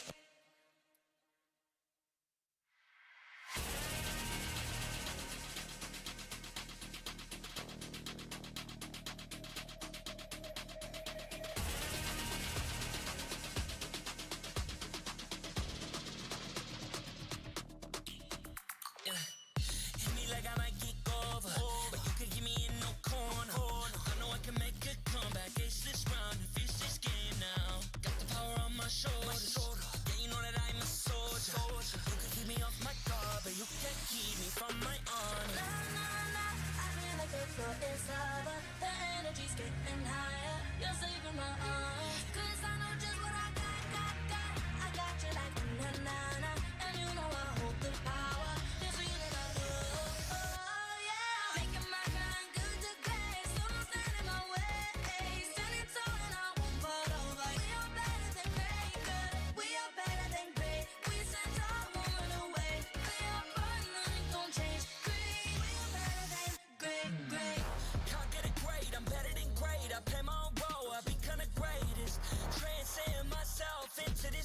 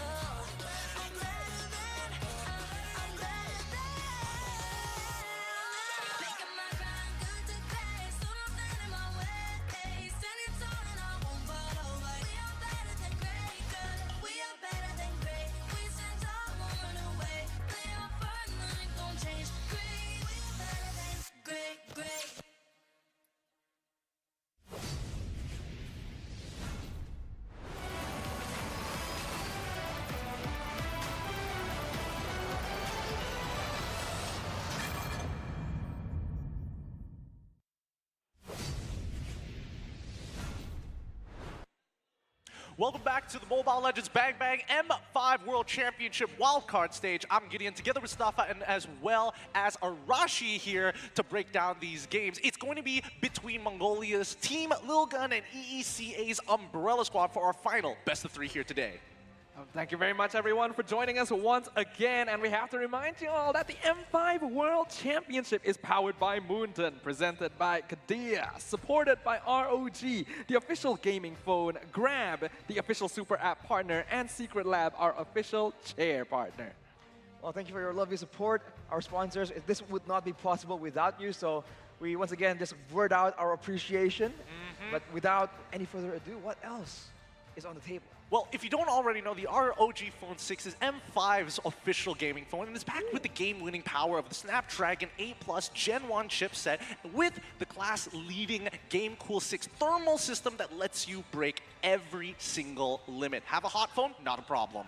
I've also heard that it comes with a spectacular 165Hz AMOLED display and a monster 600 milliamp battery life to power through all of your gaming needs on the way to mythical glory. Whip out that phone. Whip out that phone. Come on, come on, come on. You gotta flex it out.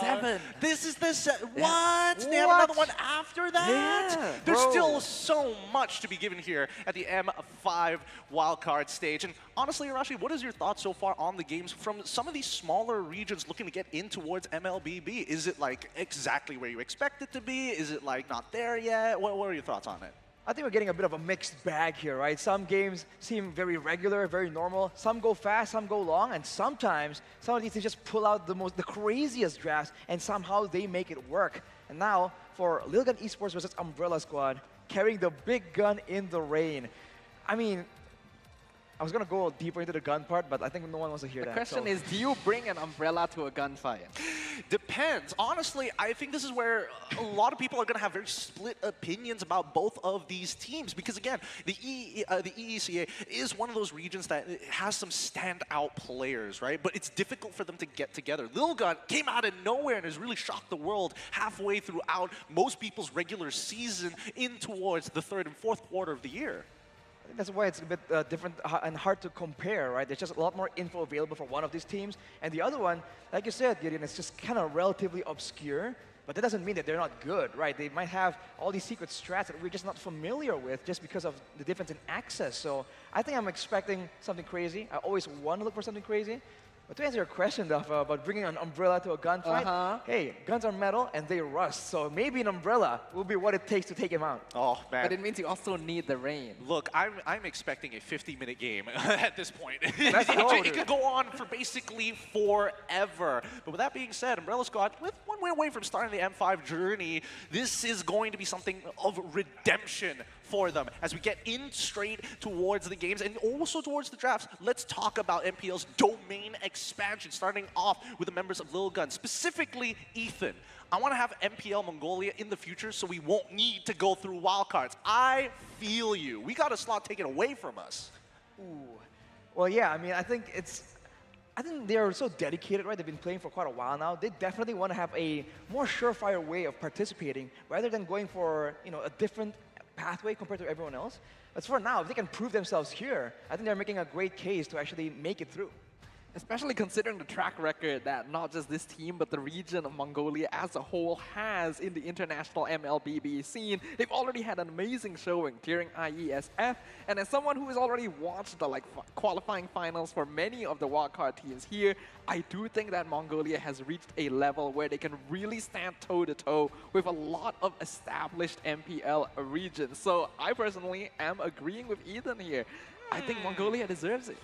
Ooh, are they just a little too young to get a region just like that? It's hard to say considering how a lot of the other regions, previously that joined us were in the very exact same position where they didn't have an MPL and all of a sudden an MPL broke out. They get a slot and better yet, the entire region as a whole developed together, really showing some breakout performances. I think once you have an established MPL, everyone definitely understands that now, hey, it's a real deal. Now we're actually part of the whole system technically. So that I feel like for sure, for organizations, for players, they just know that now it's a bit more serious. And I think that affects the level of skill, the level of, I don't know, intensity of the competition in those regions. The refinement, as some people would like to call Right. it. With that being said, it looks like I'm getting word that the games are about to begin. Before we continue any further, let us introduce you, our marshals, to make sure that the game is being played at its finest and tech issues are kept to a minimum. It's Ease, Zena, Oscar, and as well as Ebija. Thank you so much for your contributions towards the M5 World Championship wildcard stage. But man, I'm so excited for this after so very long. First up, we have the representatives of Mongolia. Let's go, Team Little Gun. Supporting the same roster that they employed in the IESF, where they first made a mark on the international MLBB scene. Team Lil Gun have graced the stage of the M5 wildcards, and they're eager to show their performance that we know and love. Next, coming up onto the stage, back to reintroduce their region amid strong winds and heavy storms. Give it up from Umbrella Squad. The runner-up of MCC, composed of first-timers here. Unlike these both, who are strengthened by multiple M-Series attendees, but they still went on a full game series and now trying to secure the M5 ticket, trying to prove that their region stands toe-to-toe against everyone else. These are two very young regions, Both sides have played for a long time to get to this point. Defender, a veteran, Mitch himself, making sure that he has accomplished so much with the team in such a short period of time in their professional careers. But now this is where things are going to be put to the test here in the Land of Dawn. It's time to set the stage here as the fifth bumps will commence between these two teams to show their sportsmanship, because we are going to be witnessing some bloody battles upon the Land of Dawn. Two sides, 5 players on each team, eager to demonstrate their potential to the world. All right, with that being said, let's get to know the teams a little bit more personally. Coming in from Lil Gun, it's going to be back to the gold lane. Xura in the jungle position, Ethan in roam, Forbid in mid, and Aizen as their EXP laner. I mean, there are a lot of big hero pools they can make use right here, especially for Forbid here. They have a big hero pool, so I think if they try and use that to their advantage here, try and confuse the opposition, this is something that they can definitely make use of, trying to, just obscure how they want to build their composition. All right, introducing their opponents from the Umbrella Squad. It's Black Marsh, Marl, Castle, Troublemaker, as well as AFK. Now, this is going to be an interesting matchup because I wanted to bring this up later, but I think a good time is going to be now. Umbrella Squad, they did play a full 5-game series up against Duval in the MCC. Against a team like Little Gun, they're going to need an advantage, right? You mentioned this earlier, Stafa. Yeah, that is true. In fact, it wasn't actually 5 games. It was 7. It was a best of 7. They nearly reverse swept. They were down 3-0. They evened it up to 3-3 and just happened to drop the last game, showing that they have a lot of potential on the Land of Dawn. But overall, as a team, I think that there's still a lot of evolution and growth that is necessary. And I will say that going into this matchup specifically, they're definitely the underdogs just in terms of experience and hero pool. All right, all right. That being said, little experience from either side when we're talking about an international level event with so much weight to it, right? This may be the wild cards, but I think every team here is taking this as seriously as they can, being flown out to Malaysia to play this live up on stage and a chance to go to the Philippines for M5. I think that's the main consideration right here, the lack of experience from both teams. We've seen that with a lack of experience, you can still pull out great drafts, great game plans, theoretically, but once you get into that mid-game where it's all about the split-second adjustments, the split-second decisions as well, this is where teams with a lack of experience kind of stall out a bit, and maybe the performance starts dipping around that 12 to 13-minute mark. Well, I don't know about this, because when we're looking at the audience predictions, we're seeing a lot of the regions leaning in towards Lil Gun and not so much into the Umbrella Squad. Well, I mean, the closest would be Malaysia here with 42% to 68%. So, once again, 110% for the Malaysian home favorites. Wow. Malaysian fans are always giving 110% here to support their team. But I do like that there's some supporters for Umbrella Squad in the audience as well. Hopefully they'll be able to transmit the energy necessary for their team and their players to do their best in the Land of Dawn. Hey, what's going on here? It looks like a lot of teams are actually leaning into Lil Gun's overall performance compared to the Umbrella Squad. Even the EECA, for some reason, 39%?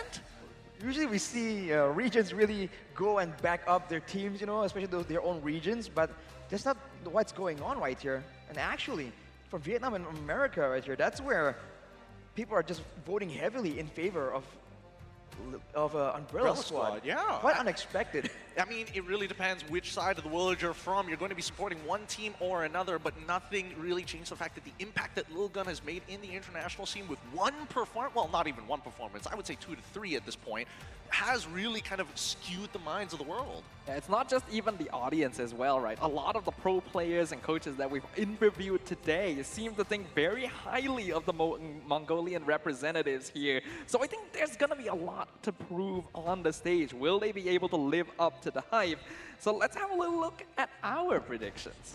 Starting from the left, Staffa, you're going to say 2-0 to the 2-0 to Lil Gun. I said 2-1 in favor of Lil Gun, 1 to Umbrella Squad, and Arashi also leading towards Lil Gun's side. Same as mine, 2-1. What do you think it's going to be a 2-1, not a clean sweep?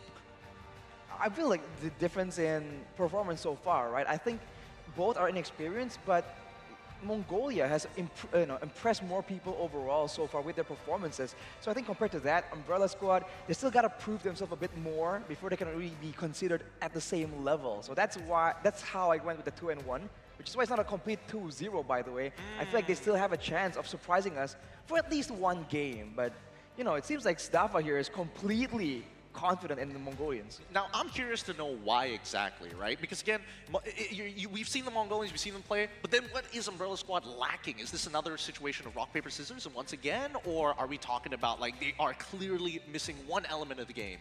I think this is not really a rock, paper, scissors situation. This, in my opinion, is a case of a team that just looks way better on paper as compared to the other. I'm not saying Umbrella Squad is weak. I'm saying that the Mongolia has performed at a different level than every other wildcard team. All right, let's see which advantages are going to be leaned into, which lanes are going to be prioritized, and what battle strategies they're going to be bringing out to the table in this best of 3. We're going to be having Umbrella Squad on blue side and Lil Gun on red side. Starting it off, the box share and the 1-1 banned away by Umbrella Squad. They don't want to deal with this outplay potential and the early game, this roaming speed. For Lil Gun though, they're banning away heavily towards the roamer side. And we'll see how this approach works out, because usually when teams are unfamiliar with each other, the roamers are where they really center their focus. But not for Umbrella Squad, even the Nolan, so they're really concerned about these high mobility outplay heroes too. I feel like Umbrella Squad has done research. Same goes to Lil Gun as well. Matilda, totally understandable. But then we start going in towards the Kaja. This is, again, a little more particular towards Fangor's side and as well as the Joy. Yep, we do. So right now what I'm seeing are that the bans are pretty default from both these teams. They're still testing the waters, they're still figuring things out. I personally feel the drafting phase is going to be a little bit more important for Umbrella Squad as a whole, because I feel like this is a team that does depend on having winning lane matchups. And Lil Gun has shown to be very flexible in terms of their hero pool in the past. So a lot of pressure on the EECA team, but they've definitely shown moments of brilliance. Well, I don't know. Looking at the coaching staff, in this case, Defender, previously playing on Deuce Vault, then having to leave and join the Umbrella Squad to make sure that he could try and qualify for a spot in M5 itself. He's taken a back step, and I think that seniority definitely helps out the team, keeping them mature, but also making sure that they're on pace for something that is good for them. And in this case, lane advantage, trying to be secured, goes over to Bruno from the Umbrella Squad. We're seen as a great weapon here.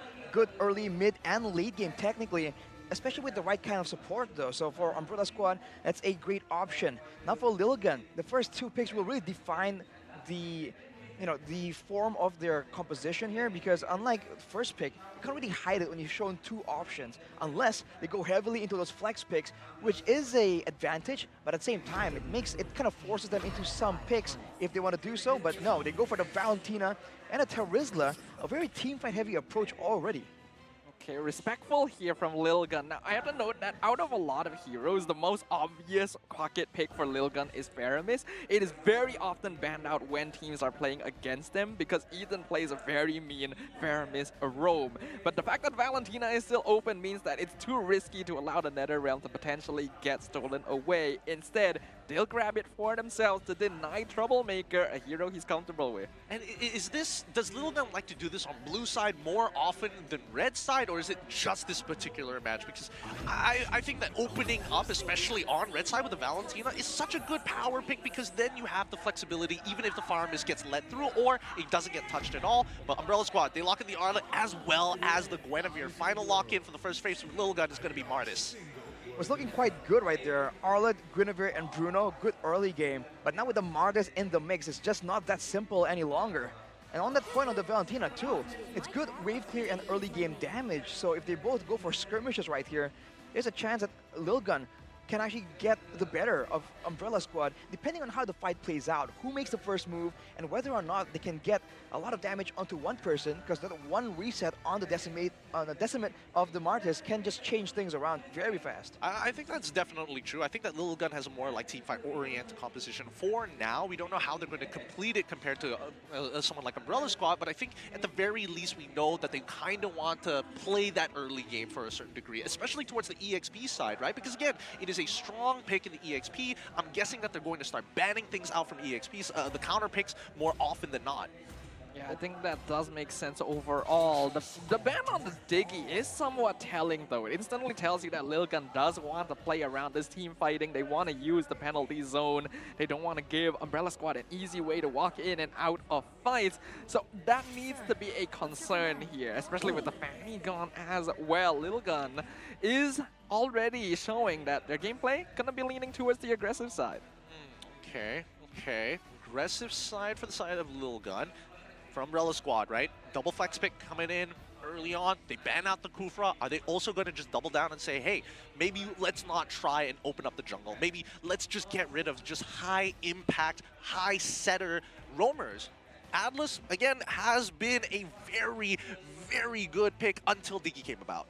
Exactly, so I think it's a bit of a mind game as well, because the Guinevere is still a very good flex pick. It can go to different areas as well. So we'll have to see, man. With the next ban, are they going to try and maybe trick Lil Gun a bit, or are they going to go for the straightforward approach? It might not be as straightforward as we see. Did you know that Ethan has a 100% win rate as a Franco in 3 games in their qualifier? Because right now, I'm feeling like if they don't want to go for a setter, at least you can pick them apart. And I think that Lil Gun, especially the fact that they're taking away some good anti-CC in terms of the Martis and having a thick brick in a Terizla, this might be the way to go. Yeah, I think it's not a bad idea here. Like, I was definitely leaning towards the Angela somewhat, because it's not often the hero gets let through this far, and you combine it with the Martis, with the Terizla, it's already hard to deal with. So respect to Umbrella Squad for spotting that, but the Franco is still open. It is an obvious counter to the Martis. Does Lil Gun want to deny it? Answer is no. I think for Lil Gun, they're just waiting, just hiding their picks first, and getting a gold laner here that is quite secure and has some output potential against all these dashes coming in from Umbrella Squad. It's definitely a great option, and he can secure kills afterwards, after the Martis has done all the heavy lifting in a big team fight. So that is the approach they're going with, just hiding their final pick here. So for Umbrella Squad, that's the question, especially in the mid lane against the Valentina. What do they want to take? What will they potentially give away in the IMU response from the Valentina? I don't know whether Gord is actually relevant, but no. Instead, wait. It might not be a mid lane. It could just go straight into the jungle. I could be wrong about that. No! It's mid lane. It's mid, straight up mid Gushin. This will be very interesting. It's not, again, it's not like Gushin has an ultimate that's super abusable by Valentina. You don't barely get any value out of it half the time, and being able to one-shot your targets, because what Brody is great at, kiting away from people who dive at him. Yeah, the thing is about Umbrella Squad is that comparatively, Lil Gun is a team that's well coordinated, often will team fight together, rotates around very cleanly, whereas Umbrella Squad has a tendency to want to go for hero plays. Specifically, Marl, Troublemaker like to go in front and get kills, not even when their team isn't close enough behind them. Ooh. So a hero like Gushin is quite a thing, but with the Nether Realm now, that's gonna make it hard. Now, 2 outcomes I'm expecting. Either Netherrealm, it gets popped, Gushin says no, blows up everybody's Netherrealm extra temp HP, and then starts the fight immediately after. Or nothing happens, you die instantly as you take the sword spike, and nothing gets done. I think the big concern right here is the fact that there is a a Guinevere, and a Minotaur. So there's a lot of crowd control available when everyone's crowding together to get some value out of the Netherrealm. But that level 4 power spike is going to be absolutely disgusting from the side of Lilgun, man. I think Umbrella Squad needs to try and go really hard pre-level 4 or wait it out and make sure that they have ways to really fight back, get some damage in the hands of the Bruno before they want to engage in a big scale team fight. It's going to be difficult to do, but we'll find out if they can achieve it. We enter the land of dawn for our final series of the day. It's going to be Team Lilgun versus Umbrella Squad. Will they be able to shield against the rain of bullets coming their way? Umbrella Squad going to be playing on the blue side with Lil Gun on red side. Let's see how this game actually turns out. As you mentioned, Rashi, we're hoping that Umbrella Squad is able to go really, really hard in the first couple of minutes in the game. But I actually think that level 4 coming in from Umbrella Squad might just be a wee bit better. Just a wee bit? Just a wee bit. Not entirely, but there's definitely some like natural synergies, especially, let's not forget, the fact that you can, technically Castle can dash multiple times as long as CC is being applied. Marl has CC, Vanguard has CC, both of which are great enablers for him. Well, I think that's the concern right here. That of course, there's synergy there, but is that enough damage to go through a Netherrealm, especially early on? And if you focus on the Netherrealm, on popping it, who is it towards? The two-man Petrify, Forbid, and Ethan dropping low. Forbid with the flicker, but Marl picks up the first blood, doesn't allow him to get out of there. You have to admit, that was kind of sick, though. You're like, wait, he's kind of trolling. He's using his Petrify for no reason. Spatial migration. It was so good, man. It's almost like a mini fadeaway from Marl. And with that, he's going to get a level 4 advantage. So now the turtle fight, now you're going to see how is it going to go? Is Umbrella Squad going to try and push the tempo even more? Because if you look at the emblems right here, Team Lilgun, they understand that they have to maneuver around a lot of crowd control. 3 people going in for the agility, and for Ethan with the Wilderness Blessing as well. Jumps in, Spatial Migration, gonna get the combo onto Forbid, but not enough damage to finish off. And here comes Xora, he uses the Red Ring, doesn't get the kill on Vanguard. That's gonna go over to Aizen, but he's dropping real low. Gonna force Marl to actually jump out of there. Penalty zone wasted. Here comes Castle, so flickers in, gets the stun, but again, not enough damage, no level 4. He can't do anything with this. Ethan, he could punish, but he himself, not level 4 yet. Still gonna chase him to the ends of the earth though. Ooh, Troublemaker! He finds Xora, steals the purple, and gets out like a maniac. You weren't lying when he said the Troublemaker wanted to be up front. This man hits level 4 and is like, you know what? Give me everything.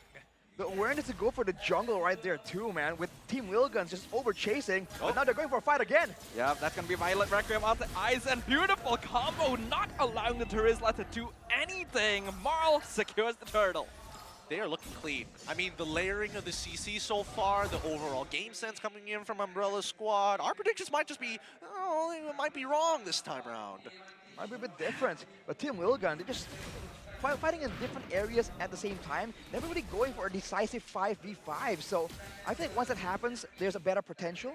But for now, it's Umbrella Squad all the way, just making the solo plays happen and pulling Team Lilgun away from each other.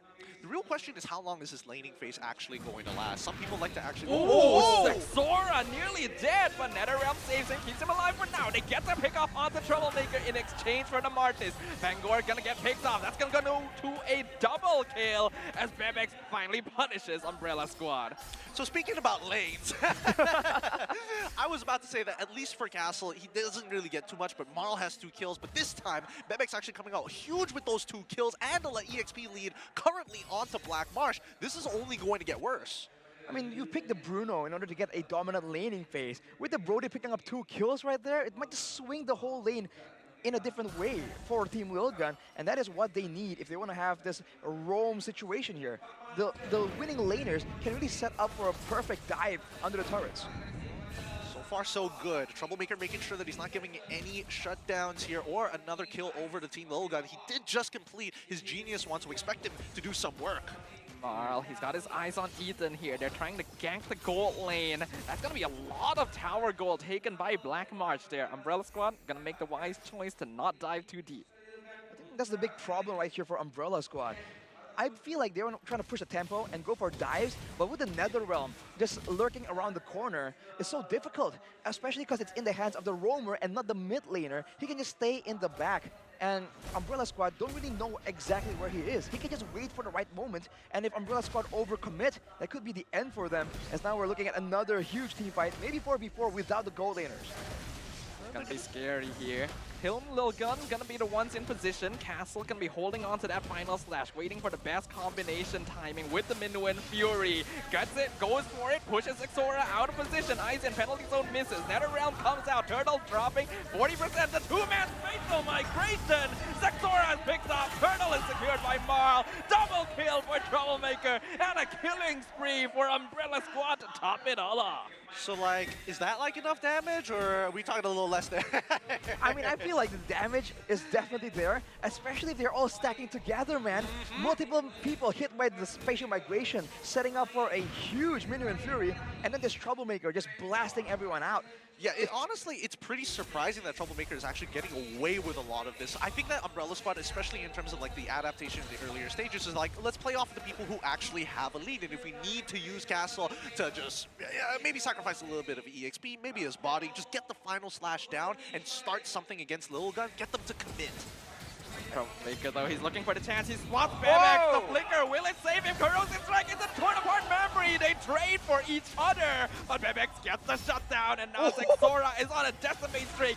Picks off the cow, chasing down Blackmarsh. Castle looking to get the defense here. Flickers in, stuns up Lil Gun to make sure that the gold lane no longer threatened, but it's Castle himself who's in danger. He's regenning a lot, but he's gonna eventually fall. Penalty zone finds Blackmarsh over the wall. NetherRealm allowing Lil Gun to continue the pursuit, and Marl will be able to keep his gold laner safe at least. That's a chaotic fight from both teams. And for Lil Gun, see, when they use the NetherRealm reactively properly, they do come out ahead. In the turtle fight earlier, they're forced to use it a bit early, but look at his play! Troublemaker! He finds the Violet Requiem. Somehow Troublemaker actually getting a 1v1 kill onto Forbid. In the meantime, though, bot lane Marl dropping real low. Misses the decimate, and Exora gets picked off as a result.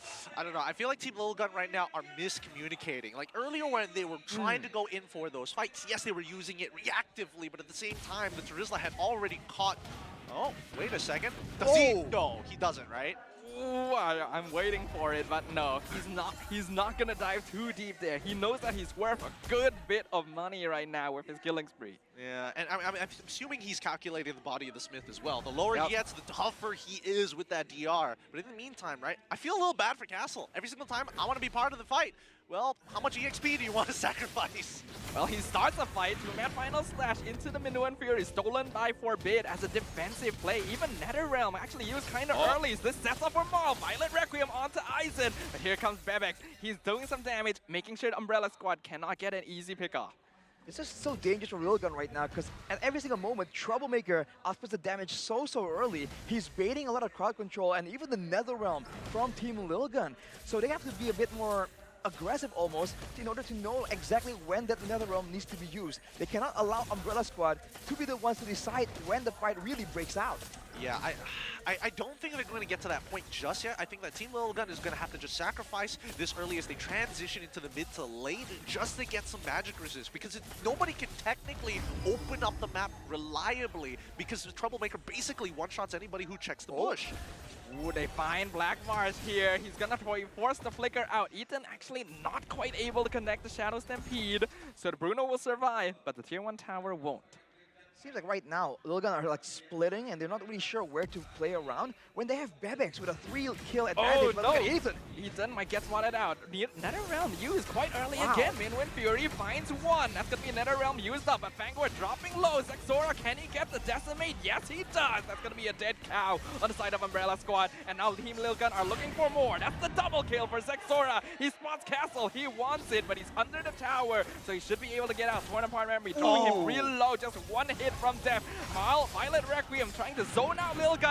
Troublemaker goes in! 4-man Petrify! Picks off Bebex, but there's just too much help here. That's a killing spree for Exora. Anybody else thinking that maybe Troublemaker should consider getting a fleeting time, because holy, that could have been a savage right there and then had he got some kill resets. That is a lot of damage, man. I mean, we saw it earlier on the Terizla, but he is able to output it onto multiple people. And I think Team Lilgun, they really gotta start respecting this. I know they want to stick together for the Netherrealm, but once that's not available, they gotta spread out, man. The last thing they want is to get shredded all together as a team. They need a loan for gold, because I'm expecting to see Athena shields earlier rather than later. I do see a Radiant armor already purchased coming in from Zora, but then everybody else in terms... Wait, no, Terizla also has one. Unfortunately, Bebek's not there yet. Yeah, not quite enough for now, but we'll have to see what kind of options Bebek goes for here in order to get some defensive items, but still some damage. On the flip side, though, for Umbrella Squad, and Twig Cuirass is built in for the Arlot and the Minotaur. They know for sure that the torn apart memory and the Decimate is going to be the main problem for them. Yeah, and the fact that Troublemaker has 3 completed items already, and they're not cheap items. The cheapest, most economic one was going to be the Genius one, but he's already completed the Holy Crystal and as well as the Divine Glaive on top of that. Well, this is a scary Gusion right here. Lilgun has to watch his positioning as we see Castle engage onto Forbid. Final slash, is the Netherrealm gonna come out? Yes, it will, right on time for the Minuet Fury. But Maul in the back line, he's looking for the Violet Requiem. Forbid gonna be able to escape. Bangor gonna use his very own Minuet Fury now. Team Lilgun forced on the defensive. Troublemaker looking for the angle, he jumps in! Gets the 3-man damage on the Shadow Blade Slaughter! And they're looking for one more as Exora not able to escape. Troublemaker with the shutdown and a triple kill. He's huge. He's too big, man. It's too much trouble. And Team Lilgun don't want that smoke. Look at that, grazing them. They're doing a lot of damage. There's just so much threat available. And Team Lilgun, they're over-relying on this Netherrealm. It's just not doing enough. They're losing turrets, and they're going to lose this Lord. Oh, they're losing it too quick. Troublemaker has completely outscaled everybody, and even has a Lightning Truncheon as well. Like, that wasn't... Wow. Like, he didn't have enough damage already. He's going to get extra. I do say that the new Lightning Truncheon, I quite enjoy it. It's a lot better now compared to last time. And it's a lot more independent. You don't have to build it as a combo, technically. And it gives you movement speed, by the way, so watch out for Troublemaker and his plays yet again once he procs that Lightning Truncheon. With the jungle now taken over by Umbrella Squad, they're just waiting for the Lord. And we'll have to see if they actually set up for a 3-wave push, because they have ways to engage right now that is so dynamic. Between Castle and Marl, there's so many things that Team Lilgun have to pay attention to if they want to avoid just getting completely dominated. I think the best part about Umbrella Squad is the way that they approach these fights, right? Like, yes, Troublemaker's doing a lot of damage. Oh! Troublemaker is insane! Flies in, taunts Lilgun, gets out scot-free. And Final Slash gonna push Aizen out of position. Uses the penalty zone to get out to safety. Even the Netherrealm being used very early here by Team Lilgun. All right, time for that second wave. You know what's going to happen here. Umbrella Squad, do the dive. Do the dive. Let's see if they're going to go for it. Oh, here comes Castle, flickers in, Final Slash finds Tree. Bebex is gone, Forbid is gone. That's a mega double kill for Troublemaker once again. The trouble continues for Team Lilgun. Crystal is open. Minuet Fury stops them in there. Troublemaker is getting more. Triple kill for the Gusion. Maniac! Give it to him! Give it to him! Can he get eaten? The crystal's wide open. He's looking for it. He jumps in. Final Slash. Can he get the No! But they get the game, so that is worth it anyway. Oh my god, I literally look back and he's just like, dude! Dude! I didn't mean to take it! And Troublemaker's looking over at Maul like, bruh! My savage! That was a great game coming in from the Umbrella Squad. We haven't seen a Gusion in so long, and once we do, what do we witness? Absolute destruction. Woo! Troublemaker, man. He is making absolute trouble for the Mongolians against the predictions of everyone. Yeah, I mean, that was hot stuff. I'm not going to lie. Really, really hot stuff. What about you, Stuffa? What are you thinking about this? I'm just thinking that I'm living out the caster curse right now. I'm not joking. Every prediction has been wrong today. I need to stop talking. Happens to the best of us, dude. It really does. It really does. But I think, you know, losing in this particular fashion is going to teach Lilgun at the very least, right? I think they had the right ideas. Yes, they were very reliant specifically on that Netherrealm, but it doesn't mean that they weren't doing good moves across the map. Their drafting already looked really, really nice, and I don't think people would have expected Gusion anyways. Yeah, they were not prepared for the trouble that Troublemaker would bring to their shores here. This is a team that on paper has been super coordinated, rotates very well, but they were just completely outperformed by a surprise pocket pick here. And this is the value of these kinds of hero picks. You think, oh, this is not meta, it's not going to be a big problem. And then Troublemaker just pops out of nowhere and completely decimates their entire gameplay. I feel like that's a big problem right here for Lilgun at least, because I think they had the right idea. They're trying to predict the movement from Umbrella Squad, but I don't know if it's intentional or not, but sometimes they just go for a fight without any setup. And the fact that sometimes they do set up makes it very difficult to try and read out what exactly are they trying to do. And soon we're going to take a look at the MVP, and I don't think anyone is wondering who it's going to be, dude. Castle shows up. Give it to it. It's Troublemaker coming up from the Umbrella Squad. Absolute nutty game on this Gushin. Now he's shy once he's on camera, literally just flaming his jungler earlier for taking a Savage. Troublemaker coming out huge, 13-3-7. You don't get to see this in professional play very often. Not only because this is great KDA, this is Gushin we're talking about. He's been out of the meta for a long time. And he's an assassin, yet he's a 95% kill participation. He doesn't only one-shot the squishy targets, he was one-shotting the Terizla, and also using the Petrify so dynamically, man. It's not only to try and set up for a combo, sometimes to enable his teammates to try and get the pick off as well. So I think he just really knows this hero in and out, and this is definitely something that Lilgun needs to respect. Yeah, it's definitely, it's punishable. It's not impossible to get past it, but once you've given him such a snowball, most of the time the snowball kind of slows down towards the later stages. You got a little bit of MR, you got some Athena shields, maybe Radiant armors, and then you're okay, but not this time. They started and ended the game as quickly as they got the snowball. Yeah, the pressure was so high coming in from the side of Umbrella Squad that it didn't allow Team Lilgun the time needed to start building up more items. They had the Radiant armor, but they really needed Athena's just from how much burst Troublemaker was doing, and they weren't quite able to achieve that, because you have to recall, Troublemaker is not the only player they're facing.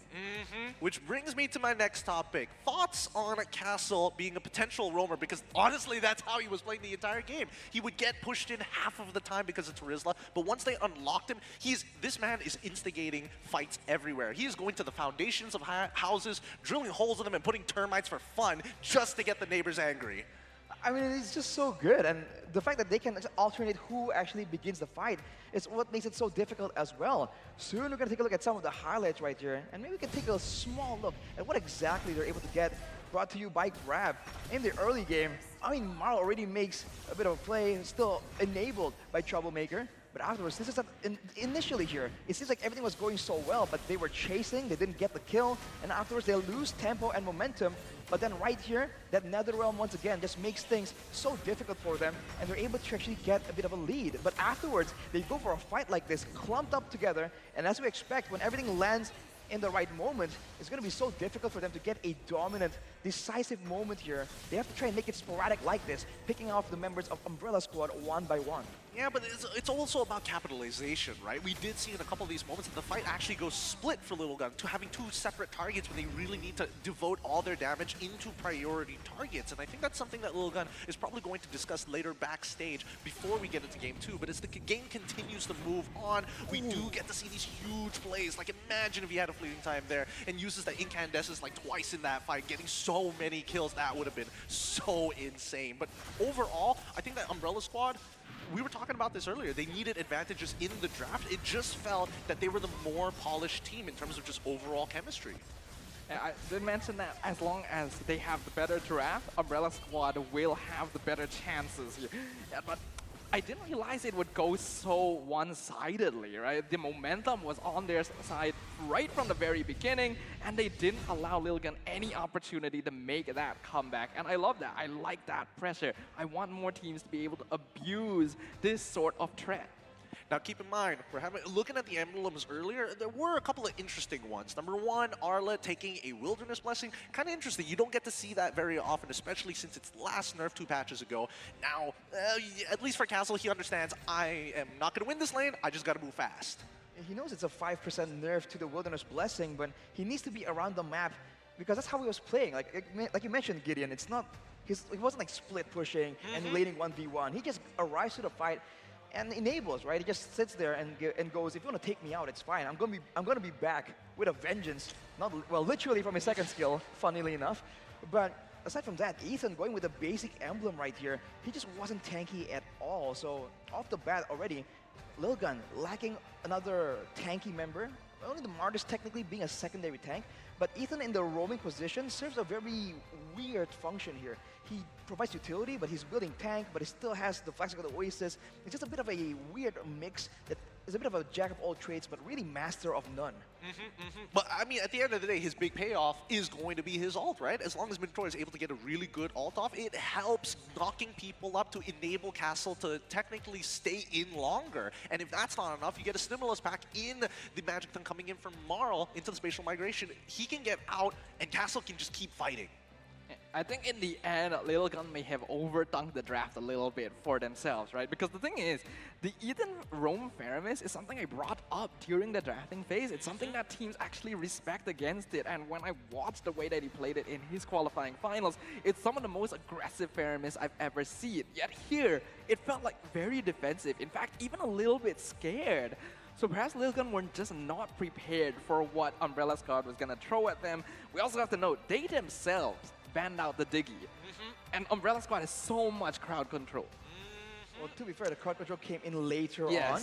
But for Lil Gun as well, if you look at the items being built by Bebex there, he has a Shroud, I think, so he has some magical defense, but for the most part, he didn't really have any solution to deal with the Gusion. And I think if you look at how Troublemaker was doing, I mean, look at the rich guy and the carry. This man is just monopolizing everything.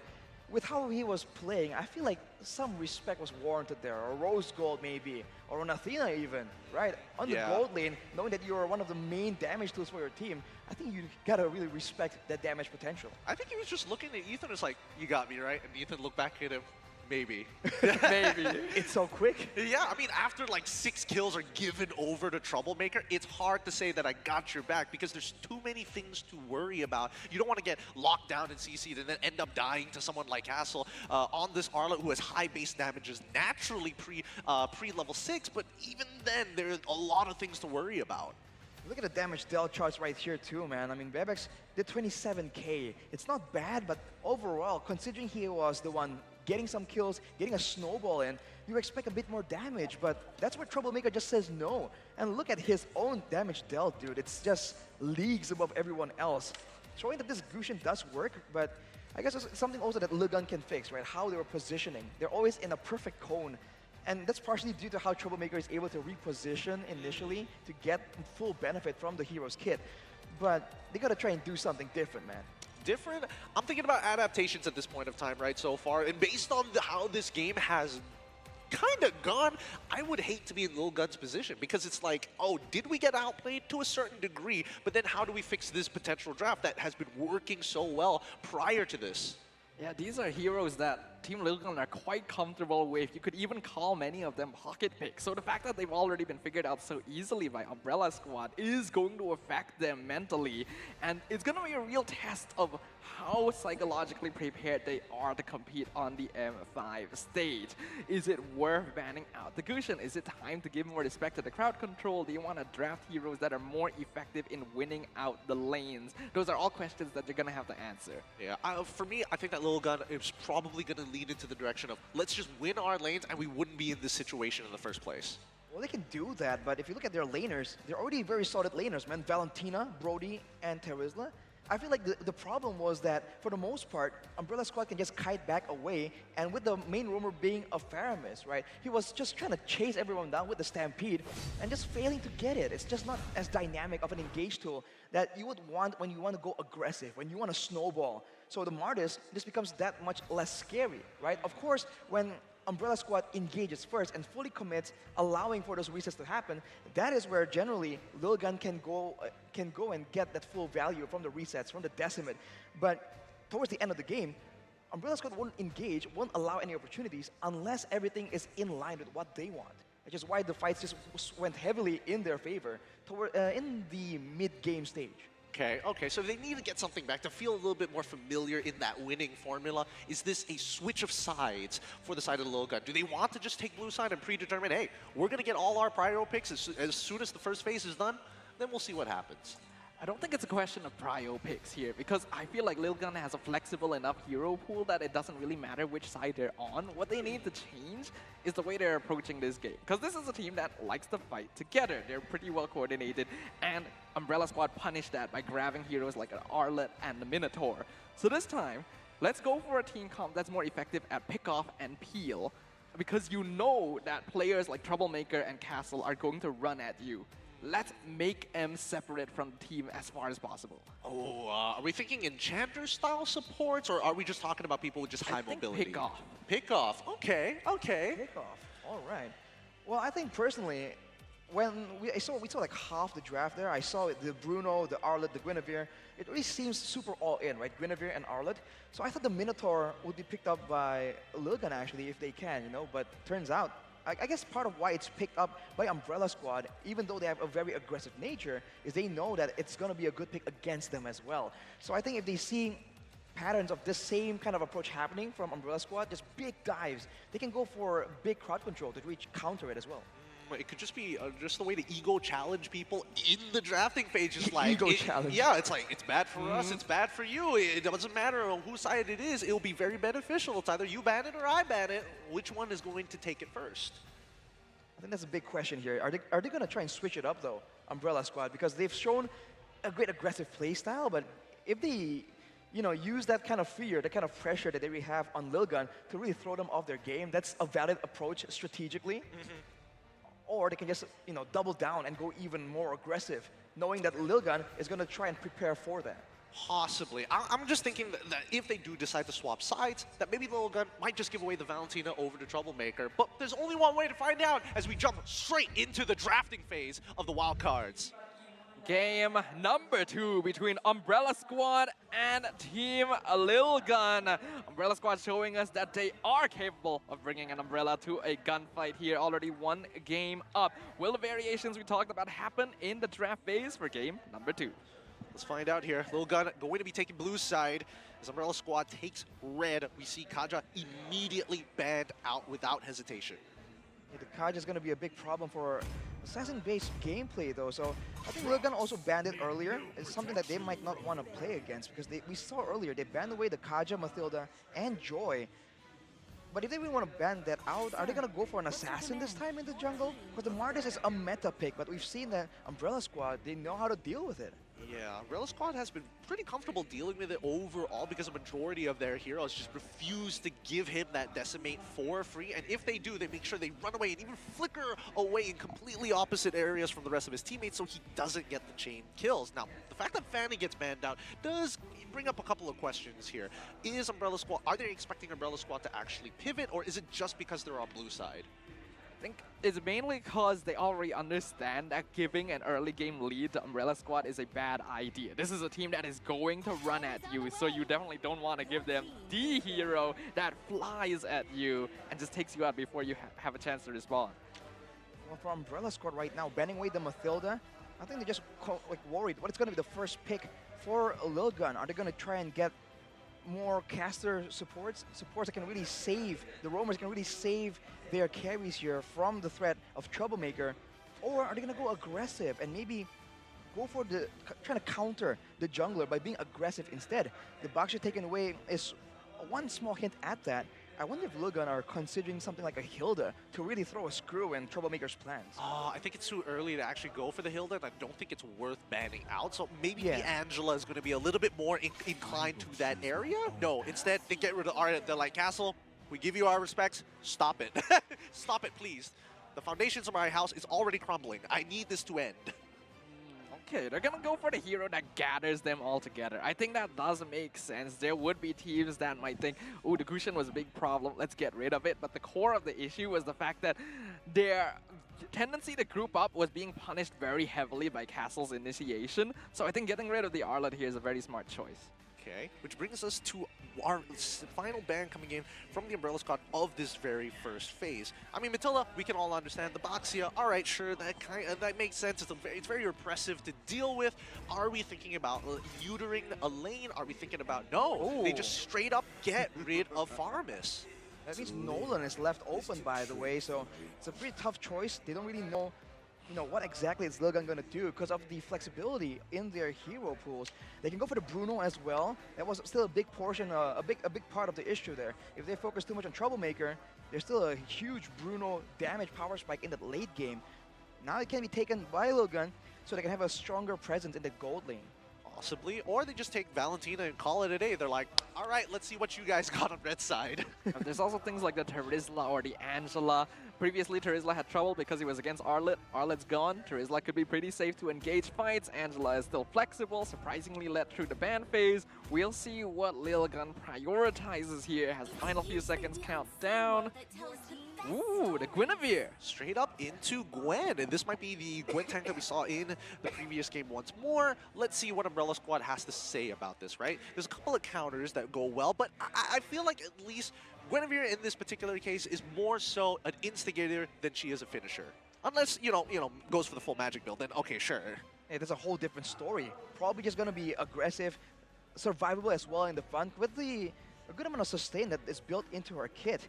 For Umbrella Squad, knowing that there's a threat of a Guinevere from whichever lane right here, are they going to go for crowd control? Are they going to go for some damage? Because the Guinevere is tanky, you want to try and be a real threat to it. So the Bruno pick that they use in game number 1 can still work out, but they're going to go for the Joy first.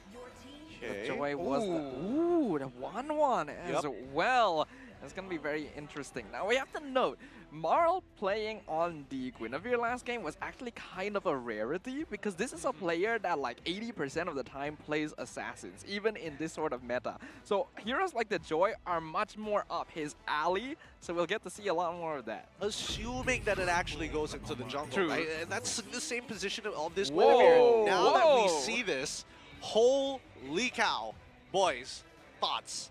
Phoveus, it's been a while, but here at Wildcards, first Phoveus that we've seen, as well as Nolan. I am happy to see Nolan, of course, but Phoveus, dude, I don't know, he's got so many procs. He's got so many things to take advantage of. There's the 1-1, there's the Joy as well. It's also a good counter against the Nolan, by the way. I think it was first popularized against the Nolan by AP Brent or Blacklist. Against kind of AP hazy right Brent, now. yeah. It was used against it. All right, so it's a dash heavy, but at the same time, it's a complete counter against the 1-1, right? If she hops too fast, those Demonic Force jumps aren't going to do as much damage as you would expect. Yeah, that is true. I do think that there is a certain level that Phoveus needs to be ahead, and a particular build to really get max value out of it, and more so the animation is just kind of slow. Let's not forget that at the end of the day, if Wan is able to get that crossbow of Tang off, that could change everything if she's full build. We've already seen a potential maniac, potential savage coming in from a Wan before.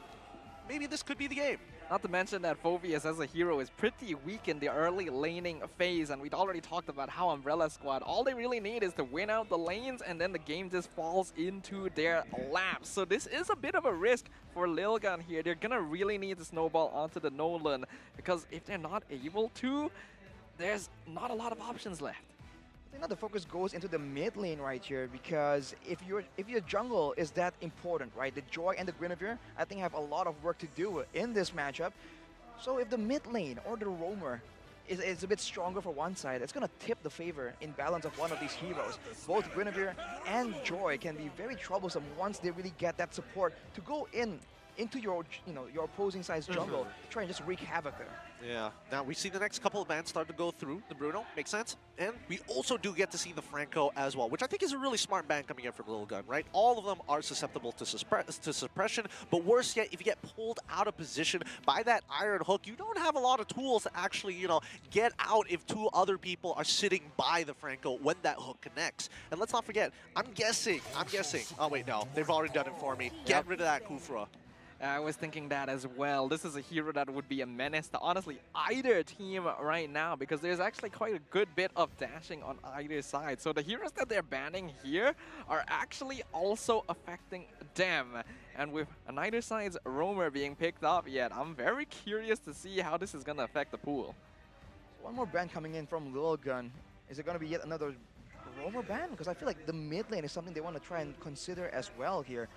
Of course, it depends, right? Do they want to go for wave clear, some more damage as well? Because I think for Lilgun, bit more burst damage would be preferable here with the Guinevere, because you can lift someone up with the Violet Requiem, but and then what? You know, unless you go full damage, it won't really one-shot anyone. Yeah, no, I agree with you in that sense, right? You're expecting something to have a lot of damage to make sure that you get over that line, or at least be worthwhile, so that Umbrella Squad can actually start to look for engages and you can kind of read into it. Now that the Minotaur is gone, we move on to the second phase here. First pick of the second phase, going over to Umbrella Squad. What are they going to be looking for right now? We do know that the roam and mid lane, unless the Joy is flexed in that direction, are going to be what Umbrella Squad wants. And if they really want to keep Troublemaker as the main playmaker for their team, they'll probably want to keep that mid pick until the very end. But you also cannot argue the importance of a roam hero in the current meta. Ooh, it is going to be a Hilda. I thought Lilgun was going to pick it up against Umbrella Squad, but now that there's a Nolan on their side, it's going to be a Hilda. They also lacked a bit of tankiness right there, so Terizla and Hilda, these are very annoying heroes.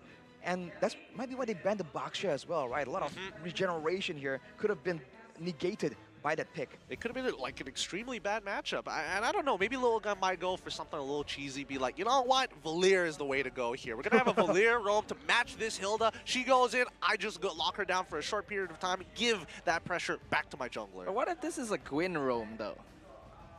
That's still a then possibility. it's a mid lane Valier. Like, the thing about Valier is that he's so vulnerable to the Joy, right? It's like, yes, he can CC it, but he's generally very squishy. Like, things like the Dirov against tanky heroes do make sense, but... Ooh. All right. Interesting. Okay, well, okay. Novaria, I think it's underrated to try and back up your jungler. Good wave clear and a lot of burst damage, especially in the early game. Because even with only one spell, those two spells, the Astral Meteor and the Astral Sphere, actually does a deceptive amount of damage, and you can kind of get more value, because unlike other spells, you know, it's strong, but there's outplay potential, so if you can actually land the whole thing, the full duration of the Astral Meteor, or get a full distance Astral Sphere, it's going to be a huge burst damage potential that his team can try and use to try and get snowballing in the early game. Well, the way that I think about it is that, at least with Novaria, especially if we're talking about the early game, right, is able to clear out the waves unless somebody tanks the initial initial Astral Meteor, or unless if level 1 you decide to go for the Astral Sphere, that works too. But man, oh man, too busy with my Hilda means you can't invade me when I am on Leomord.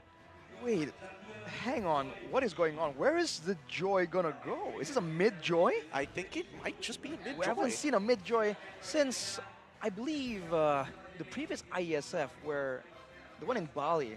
Like 2 IESFs ago. That was 2 IESFs ago. We haven't seen it since then. I believe that's where the Joy was so broken, it can go everywhere. But now it's back, hang on, yeah, in the mid lane with a Vengeance as well. Yep. Against a Novaria. Dude, Assassins in the mid lane, it's not a foreign concept. We've seen it before. If they can execute this, this might just shift some meta picks over, man. I don't know. It might just turn the hearts and minds of the right people. Will Troublemaker, with the epitome of a Troublemaker hero, be able to destroy the hopes of Team Lilgun in a clean sweep?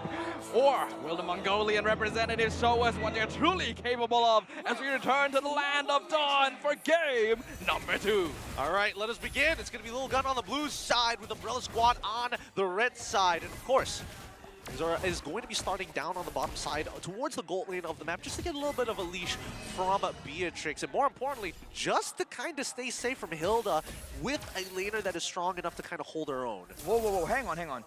The Hilda isn't invading, it was leashing, helping Mark clear for a faster jungle clear. That is interesting. Now they're moving together, trying to contest the Litho. That's a strategy we haven't seen so far. Usually the Hilda just sticks to the opposing side's jungler, but that's not the case now. Yeah, I think, again, it's recognition of, like, as soon as this Nolan gets this purple, it becomes difficult to kind of run him down with these rifts being slowing you down before they are connected together and procced. Yeah, but it's a very smart choice by Umbrella Squad here, understanding that the Nolan is going to clear very quickly. So, and invade is likely not going to be possible with that roam Guinevere, so go for the quick clear instead. Well, with an advantage, what are they going to do? They have control right here, superior wave clear as well. In the mid lane, it's so bit difficult because if Forbid uses all his spells, then he's vulnerable to just getting maybe even solo killed by Troublemaker. And we've seen what he can do once he gets snowballing. Yeah. I mean, Troublemaker would technically be like the quote-unquote the easiest one to gank, but honestly, he's pretty slippery too, right? And this is great for Aizen because that means the mid lane isn't rotating that much and you don't have to worry about that angle when it comes to a gank, but I think it'll be important for him to hit 4 sooner rather than later.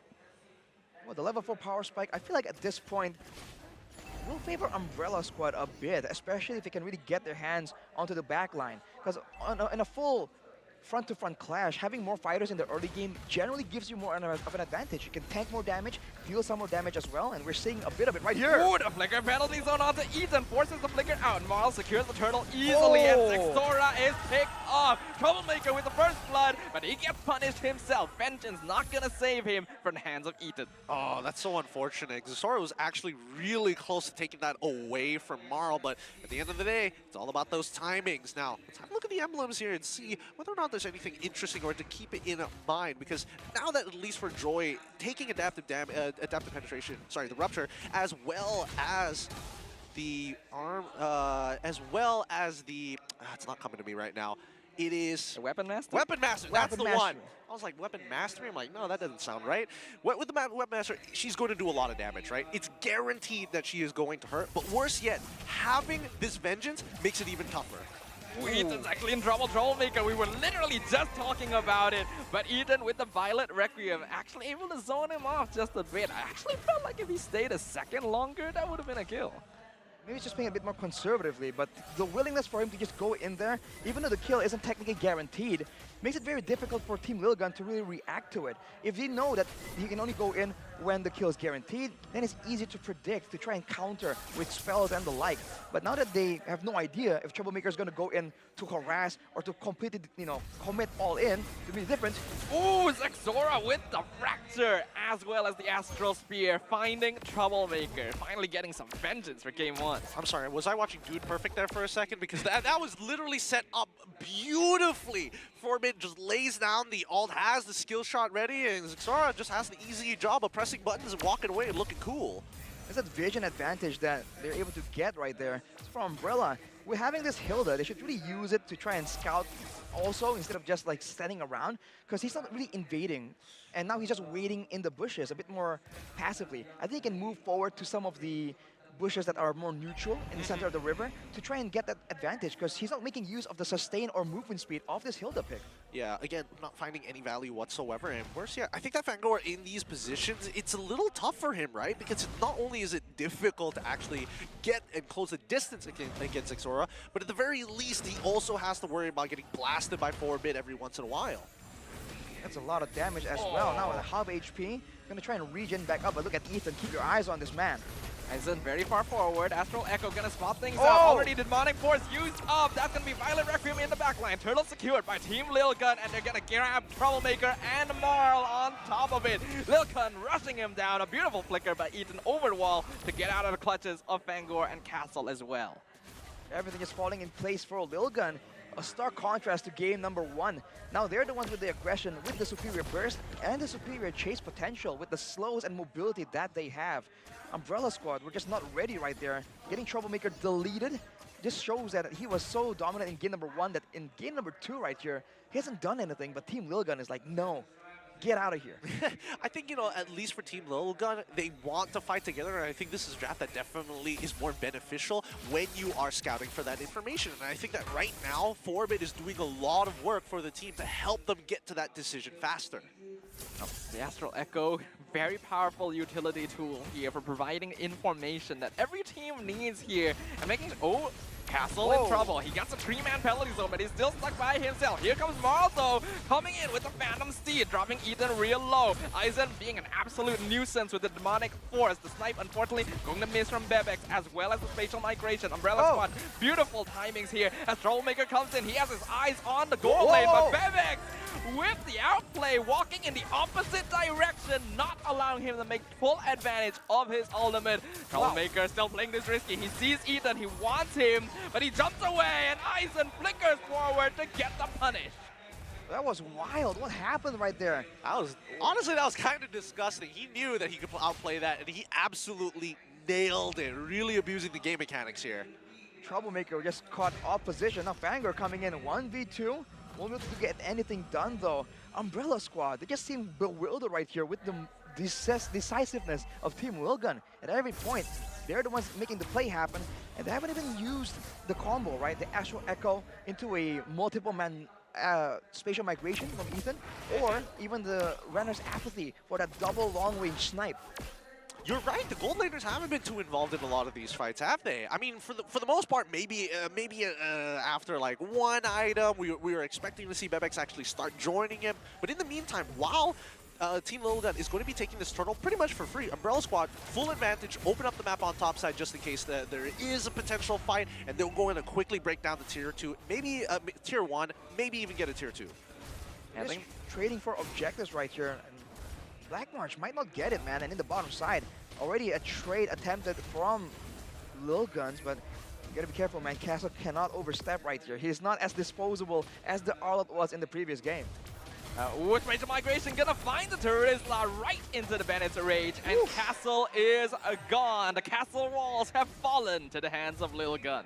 And that's also a tier 2. Oh, no! He breaks it just in time. 1% of that tower's HP left. In the meantime, if we look on the top side, at least for the Wanwan, I'm curious to see how far along her item that she is. I mean, Blackmar, she has an EXP lead over Bebex. Let's see. Let's see how this is going to play out. Aizen being quite a nuisance here. He's actually reached the point where he's tanky enough to just walk up against Umbrella Squad and provide information as a Phoveus. Now a lot of attention being diverted to the top lane, pressuring Black March and stealing away the orange buff. I find it peculiar that the main man sent to the front lines to really tank a lot of damage is Castle. You would think that with the penalty zone, he's going to be the counter-engage tool, and they can send Fangor out there instead. But that is not what's happening, man. Fangor has been relatively passive. Look at where he's standing right here, behind a lot of his teammates. Yeah, I think it's really difficult for him because the early game has been pretty much passed as we transition into mid towards late, and Fangor is just struggling. Oh! Ito with the flicker spatial migration. I have never seen that before. Picks off Castle once again. Lincoln, you'll miss it. That is the speed at which Lilgun can just make the plays happen. Umbrella Squad are doing a great job trading right here though, so all things considered, this might be the best thing they can do so far. And now it's the waiting game. With the Lord spawning in 8 seconds, who's going to get the setup? The setup advantage, the vision advantage. With the Novaria there, it's going to be very difficult for Umbrella Squad to get the surprise situation that they really require to get the backline and come out on top in these fights. I don't know, because it feels like even if you do want to kind of get into that backline, it's the targets are difficult to get to. That's number one. If we're talking about Umbrella Squad, wait, hold on. Nolan is going to be able to get a push down on that bottom side. Crack a tier 2 open. Mid is already pushed out. Lilgun have macroed this really nicely. This is beautiful objective control coming in from the Mongolian representatives right here. Tier 2 bot falls easily. I don't think they're aware that Fangor is scouting this out, but it's still not a really big issue here for Lilgun. He will get started on the Bebex. Spatial migration, gonna find the hill. The Troublemaker looking for the dive, but he won't be able to connect it. Vengeance pop won't save him. Fracture destroys him, and Black March is now being chased down, but he gets the crossbow of Tang. Not enough damage yet though, and so Zexora gets the double kill. Spatial migration dodges the penalty zone. Bebex actually flickers forward onto Fangor, gets punished for it. Astral Spear won't finish him off. Aizen being chased down by Marl in the backline. A crazy, messy fight, but Umbrella Squad now actually winning out inconsistent damage. So Lilgun will make a hasty retreat. Oh boy, honestly, it wasn't looking good for Umbrella Squad for a second there, but Team Lilgun took a majority, took a good chunk of punishment after that, right? I mean, they got some pretty big spells from some big players from the side of Team Lilgun. Troublemaker just got immediately nuked in the beginning of that fight though, and now Zexora, he's looking for Marl, he gets it! Mega kill for the Nolan as he just makes out like a bandit. That was disgusting, man. That's a lot of damage. And now the Lord, can it go to the hands of Lilgun? No contest available for Umbrella Squad, despite that win. But you can see that in a messy fight, they have a chance here. There are ways for them to really come out on top in the fight. It all comes down to the execution right now. let's see how much execution they're going to get because right now, Marl, he's 2 levels below Zora as of yet. Let's look at the items. Perfect timing here. Hunter Strike, Brute Force Breastplate into Malefic Roar in comparison to BOD Malefic Roar into Hunter Strike. So a lot more damage output specifically from Zora at any HP.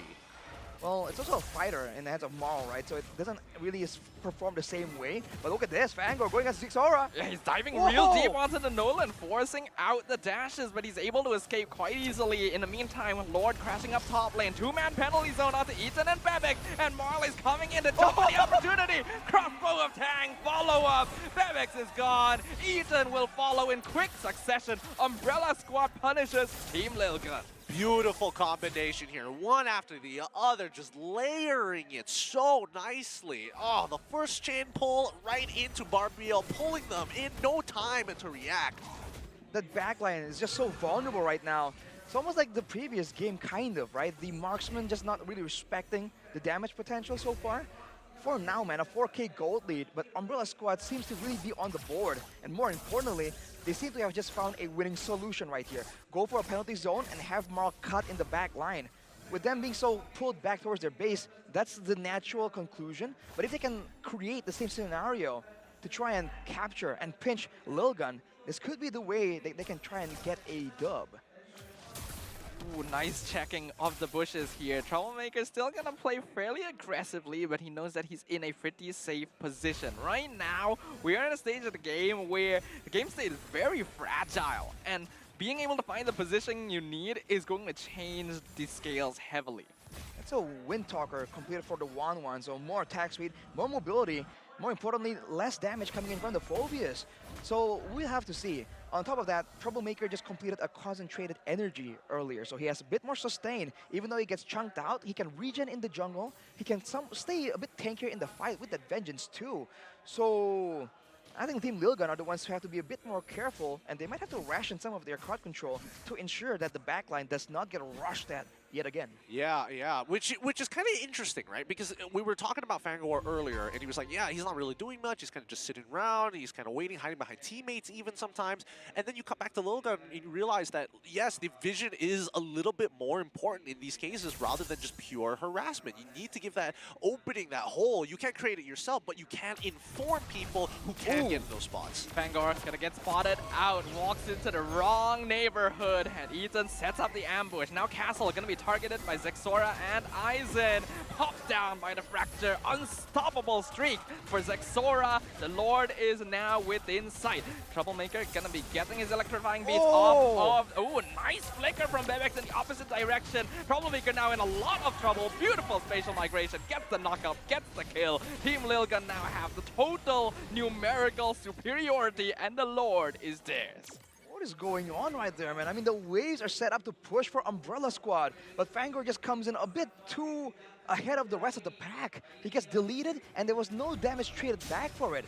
If everyone on his team was behind him right there, when they poured in so many spells towards the Hilda, the Roamer, then the rest of the team can really punish afterwards, but that is not how Umbrella Squad played that game out. Yeah, a little unfortunate indeed, but now we come back to the present. We see that the Lord is already starting to press in towards lane with Lord Empowered Minions, Team Lilgun, setting this up nice to make sure that they have a subsequent crashing of all the waves. They got top and mid at the same time and delay on the bottom side. That is honestly so many minions. They already found Troublemaker. The spatial migration hitting his target every time. Fangor trying to dive onto Zexora, but he's dropping real low himself with the Dog Force. Penalty zone onto 3 members. Will this be enough? No, Bebex already has the double kill, and Marl can do nothing but run in. Even the crossbow of Tang isn't going to be enough with the Wind of Nature already popped down by Bebex and Black March. He tries to dash away. He will just barely make it back to base, but he and Castle are the only survivors. Named at 1, Castle is picked off for Bid with the killing spree, and the crystal is wide open. We are going to game number 3. Woo! Game of 3 coming in for these boys. Lilgun bounce back after a devastating game number 1. It looks like they've kind of gotten their acts back together. The Mongolians, man, strike back with a vengeance, but it wasn't a clean game at all, man. At any moment, it can really swing in one direction, in either direction. And for Lilgun and Umbrella Squad, they gotta be feeling the pressure right here. It's back to a best of 1, And so far, it's almost a bit coin flippy how they take the fights, right? It's almost like something happens and they both scramble towards it and they just, risk it to see who actually comes out on top.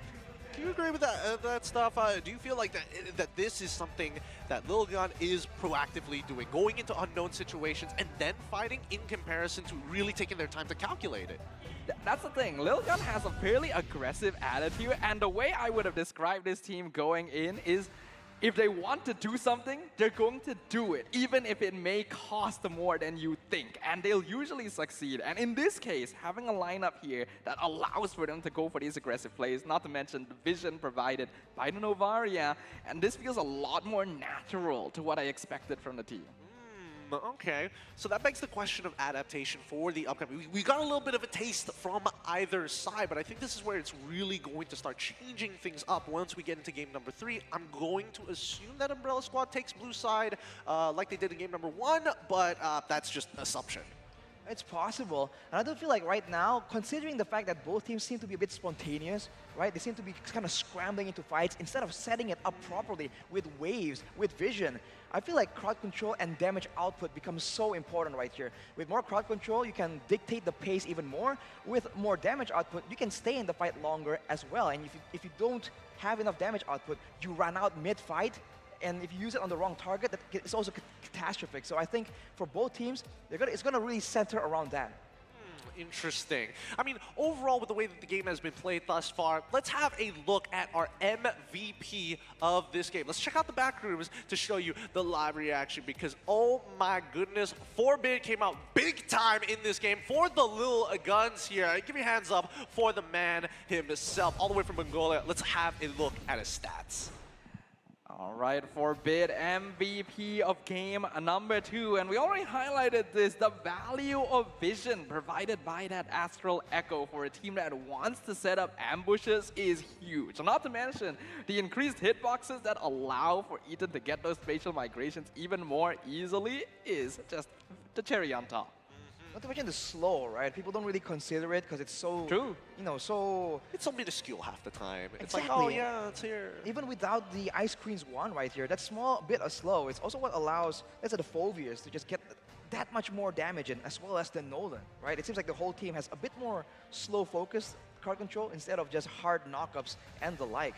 So, I feel like it's definitely well deserved, and considering how difficult it is to dive in the backline with a fighter instead of an assassin, I think he performed really, really well. Well, he played real good, and let's have a look at the highlights brought to you by Grab Unlimited here, because I think with a lot of the situations that were going around, right, we were expecting Zixora to get harassed all game, like from the beginning. As soon if he misses a single purple buff, that's when he's going to start falling off really, really quick. But the way that we've seen Umbrella Squad actually kind of maneuver around the situation was interesting in the earlier stages, but you can instantly see the fall off once you give someone like Nolan this amount of space. And I feel like for Umbrella Squad, they're really susceptible to getting ambushed right here. Because again and again, it seems like when Lil Gun just lies in wait for someone to just walk in, they get that very favorable fight. But if they both just go in reflexively, it seems like that's where Umbrella Squad really have the advantage. So I think that's an approach that both teams can really try and fix and change depending on the situation. Okay. If that's the case, maybe this could be a potential sign that it's time for the Umbrella Squad to show us how to team fight once again. Go for a 5v5 style call. The thing is, that's not really the style of Umbrella Squad going into this this series, right? One thing that we have to know is that these are both fairly aggressive teams that are willing to trade bodies in fights. But the difference they approach fights is very evident, where Team Lil Gun is usually together, and Umbrella Squad usually enters the fray quite individually. It works out when they have lots of disengage tools, but you have to know, the Roamer is actually one of the more passive players in the team. And we could see the effects of that. Interesting. So it could have been just the Hilda as a pick overall rather than going for something a little bit more aggressive. Who's to say, right? Maybe the numbers.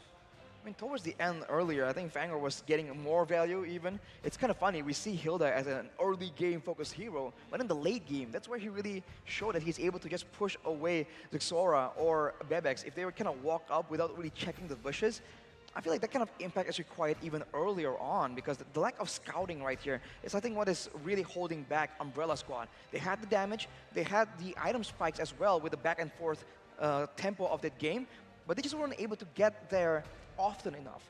So if they can find a way to get more mobility, more scouting, I feel like that is something they can definitely use. Looking at the post-game stats, though, it's still a 5k gold difference. And when it comes to objectives, there's only one picked up by Umbrella Squad. So I think when it comes to the slower set up team fights, I think Lil Gun definitely has a bit of an edge. And with more AoE in this composition as well compared to Umbrella Squad, 5v5 is something that they don't really want to take. I think it's difficult, right? Because Troublemaker was getting taken out, like, what, I would say 3 out of 5 times before the fight even begins, right? Or maybe he's just happened to be in the wrong place at the wrong time, instantly gets jumped on by Ethan, or it doesn't necessarily have to be Ethan, just a combination of Forbid and Zigzora. Again, it's one of those things where we're hoping that Fangor is going to be that guy to take the brunt of the damage rather than a significant laner. Unfortunately, we didn't get to see that very often, and even when Fangor was tanking that damage, he was basically just getting picked off by himself while trying to secure vision for the team. What Umbrella Squad is going to need to work on here is their overall team coordination, because now that Lil Gun did have some pickoff in the form of the Guinevere and the Nolan combination, you see how much it messed up their team fighting. Not to mention the Phobia's pick being very decisive. You normally wouldn't reveal that so quickly, even with the Joy and so on, but Lil Gun, they just went for it. Don't forget the Novario as well that can really follow up on those pickoffs from really, really far away. So he is not really put in a vulnerable spot to be taken advantage of by the fighters, by the Leomord, for instance, or the Joy, but still able to actually get so much value, so much presence in this game from far away. Yeah, the cards right here, the carry is actually Bebex with a 49k goal, 49k damage dealt here.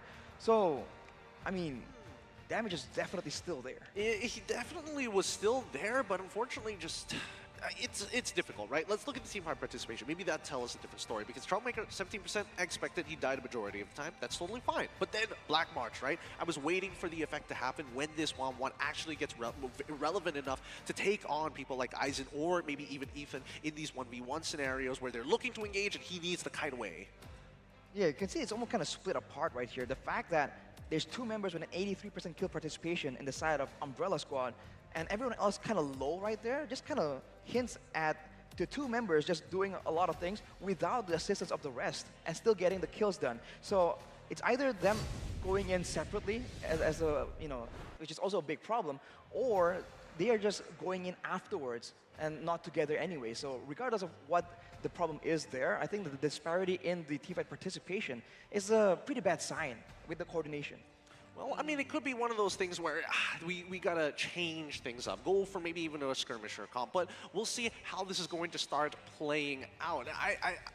Any more thoughts here for Umbrella Squad to really bring out the best in them? The thing is, this is kind of a personality thing. There's a very clear split, right? Where Marl, Troublemaker, and Castle want to make things happen, and Black March and Fangor are actually more passive. It's just kind of a natural thing. So they either need to change a personality trait, or they gotta change the draft to take advantage of it. With that being said, we're gonna go on a short break, and when we come back, we're going to see the very final game of Game 1 here at the M5 Wildcards.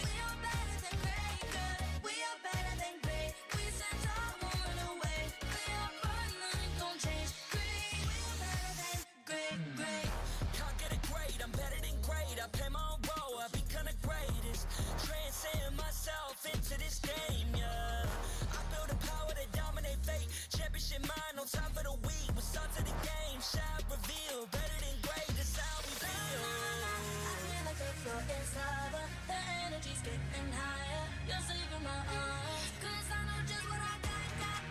I got you like na-na-na. And you know I hold the power. This feeling I love. Oh yeah. Making my grind good to great. So don't stand in my way. Standing tall and I won't fall over. We are better than great, girl. We are better than great. We stand tall, won't run away. Lay our burden, nothing gon' change. Great, we are better than great. If we stand tall and believe we can make it, you and me, with a sense of urgency, you'll see I'm better than great. I'm better than great. Oh yeah, yeah. Oh, I'm better than. Making my grind good to great, so don't stand in my way. Standing tall and I won't fall over. We are better than great, girl. We are better than great. We stand tall, won't run away. Lay our burden, nothing gon' change. Great, we are better than great.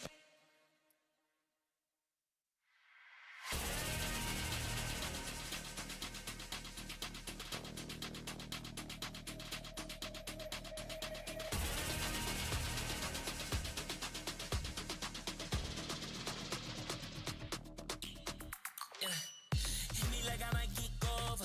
But you can give me in no corner. I know I can make it.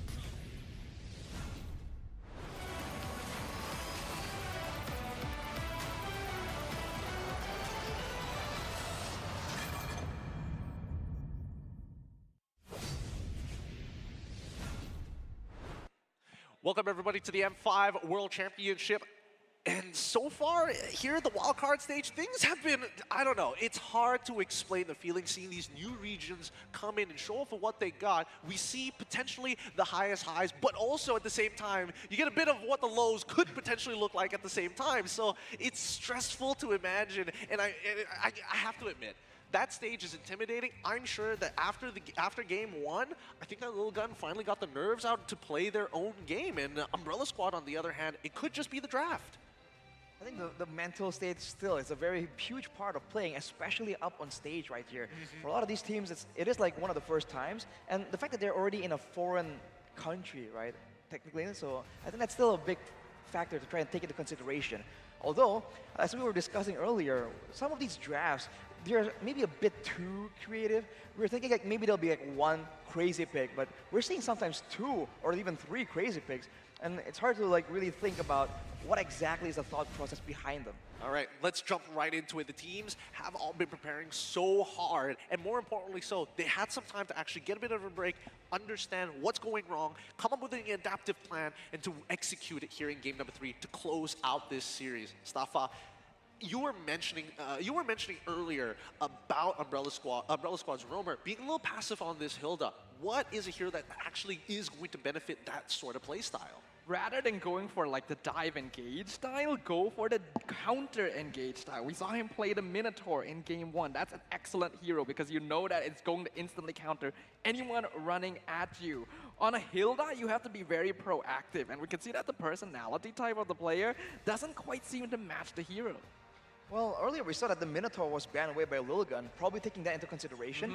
But the hero that's open that I think serves a bit of a similar purpose is the Edith, right? A good AoE, re-engage, counter-engage, onward as well. And worst case scenario, you can get out with the Primal Wrath. So it's a bit more multifunctional compared to a Hilda. So I think that is something that Umbrella Squad can pretty reliably, I think, experiment with. Multifunctional. Okay, I feel like, especially when I see Edith, maybe it's because I've been tempered by watching a lot of, Southeast Asian games most of the time, where you're expecting this Edith as soon as she hits level 2, you're right up in somebody's face. You are ganking from weird angles. As soon as you have your flicker up, you're looking to help your jungler or maybe even your gold laner to secure a kill. And I don't know whether that playstyle might benefit him. I do agree that the ultimate is a good way to kind of be in that style, right? Oh no, they engaged on me. I have an easy way to disengage and maybe even look for a re-engage later on with my team. Yeah, it's a tricky situation to be in. There's not a lot of heroes that fulfill that kind of niche. Minotaur, Atlas, not really meta Lolita? anymore. Lolita's Lolita's could not be. bad. It's not a bad idea here, but I'm not sure if it's within the hero pool.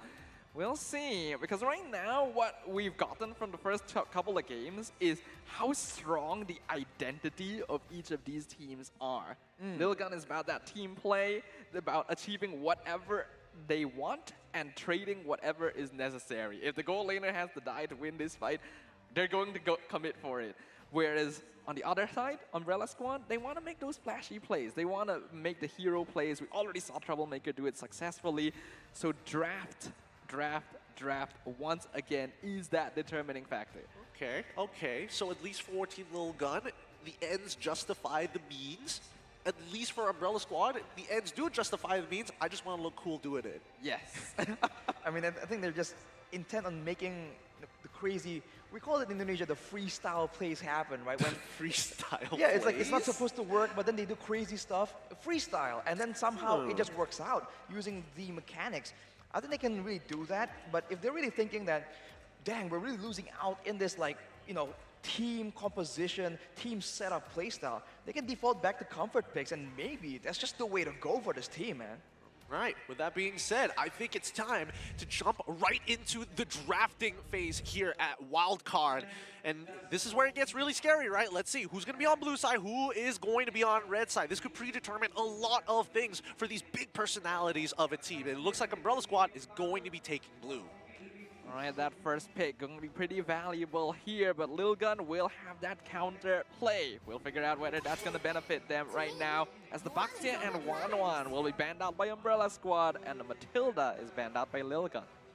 Also, the Baxia is always banned away by the Umbrella Squad, so you have to wonder if they're just concerned about the rotations, right? If they want to play and split apart, make solo plays happen again and again in multiple areas of the map, these really high-speed movement heroes can really throw a wrench in that plan. So that might be the idea. So it's with the 1-1 as well. The outplay potential 1v1 is something that can really turn the tides around. Well, I think even for the Umbrella Squad, they recognize it, right? For a lot of teams, I've followed the same philosophy. If they're willing to pick it up, they're more than willing to ban it out at the same time. They understand its strengths and weaknesses. I do ban a Nolan, so the big burst damage coming out of Zexora in Game 2 was a big problem for them, especially when combined together with Ethan on that Guinevere. Considering that Umbrella Squad are on blue side, there might be a good chance that they want to prioritize the Gwyn this time. I'm wondering a bit more about the mid lane situation right here. Early on, I thought that something with a good wave clear, like the Nova, like the Lilia, was going to be picked up by Umbrella Squad, but they flexed the Joy there instead. And we already know that the mid control is so important now, especially if you want to go aggressively in the early game. So was that one of the problems? Probably. It depends if they think so. If they do, then I think we're going to see the mid laners show up a lot faster. All right. I mean, Fanny gets banned out here. This could be an instant Valentina pick. It's your true, traditional, classic flex. But it could also be Novaria at the same time. We saw how much devastation Lil Gun can do when they have the information to make those choices. And I think at least from Umbrella Squad, yes, we could fight literally anywhere across the map. I just don't have to transverse halfway across the map to do so. Not to mention the heavy roam strategy with the Novaria is very effective as well, because you go for the Wilderness Blessing, it also technically boosts your damage indirectly, because you can move further away when you're using the Astral Recall before going in with that Astral Sphere.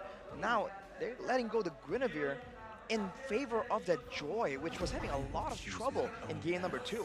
Yeah, I don't know what's making, at the very least, what's making Umbrella Squad lean in deeper into this, but we'll see in a little bit, right? Because the double flex pick, once again, coming in from Lil Gun. If Arla and as well as his Gwen are on the table, they're more than happy to take it, especially considering their overall playstyle of let's get chaotic, let's fight. These are two heroes that are good at doing that.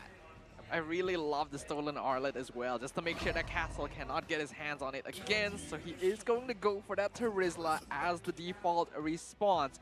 Bruno will allow for Black March to win out his lane a little bit more easily, but we're gonna need to see a slightly more aggressive presence from this gold laner.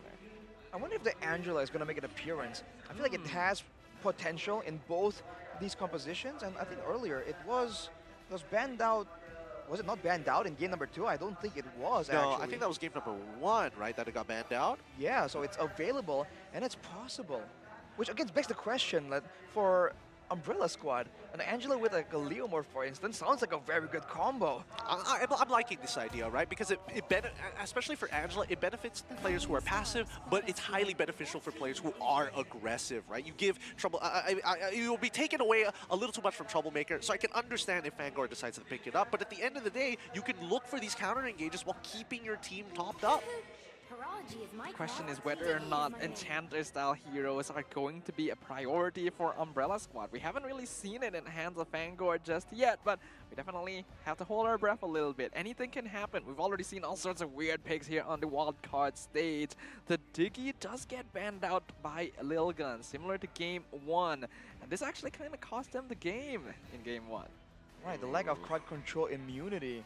But you know, with that logic right here, if we assume that the Joy is going to the mid lane, then Umbrella Squad can go for like a Martis here and be immune to a lot of these threats. And they can go for a Grok if they really want to double down on it, but that's going to be probably a roaming Grok, so I don't know how much they like that idea.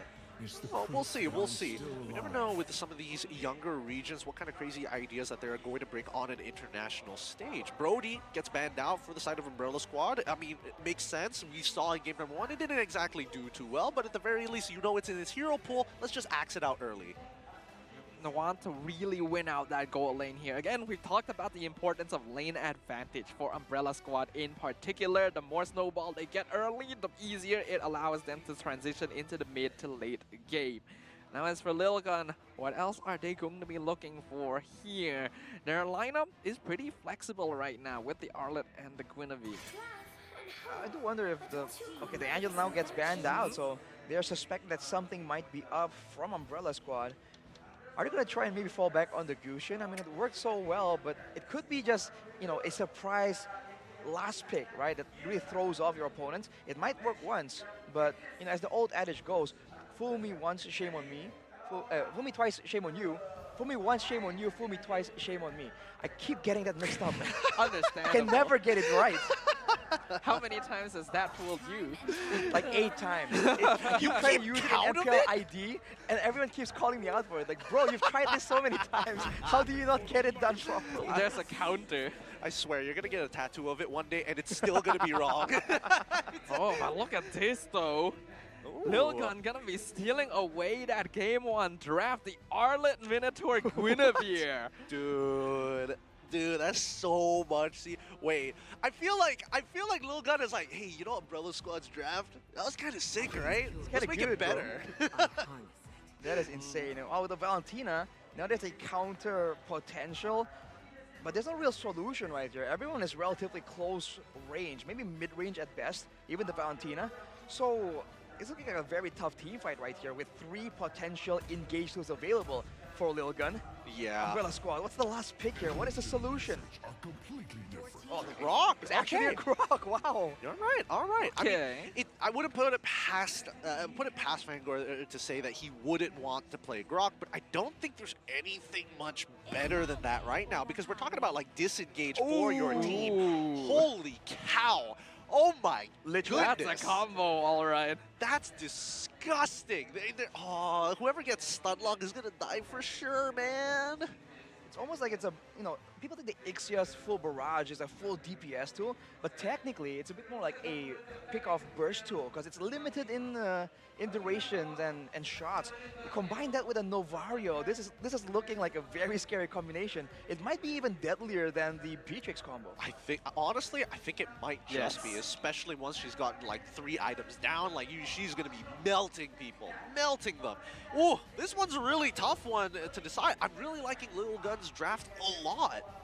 Yeah, they're bringing guns to the battle right now, and it's not just a little gun, it's a pretty big one in the form of that full barrage, and literally everyone else on the little gun is designed to set that up for him. Game 3 between Team Lil Gun and Umbrella Squad will now commence. Which of the regions will emerge superior upon the land of dawn? It's gonna be Umbrella Squad on blue side against Lil Gun on the red side. This is some really scary stuff, right? Because immediately what comes to my mind is, hey, where is Umbrella Squad going to attack? I'm guessing they're looking for Bebex straight up. They need to make sure that this lane is won. As predicted, Gideon, Fangor making his way down there. But I think the real linchpin of this entire game is going to be Marl. If he can get to the back line, Novaria, Ixia, those are easy pickings for this Joy. Only if he can get past everyone else. So I think if he gets ahead, if he has space to really maneuver in the big team fights, that is where Umbrella Squad can get the win. Castle already targeted heavily. Aizen securing the first blood easily with a spatial migration set up by his jungle. Really bad time to die there. And worse yet, also loses that flicker. I'm guessing that the first turtle at least is going to lean over to the side of the Team Little Gun here. But let's have a look at the overall emblems while Aizen gets free hits off of Fangor. Well, Aizen has the basic emblem right now, so he is happy to just trade in HP bars. But look at this! Xora again with the follow-up onto Eden. And he's going to be punishing that Grok straight away. Castle just coming in to watch his teammate die again. Dude, who is calling the shots from the side of Team Lil Gun here? If it was Aizen, oh my goodness, he almost made the play with Xora. Ooh, Troublemaker now, they're getting chased down. And this is the sustained difference as well, man. Lil Gun can keep going for these half engages without fully committing, and they won't really lose much because they have the sustained advantage as well. They win in crowd control. In a way, they win in damage output, and they also win in sustain. There's a very limited amount of ways that Umbrella Squad can really come out on top in a big fight. Do see that Marl is trading that purple buff. He knows his team is not in a state to contest this objective right now, so stealing the buff away is the best thing that he can do. He will be successful. Black Marsh actually taking a lot of poke damage here. Bebex already leading in terms of EXP as well. I think we need to keep in mind that at the very least Forbid. Oh, Troublemaker gets that Min 1 Fury out. Forbid flickers over the wall to make sure that he's safe. And after that, nothing happens. Very crazy back and forth right here. But in the gold lane, by the way, the Ixia is actually one of the stronger laners. We do think of her as a late game power spike hero, but in the laning phase, the fact that you have built-in sustain, some self crowd control and trading tools, you actually hold your own even against a lane bully like the Bruno. Of course, that's before factoring in the interference from the other laners. I think the matchup only becomes difficult is what. Oh, wait. I mean, once again, Ethan is getting on top of the right targets, but making sure that he is opening up and giving that free information on the bottom side. But yeah, as I was saying earlier, at the very least, he has the damage to make something happen, and this could potentially be devastating for Umbrella Squad. And we're already seeing the coordination from Lil Gun, feeling very confident about the stage of the game, and who can blame him? They've got so much crowd control that anything Umbrella throws at them, they'll probably have a response to it, so they can position themselves without too— Oh, the flicker! Reaction timing from Ethan. Penalty zone wasted. Well, we'll see if it's wasted, because now they're going for a fight. Marl gonna go for the electrifying beats onto Forbid, but forced to run away because he doesn't have enough damage to finish things off quick enough. Wall charge onto Xora, but the Minoan Fury comes out into the full barrage. Xora still gets picked off, but they will trade Troublemaker for it. Mid lane for a jungle right there. I think for Team Lil Gun, it's still value because they got a kill in the hands of Babex as well. But man, they're just trading out spells, and there's almost like a bit of a duel there, a Minuan Fury standoff between Ethan and Troublemaker. That could be very decisive right there, and I think they need to try and let Fangor do something in the fight as well. He has a lot of things to say here, being crowd control immune and having the wild charge. I mean, he can definitely open up the map, but at a certain point, when you don't have the wild charge like he does right now, it's very scary to put yourself in these positions to try and fake it out. Well, comes on in, electrifying beats. Xora secures the turtle. Castle with the penalty zone catches two, stuns them up, but he's now completely abandoned by his team. Marl coming in a bit too late, but he should get the kill onto Xora, but they'll toss him as the atmosphere finds him. The flicker from Bebex doesn't quite follow up, but Aizen is there to clean up the mess with a double kill. Oh, unfortunate indeed. Unfortunate. While this has all been going down, Umbrella Squad make the smart decision of getting a quick, cheesy lane swap off towards the top side of the map, knowing that Team Little Gun want to unlock Bebex, but at the same time, Umbrella Squad just evening out the gold no matter what. Oh, leaves it to the last tick of HP. 0.5 this time. Not deja vu. It's 0.5, not 1%. It's going to get lower and lower every time. And what's not different is the fact that the Arlet on the side of Lil Gun this time is the exact opposite from Umbrella Squad, man. Earlier, the Arlet was like self-sacrificial. Aizen is just going in hard. He wants blood, man. He is. He's definitely not happy. You can tell with the way that he is laning and how he's calling in for ganks on towards L bushes at level 2. You know that he wants to put the hurt into Castle. There's definitely a bit of a vendetta happening right here between the EXP laners. In the meantime, though, a beautiful stun into Final Slash for Bid. Flickers to safety, and the Minuan Fury catches out Troublemaker and Fango, who are both dispatched in instant success. The full barrage comes out, but Bebex is exposed, so Black Mars will punish his positioning. Marl able to escape through the backline as well, actually going for the greedy steal on the purple buff, but will decide not to commit. A bit over-aggressive from Team Lilgun, man, losing both the backliners. That is not how you want to play the fight in. They used the bulk of their crowd control aggressively, and as a result, the backline is just exposed. Can't do that. I mean, it's not only that. There's also the question, did Bebex realize he was getting auto-attacked by Bruno? Like, or maybe he just forgot. This is, you know, his first time using a brand new ROG, and he's like, where's the button to cancel again? It's too late. Maybe. Or maybe he just thinks that, hey, my friends got me, right? Right? and then before he knows it, man, Blackmar just comes in with the balls.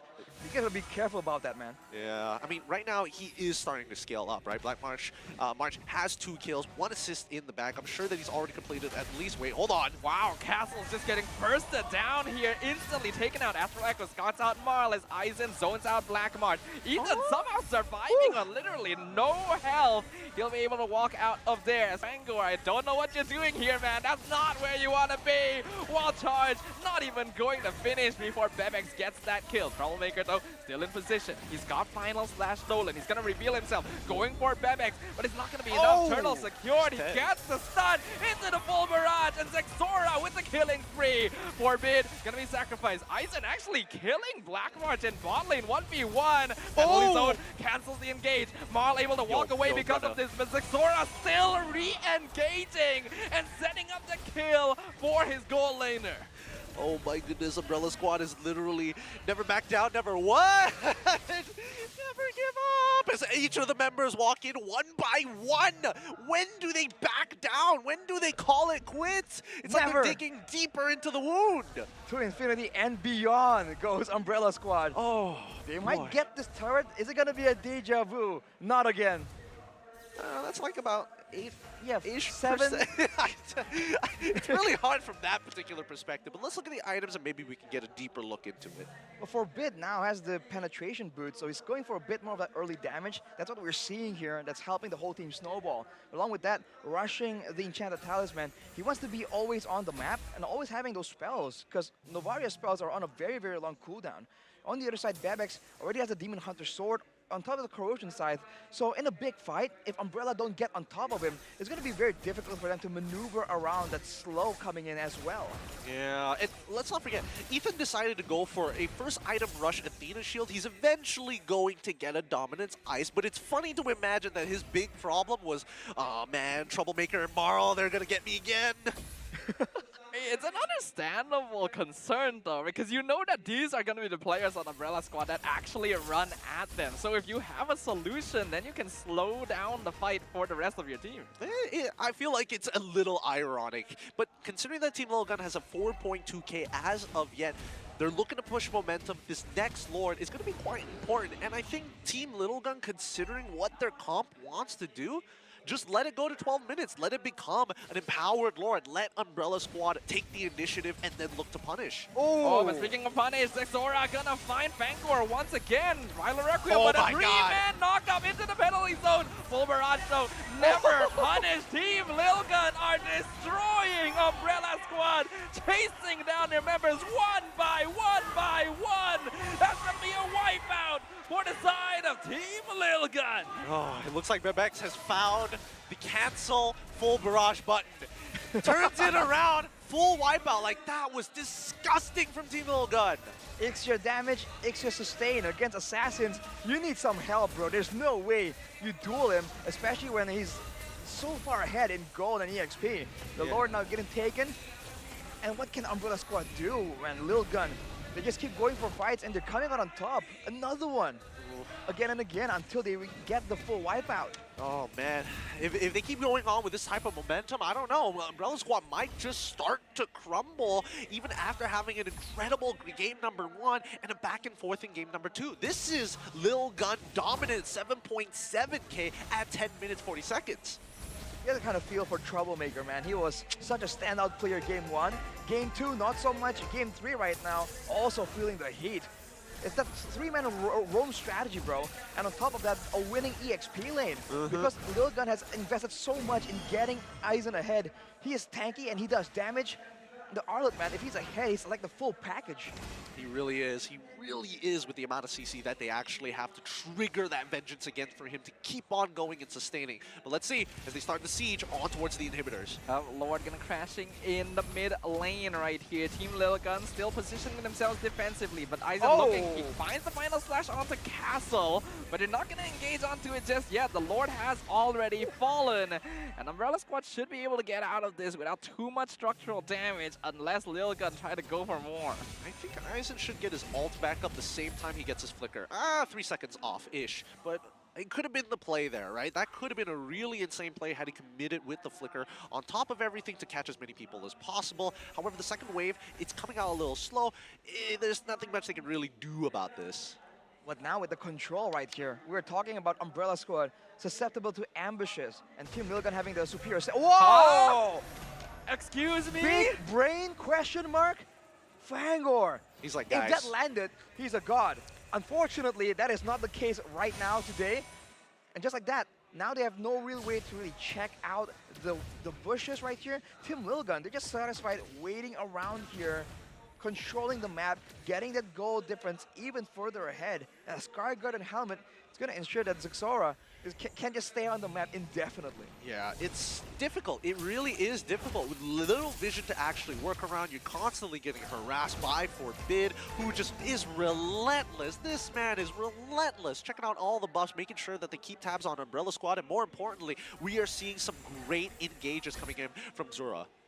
Yeah, being able to catch people out, and right now I think this game tree is really showing us the depths of Team Lil Gun's hero pool. The fact that the Guinevere has already been flexed into 2 positions, the Minotaur being picked up, the Arlet being played in such a different way than what we saw in the hands of Castle previously. This is a team that really needs to be respected more. This could be dangerous here. He's looking for Zexora, but the Spatial Migration finds him, but the Wild Charge is gonna cancel it out, keeping the joy alive. Man, that's the tankiness coming in, man. The Guinevere with a lot of utility, a lot of mobility, and still, that's the tankiness to just suck in damage. And look at the sustain, bro. Especially with the Lord now doing more damage, it's so valuable to have. And Aizen can just zone everyone out. And whoa! What for? No, he was like, I want Castle. Separate him away. Mara coming in from the back line. Lord dropping low. Zexora's controlling it. Ethan with the Moon and Fury. Instant final barrage. Oh! Seals the Lord away. Castle gets picked off, but Umbrella Squad have already gotten the prize they wanted. Lil Gun looking for the punish. Can they find it? They get one, but the final slash pushes him into the tower. Troublemaker steals the right ult. They still somehow lose Black March, but at least he gets the shutdown. They just bought themselves so much time with that steal, and Team Lil Gun, they just have to accept it. They're like, okay, it just happened. Never mind. Let's try and recuperate and try to simulate that again, but this time we get the Lord. All right, boys? Was that a bit of a shutdown on Zora? It is. Look at the gold swing, man. It was at almost 10k. Now it's back to 3. So with the turrets, with the quote-unquote shutdown on Zora as well, Umbrella Squad are coming back in here. If Team Lil Gun don't recover and stop the momentum in its tracks, this might be difficult, man. I think part of the reason that went south for Team Lil Gun is that Bevex was using the full barrage. Some of it might have strayed over to the Lord, just throwing off the calculations from Zixora. Possibly, and it's pretty bursty as well, right? Especially with that first skill, cutting through multiple targets, it really could skew the numbers. I think in this particular case, like, that Team Lil Gun needs to kind of get Umbrella Squad to commit a little deeper into these fights, right? Again, the final slash was used super early into the fight. It probably could have been held for later. Wow, Marl going really deep here for Forbid. Never punished. He's going to be immune to CC, so he will walk out of there while providing some much-needed vision for his team. That's just going back to the setup style right here. Look at the goal difference in the EXP lane, dude. A 3K, 2K, no 3K, actually. Aizen is just insane right here, and he still has all the respect items built up, the Athena, the blade armor as well. It's going to be so difficult for Umbrella Squad to take him down, and even if they do, at what cost? The shutdown is going to be valuable, but in this late stage of the game, the death timers might just be too costly for Umbrella Squad to attempt such a play. Honestly, it might just be. And I did see a Holy Crystal purchase coming in from Forbid, so anybody who doesn't have an Athena shield could potentially get 80% of their HP chunked out. That's the disgusting part of Novaria. Once you get into this late game stage, Bebex also completed the Rose Gold Meteor, so that'll make sure the Ixia is a little bit safer to the die from Umbrella. A lot more sustain built in as well. If you thought it's really difficult earlier, it's going to be more difficult now. But look at Zixora, man. He's not only just waiting for possibly a pickoff, he's also just giving vision for his team. Now they know they're on the top side. And look at this, he's even waiting in the bush right here. Yep, I mean, that's all you can really do as a Grok as of right now, right? Your main damage dealer is kind of a little nearby, but this could be the ambush of the Centuary. Bruno, so very close to where Guinevere is just patiently waiting, right? You don't walk up to this. You never want to walk up to the lane in this state. Zixora's just waiting and hoping that a present comes to his doorstep here, but good positioning's there, making sure they're not going to get caught out. Now Umbrella Squad actually have control over the Lord Pit. Okay, I think at this point, they've already been revealed. They can't just like back away and start clearing the bottom side first and then go back into mid to reclaim the space. Can be a little difficult. But man, Zora's so patient. He's still waiting. He doesn't have to do anything. There's no real job description right here. Everyone else can really open the map, and now he can set up for a huge flank right here. If he gets on Black March with some follow-up by either Bebex or Forbid, not even need the two of them, could be massive. Electrifying Beats already used up, not able to find Forbid. Zixora finally leaves his hibernation hole there and starts working on the Lord alongside the rest of Team Lilgun. Umbrella Squad still in good condition, but they're waiting on Marl's ultimate cooldown to reset once again. So this is a chance for Lilgun.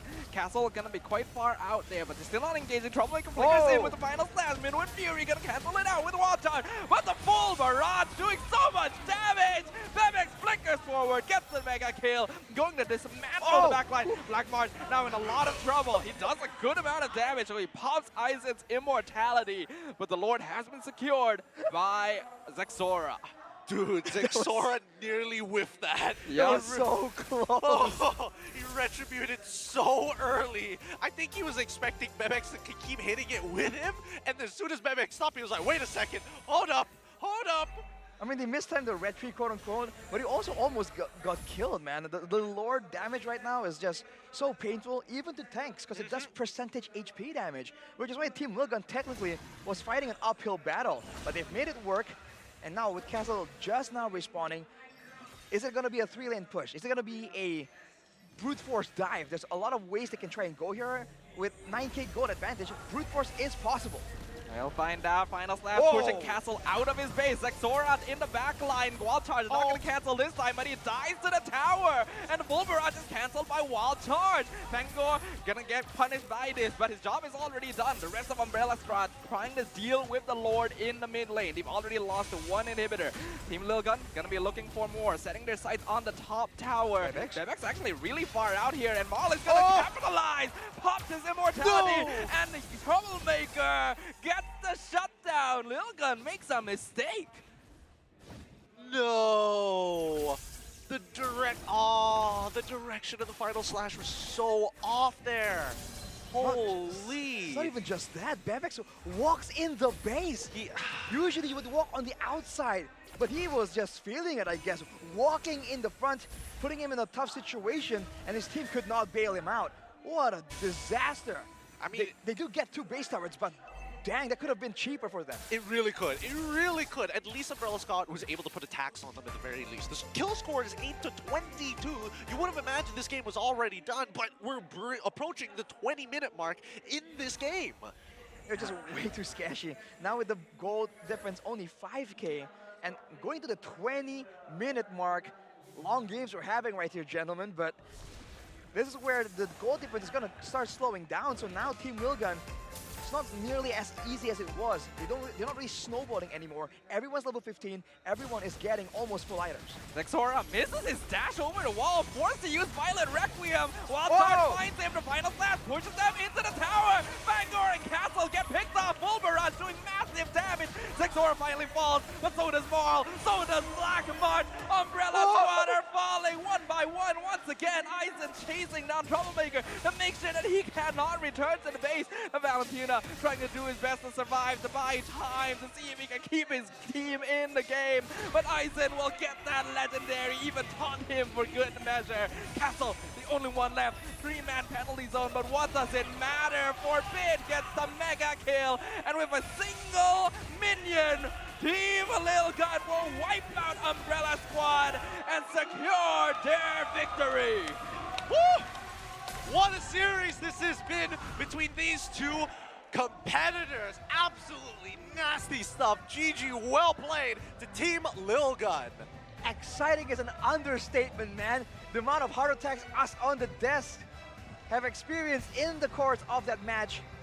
Unreal. What a show. What a shocker, really. Like, honestly, I'm very happy to see the state of Umbrella Squad, but they have things to work on. The same goes for Lil Gun, but when the going gets tough, Lil Gun is the one that's going to tough it out. And Eisen, I don't like making puns, but man, he came back with a vengeance on that one. 0 deaths, final slash to set up the play, potentially the play of the day. That last move was personal right there when he chased down Troublemaker and recall spams on his grave. Yeah. Yeah, like, who are you? Game 1 MVP? Nah. You're going down. Going down, brother. Man, that was nasty. Whew. This has been quite some time, but let's throw it over to our hosts up on a stage.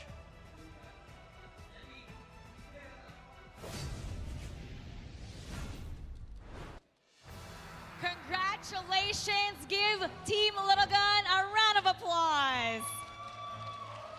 Ethan, well done. What did you think about that game that you had?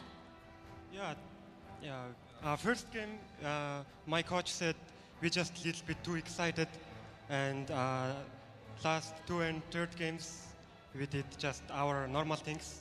We just played like when we do before. Yeah. So you were in the first game, your coach said you were excited. Yeah, Does really. that mean excited, you were nervous or you were rattled? What happened in the first game? Yeah, first game, I'm just a little bit nervous. Just a little bit nervous. Yeah. So how did you get over the nervousness? How did you and your team get over that to make sure that you were able to take this game? Yeah, in the we just talk each other really well, and yeah, we just calm. Yeah. You just want to calm down. Yeah, apparently calming down is the way that you win the game. Now, Ethan, I do have to ask. Today we've seen all the teams play. After fighting against Umbrella Squad, do you think any other team will be a bigger challenge than them for you guys after this? Yeah, I guess so. Maybe SMG from Malaysia. So you feel like SMG is still a threat after going through what happened with Umbrella Squad? Yeah. So SMG is the toughest opponent that you think out of all the teams. So is there any specific player there that you think is a great threat to you guys? I have no idea. Yeah, Stormy? Okay, Yeah. Stormy. Yeah, Stormy, totally amazing player. So after this series, now you're gonna go back in the dugout, you're gonna be talking to your team. What are you gonna be telling them? Good job, guys, and I'm really proud of them. Yeah. And we're so proud of you, and for sure your country's proud of you. Everyone and the whole world is watching right now. Is there a message that you want to say to them, Ethan? I just want to say thank you. Yeah. Yeah, okay. Thank you. Just keep supporting us. Yeah, we will do more for to win this tournament. Yeah. All right, give a big round of applause for Ethan from Lil Gun. Again, congratulations very much. And with that, we're gonna throw it back to the casters to talk to us about what happened in the game that Lil Gun won. So casters, please, tell us what's up.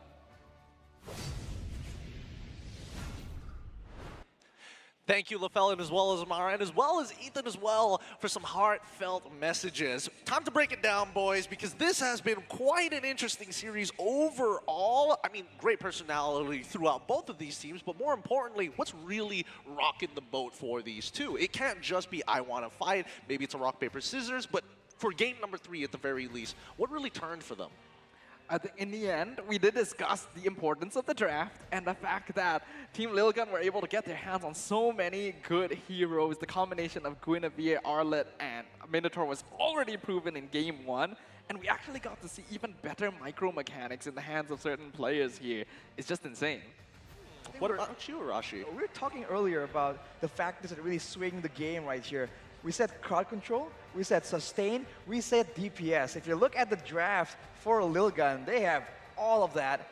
And to a degree, so did Umbrella Squad, but I don't think it's comparable, especially because, well, technically there's so much more protection available for the side of Lilgun, and they're up against an assassin. It's almost like the fixation of Umbrella Squad to go with an assassin just makes their team fight that much more difficult to execute. Well, I don't know if it was just that, right? Because then again, Lilgun did have some pretty good counter picks overall and small synergies that make these small skirmishes actually work. But let's have a look at our MVP of this particular match. We gotta give a shout out to the player that really made an impact overall throughout the match, and that's going to be Aizen here on the Arlet. We already pointed this out, 0 deaths in a game as messy as that.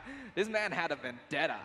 He was really nasty on this Arlot, right? There were times that we were questioning, why Final Slash just one person? And so far, I mean, the Vengeance has not left this man with a team that synergizes very, very well with the amount of crowd control to allow him to dash around. He played phenomenally. I think it's also very smart, his positioning in these fights, right? Because several times, I feel like it's going to be an even team fight, but then Aizen shows up between the members of Umbrella Squad, and they're like, dang, how do we get past this guy, right? He has 2 crowd control tools. He's sustainable enough not to really get picked off. And he has all the tankiness items right here, and he has damage. So especially the backline members and the assassins, anyone who's not a tank can't really get past him unscathed. And let's take a look at the highlights right here, and maybe some of the lowlights as well. This game was just all over the place. But it's always so fun to look at the full barrage, and that is something that really swung the balance in favor of Lilguns, literally living up to their team name. Yeah, I mean, I love the fact that at least, like, even though we do see some really good moments with this full barrage, let's keep in mind that Marl was also trying to keep him in check when these full barrages actually happen. In this particular case, Medic's just not paying attention to Black Marsh walking up to him. But afterwards, that's when we see Marl really start to take the stand, right? I would say that the early game didn't exactly go the best for him, but at the very least, he was still trying to make an impact, jumping towards Bebex's side, trying to make something happen. But I feel like the Umbrella Squad, as flashy as they are, like to do things more individually rather than kind of setting it up as a 2, 3, 4-man squadron. Especially with this kind of composition, grouping together is the last thing they want, but Lilgun did not give them a choice at all. And it's funny, like we were talking about the 3 components that make this a good long duration team fight. Bebex alone in that hero has all 3. Right? And this at that moment there, ooh, Zora was taken so low, and me and Gideon, we just went, ooh. Yep, we freaked out. We freaked out there for a second. We weren't entirely sure whether this was actually the right move. And here's the second one. It's just one of those situations where it's just like, okay, no harm, no foul. This is just going to be a little bit of a longer game. But at the end, why Aizen? He's been consistent. He hasn't died a single time. And despite having his own personal vendettas, when he needs to work with a team, he will absolutely do it. And especially when you have like a 15-second cooldown ult, why not? This is a case of a team lineup that was drafted with a purpose and executed very well to achieve that. And unfortunately, I think Umbrella Squad still does have to work on that if they want to achieve a similar level of success. The fact that Marl and Castle are not taking advantage of each other's initiation, people are going in way too early, the roamer is so reactive instead of looking for opportunities. There's a lot to work on, but the potential is there. They clearly have the mechanics for it. It's just how do you reinforce it with some refined macro to get your players in the position to make it work. I'm seeing you making some faces over there. What's going on there, Analyst Arashi? I was pretty sure I saw that Zora had Impure Rage, unless I'm imagining things. But well, he went with the Lethal Ignition here, it shows, so it's a very aggressive style of play. And with the Genius one, it's great synergy with how spammable the skills are, and of course with the Violet Requiem.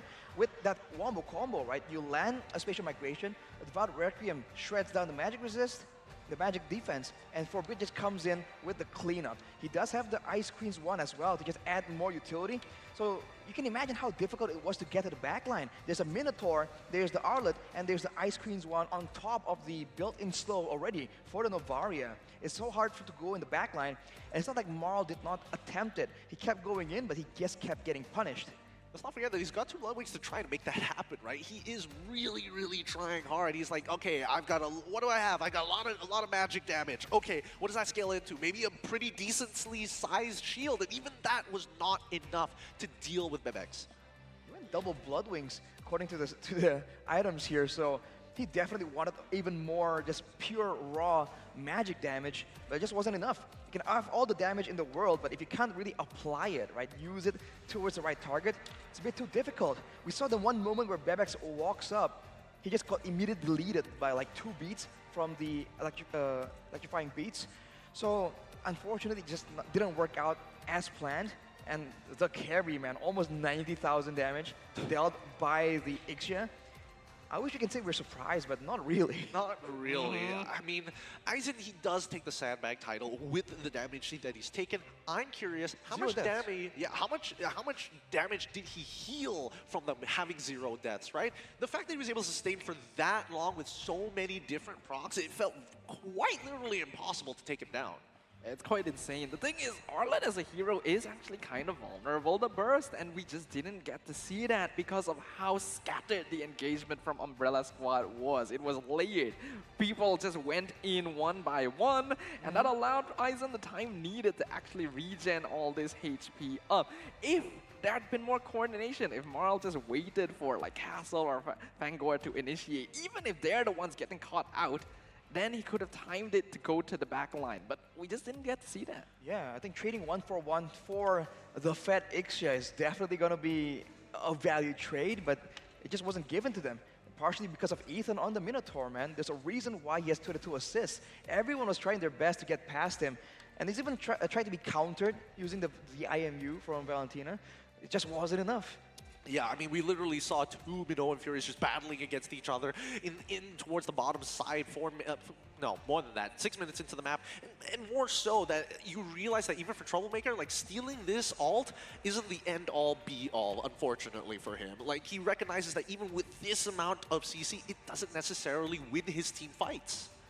He even went for the final slash towards the end right there, trying to get, switch it up, surprise, move everyone into a more clumped up spot, maybe for a combo from his team, but there just wasn't enough damage, and there wasn't enough security either. The Bruno is a decent range compared to the Ixia, about even, but in a big fight, the Ixia, all he has to do is just stay in the back, Bebex just stays in the back, pops the ultimate, and he's pretty chill, right? There's no real long-range threats. The same cannot be said for the Bruno.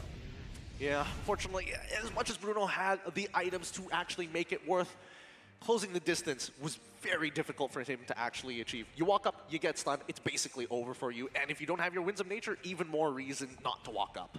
There was a lot of potential in their execution. What Umbrella Squad just needs to work on now is to build that coordination, that synergy, and I feel like they will be a huge threat in the land of Dawn. But for now, Team Lilgun has really shown their superiority here. We already talked about the hero pool and the overall flexibility of this team, but after adjusting from their loss in Game 1, we get to see how adaptable they are as a team as well. Yeah, and it's great to see them being not only adaptable, but warmed up, because that's when you see them really show themselves to the rest of the world, or in this case, Umbrella Squad, which begs the question, do you think that they can go far after this performance? Does this kind of change your mind, Arashi? I feel like they can, but they have to really beware of just making those crazy risky plays. Like Bebex walking up there in the base, I get it's a 10k gold lead, but there's no way you think it's safe to be walking up there against a Joy, right? Against a Bruno. These are all burst heroes. So moments like that is where teams can really take advantage of Lilgun. So if they kind of minimize the frequency of such plays happening, I think they can get pretty far, man. The flexibility is there, the execution is there, and the game plan so far makes sense, right? It's very logically based. Keeping that in mind, what about you, Sadafa? Umbrella Squad. Yes, this is their very first loss here at Wildcards, but moving on in towards the rest of the tournament, they still have other teams that actually fight in their group itself. Do you think that they can actually get to that point of refinement, or is it too much of a leap? I'm going to be honest, going into this competition, I didn't have a lot of stocks invested in Umbrella Squad, purely because of the issues we already saw here. But after witnessing their gameplay against Team Lilgun, it seems like this is a team that has a lot more potential than I initially gave them credit for. And if they're able to grow and overcome the mistakes that literally I talked about earlier, I think they are a genuine contender. It's just whether or not they can make it by the end of the wildcard. Getting out of there is going to be tough for a lot of these teams. But hopefully they can actually achieve this with a possible 2-0s throughout the rest of their matches, potentially, hopefully. Possibly. We don't know what's going to happen in future. But they sure have some glaring weaknesses. So if they can fix those as well, right, the one-dimensionality, the lack of proper execution, right, how they split apart and don't back each other up in the movements around the map, if those, once those problems get fixed, I mean, we've seen great teamfight execution coming from them, especially when it's all sporadic. And that might be what they can play into, right? A lot of teams are used to playing this neat teamfight, but if they can make it crazy, that is unfamiliar territory for a lot of teams, even ones that are not in the wild card. That's a good point. That's a really good point. I like that a lot. But that being said, this also is going to apply. And based on the teams that you've seen here today playing out their first matches, I'm curious. I'm curious to know who are the favorites. Tough question here. My predictions, I think, still stand. It was SMG and Lilgun at the start. It still is SMG and Lilgun for me. Nobody else has impressed you? What about you, Rashi? We're going to be pulling up the group standings, and maybe this can give you a clearer picture. Man, play of the day. I can't help but feel that the Gushin play was just very It really tops it, doesn't it? it's so unnatural and so rare to see. It might make it up there, but we'll have to see, man. There's that novelty factor, right? The fact that we don't see the Gushin for so long. Now, in case you're wondering, this is the updated group standings. Remember that 4 of these teams might already be in an awkward spot. Now, hopefully, this might just be enough. Falcon currently sitting happily, very happily with 2 games win. Team SMG as well, 2-round win. Imperial as well as Lilgun. They're all in the safe zone for now, but that could change almost instantaneously as the rest of the teams from Group A and as well as Group B look to catch back up to the rest of the pack. Now, looking at our schedule for tomorrow, Imperial is going to be up against Lilgun. Falcon up against Nightmare. KBG versus Umbrella Squad. For Miracle up against Team SMG. I must say, man, on paper, I mean, at first glance at least, you're seeing that a lot of these matchups don't really resemble the first, like the first day's matches, Imperial against Lilgun, it seems that they're a bit more similar in a sense, how they execute, how they plan out. So I think it's a very fresh set of matches here that won't really replicate what we've seen in day 1. Do you agree with that, or do you think they're similar? I saw you kind of perk up there for a second.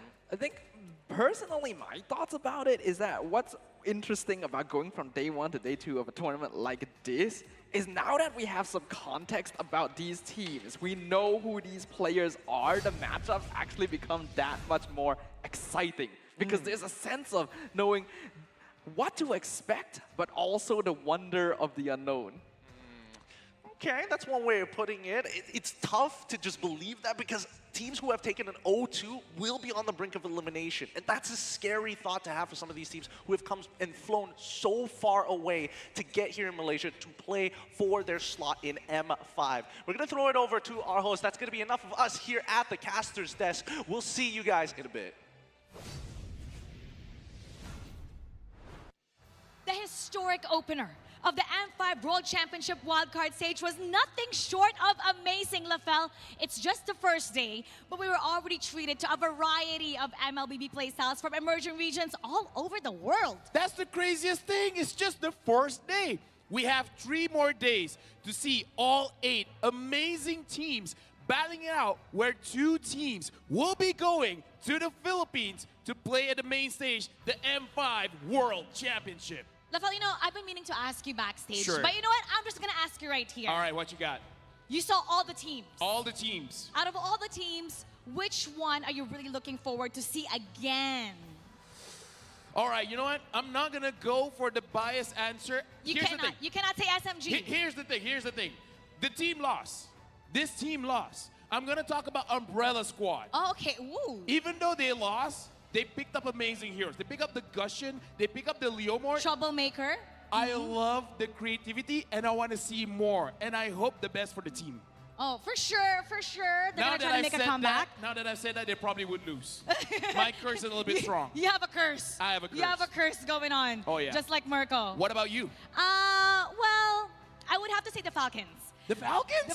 First of all, Amazing team. I was really looking forward to Leo's comeback. He really stands out as a jungler. Definitely. Not only that, if you take a look at the team, right? Their playstyle is at par with the meta, and I feel like they can really go against the strong teams, the stronger regions in the M5. And not only that, they can be a little bit unpredictable. They can go both ways, but when they're good, they're really good. Based on today, they're top of the standings. Now, for all of you guys watching, I know you have your bets as well. You got your guest coins for the team. So join us again tomorrow for more Mobile Legends Bang Bang action. My name is Afel. And my name is Mara Aquino, reminding everybody who aims to be legendary to be better than great. See you tomorrow, everybody.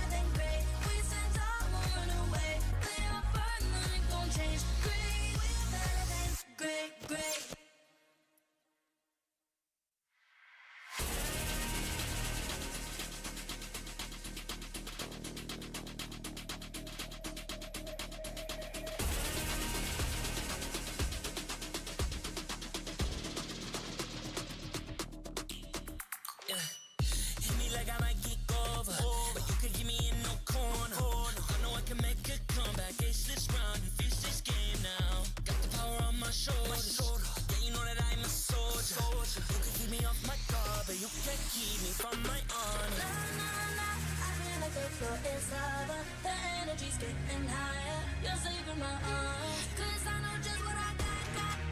I got you like na-na-na. And you know I hold the power. This feeling I love. Oh, yeah. Making my grind good to great. So don't stand in my way. Standing tall and I won't fall over. We are better than great, good. We are better than great. We stand tall, won't run away. We are fun, nothing gon' change. Great. We are better than great. Can't get it great, I'm better than great. I play my own role, I become the greatest. Transcend myself into this game, yeah. I build a power to dominate fate. Championship mind, no time for the